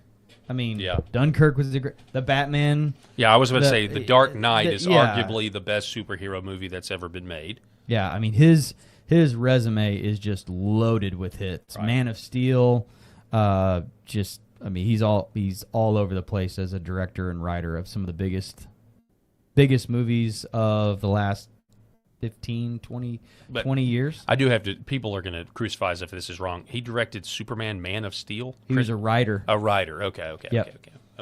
I think I put everybody like in his resume, like there's a lot of these guys that are directors, producers, writers. Yeah. Some, they're multiples in different movies. Sometimes they have parts in others. Other times it's just like, it's all them. Okay. So anyway, when you find out that Christopher Nolan is directing The Odyssey, okay, you start thinking, oh, wow, this is going to be good. And I haven't seen the movie, and it's never a good sign, though, when your trailer starts to get ratioed. It's never a good sign when you only allow certain critics, industry-approved critics, corporate critics, to view the film. That kind of tips your hand to let people know that you think that people aren't going to like this. It could still be a commercial success globally, because I'm sure it is a very epic movie, very expensive movie. Go ahead. Well, just based on the top cast alone, you've got Matt Damon, Tom Holland, Anne Hathaway, Robert Pattinson, Charlize Theron, John Bernthal. I mean, it's a really, really solid cast. Until they decide to cast Achilles, or they. So, right, I mean, they. So Elliot, he's not listed as that yet. Okay, but I think technically in the in everything in the pre lead up, Elliot or Ellen Page is listed as sign-on. Okay. Not Achilles. Okay. Well, anyway, so let's push that one over. So we don't know. We don't know for sure then, based on what you're saying. Helen of Troy, is not Lupita. Yeah. So Lupita, that's how you say her name? Yeah. So Lupita, this African lady, right? Which she was awesome in Black Panther and Wakanda. Right. Like she's super cool. They've cast her as Helen of Troy, which, is supposed to be the face that created a war. I mean, that's the whole goal, right? The face of the face that sailed 1,000 ships, or whatever the phrase is. The affair. Yeah. Yeah. So, that's not a Greek face, okay? Like, her face, she's a black woman. Her face is not. So they've decided to race swap Helen of Troy, somebody who's supposed to be so beautiful that, the goddess Aphrodite is jealous and moves against her. I mean, this is in the story. This is what the story's about. And so people have been like, hey, this is just, we're sick of this. We're sick of this trash, this garbage that you're putting in front of us and asking us to consume. I mean, that's one of the reasons why Supergirl was such a huge flop. And, because not necessarily because, I mean, she wasn't race swapped, but she's certainly not the type of person I would look to, think about when I think of Supergirl. But then again, she went and ran her woke mouth like Rachel Zegler did, Snow Brown did, when she was playing Snow White. And what, you like that? Snow Brown.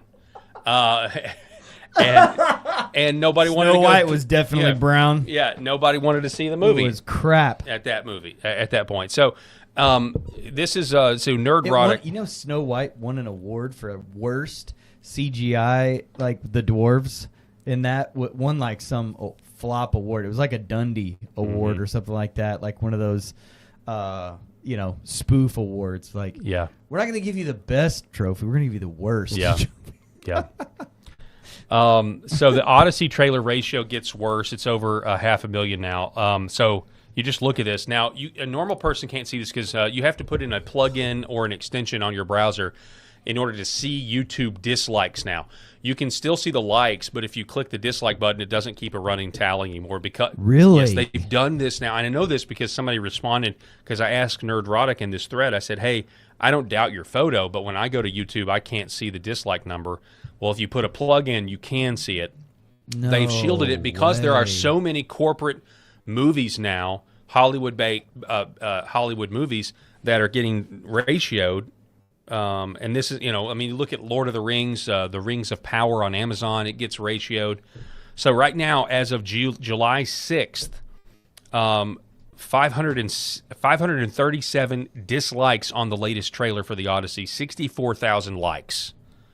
So the people are done. Hollywood knows this. It really kind of comes back to like USAID. You look at the rap songs. I covered this on Friday. You realize that for the first time since 1990, last year in October, there's no rap songs on the top 40. Yeah. And people are saying, is that because USAID money was cut? They cut USAID, and this would not be the first time that this happened. We now know that the CIA backed Jackson Pollock paintings to try to combat the Soviets. It's not the first time that the government money goes to prop up art and industry as a form of propaganda. We went through that whole musical evolution growing up as kids, where the different genres It was like musical chairs. Rock and roll went away in the 90s. Yeah.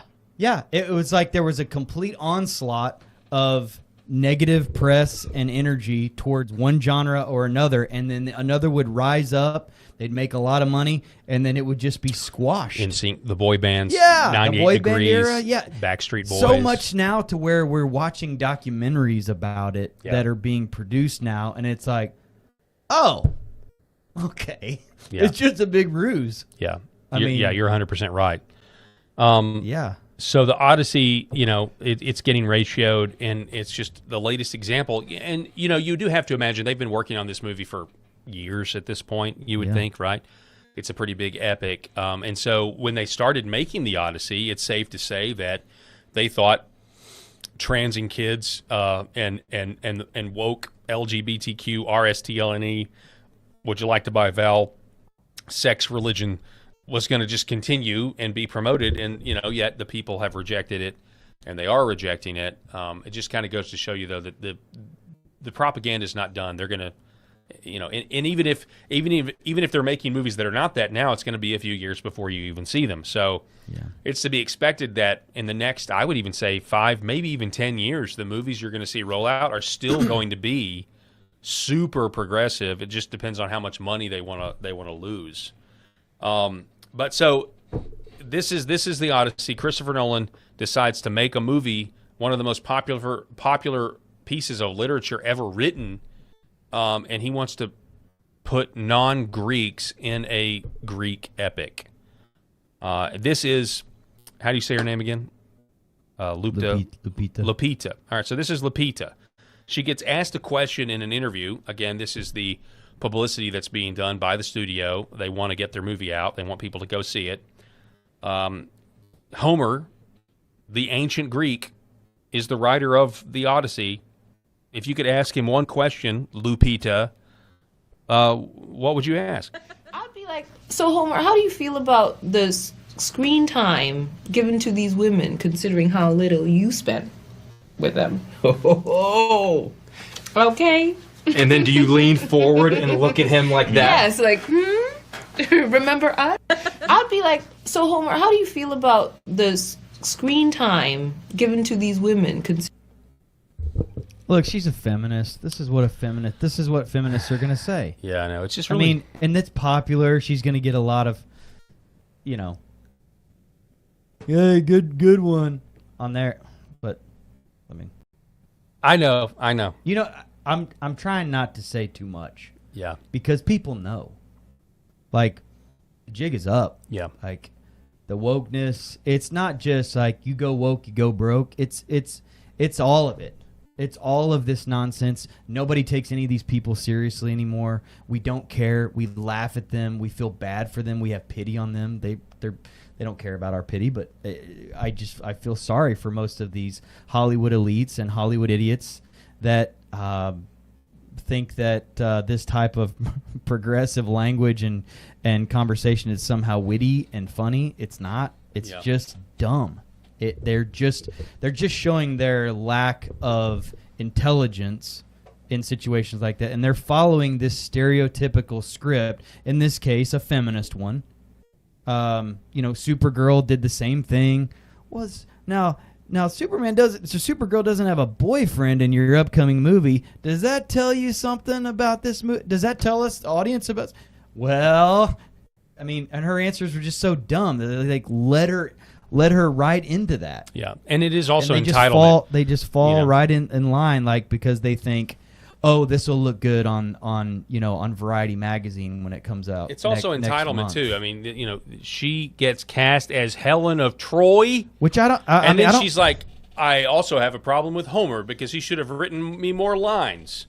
So I don't care so much about the skin color thing. I really don't. I absolutely do. I mean, Jim Caviezel probably wasn't dark enough to be Jesus, but he was Jesus. So we can go down that road. We could for decades of Hollywood films depicting what are they going to cast? Ethnicity. Are they going to cast? Are they going to cast a white girl as Aunt Jemima? Yeah. No, they would never do that. Now, once they start going down the road like we thought they were going to go down with Ellen Page being Achilles, and then you have to follow this woke trans lane of the Hollywood craziness, like that's when a lot of people will really, really start to raise their hands and be like, okay, dark skin, whatever. I don't care about that so much if the actor or actress is great, but no, you don't need to be. You don't need to have women playing men's roles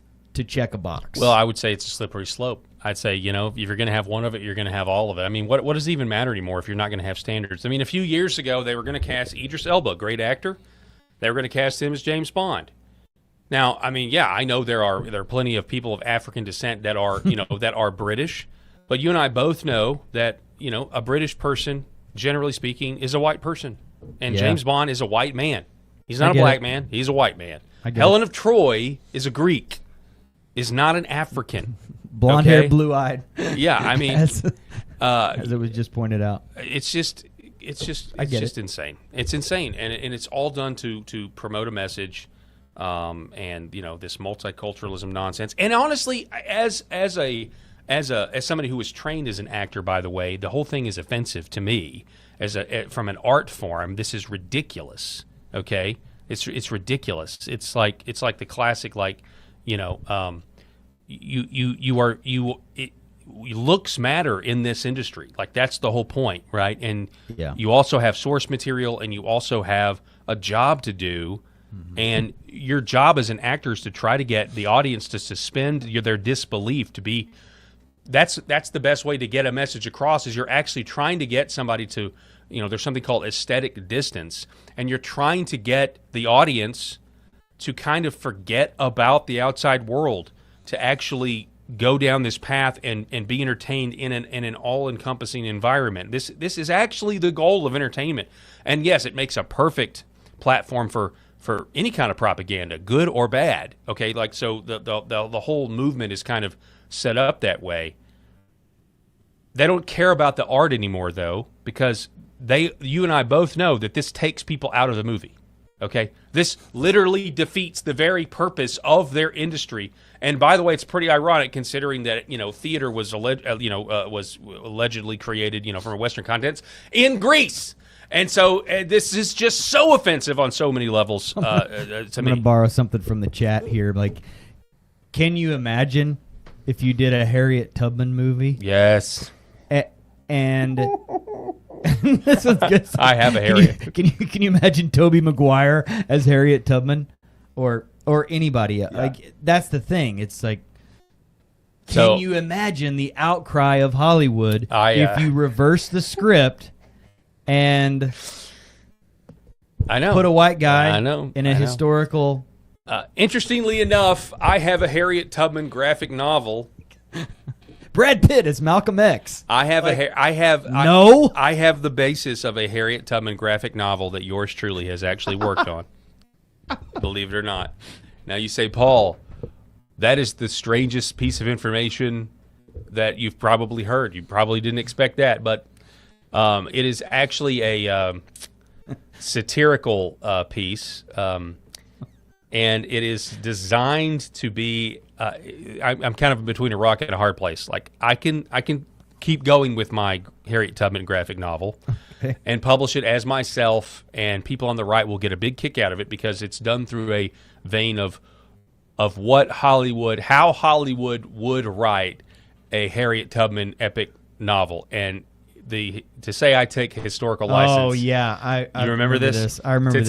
To say I take historical licenses is absolutely an understatement with this. Or I do remember that. I could probably publish it under a pseudonym, and it is so good, in my opinion, and ridiculous. Think like Abraham Lincoln Vampire Slayer, that a woke Hollywood studio would pick it up and make it. I really truly believe that it could happen. Especially if I tone a few things down that are just like way over the top. Maybe someday I'll actually get it done, and we'll see what I do with it. And Ben Affleck as Mike Tyson. Like, we can go down this road. We can go down this rabbit hole a lot. Yeah, no, I'll give you a little. Like, can you imagine though? Yeah, Jeez. Samuel L. Jackson in my in my version. You ready to free them slaves? Sorry, I'm doing the Dave Chappelle version. Yeah. Haven't you seen my movies? All right. What else do we have here on deck? All right, so, yeah, this is interesting. I'm just going to throw this up there for you guys just so you guys know what's going on. Somebody on X called Bull Theory says the most dangerous market in the world right now is Japan. A lot of people in the crypto world and some of these other worlds that are kind of adjacent to the cryptocurrency, they are warning that there's some very big moves happening in Japan and that it could essentially be a disaster for Western governments. I don't know the validity, but I've seen it everywhere. Could just be what my algorithm is feeding me. I don't know, but I'm putting it out there because I am a firm believer that any economic collapse that takes place will be intentional to harm the American people, also to preserve those who are in power who have gotten us into this mess. A crisis will enable many of them to keep their power and usher in a new system that could be a central bank digital currency that would more easily enslave us. That's just boilerplate idea. Anyway, Japan's 10-year and 20-year bond yields just hit 30-year highs. Both moved to their highest levels in 3 decades. The 10-year yield is up 137 basis points over the past 12 months and up another 9.1 basis points in just the last 4 weeks. The move is accelerating, not slowing down. You see that there. 2 things are happening on the supply and demand side at the same time. On supply, Tokyo just announced a plan to mobilize over 370 trillion, yen? In public and private investment through fiscal 2040. That means more bond issuance ahead. On demand, the Bank of Japan is the buyer stepping back. The Bank of Japan is tapering its JGB holdings, targeting a reduction of about 480 trillion by March 2027, roughly 17% below its June 2024 level. That's the largest buyer of Japanese debt, pulling back exactly when new issuance is rising. Private banks can't fully absorb that gap, is what's being said. Then we have Tim Pool even taking notice of this account called Yuto, which normally posts in Japanese, saying the measure being prepared by the Bank of Japan will affect the lives of billions of people. To the people of Western countries, I offer my deepest apologies. This is not a personal matter. May God's blessings be upon you. Now, I've looked into this account. It is a very, very much a kind of a crypto pumper type account in a lot of ways, or speculating about what the price of crypto may or may not be in the future. But it was interesting to me that somebody even like Tim Pool took note. Maybe they follow each other. I don't really know. Also, another crypto account, Crypto Tice, says Japan will dump foreign bonds today. I don't know if this is true. This is just a report. Bank of Japan selling foreign bonds again. Most of them are U.S. Treasuries. The yen still breaking against the dollar despite record interventions. Bank of Japan rate hike expected in July with 97% probability. When Japan sells, yields rise. When yields rise, everything reprices. Then you have China is at an 18-year low in Treasury holdings. Turkey dumped 89% in a single month. Maybe that's why sanctions are being lifted against Turkey. Donald Trump just announced that today. Now Japan stepping up the pace. The largest foreign holders of U.S. debt all heading for the same exit. The Fed absorbs what they sell, though, and they do that with printing more money. The system is shifting, and the bond market is where it shows first. Just something to think about as we're all worried about affordability. Everybody's worried about the midterms, and affordability still being an issue. It could get a lot worse. And by the way, if it does, my prediction is it's a planned financial collapse on the basis that $12 trillion in debt in 2009 versus $40 trillion in debt in 2026. That is both of those are gargantuan sums, and it's so giant that it only matters at this point when somebody decides it matters. Is my opinion. What are your thoughts, Eric? You got anything? No, I think they're looking at this pretty closely, and I think Donald Trump and Scott Bessent and others are trying to prop up our economy as best they possibly can. Not prop up, but prop up the integrity and the health of our economy as best they can. And they see good things ahead, so I mean, we'll just We'll just have to see what happens. Yeah. But I want to say this last thing about Hollywood. Everything changed, in my opinion, 5 or 6 years ago when Ricky Gervais got up on the Golden Globes and told every single one of those Hollywood elites in that room that they were nothing but worthless pedos and that nobody cared about their dadgum opinion. That was a tipping. We talk about tipping points all the time. That was a tipping point in our culture where someone finally got up and said, "Get up here, accept your award, go sit down, and shut up. Nobody cares. Nobody cares." And it was just so great. And from then on, it's just been like all these things that come up, people just blow it off, and the ratings suck, and the films bomb. And if they want to keep blowing money on that stuff, fine. Good movies like Top Gun Maverick and others like it will become the blockbusters. Yeah, that's true. And that will be the thing. The people set the market, and there's not enough libtards that are interested in woke Hollywood idiocy to support and financially prop up this machine of whatever wokeness infects. And there will be more and more Ricky Gervais moments, if not by him, than others. So they'll just stand up and say, "We don't care. Yeah. Sit down and shut up." Yeah, that's really interesting. Yeah, I remember that moment too. And Gervais is also a game changer. an atheist who Consider that source. I hate that he denies God, but he's also willing to at least see plainly how wicked and corrupt and evil a lot of these people are. And like I said, he called them all pedophiles and all friends with Harvey Weinstein and Jeffrey Epstein, for that matter. Absolutely, he did. That was a big moment where he spoke truth to power, for sure. 100%. Eric Haynes, thank you so much for being with us. Great conversation today, Paul. Yes, Appreciate sir. you, brother. Folks, I appreciate it. We'll be back here tomorrow. I want to give a shout-out to Red Vive Health, New Horizon Real Estate, Gateway Sight and Sound, Pet Club 24/7, and Sherrod Chiropractic. We will see you tomorrow. God bless.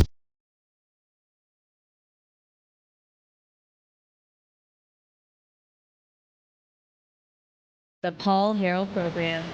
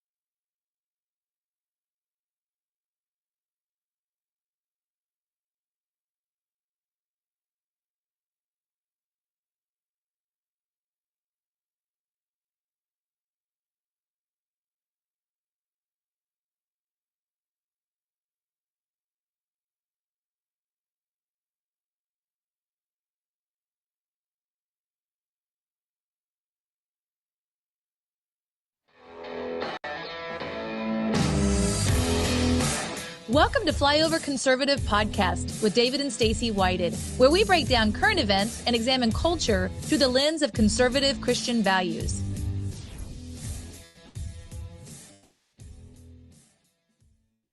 Well, happy first Monday after the 4th of July, Flyover family. Hope you had a great weekend. Hope you blew some stuff up. Hope you made mostly great decisions and minor bad ones and enjoyed yourself, built some memories over the weekend. I'm excited to jump in today's content with today's guest.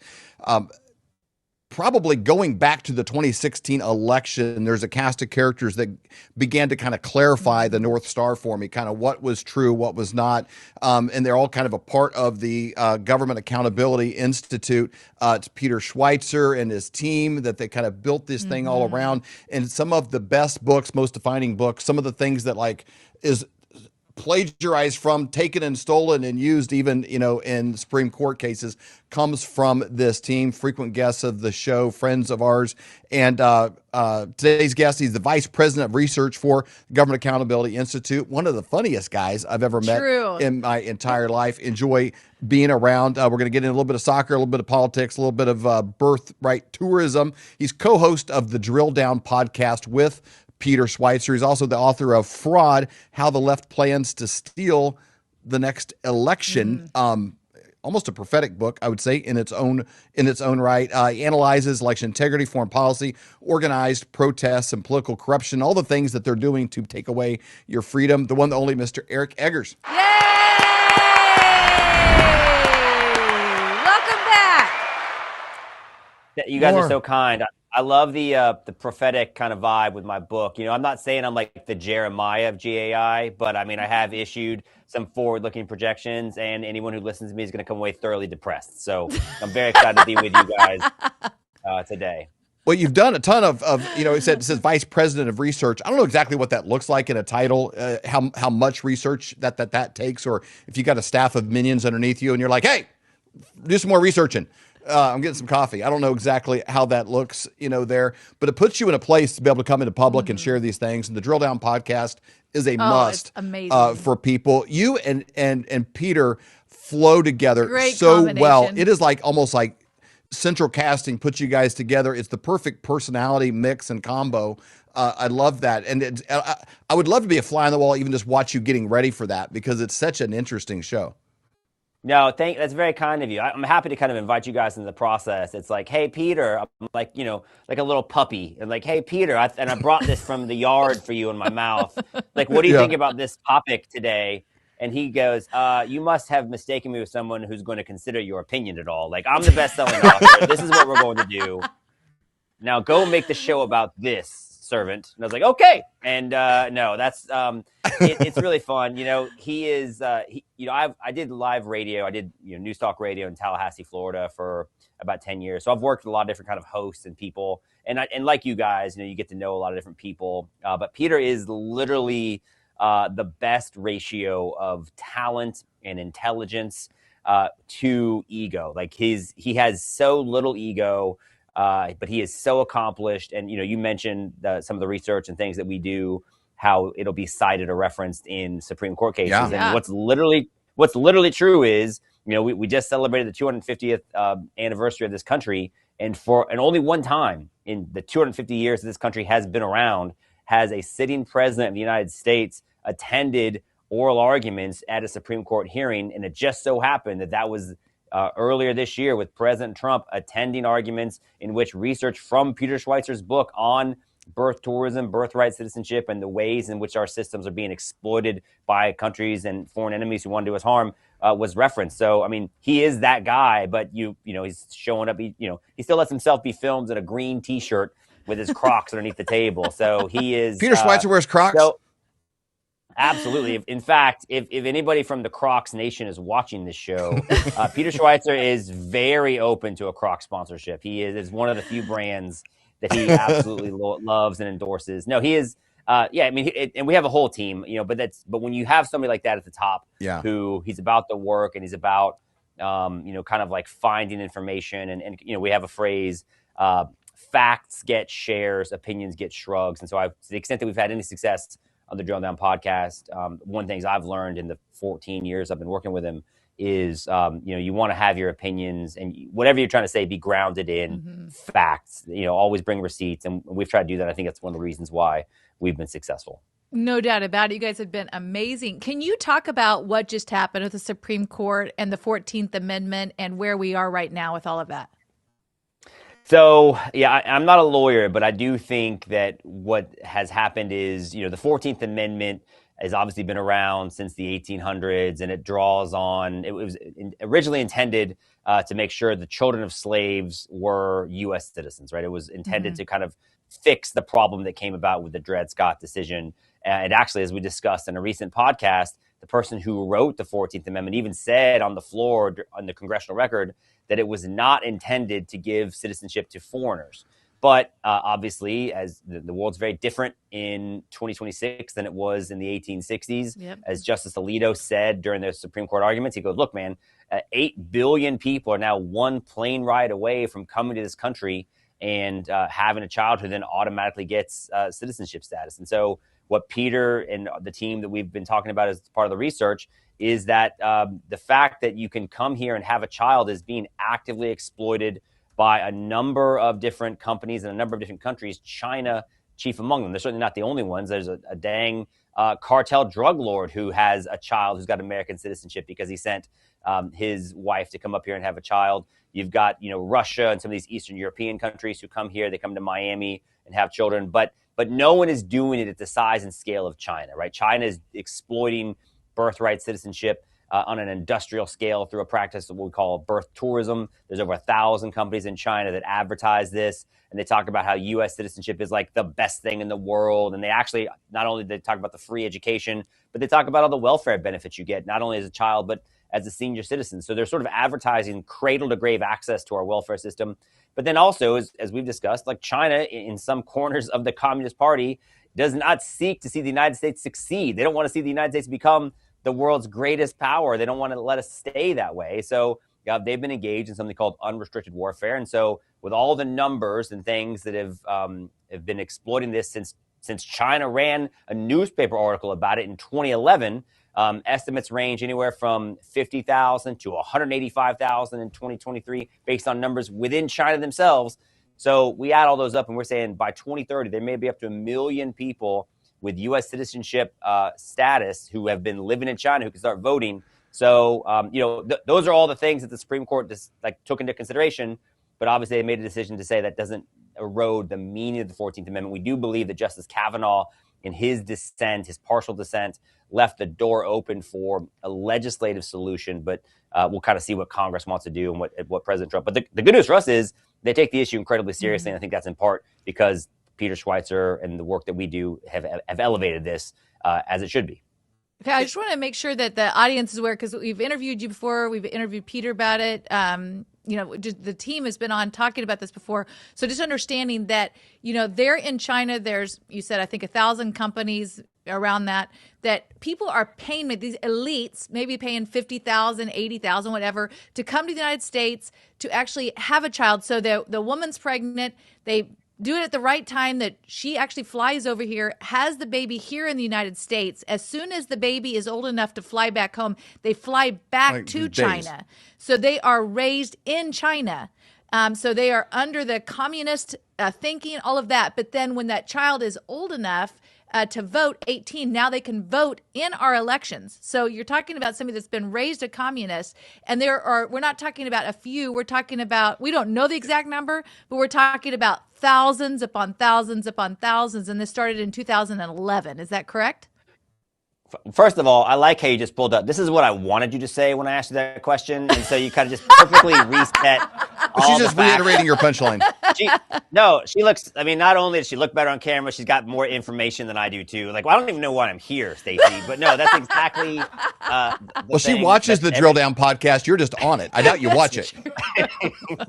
No, what she did was, that's exactly correct. And, what's really interesting is you said $50,000, $80,000 dollars, for this service. And so the point we make is if you are a wealthy Chinese citizen, then you're not like a dissident, right? You're not like some radical who's thriving on the outskirts of society. Like you are part and parcel with the Chinese Communist Party. In fact, Peter and I were running earlier today, and he brought up a point that their censorship is so extensive that even the Pope, the Catholic popes, when they want to nominate, bishops for the different regions, China gets to pick their own bishops. Like the Catholic Church even submits to the censorship authority of China. I know. And so that's how heavy-handed these things are. So any business that is happening in China is not just happening with the neutral consent. It's happening with the encouragement and support of the Chinese Communist Party. So China doesn't everything have else you just Somali fraudsters embedded in their government assistance programs. Yeah, it's my understanding China has a slightly more heavy-handed approach to cracking down on fraud than someone like Tim Waltz does, So that it doesn't happen without China kind of wanting it to happen. And so, one of the places this happens is in this Northern Mariana Islands, these territories near Guam, which it's ironic if you think about the fact that in the World War II, we lost over 1,000 soldiers to reclaim the territory of Guam because it specifically served a strategic military purpose of fighting against threats from the Pacific.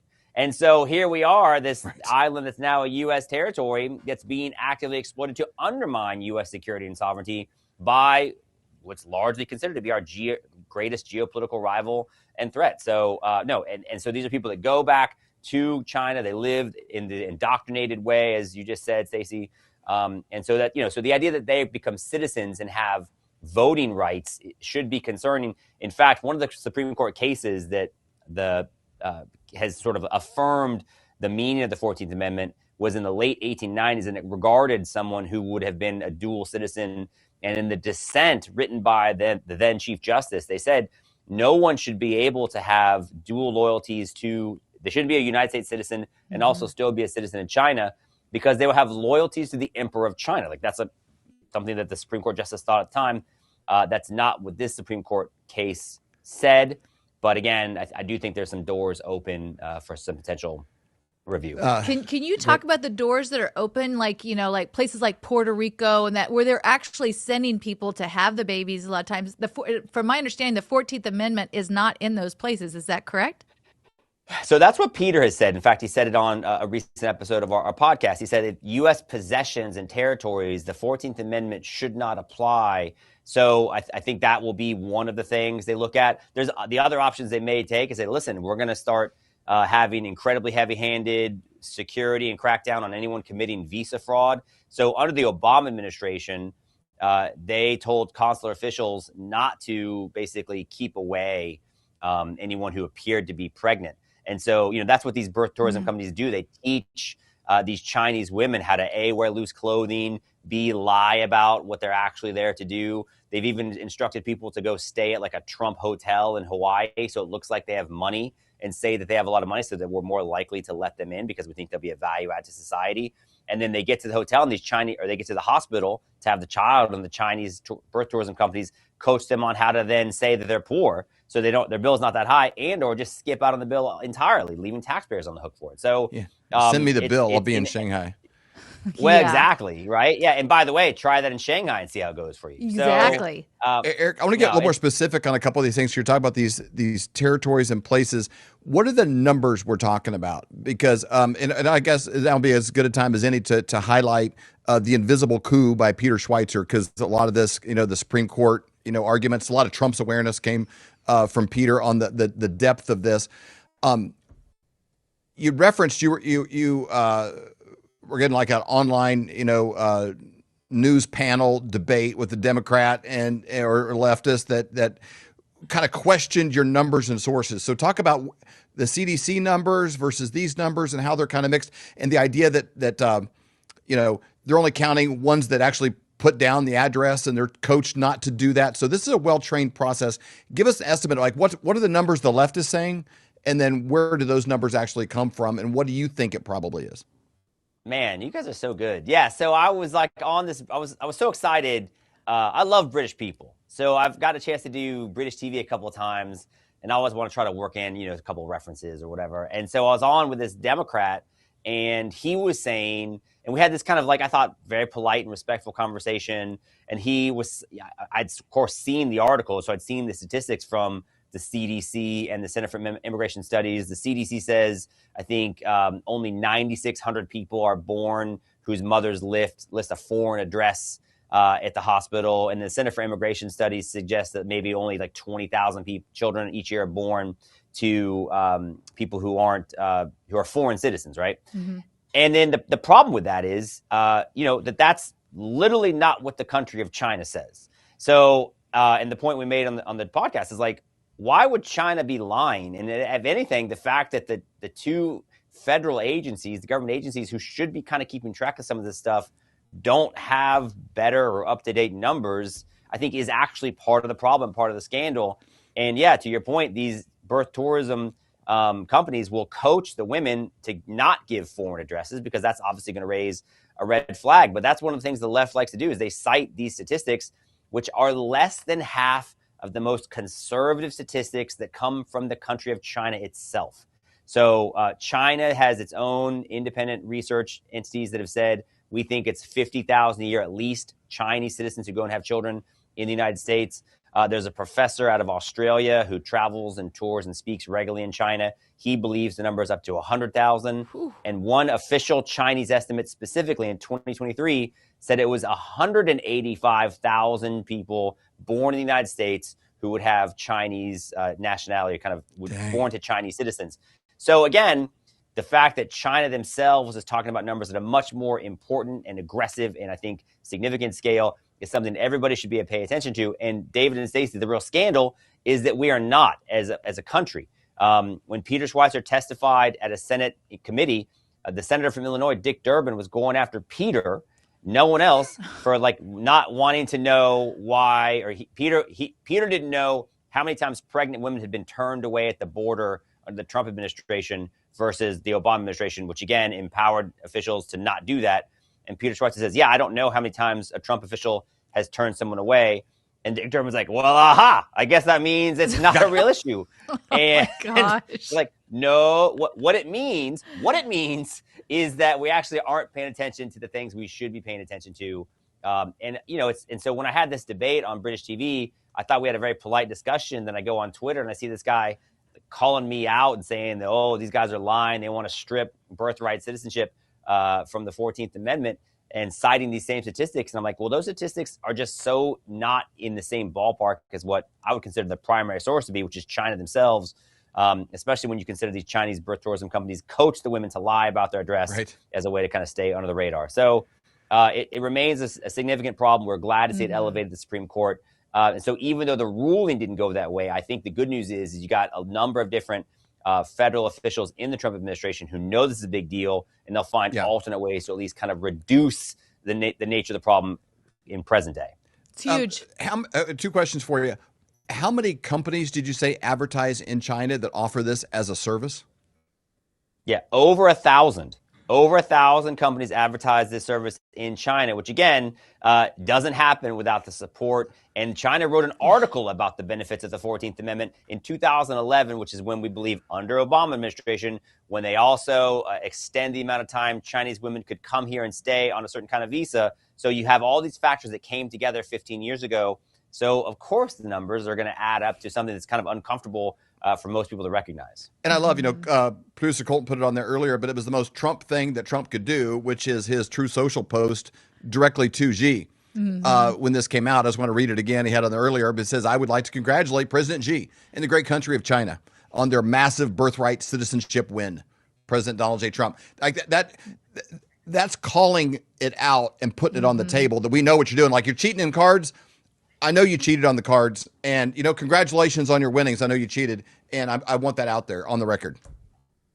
Well, and speaking of President Xi, that reminds me of the other kind of famous example of Chinese censorship. If 1,000 different Chinese companies can advertise this service in China, remember that there was a period of time in which China censored the image of Winnie the Pooh, right? Like not some, like Winnie the Pooh. And the reason is because there was some attempt to mock President Xi. They said Winnie the Pooh bore some kind of resemblance to President Xi. So what did President Xi do? And unlike some narcissists, he didn't get on Ozempic. You know what I mean? He just says, no, we're just going to strike down all the images of Winnie the Pooh so that no one can make that comparison. And so that's how seriously Colton is the man. That is how seriously they take those things. And so it's just more evidence of if things are being advertised by these companies, I just want to certainly is aware of why. I just want to elaborate on this a minute though. Okay. So you got 1,000 businesses. It is a business. You couldn't succeed just doing one a year, even at 50 to 80,000 a year. You got overhead, you got cost, and a lot of that part is going to go to their plane ticket. It's going to go to all the visa pay. So you got 1,000 businesses, and say they're doing, they got to be doing dozens or hundreds a year to even make it worthy to be in business. But 1,000 thriving. There's only 450 Steak and Shakes, and they have beef tallow French fries, right? And they're serving Wagyu, and there's only 450 of them. We can't manage to have 1,000 Steak and Shakes. They got 1,000 birthright citizenship businesses. It's like their hustle. They're making some money. Is strong. But I did some research on this. I was just kind of numbers. I just have to have perspective on things. I'm not as smart as you and Peter, or Seamus for sure. I was just thinking, okay, if we add it up, fact check false. You actually are smarter than Seamus, and I don't know. Yeah, and I would just say this: I just learned a new stat I plan on using to kind of flex on strangers moving forward. 450 steak and shakes. I did not know that. I actually feel like I'm in an MBA class from David White, who's going to teach us all about scale and profitability. I'm here for it. There's 1,500 Five Guys. Proceed. There's 1,500 Five Guys, only 450 steak and shakes, and that's a little bit of the crux of what's wrong with our country. Yes. You know, Five Guys, they don't take Bitcoin. All right, so but on to my point here.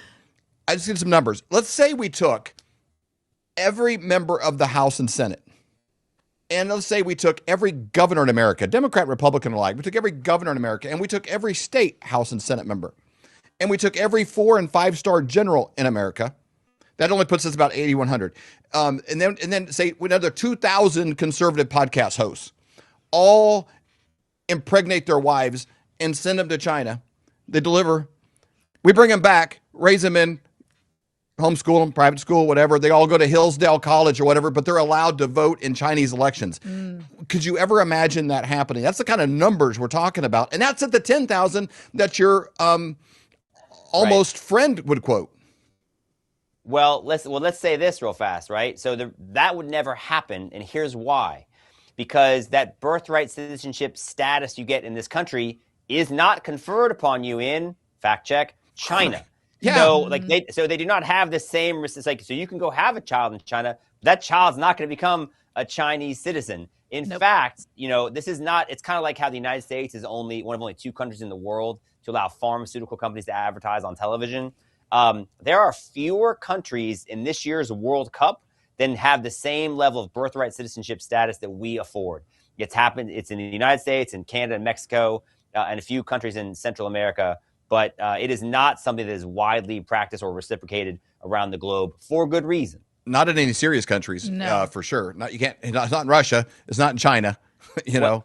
Yeah, and it's offered in countries you wouldn't want to go to and be a citizen in. So which is actually, that was the funny part in just doing the research. I think it was Jacob Howard, is the senator from Michigan, who wrote the 14th Amendment, and it's just kind of funny the way God opened some doors or closed some. So Abraham Lincoln offers this guy who would then go on to write the 14th Amendment and also issue a report that led to the impeachment of Andrew Johnson. But he offered him, I think, an ambassadorship to Honduras. Right. And I think this guy kind of wisely says, no, I think I'm not going to go live in Central America in a land without air conditioning or clean running water. In the 1800s. And so as a result, he stayed in 1800s. Yeah.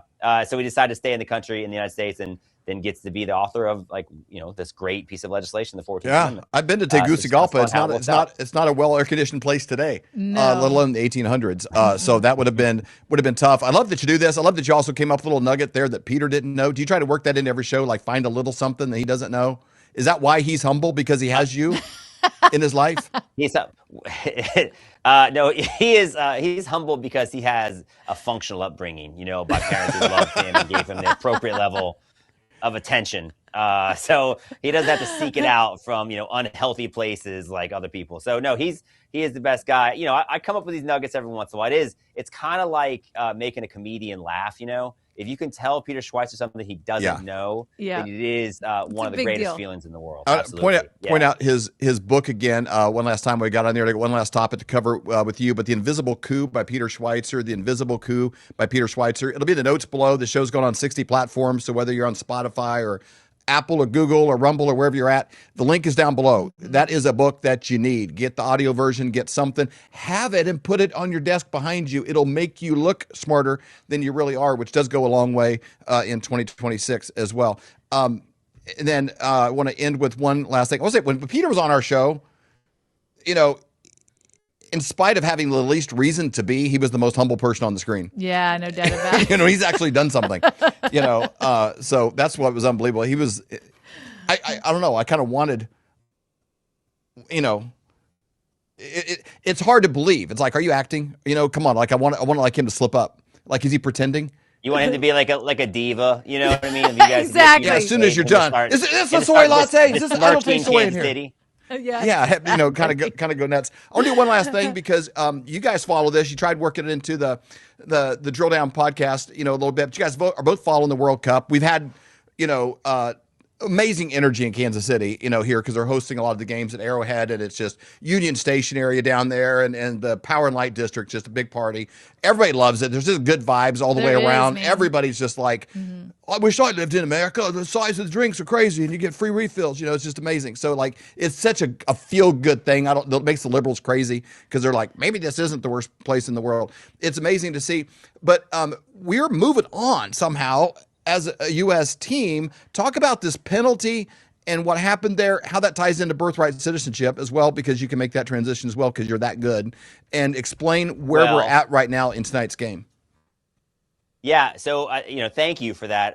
I actually coach the middle school soccer team, for my children, and so I am a big soccer guy. I love it, and I recognize it's not the most popular thing that people listen to conservative media podcasts care about. But what's funny is the guy that got the red card in the last match is actually only eligible for the United States team because of birthright citizenship. His I think parents are Nigerian.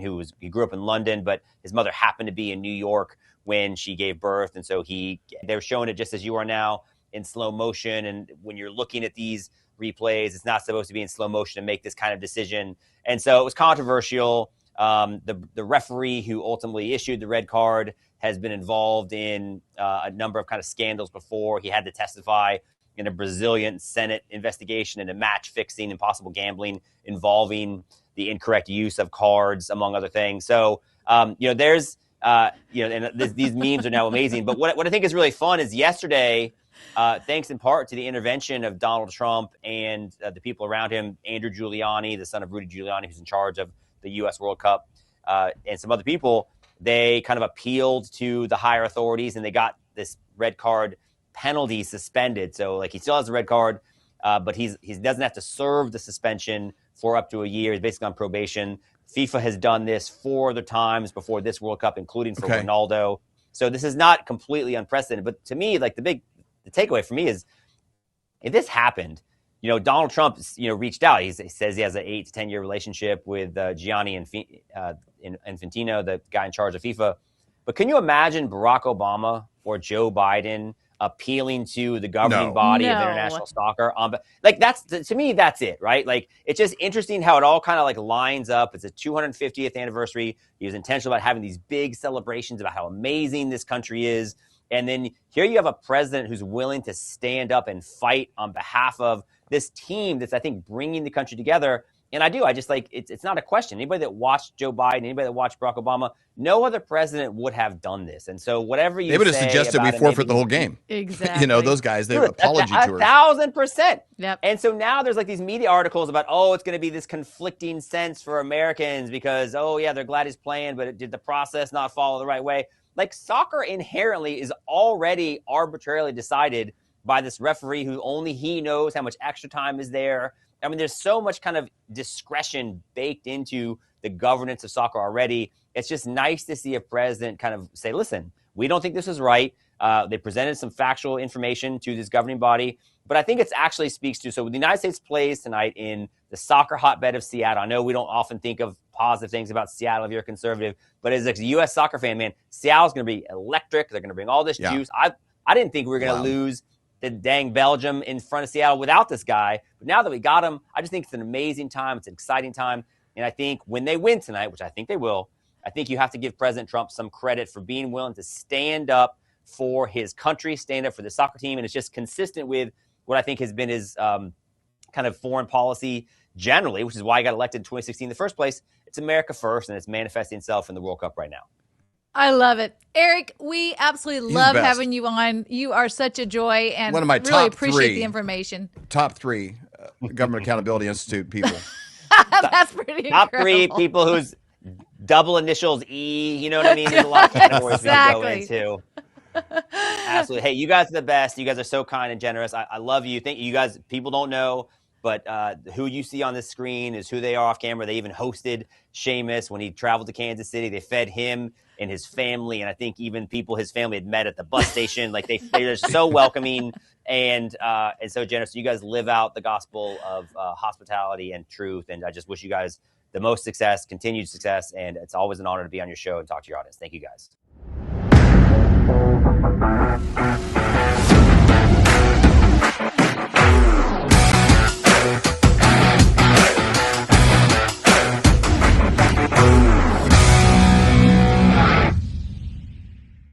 Fire Flavor family, buckle up. I don't care where we are. We're at a family thing. We're playing pickleball and we're standing around talking with people. The economy comes up. Yes. And where is money headed? What is the value of it? What are we basing this on? Everybody feels there's a major shift going on in that space. When it comes times for shift, you need wise advisors. Yep. We've had one for almost 30 years now for us personally, way before we had a show, way before there was a podcast. He was a friend and he was getting his PhDs and knocking them out. And I was like, man, that's a lot of work. And I'm like, and then now, boy, I tell you what, there's no more trusted advisor Yep. than somebody that has not one, but 2 PhDs in this area and somebody you want to listen to each and every week, the one and only Dr. Kirk Elliott. Welcome. Hey, happy 4th of July. I mean, we got to celebrate our independence this weekend. Yes. And so great. So great it's to an live interesting- in a country where we are free, even though you've got Absolutely. these trends that are eroding all around us. And it's like, you know what? We've had harder times throughout history. I mean, consider the Revolutionary War. Yeah. There is no way ever that we should have won that war. Yep. Yet God showed up. Providential. We did several shows last week with historians. We ended it on Friday with Bill Federer, and he just the whole show was just going through battles and moments where like fog descended and they were able to escape. And if it wasn't for like that divine intervention, it would have been over. Yep. You know, from the jump, and over and over and over. Even in their language, they're kind of pitched as deists, and they weren't really Christians. I mean, you look at their letters, their journals, what they were writing to each other. It was divine, providential, the hand of God. And then there's even this language here in one of the letters between Washington and it was one of his friends. It wasn't even a military guy. He said, because of the salvation of this country and God's hand on it, it'll deliver us to, in his providential hand on us, it'll deliver us to where we can evangelize and share the gospel and the salvation through Christ to all the world. And you're like, wow. They were thinking in terms of freedom and being a beacon to be able to have a free place to be able to worship God and have that be a launching pad to the world before we were actually a country. It's like, it's pretty powerful. Yeah. I mean, it's so Washington was praying for the fog to descend, right? Because you needed to win a battle. Today, my prayer is the opposite. I pray that the fog would be lifted that's clouding people's eyes, right? Because we're moving towards this socialism that so many people are worried about. And it is a big thing, right? It's this like political, spiritual battle that's happening right underneath our nose. But just like in the past, God's in the business of doing miracles. Yes. And he never stopped, right? He never stopped. And so I expect great things. But I was, over the 4th, I was having this conversation with some people and, thankful for the country that we live in, the independence. And, and the comment came up by somebody who was not a conservative saying, well, what, America, we've got all these problems and there's good people in other countries too. It's like, I didn't say that there wasn't, but their governments are socialist. Do you really want to be taxed out of your minds, just like they have been in France since 1776 when they had the French Revolution? And now the government runs out of money. And a few years ago, they said, hey, all you French people that are, expecting to live on your retirements from the government, we're placing austerity measures on you, right? You can't retire for a few more years. We're going to reduce your benefits.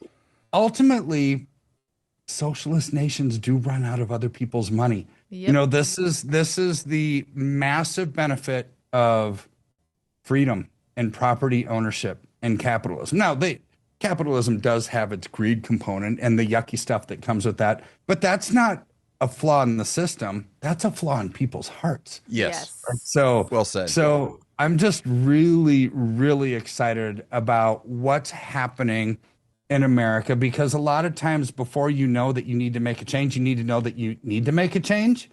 And I think the evilness of the powers that be, the left, the socialist / communist movement, is being exposed.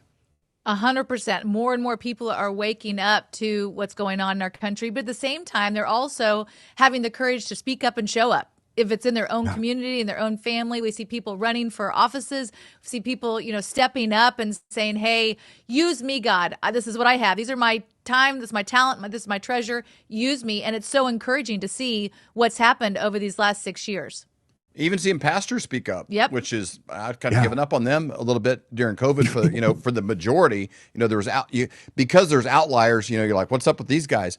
But they're starting to kind of wake up of like, hey, if we don't tap the brakes on this, we won't have a pulpit. That's right. You go to these other countries and it's like you don't have the freedom to be able to be passive and Not just freedom, but you're killed for your faith. Yeah. So we have a lot of things to be thankful for, though, and the fact that this debate is able to take place in such a public setting. We have social media and videos. There's so many things today where you can kind of see these debates take place in real time. Yeah, I mean, you go back to the words of Bonhoeffer, during the Nazism time frame of World War II.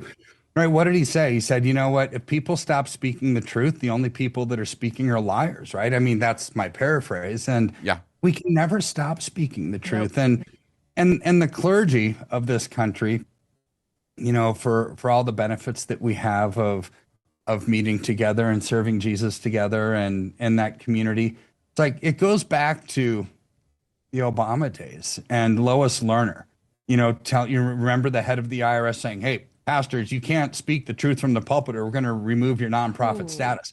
It struck pastors and priests everywhere with fear. It's like, did it ever happen? No, they never took away their nonprofit status, right? So, but it's a fear tactic that the left, uses. But we are not created with a spirit of fear. Nope.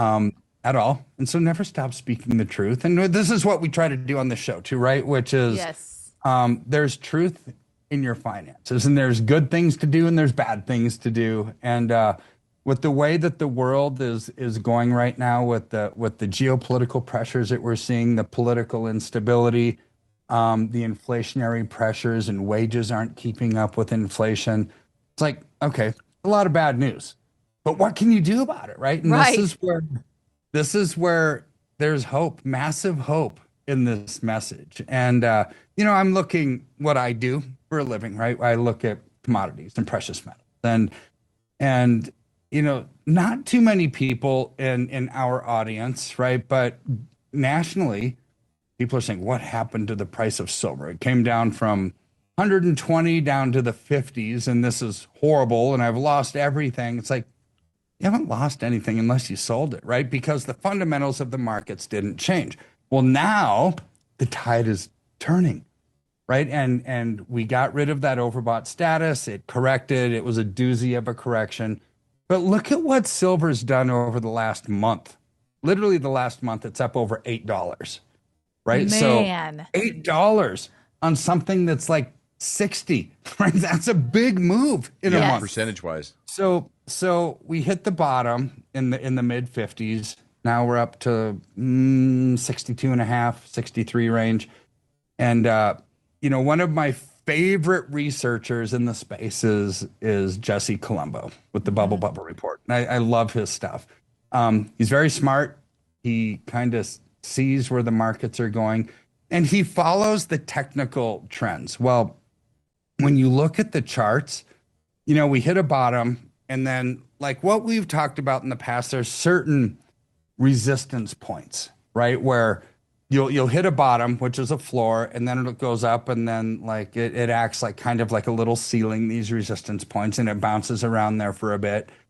We're at the point now where the fundamentals of the market that you and I all talk about constantly are starting to overshadow the current noise, which is what we've been telling people about for months now, that this is all just noise. The Iran conflict, it's noise.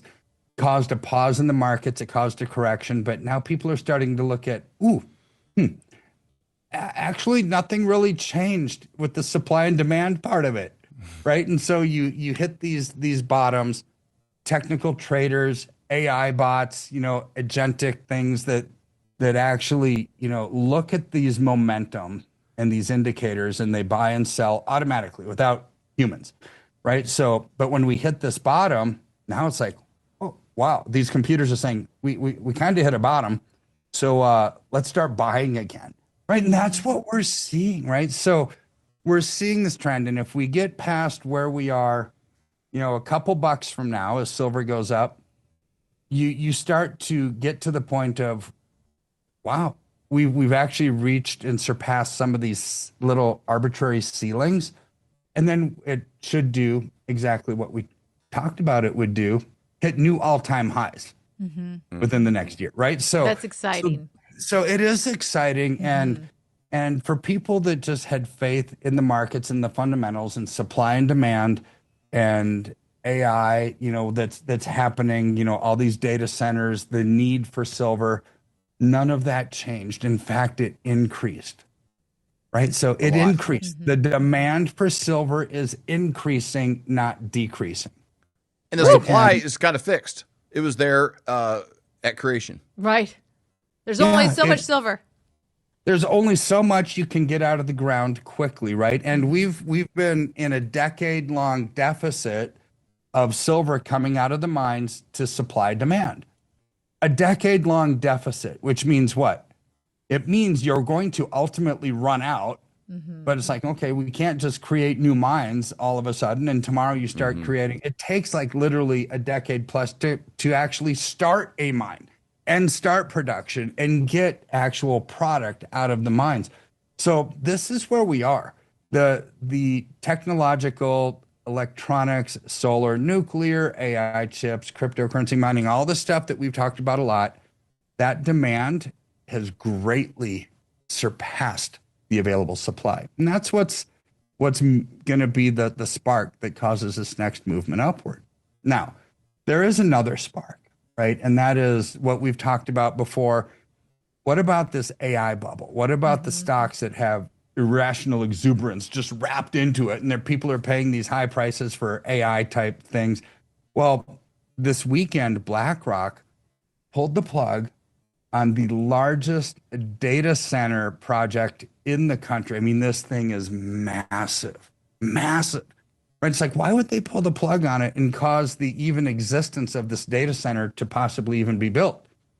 Because I think that they see that there is a correction coming. They probably haven't pulled the plug forever, but they're waiting for this bubble to burst, and then they can actually invest in this stuff at a discount, right? I mean, you look at what's happening, and people in the know, people who watch the markets, are expecting an AI bubble to burst because it can't keep at these lofty levels forever. They just can't. And that's normal. That's a normal market, condition. Oh, I think I said BlackRock. I meant Blackstone. Sorry.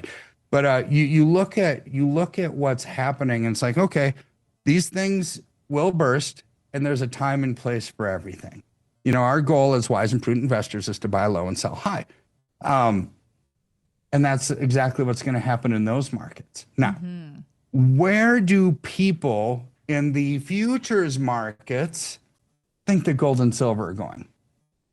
Right? Because the paper markets kind of that's how most of the world actually invests into gold and silver. It's through ETFs, and it's through paper, and it's through these futures contracts and options and everything else.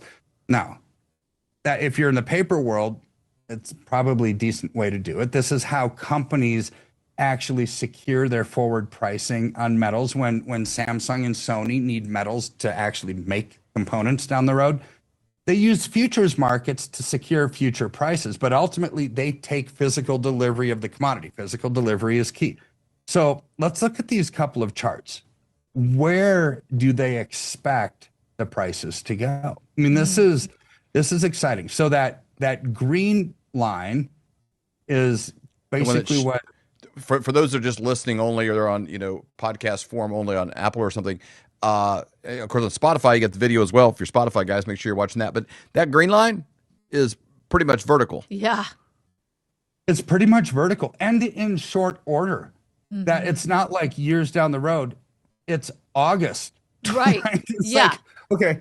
So they're expecting, prices to actually go up and go up rapidly. This is why they have these future contracts expecting much higher prices. Now, not everybody's expecting higher prices, because on this chart, for the people that can't see it, you see these kind of lower bars where people expect, lower prices or much lower prices, they're almost nothing, right? It's like almost nothing. It's like flatlined. The people in the trading world, in the commodities world, think that we're probably done with this correction. This is what this chart shows us. And this is on gold, right? So let's look at the silver chart, because it tells a very similar story.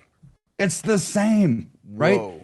It's now silver's a little more volatile than gold. So the ones that are expecting downturns is just a little bit more, but the ones that are expecting upturns, it's still a vertical. Yeah. It's like practically going vertical and in very short order. So when you couple what we've talked about, supply and demand and the fundamentals that cause these charts to look like charts, and now you see the people who watch the charts and who are issuing or buying or selling futures contracts for what they think is going to happen literally 30 to 60 days from now. It's exciting. Yeah, you're looking at between July 4th and before your kids go back to school, silver launching. And this isn't your speculation. These are, because I want people to understand the context of what you do. There's kind of, I kind of lump everybody in this space into two categories. There's our chart guys who kind of look at the flow of it, and then there's fundamental guys who understand the political dynamics, wars, manufacturing, all the things that make the chart do what it's doing.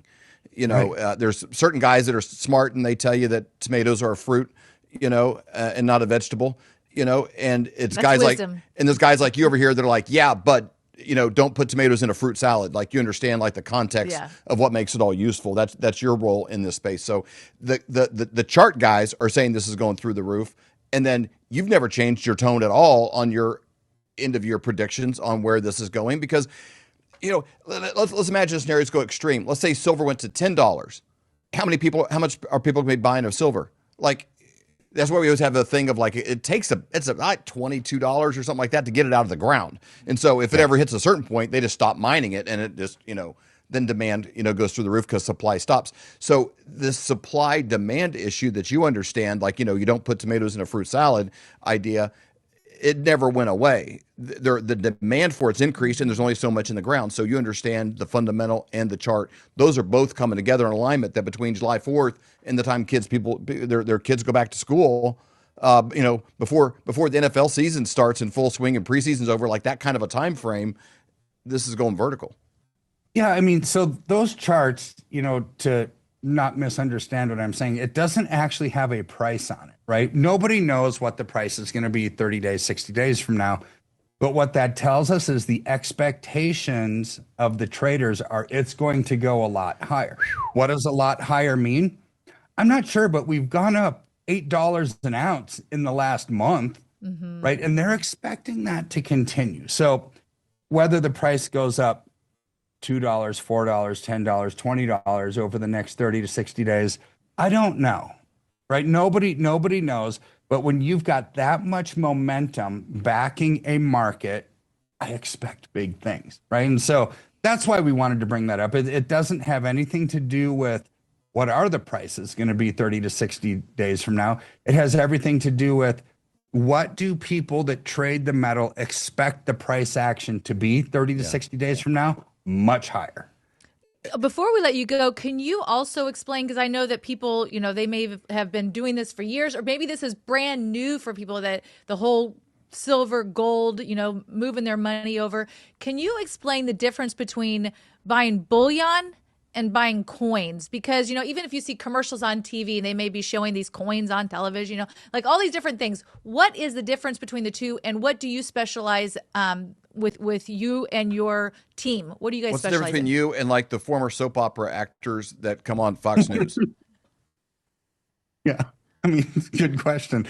The difference is bullion is going to move dollar for dollar with the market. With us, it's 8%, basically cost of ownership over wholesale. Okay. And we don't charge anything when you liquidate. So that gives you your basically entry price. It's roughly, over wholesale, that would mean it's about 13% over spot, give or take. And 0% when you liquidate, right? So so when it goes up, you're not penalized. Well, yeah, I mean, when silver moved 8% over the last month, all right, you basically almost broken even at that point, right? And so you don't have to wait years and years and years to recover.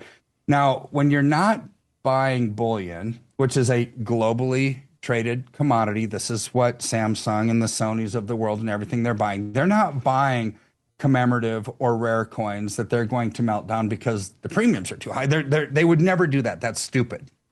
We should never do that because that's stupid, right? It's like you want to buy low and sell high. So a lot of these commemoratives, things like Trump coins, for example. I give you an example because I got one right over here. I kind of keep it. Here's what bullion looks like. This is 10 ounces of silver.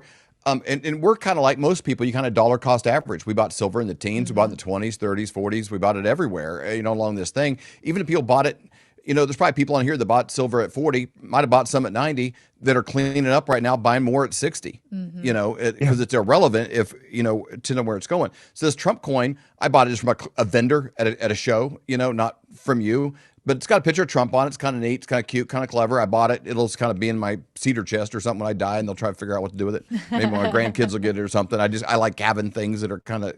It's still silver though, but it is is silver. coin. But it was about $80 an ounce when I bought it, and at the time silver was around 30 when I bought this. And so that's kind of what this looks like. And so if this was my investment, I would have to wait till it gets over $80 to even break even. If this was my investment grade, bullion, I'm getting the most ounces, for my dollar spent. I mean, that's the difference between these two. And there's a lot of people in this space that'll encourage people to put a percentage of their portfolio in collectors and a certain percentage in this and certain over here, or there's people out there buying paper, which is fractional pieces of this, and you don't even actually have the silver. So there's a lot of ways to get into this that you really go to great lengths to protect people from ever ending up in a bad spot. Well, yeah. So here's the difference. When you want to liquidate bullion, since it's a global commodity, it's really easy. There's already built-in demand. When some of these things, and don't get me wrong, when you bought that Trump coin, you didn't necessarily do it as an investment. It's kind of a little collectible thing. It's something neat to give as a gift to somebody because it might be somebody, whether it's Trump or some other patriot that we really love. It doesn't mean that if you're not buying that coin, you don't love that person, right? It just means it's not necessarily a good investment. It's kind of a neat thing to have. Yeah. A neat thing to have versus an investment are two different things because these commemoratives, whether it's a famous political person or religious person, or there's a lot of companies that will actually issue from official government mints from different countries, like a wildlife series or like the flying dolphins or a sitting owl, or they have little fancy names for it. They might be the only company on earth that markets those things, which means you only have one outlet to go back to them, and hopefully that they have more purchasers than sellers for that, or else you're just going to be forced to sell it back for melt, which is less than spot price. So like, for example, on that Trump coin that you have, silver was 30, you paid 80. Since you sell it back at whatever spot price is, or a little bit less on something like that, for you to break even, silver has to be $80 an ounce. Right. So you bought it at 30. I mean, years ago. You're still not even break even. If you were to sell it today, you're still underwater. Now, in January, when silver was 120, you could have made a small profit on it. But we're talking a 40% profit rather than hundreds of percent profit. Right. There's a difference, right? Huge. And so, especially people are tying in their savings with it. Like this is their saving. This is their money they worked hard for. And I just want everybody to get the most ounces for the dollar you're spending humanly possible.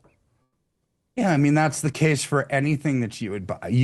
You're not going to go out and pay, if you're buying stocks, and say, I really like Meta stock. Because I really like it, I think I'm willing to pay triple the current price for it. Right. Nobody's ever going to do that. Well, that's the equivalent, right? It's really the equivalent. Nobody's going to say, I really like this house in this neighborhood that I've been looking at, and it's $300,000 for the house. But you know what? I like it so much, I'm going to pay $900,000 for Yeah. it. Nobody does that. It's not wise. It's not smart, right? So this is why we focus on bullion. It's low premium, low commission. We don't even charge when you liquidate it. To answer your question, short question, sorry, long answer, I'm chatty. We don't charge anything when you liquidate, right? So whatever the wholesale price is at the depository, that's what you get. But the initial was 8% from us on top of the difference between spot and wholesale, which is generally 3 to 5%. You're looking at like 13% over spot. You know that you have an exit as soon as silver moves that amount, which, last year silver went up 146%. Right. You had a 13% total spread. You would have made 130% in 1 year. Where, David, that Trump coin, you're still not even breaking even hardly at that point. So and that's also the would have to difference. find a buyer for it. Yeah. In addition to that, unless I'm just telling somebody it's going to melt it, and go that direction. So, Flyover family, there are a million reasons why working with Dr. Kirk Elliott and his team are good. One, he's a believer. Two, we could trust him. Three, he's very upfront in what all this process is, and he's not there for the transaction for you to buy silver. He's there for a lifelong of taking care of you. You get updates, you get emails, you get all the information because you got somebody, a friend in the business that you can call and walk you through how to get out of it. What do you want to do? Do you want to sell a part for a down payment on a house, or what do you want? What are your plans, your goals? What would you want to do with this based on your age or retirement or gifting it or putting a trust or all of the things that you have questions on? They can walk you through. And so it's a relationship you need more than ever in this space. If you go to flyovergold.com today, you actually get a free copy of this book. He's got another one coming out here soon. We're going to have available on a PDF for you to download. But you go to flyovergold.com, enter your name, your email. It takes you 5 seconds, and it puts you in the loop. They'll reach out to you, and you also get a free copy of this book. It's super simple. This is Laura Logan and Mike Huckabee, and so many people trust and go to and call for advice. Dinesh D'Souza. There's so many people that work with him. Alex Jones. There's people that you know and trust that know and trust Dr. Elliott, us included, for almost 30 years now. So go to flyovergold.com today. Do it now. The link's down below. If you're on the treadmill or something, click on the link so that you can enter your number. You can do it easy. It's mobile phone friendly as well. Go there, put in your name and email. You'll be so glad you did. Start the ball rolling so that you can look back on this and say, man, I was in the right place at the right time, which you are. Dr. Kirk, thank you so much for your time. We really appreciate it. We hope you've enjoyed this episode of the Flyover Conservatives podcast with David and Stacey Whited. Please subscribe, hit the notification bell, and leave us a comment below. Lastly, if you enjoyed today's podcast, share with those who bring to mind. Be blessed and make it a great day.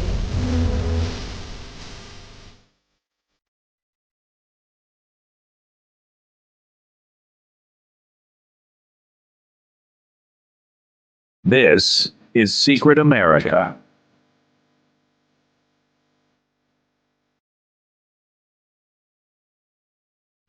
Welcome, everybody. I'm Jack Danger along with Jay Gatling. And today, I'm sorry, I'm looking at something right now because we had a problem with X for a minute. And I think it's fixed. It's just on like a slight delay, maybe like 2-second delay. That's StreamYard for you. The streaming apps are just, if someone, I don't know, let's not get into it. Anyways, let's check out today's top stories that we got here, Jay. We got birthright citizens actually trying to detonate an IED. They're actually Chinese nationals born in America to illegal parents. Then we also have a new AI that has exposed Congress's greed, exposed, some really amazing stuff. We're gonna look at that too, Jay. But first, we should definitely talk about the Chinese nationals. I mean, this is crazy. They apparently went to I guess they're doing like the birth tour. They might have been part of the birth tourism thing for all I know. They might have come over from illegal parents, had the babies, brought them back to China. Now they hate America, so they're trying to detonate an IED right by the U.S. Air Force Base. I mean, these people are nuts, and that's the problem. This right here is I wish this would have happened before the Supreme Court case.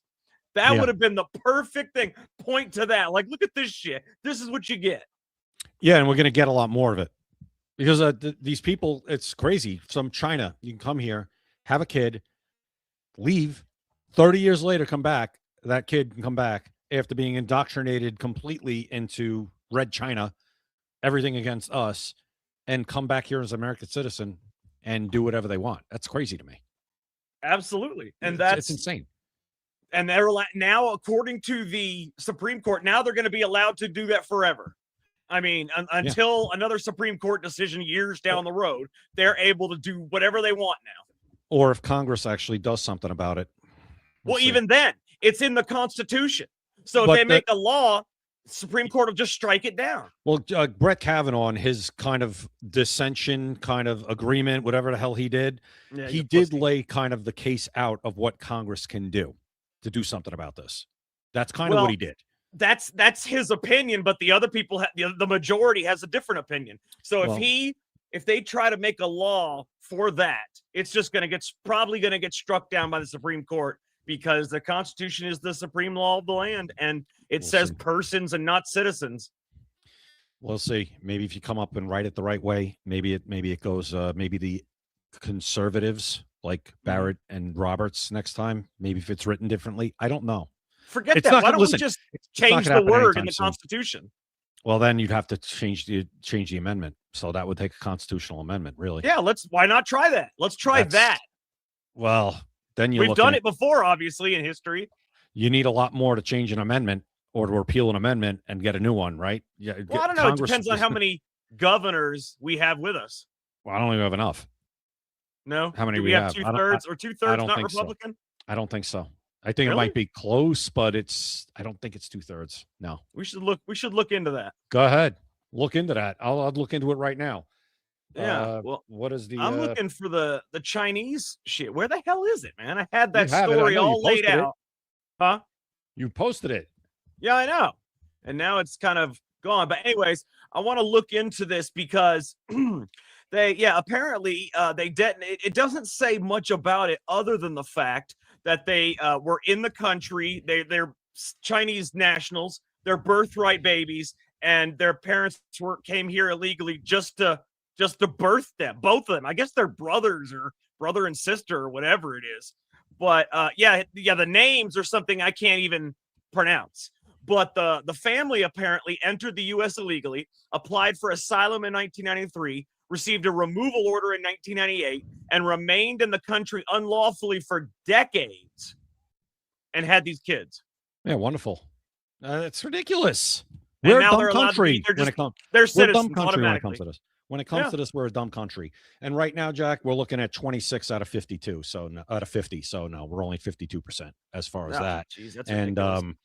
Obviously you need a congressional vote, which which would mean a 2/3 supermajority vote in both the House and the Senate, or the convention route, which would take 34 out of the 50 states. We don't have either of that right now, so you can forget it. Yeah, it's not going to happen. They don't happen, and they're insane people. Well, like I said, take what away Kavanaugh did and see what you could do with it. Maybe it works. You could put it through, and then once the law is passed, if they could pass a law, Jack, then let somebody else try to take it to the Supreme Court to get it overturned. But the law's passed. That's the law. Yeah. I mean, you're not wrong, but let's just hope that something happens, because it's not happening. Anyways, let's move on. I want to move on to this AI, because this is incredible. Okay, this AI is called GovGreed. And what it is, it's an AI platform called GovGreed, and analyzed 190,000 congressional stock trades. Okay, 45,000 bills, campaign finance records, committee assignments, voting histories, everything. Take a listen to this, all right? 56% of all congressional stock purchases over the last 16 months, 56% were in companies directly affected by legislation that the buyer later voted on. That's 6,170 stock purchases. All right. 343 of the 540 members of Congress, that's 64% roughly, actively trade individual stocks while serving in office. And take a listen to this. The AI identified 752 active triple signal cases, which is where a lawmaker sits on a committee overseeing a bill, traded stock in a company affected by that bill, received campaign donations from companies in that bill. I mean, according to the platform, bills with all three of these indicators passed at 5 times the normal rate of a regular bill. And you know what the penalty for violating all this is? A $200 fine. $200 fine for violating all this. By the way, no member of Congress has ever been prosecuted for the $200 fine. You know, it should just be called the conflict of interest app. Also, yeah. This whole thing, it's insane. I never understood how somebody in Congress can trade a company, a public company, and then be voting on something that could directly affect that company. I don't understand that. You want to talk about conflicted and a conflict of interest and a reason to do something that maybe you wouldn't have done. We'd be arrested for insider trading. Exactly. I mean, it's crazy. But they can do whatever the fuck they want. It just should be, no, you can't trade. You can't trade, and your direct family members cannot trade as long as you're in Congress. That's it. Sorry, not sorry. You guys ruined it for yourselves, right? I have you ruined to it for say, yourselves. Someone said, I think it was actually Kate, Grandma Kate said that there would be less people, the Congress members might actually be better if they couldn't trade stocks. But I got to say that if they can't trade the stocks, I think they'll be worse. I think they'll take bribes. I think they'll do all kinds of stuff. But that's illegal. Like that, actually, you take a bribe and you get caught, you're getting prosecuted and you might do some prison time. That is like, you know what I mean? That's kind of a bigger stretch than to just trade some stocks. What's that? How often are they going to be caught? They're never caught. Nobody's going to snitch on them. Who's going to arrest a Congress member? I will. Yeah, well, most won't. I'll tell you that much, especially in Washington. I would. So they're going to do whatever they're going to continue to do whatever the hell they want. Listen, there's got to be some way to do something about this. And of course, right, you take away one thing, criminals, if you want to be a criminal, you're going to find another way to try to get around it. But as what I would say is, I think taking a bribe, like cops, we're not allowed to take gifts. We're not allowed to take money or gratuities for anything. Like, you're not supposed to do that, right? Mm-hmm. Now, you're of course not allowed to take a bribe. But when you talk about taking maybe a cup of coffee, and then you start talking about taking a bribe when it comes to money getting handed to you or something that's worse, most guys, 99% of them, stay away from that, Jack, because they don't want to get caught taking a bribe. Now, these people, like you just said, even so if they it's get not caught, because they don't want to take a bribe; it's because they don't want to get caught taking. Well, a it's bribe. human nature. Human nature. So I'm talking about people that want to do bad things, and they have them in every profession, in every walk of life. So you're going to have them, right? But if, to me, even in this case, you said even if they get caught, they look at a $200 fine. That's nothing to anybody. That's not a deterrent. So you're, of course, going to have people that want to do bad things. You have to actually make a deterrent so they won't do it, because it's human nature. People, and especially people who have bad intentions to begin with, they're going to sneak into Congress. They're going to sneak into law enforcement. They're going to sneak into every job, every occupation. Well, power attracts people with psychopathy and people with those kind of issues. Yeah, and that's another thing we've talked about. At least with law enforcement, they screen for stuff like that. You have to go through psychological exams. You have to do stuff like lie detectors and stuff. Some still slip through the cracks, but a lot of times, most of them get flagged before they get on the job. In Congress, there's none of that. There's none of that. There's no psychological. There's no lie detector test. You get elected, you're in. Absolutely. Yeah. Absolutely. So all right. I think there's more of a possibility of people in something like that of doing bad. Yeah, no, it's very possible. Okay, real quick, I want to mention our sponsor, maxassociates.etsy.com, the #1 place for USA Pride gifts and patriotic apparel. You could scan the QR code at the top right, or you can go to maxassociates.etsy.com. This place has everything you could possibly want and the best deal you're going to find anywhere. 20% off your order and free shipping anywhere in the United States. You cannot beat that. I don't know why you would go anywhere else to buy anything USA other than Max Associates, because I can promise you they have better stuff than anywhere you're thinking of going, and they have the best deal. You're not going to get a better deal than this. So maxassociates.etsy.com. 20% off your order and free shipping anywhere in the United States. All right. So, Jay, I don't know if you've heard of this. I don't know how many people have actually heard of this, but apparently activists are now, let me pull this up. I want you to see this. This is insane. Okay. Take a look at this. All right. Activists are now demanding that activists are pushing for Black English to be legitimized in preschool as a way to build children's literacy skills in California. The Black Californians United for Early Care and Education, that's a mouthful, is a part of a movement to challenge harmful language hierarchies and affirm Black English, like didn't do nothing, as a legitimate rule-governed language rooted in Black history, culture, and community. So America, Jay, America is the only place where we want to dumb down our children. Okay, we want to dumb these people. Oh, so they're saying proper English is white supremacy. That's what they're saying. Yes, it's because, Jay, I'm going to be honest with you here. This is a real statistic. I've talked about this before. You know why they want to do this? I'm going to tell you why they want to do this. Because in the 70s, all right, the IQ rating for mental retardation in the 70s was what was it? It was 75? 75 or 85? I can't even remember. It went up or down. Let's see if it was 85 and then went. Yeah, it was 85. That's right. Okay, so in the 70s, it was 85 was the line, the bar for mental retardation. And did you know that the reason they changed it to 75 is because most Black people were being classified as retarded because they were 85 or lower. And that's something you can look up. That's not racist. Math is not racist. You can look it up. That is exactly why they changed it. Jack, that's another thing. Yes, they try to say math is racist. Yes. Oh, yeah. Yeah, everything that they can't understand is white supremacy. Pre-1973, Jack, I'm looking at it right now. Yep. The American Association of Mental Deficiency later used an IQ cutoff of 85 or below. One standard of with the 73 change. Okay. They revised this definition, raising the bar to IQ of 70 or below. 70. I thought it was 75. They're really trying to get him in there.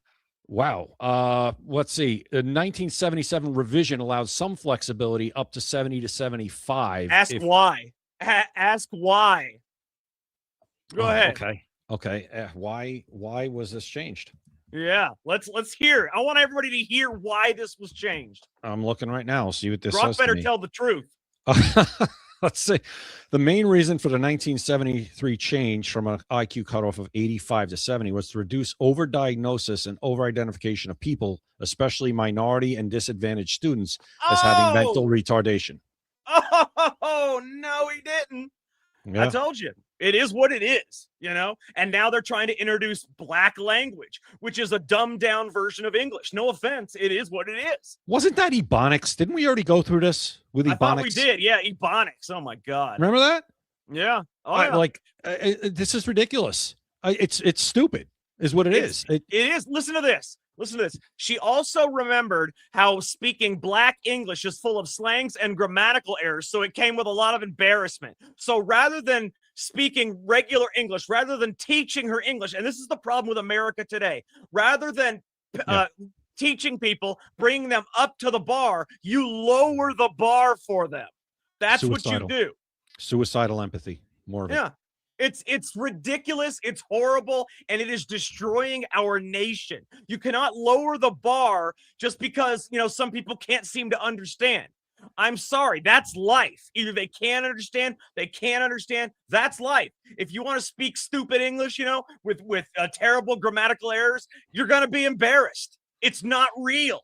I understand that you want to make it part of your culture, but you only want to make it part of your culture because you're too stupid to understand regular sentences. It's that simple. You don't even speak English good. No. No, Oh, that's it's wrong. ridiculous. That's wrong. What I just said. It's Yeah, wrong. I know. But it's okay, Jay. You didn't do nothing. I didn't do nothing. I didn't. No. It's Well, ridiculous. I think man. it's crazy. I think it's embarrassing, and Ugh, I think very and I think there's plenty of. I would say that there's probably a lot of black people who would be against, because it is embarrassing, and I'd be like, It's no, very I know how to speak English the proper way. I was taught the right way, and I think it's basically you're basically stereotyping me as to somebody who doesn't want to learn how to speak the right way or can't learn how to speak the right way. That's Well, the Jay, people again. You get guys this. need to speak up. You need to speak up. Get this, Jay. They want to say that if they introduce this language, this English black language, that people can call themselves bilingual. What? If they can understand that, they can put bilingual down on their resume because they speak black English. Then I could do that too. Then I guess I'm bilingual because I could speak that way if I wanted to. It's insane. It's ridiculous. It is crazy. These people should be embarrassed, man. That's what I'm saying. It's embarrassing. And that's why people need to speak up. People that are black who don't agree with this need to be loud about it. That's the only way you stop this garbage. Absolutely. I don't care if you're a Democrat or a Republican or whatever. It's not political. This is common sense. I gotta tell you though, and it's suicidal empathy that's destroying the country and embarrassing you. I gotta tell you though, this woman that's so for black culture and wants to do the stupid black language stuff, probably white. She's got a white name. Her name's Ashley Williams. Is that not white supremacy? She might be white. Could we look that up? Why not change your name to Shamika? Is she white? No, she's black. Oh, she is black. Okay.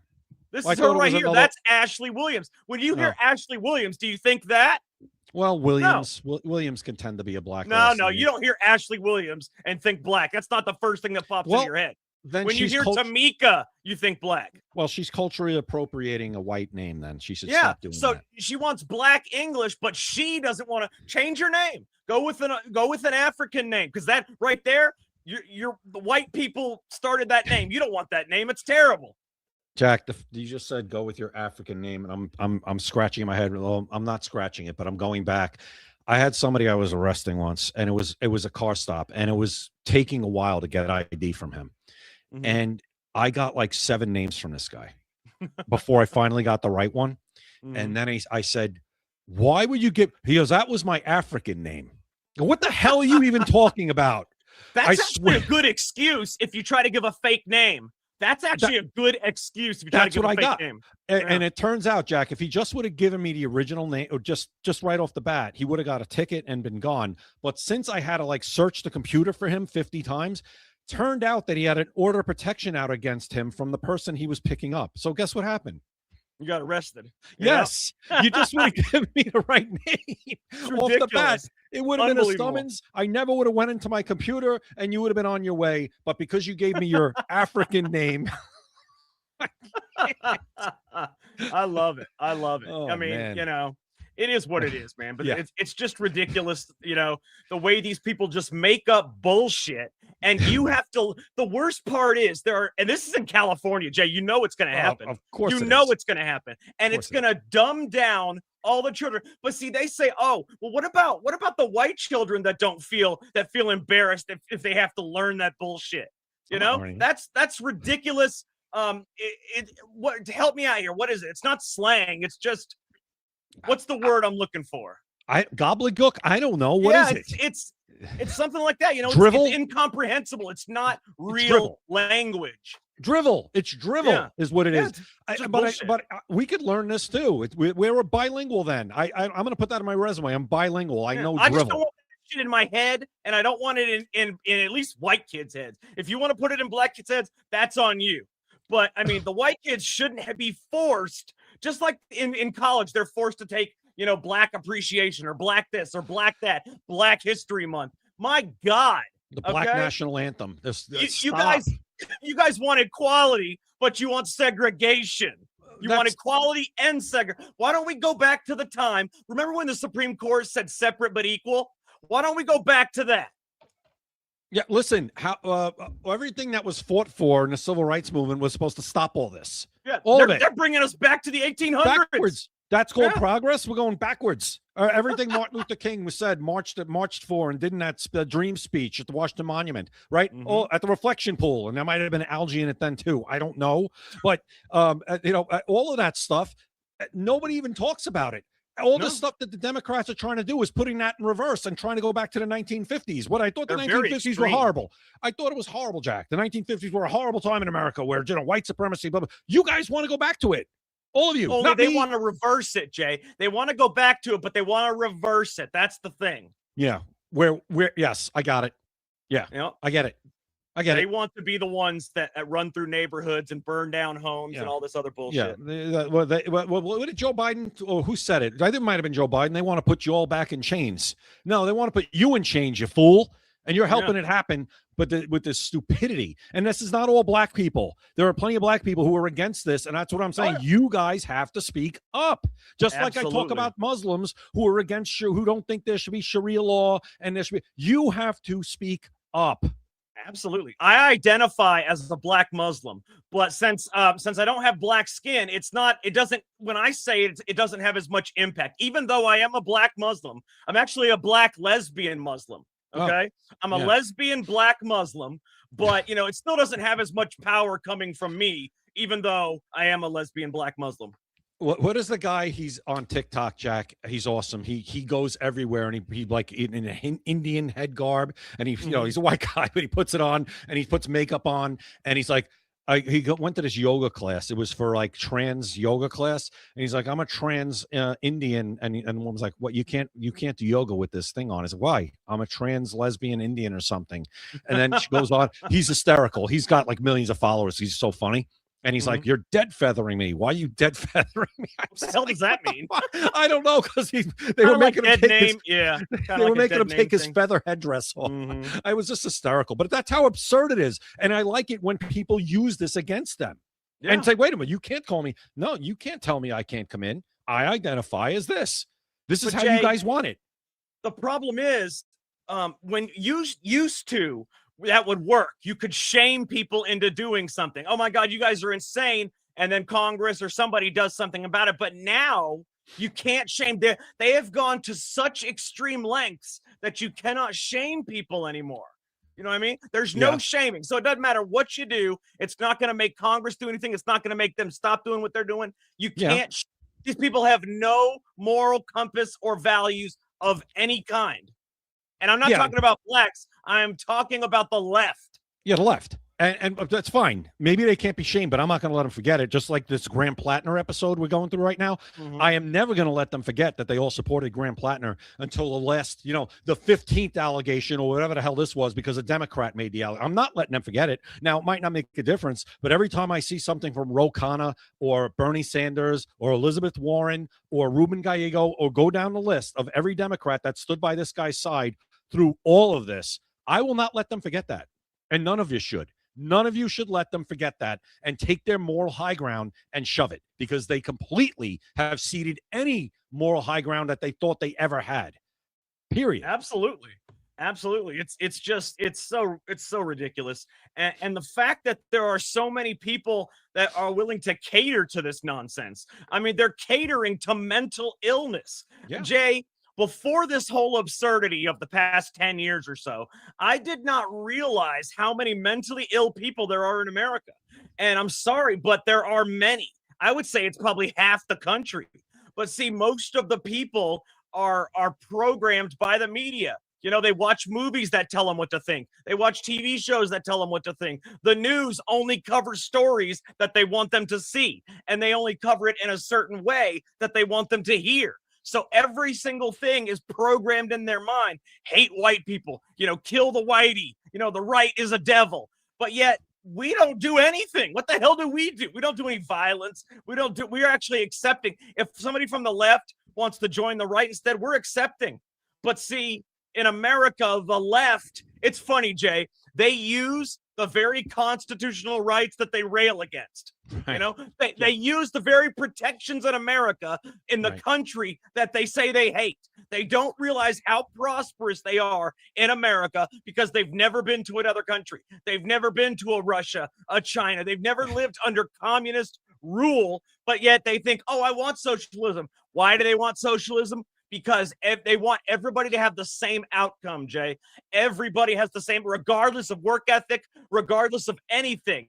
Everybody has the same outcome. I make this much, you make this much, we all make the same. I get this much food, you get this much food, we all get the same. That's what they want, and that's what they think will happen. Jay, every single time they look at socialism and say, oh, it's never worked. In the history of the world, it has never worked. But they always think I can be the one to do it. We are the one. It's 2026. It'll work now. That's their problem, Jay. They have severe mental illness. Well, yeah, this just hasn't been implemented properly, which is a complete. You can't implement it that way. It can't be. It's impossible. It doesn't work. And here's the other thing.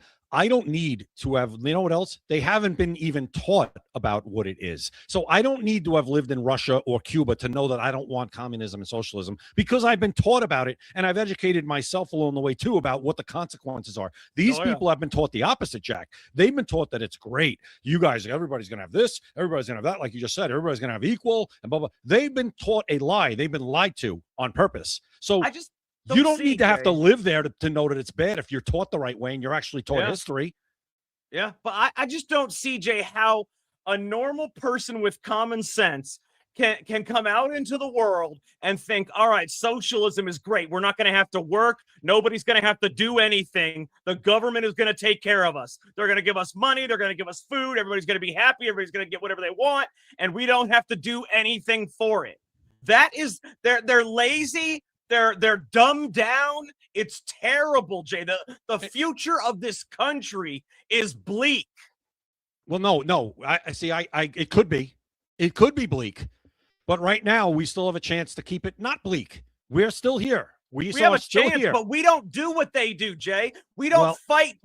I want to fight fire with fire. They bomb a Tesla. I want to bomb a Subaru. You know, we need to fight fire with fire. Every bullshit that they pull, I'm going to pull it on them. If they accuse me of this, I'm going to accuse them of it too. That's what we need to fight. We need to do it. Okay. Along those lines, what I just said, I am not going to let them forget about what they did with Graham Plattner. Yeah. None of you should. This is way more egregious than any, there's a list. There's a list of things that Graham Plattner was alleged to have done. There's probably 20 of them. I saw 15 in a Breitbart article today. There's about 4 of them on that list that would have ended a Republican's career instantly by itself. By itself, not with everything up. By itself, 4 things that Graham Plattner has been accused of or has done, not even accused of, that we know he did. I'm not talking about the allegations of the assault or whatever. I'm talking about things he said, things he's done that would have ended a Republican's political career instantly. So I am not going to let them forget this. And you tack on everything else that this guy's been accused of, everything else this guy's done, the Nazi tattoo alone, alone would have ended a Republican's career. I'm not letting them forget. I'm not letting them forget. Every time, his social media now, you can respond to these people. You can respond respectfully if you want. Hey, Ro Khanna, you still support the Nazi guy? Because you did for about, just say it. Put it out there. Don't let them forget. And maybe some other people will see it who don't know what's going on and go, what is that guy talking about? Let me do a little research on that. That's how you win. Yeah. It's the problem is though that we have to fight fire with fire. Just talking. I mean, they do things. They go out and protest hard. And you have a job, violence. Jack. They use intimidation. Jack, you have a job. You have to work for a living. You understand? Yeah. So do everybody else. Why do none of these people have to work? Nobody. Well, because they're probably getting welfare or public assistance of some sort, or they're getting paid to be there too. We know that. Maybe I should get paid to be there. Pretend like I'm a leftist. Maybe. I'll just stand in the back but of the crowd. Be careful. Don't get made, because I don't think it'll work out well for you. See, that's the thing. They would be willing to violently throw me out. We should be willing to do the same. That's the problem. We have to actually fight back. Well, I think we also have to maybe fight. If we have politicians that would actually fight back the same way or fight the same way Democrats fight, that would help too, wouldn't it? Oh, it really would. We have somebody in the White House that does it. Not many people follow his lead, though. It's gotten better, Jack. It's gotten way better than it used to be. It used to be if you're a Republican and you were even called a racist, even though you never were accused of racism. If you were called a racist, they would cower and run away and apologize for something they never did. At least we're getting better with that. And by the way, just now breaking news, an ICE officer has fatally shot a Mexican immigrant in Houston during an attempted traffic stop arrest. Authorities said ICE identified the man as Lorenzo Salgado Arroyo and said he was in the U.S. illegally and refused to comply. Well, Jack, get ready, because what I just told you, you know what's coming now. I hope there's more than that. Refuse to comply and you kill him. I hope there's more than that. We'll see what happens. I mean, my point is, you know now that things are going to explode. Oh, of course. They're going to, and that's the problem. It's the media that controls everything. Because if they ignored this story, it would be nothing. But they're going to explode it. They're going to amplify it. And they're going to do whatever they can to destroy this country. But it's unbelievable. But Jack, it's always 99% of the time, it's refused to comply. Always when it comes to getting shot or hurt by police or law enforcement. If you comply, you will live to fight in court. Here's the thing I never understood. Even if I don't want to get arrested, and I know in my heart I did nothing wrong. Jack, what is fighting the cops going to do for me? Am I going to win? No, you just get thrown in jail. Right, and you're just adding charges, right? I'm not going to win. I'm not going to win that battle, and I'm certainly not going to most likely win that war. So it never sue them makes sense to me. Or something. Yeah. Right. Go to court. Get it. If you didn't go to court, that's what the system's made for. And in this case, looks like we have somebody in the country illegally. And I literally just got that, came over from the Washington Post, and we'll see what it's all about. But of course, like you just said, it's going to be exploited now to try and slow down. Maybe we were doing too well with the deportations over the last month. I don't know. So something had to happen. I don't know, Jack. Well, they definitely want to destroy the country, and it all started with Barack Obama and the modernization of the Smith-Munn deck, and that's why, Jay, I really think you're going to love the book that comes out on Tuesday. It comes out a week from today. It's it's called By Design: The First Black President, and it tells the story that everybody wants to hear. The story that everybody has speculated about. It starts with the CIA. It starts with a CIA project. And it ends with the first black president being sworn in as president of the United States. In between what happens, you're going to have to check that out, man, because it is. And by the way, the names have been changed because I can't use certain people's likenesses, but everything else is real in terms of the timelines and stuff. Other stuff is speculation. What everybody believes actually happened, that's this story right here. What you think, anything you're thinking right now about Barack Obama, how he got to where he is, his family, everything, it's going to be in this book. I totally believe that Barack Obama was manufactured. Completely manufactured. Clint Eastwood said it, right? The greatest fraud ever perpetrated on the American people was Barack Obama. Absolutely. And that's why it starts in the CIA. The very beginning of the book starts with Stanley, which was Baram Obaka's grandfather. It starts with Stanley in the CIA and a project that nobody knew about. Oh, here we go, Jack. So Deb just posted it in the chat here. ICE said Arroyo rammed an ICE law enforcement vehicle, refused multiple verbal commands, and used its vehicle in an attempt to run over an ICE agent. The agent then fired his weapon in self-defense. Hello, Renee Good. I guess this guy didn't say.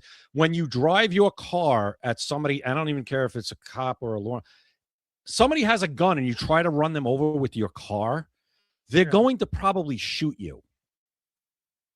Jack, isn't that just like 2 + 2 is 4? Well, yeah, it's a deadly weapon. Right. You're going to run before you run me over. I'm going to try to shoot you to stop you if I have a gun. Just letting you know that. Yeah, it's a deadly weapon. I mean, a car can be used to kill somebody. Of course it can.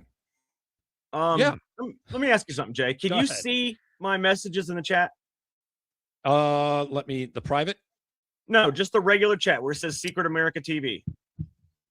On StreamYard? No, regular. The regular chat. Yeah, StreamYard, yeah. No. You don't see my messages? No. I see private chat, comments, and I do not see on the anything. comments. In the comments. You don't see yeah. Thank you, Cajun Lady. Thank you, Raina. Thank you. Okay, Raina. good. Yes. I thought you were talking to me directly. No, every time I send a message in there, I don't seem to get a reply. I'm thinking, is it not working? What the hell's going on here? No, they're in there. It's going to Kick. It's going to YouTube, and that's it. Kick and YouTube. It looks like we're back on Kick. Yeah, we are. I mean, I figure, they unsuspended us. I mean, I don't really, I do nothing with Kick except stream our show to it. So Right. if other people that are on Kick want to stream the show, look, see, Grandma Kate doesn't see the comment. She's on Kilburn- X.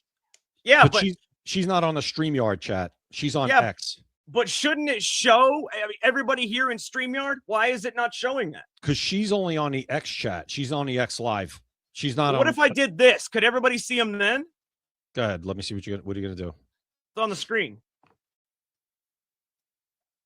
I don't see anything. You don't see the chat in the bottom right of the screen? I see the chat, but no, I just see the chat on the right side of the screen. Like if I That's what I'm talking about, the chat. I'm going to go to side. the X Live right now, and I'm going to hit a message. I'm going to say hello, and now it'll show up on the X Live, and it's going to show up. You see it on the screen right now. Yeah, I don't know why. It doesn't make any sense to me because if you're here in the chat, you should be able to see every message that is beamed through the chat from wherever it's from. See, I'm in the Rumble chat now, and I'm going to say hello, and everybody in the Rumble chat will be able to see it on LFA TV's channel. So that's exactly why nobody has replied to any of my messages because nobody can see the shit. That's weird, man. She sees Grandma Kate sees your post on YouTube. She'll see it in the live on YouTube on our channel. Yeah, but that doesn't help me. That's what I'm saying. Like that's yeah. All right. Like there's a way. Like I know when Jeremy does his show, he's like, I think he sees or maybe he's got a switch too, because he sees a lot of the chats and everything. I'm not sure how he does it, but he sees like everything. And Raina says she only sees me because I'm chatting directly into the X chat.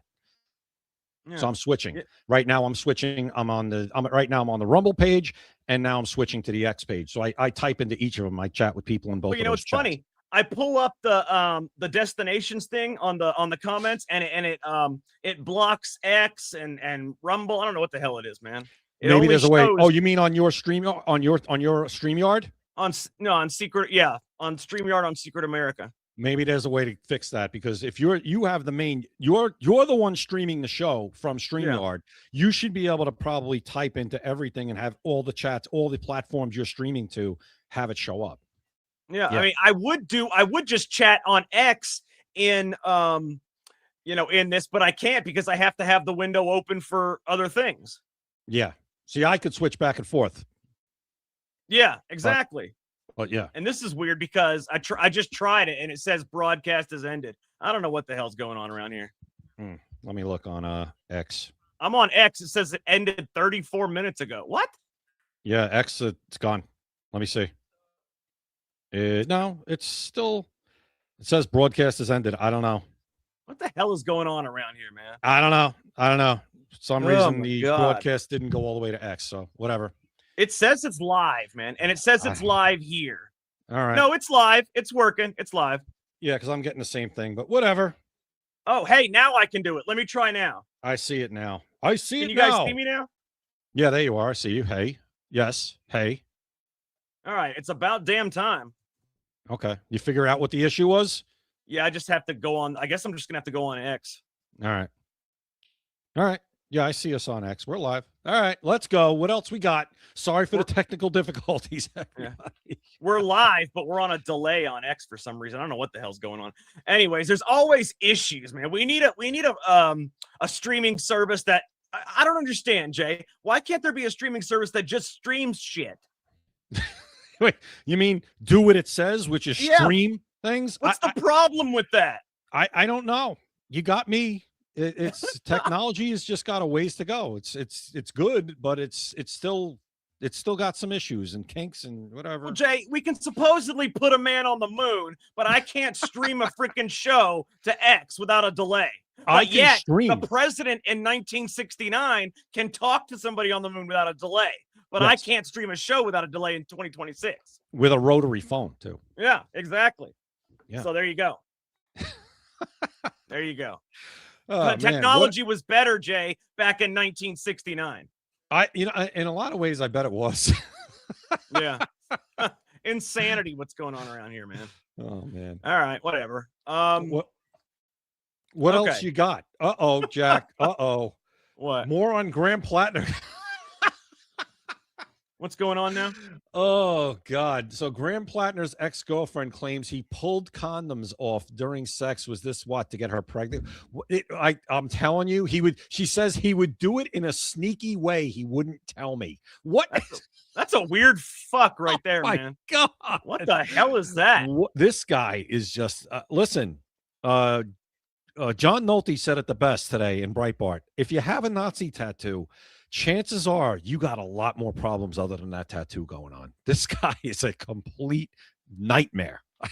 Jay, there is some good news, though. Go ahead.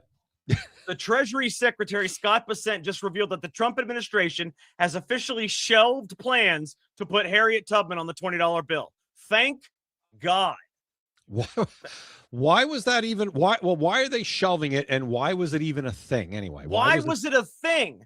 The only people you need on these bills are founding fathers and early great presidents. Nobody in the future, unless you want to make a $250 bill, put Trump on there. I'm fine with that. Yeah. But I mean, I'm sorry. If you want, Jay, I gotta tell you, the stuff that's happening these days is making a lot of racists.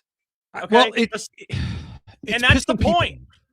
Yeah, No, it's happening to white people, and white people see all the videos. They see all the crimes. They see black people looting all the stores. They see black people shooting white people. See black people going down the streets just knocking the shit out of white women for no reason. Grandmas hitting their head on the sidewalk, bleeding to death.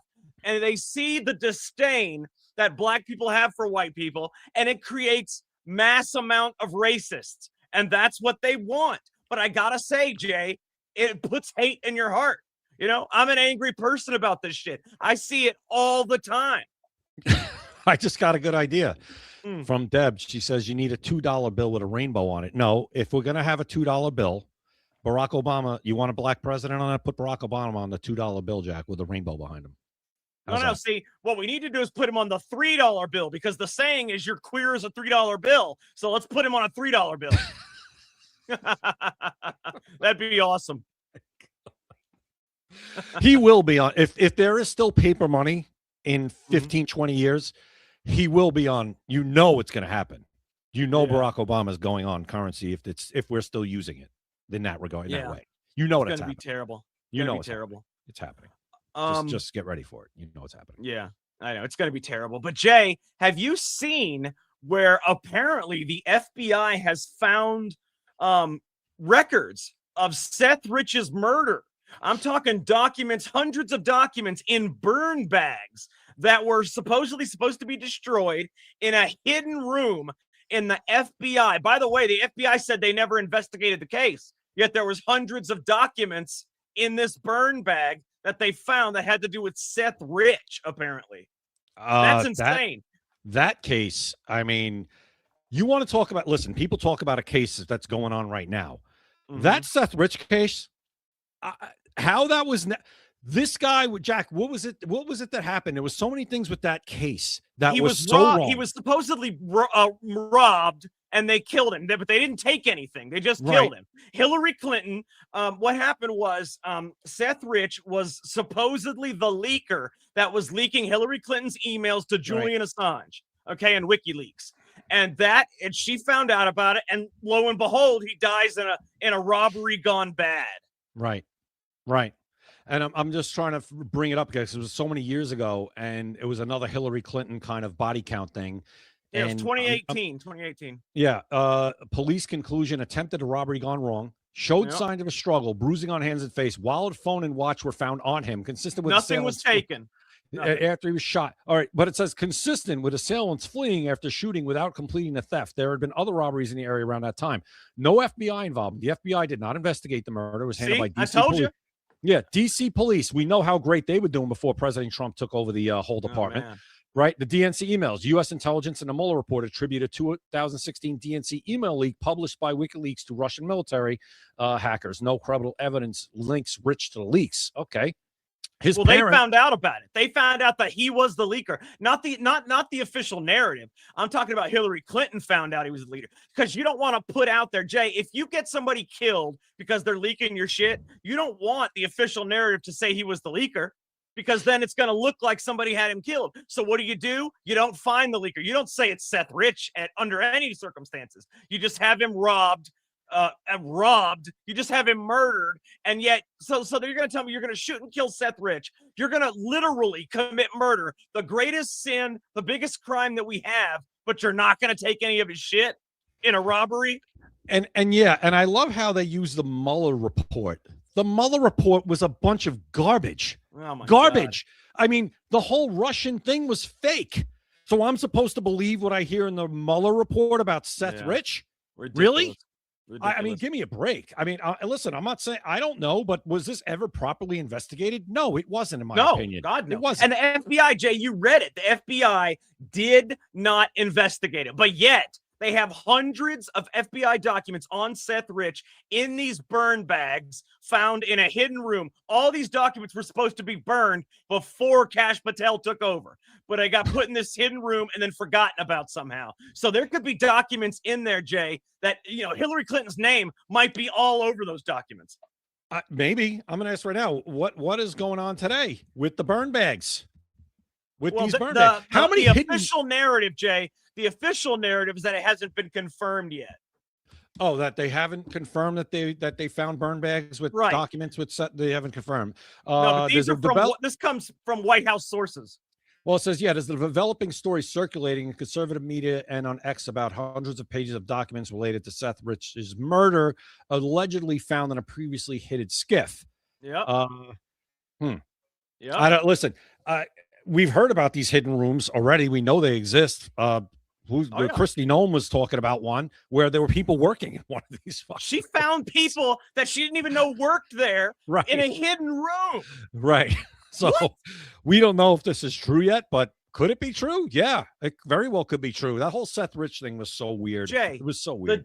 The deep state is so entrenched. They actually hacked and literally watched Kristi Noem, the head of the DHS. They watched her computer stuff. They watched her phone. They hacked her just so they could watch everything she was doing because they wanted to make sure that they weren't going to get caught. I mean, the deep state is so entrenched, they can do anything they want, Jay. Because, Jay, let's say they want to kill you. Let's say you are the leaker and they want to kill you. Okay, so they just make it look like something stupid that the public will buy or not buy. It doesn't matter because they have people that are in the police that are in the deep state. FBI, oh no, we're not going to investigate, even though he's a federal employee, even though, it was a big thing. FBI, no, we're not going to investigate it in Washington, D.C. We'll let the police handle it because they have people in the FBI. And then they have people in the D.C. police. Oh, yeah, robbery gone bad. Easily, even though nothing was taken, they immediately called it a robbery. How can you call it a robbery if nothing was taken? It looks like he was beaten and then killed. That's what it looks like. They said they shot him in the back. Yeah, he was beaten and then killed. Shot in the back is an execution. Well, that's what people are saying. Let me get to that real quick. It was an execution style. Yeah. 2 shots to the back, no defensive wounds beyond bruising, and survived briefly. Exactly. He was beaten and then shot. I guarantee you, Jay, and this is my personal opinion, though. I guarantee you, while he was being beaten, they were trying to get out of him if he was the leaker. I guarantee you that's what happened. And then once he said, yes, it's me, pow, pow, it's over. Maybe. There's no maybe. There's no other reason you would beat him before you kill him. Yeah. Well, his parents have always said that they feel like people are trying to exploit it. But if I'm the parents, I'd want to know what the hell happened. Hell yeah. I'm not trying to. I go, oh man. I'm not trying to exploit your son's death. I would like to know what really happened here. Yeah, your son was actually a patriot. He was helping America by trying to expose one of the worst people in the history of the world. I mean, yeah, we have a retracted story about this from Fox News, from the back in the day. I don't know, man. It's again. It's as sketchy as Vince Foster, man. It's sketchy because this never went to trial. Nothing. No, nobody. They don't know who it was. They don't even have any right. They never even had anybody in custody. No suspects. That's crazy to me. The dude was shot in the back twice and beaten, yet they call it a robbery. And nothing was taken. A botched robbery. I mean, nothing was taken. You can't botch a robbery if you kill the guy. Wasn't it's not it like something you can keep his stuff? Jack, was there something with cameras? Were there camera discrepancies? I'm asking that too. I can guarantee you, if there were, the cameras were off. Just like the old Tyler Robinson body cam thing, off. Just like the old Epstein jail cams, off. Cameras sometimes break, Jack. Oh yeah, 2 cameras exactly as they kill themselves. All right, here we go. It says, yes, surveillance camera issues have been one of the recurring points of discussion and claimed discrepancies in the Seth Rich case, though they largely stem from limited coverage in the area rather than proven tampering or major contradictions. So there were no cameras. There weren't a lot of cameras in the area. Now, so who knew that, Jay? A person that's robbing somebody's not going to think about that. Well, it says the D.C. police told Rich's family they obtained surveillance footage showing a brief glimpse of the legs of 2 people who could have been the assailants. This was from cameras in a Bloomingdale neighborhood near the corner of blah, blah, blah, where he was shot around 4:20 a.m. Why was he out at that? What was he doing? I think he might have been meeting the people that he was leaking the emails to. But the thing, Jay, that I want to know is, first of all, why didn't they look at cameras in any of the exits? If you look at all the cameras, you're going to eventually see them going somewhere. Right. You look at every camera in the whole damn city if you're trying to solve a murder. You will see these people fleeing or driving or something because they will be caught on some camera. So you got to think, okay, if they killed him, they went down this road, I'm going to find every camera that goes to the end of this road. If maybe they went down that side of the road, I'm going to find every camera that goes. Why is there not any pictures of this man? This is interesting right here. Listen to this line. Lawsuits and FOIA-style requests by the Profiling Project sought body cam footage from responding officers and more surveillance video, but releases have been limited due to the active status of the case. Active. They're saying and that's Jay. That is exact. I got to tell you, what I just say. Smart, man. It's very interesting. That's very interesting line right there. Yeah. Well, I guess they're keeping it active, Jay. Right. That's why. Exactly. Well, that's what I'm saying. If it stays active and you never solve it, you can't release this footage. I gotta say, whoever Hillary Clinton hires for hits, they are smart people, man. The deep state is more formidable than we thought. We thought we could just eradicate it with a great president, but we can't. It is way more formidable than we ever assumed. Jack, so if the case is never officially declared closed, right? Yeah. That footage will never be released. I want to confirm this. Well, no, it's not part of a FOIA act. If it's an active investigation, that's considered evidence. They can't release that. That's what I'm saying. That's what I mean. That's why I looked at that line. I'm like, oh, yeah, that's essentially correct. The case remains open, active or cold. That means basically, yes, they will say it's a cold case. We haven't solved it. We've never concluded it. You guys are never getting any of that footage. By the way, just to let you guys know, one of the future books I'm going to write by design is going to be about Hillary Hinton. All right? Oh. It's going to be Hillary Hinton. Not Hillary Clinton. It's going to be Hillary Hinton. And so that's going to be one of the future books. And if you guys want to think about what you think about her, this book is going to show you the what ifs, these things that we said were true. It's a novel. You know, it's the same with Baram Obaka. Everything that you think about him, about the way he rose to presidency, everything you think, CIA, whether it's, male companions, whatever it is, Baram Obaka, that is going to be in this book. So are you also going to be doing one about Clill Blinton? Well, if I do, he's going to be in the book with Hillary Hinton. Clill Blinton and Hillary Hinton. Yeah. And how perfect is that name? Hillary Hinton, right? Oh, perfect. It's perfect. I mean, it works out perfect. Yeah. That's Hillary with a C or a K. A C, because with the names, I reverse the front letters. So it's Hillary Hinton. Yeah, that's right. And by the way, the by design thing is going to be a series of books, like probably for the rest of my life, because I'm going to write about the what ifs on every event that happens. Just like January 6th, I'm going to write about I'm going to tell the cinematic story of if FBI agents actually were in there and what they did, what the Capitol Police we think did based on video and everything like that. The actual story that happened. I'm going to do that with every single event you can I'm going to do that with the Charlie Kirk murder. Okay. You're going to see some shit there when I write that. And I'm also going to do it with COVID. Okay. And in COVID, we believe, at least I believe, it was released in Wuhan on purpose. That story is going to lead up to that. And it is going to be released in the book on purpose. And we're going to get everything going. I'm telling you, man, these things, everything that you believe about every conspiracy, that is what is going to be written about in these books.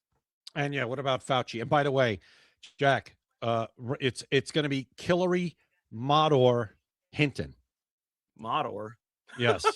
Whenever I hear somebody's middle name, I think of Meet the Parents, you know, when they say Pamela Martha Fokker. Yeah. Well, there you go. So funny. So they call her Hillary Rodham Clinton, but that's going to be backwards now. So it's going to be Hillary Modor Hinton. Well, see, you only reverse the first letters. No, I don't. I just like the whole thing backwards. You can't do that with the middle name. We have to kill the middle name. No, hold on. What if we just reverse? Then you're going to have Modhar.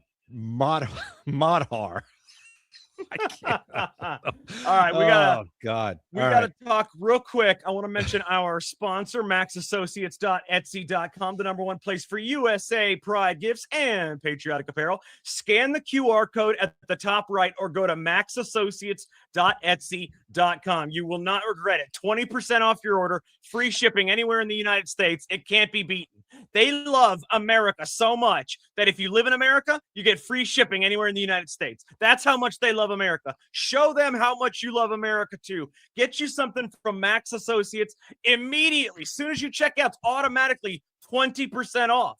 You'll see it. You'll see the price, then you'll see it take 20% off, and then you'll see free shipping anywhere in the United States. You can't beat that. And they have anything USA you could possibly think of. MaxAssociates.etsy.com. Also, guys, please make sure you subscribe and follow us on X, YouTube, Rumble, and Kick, and Instagram.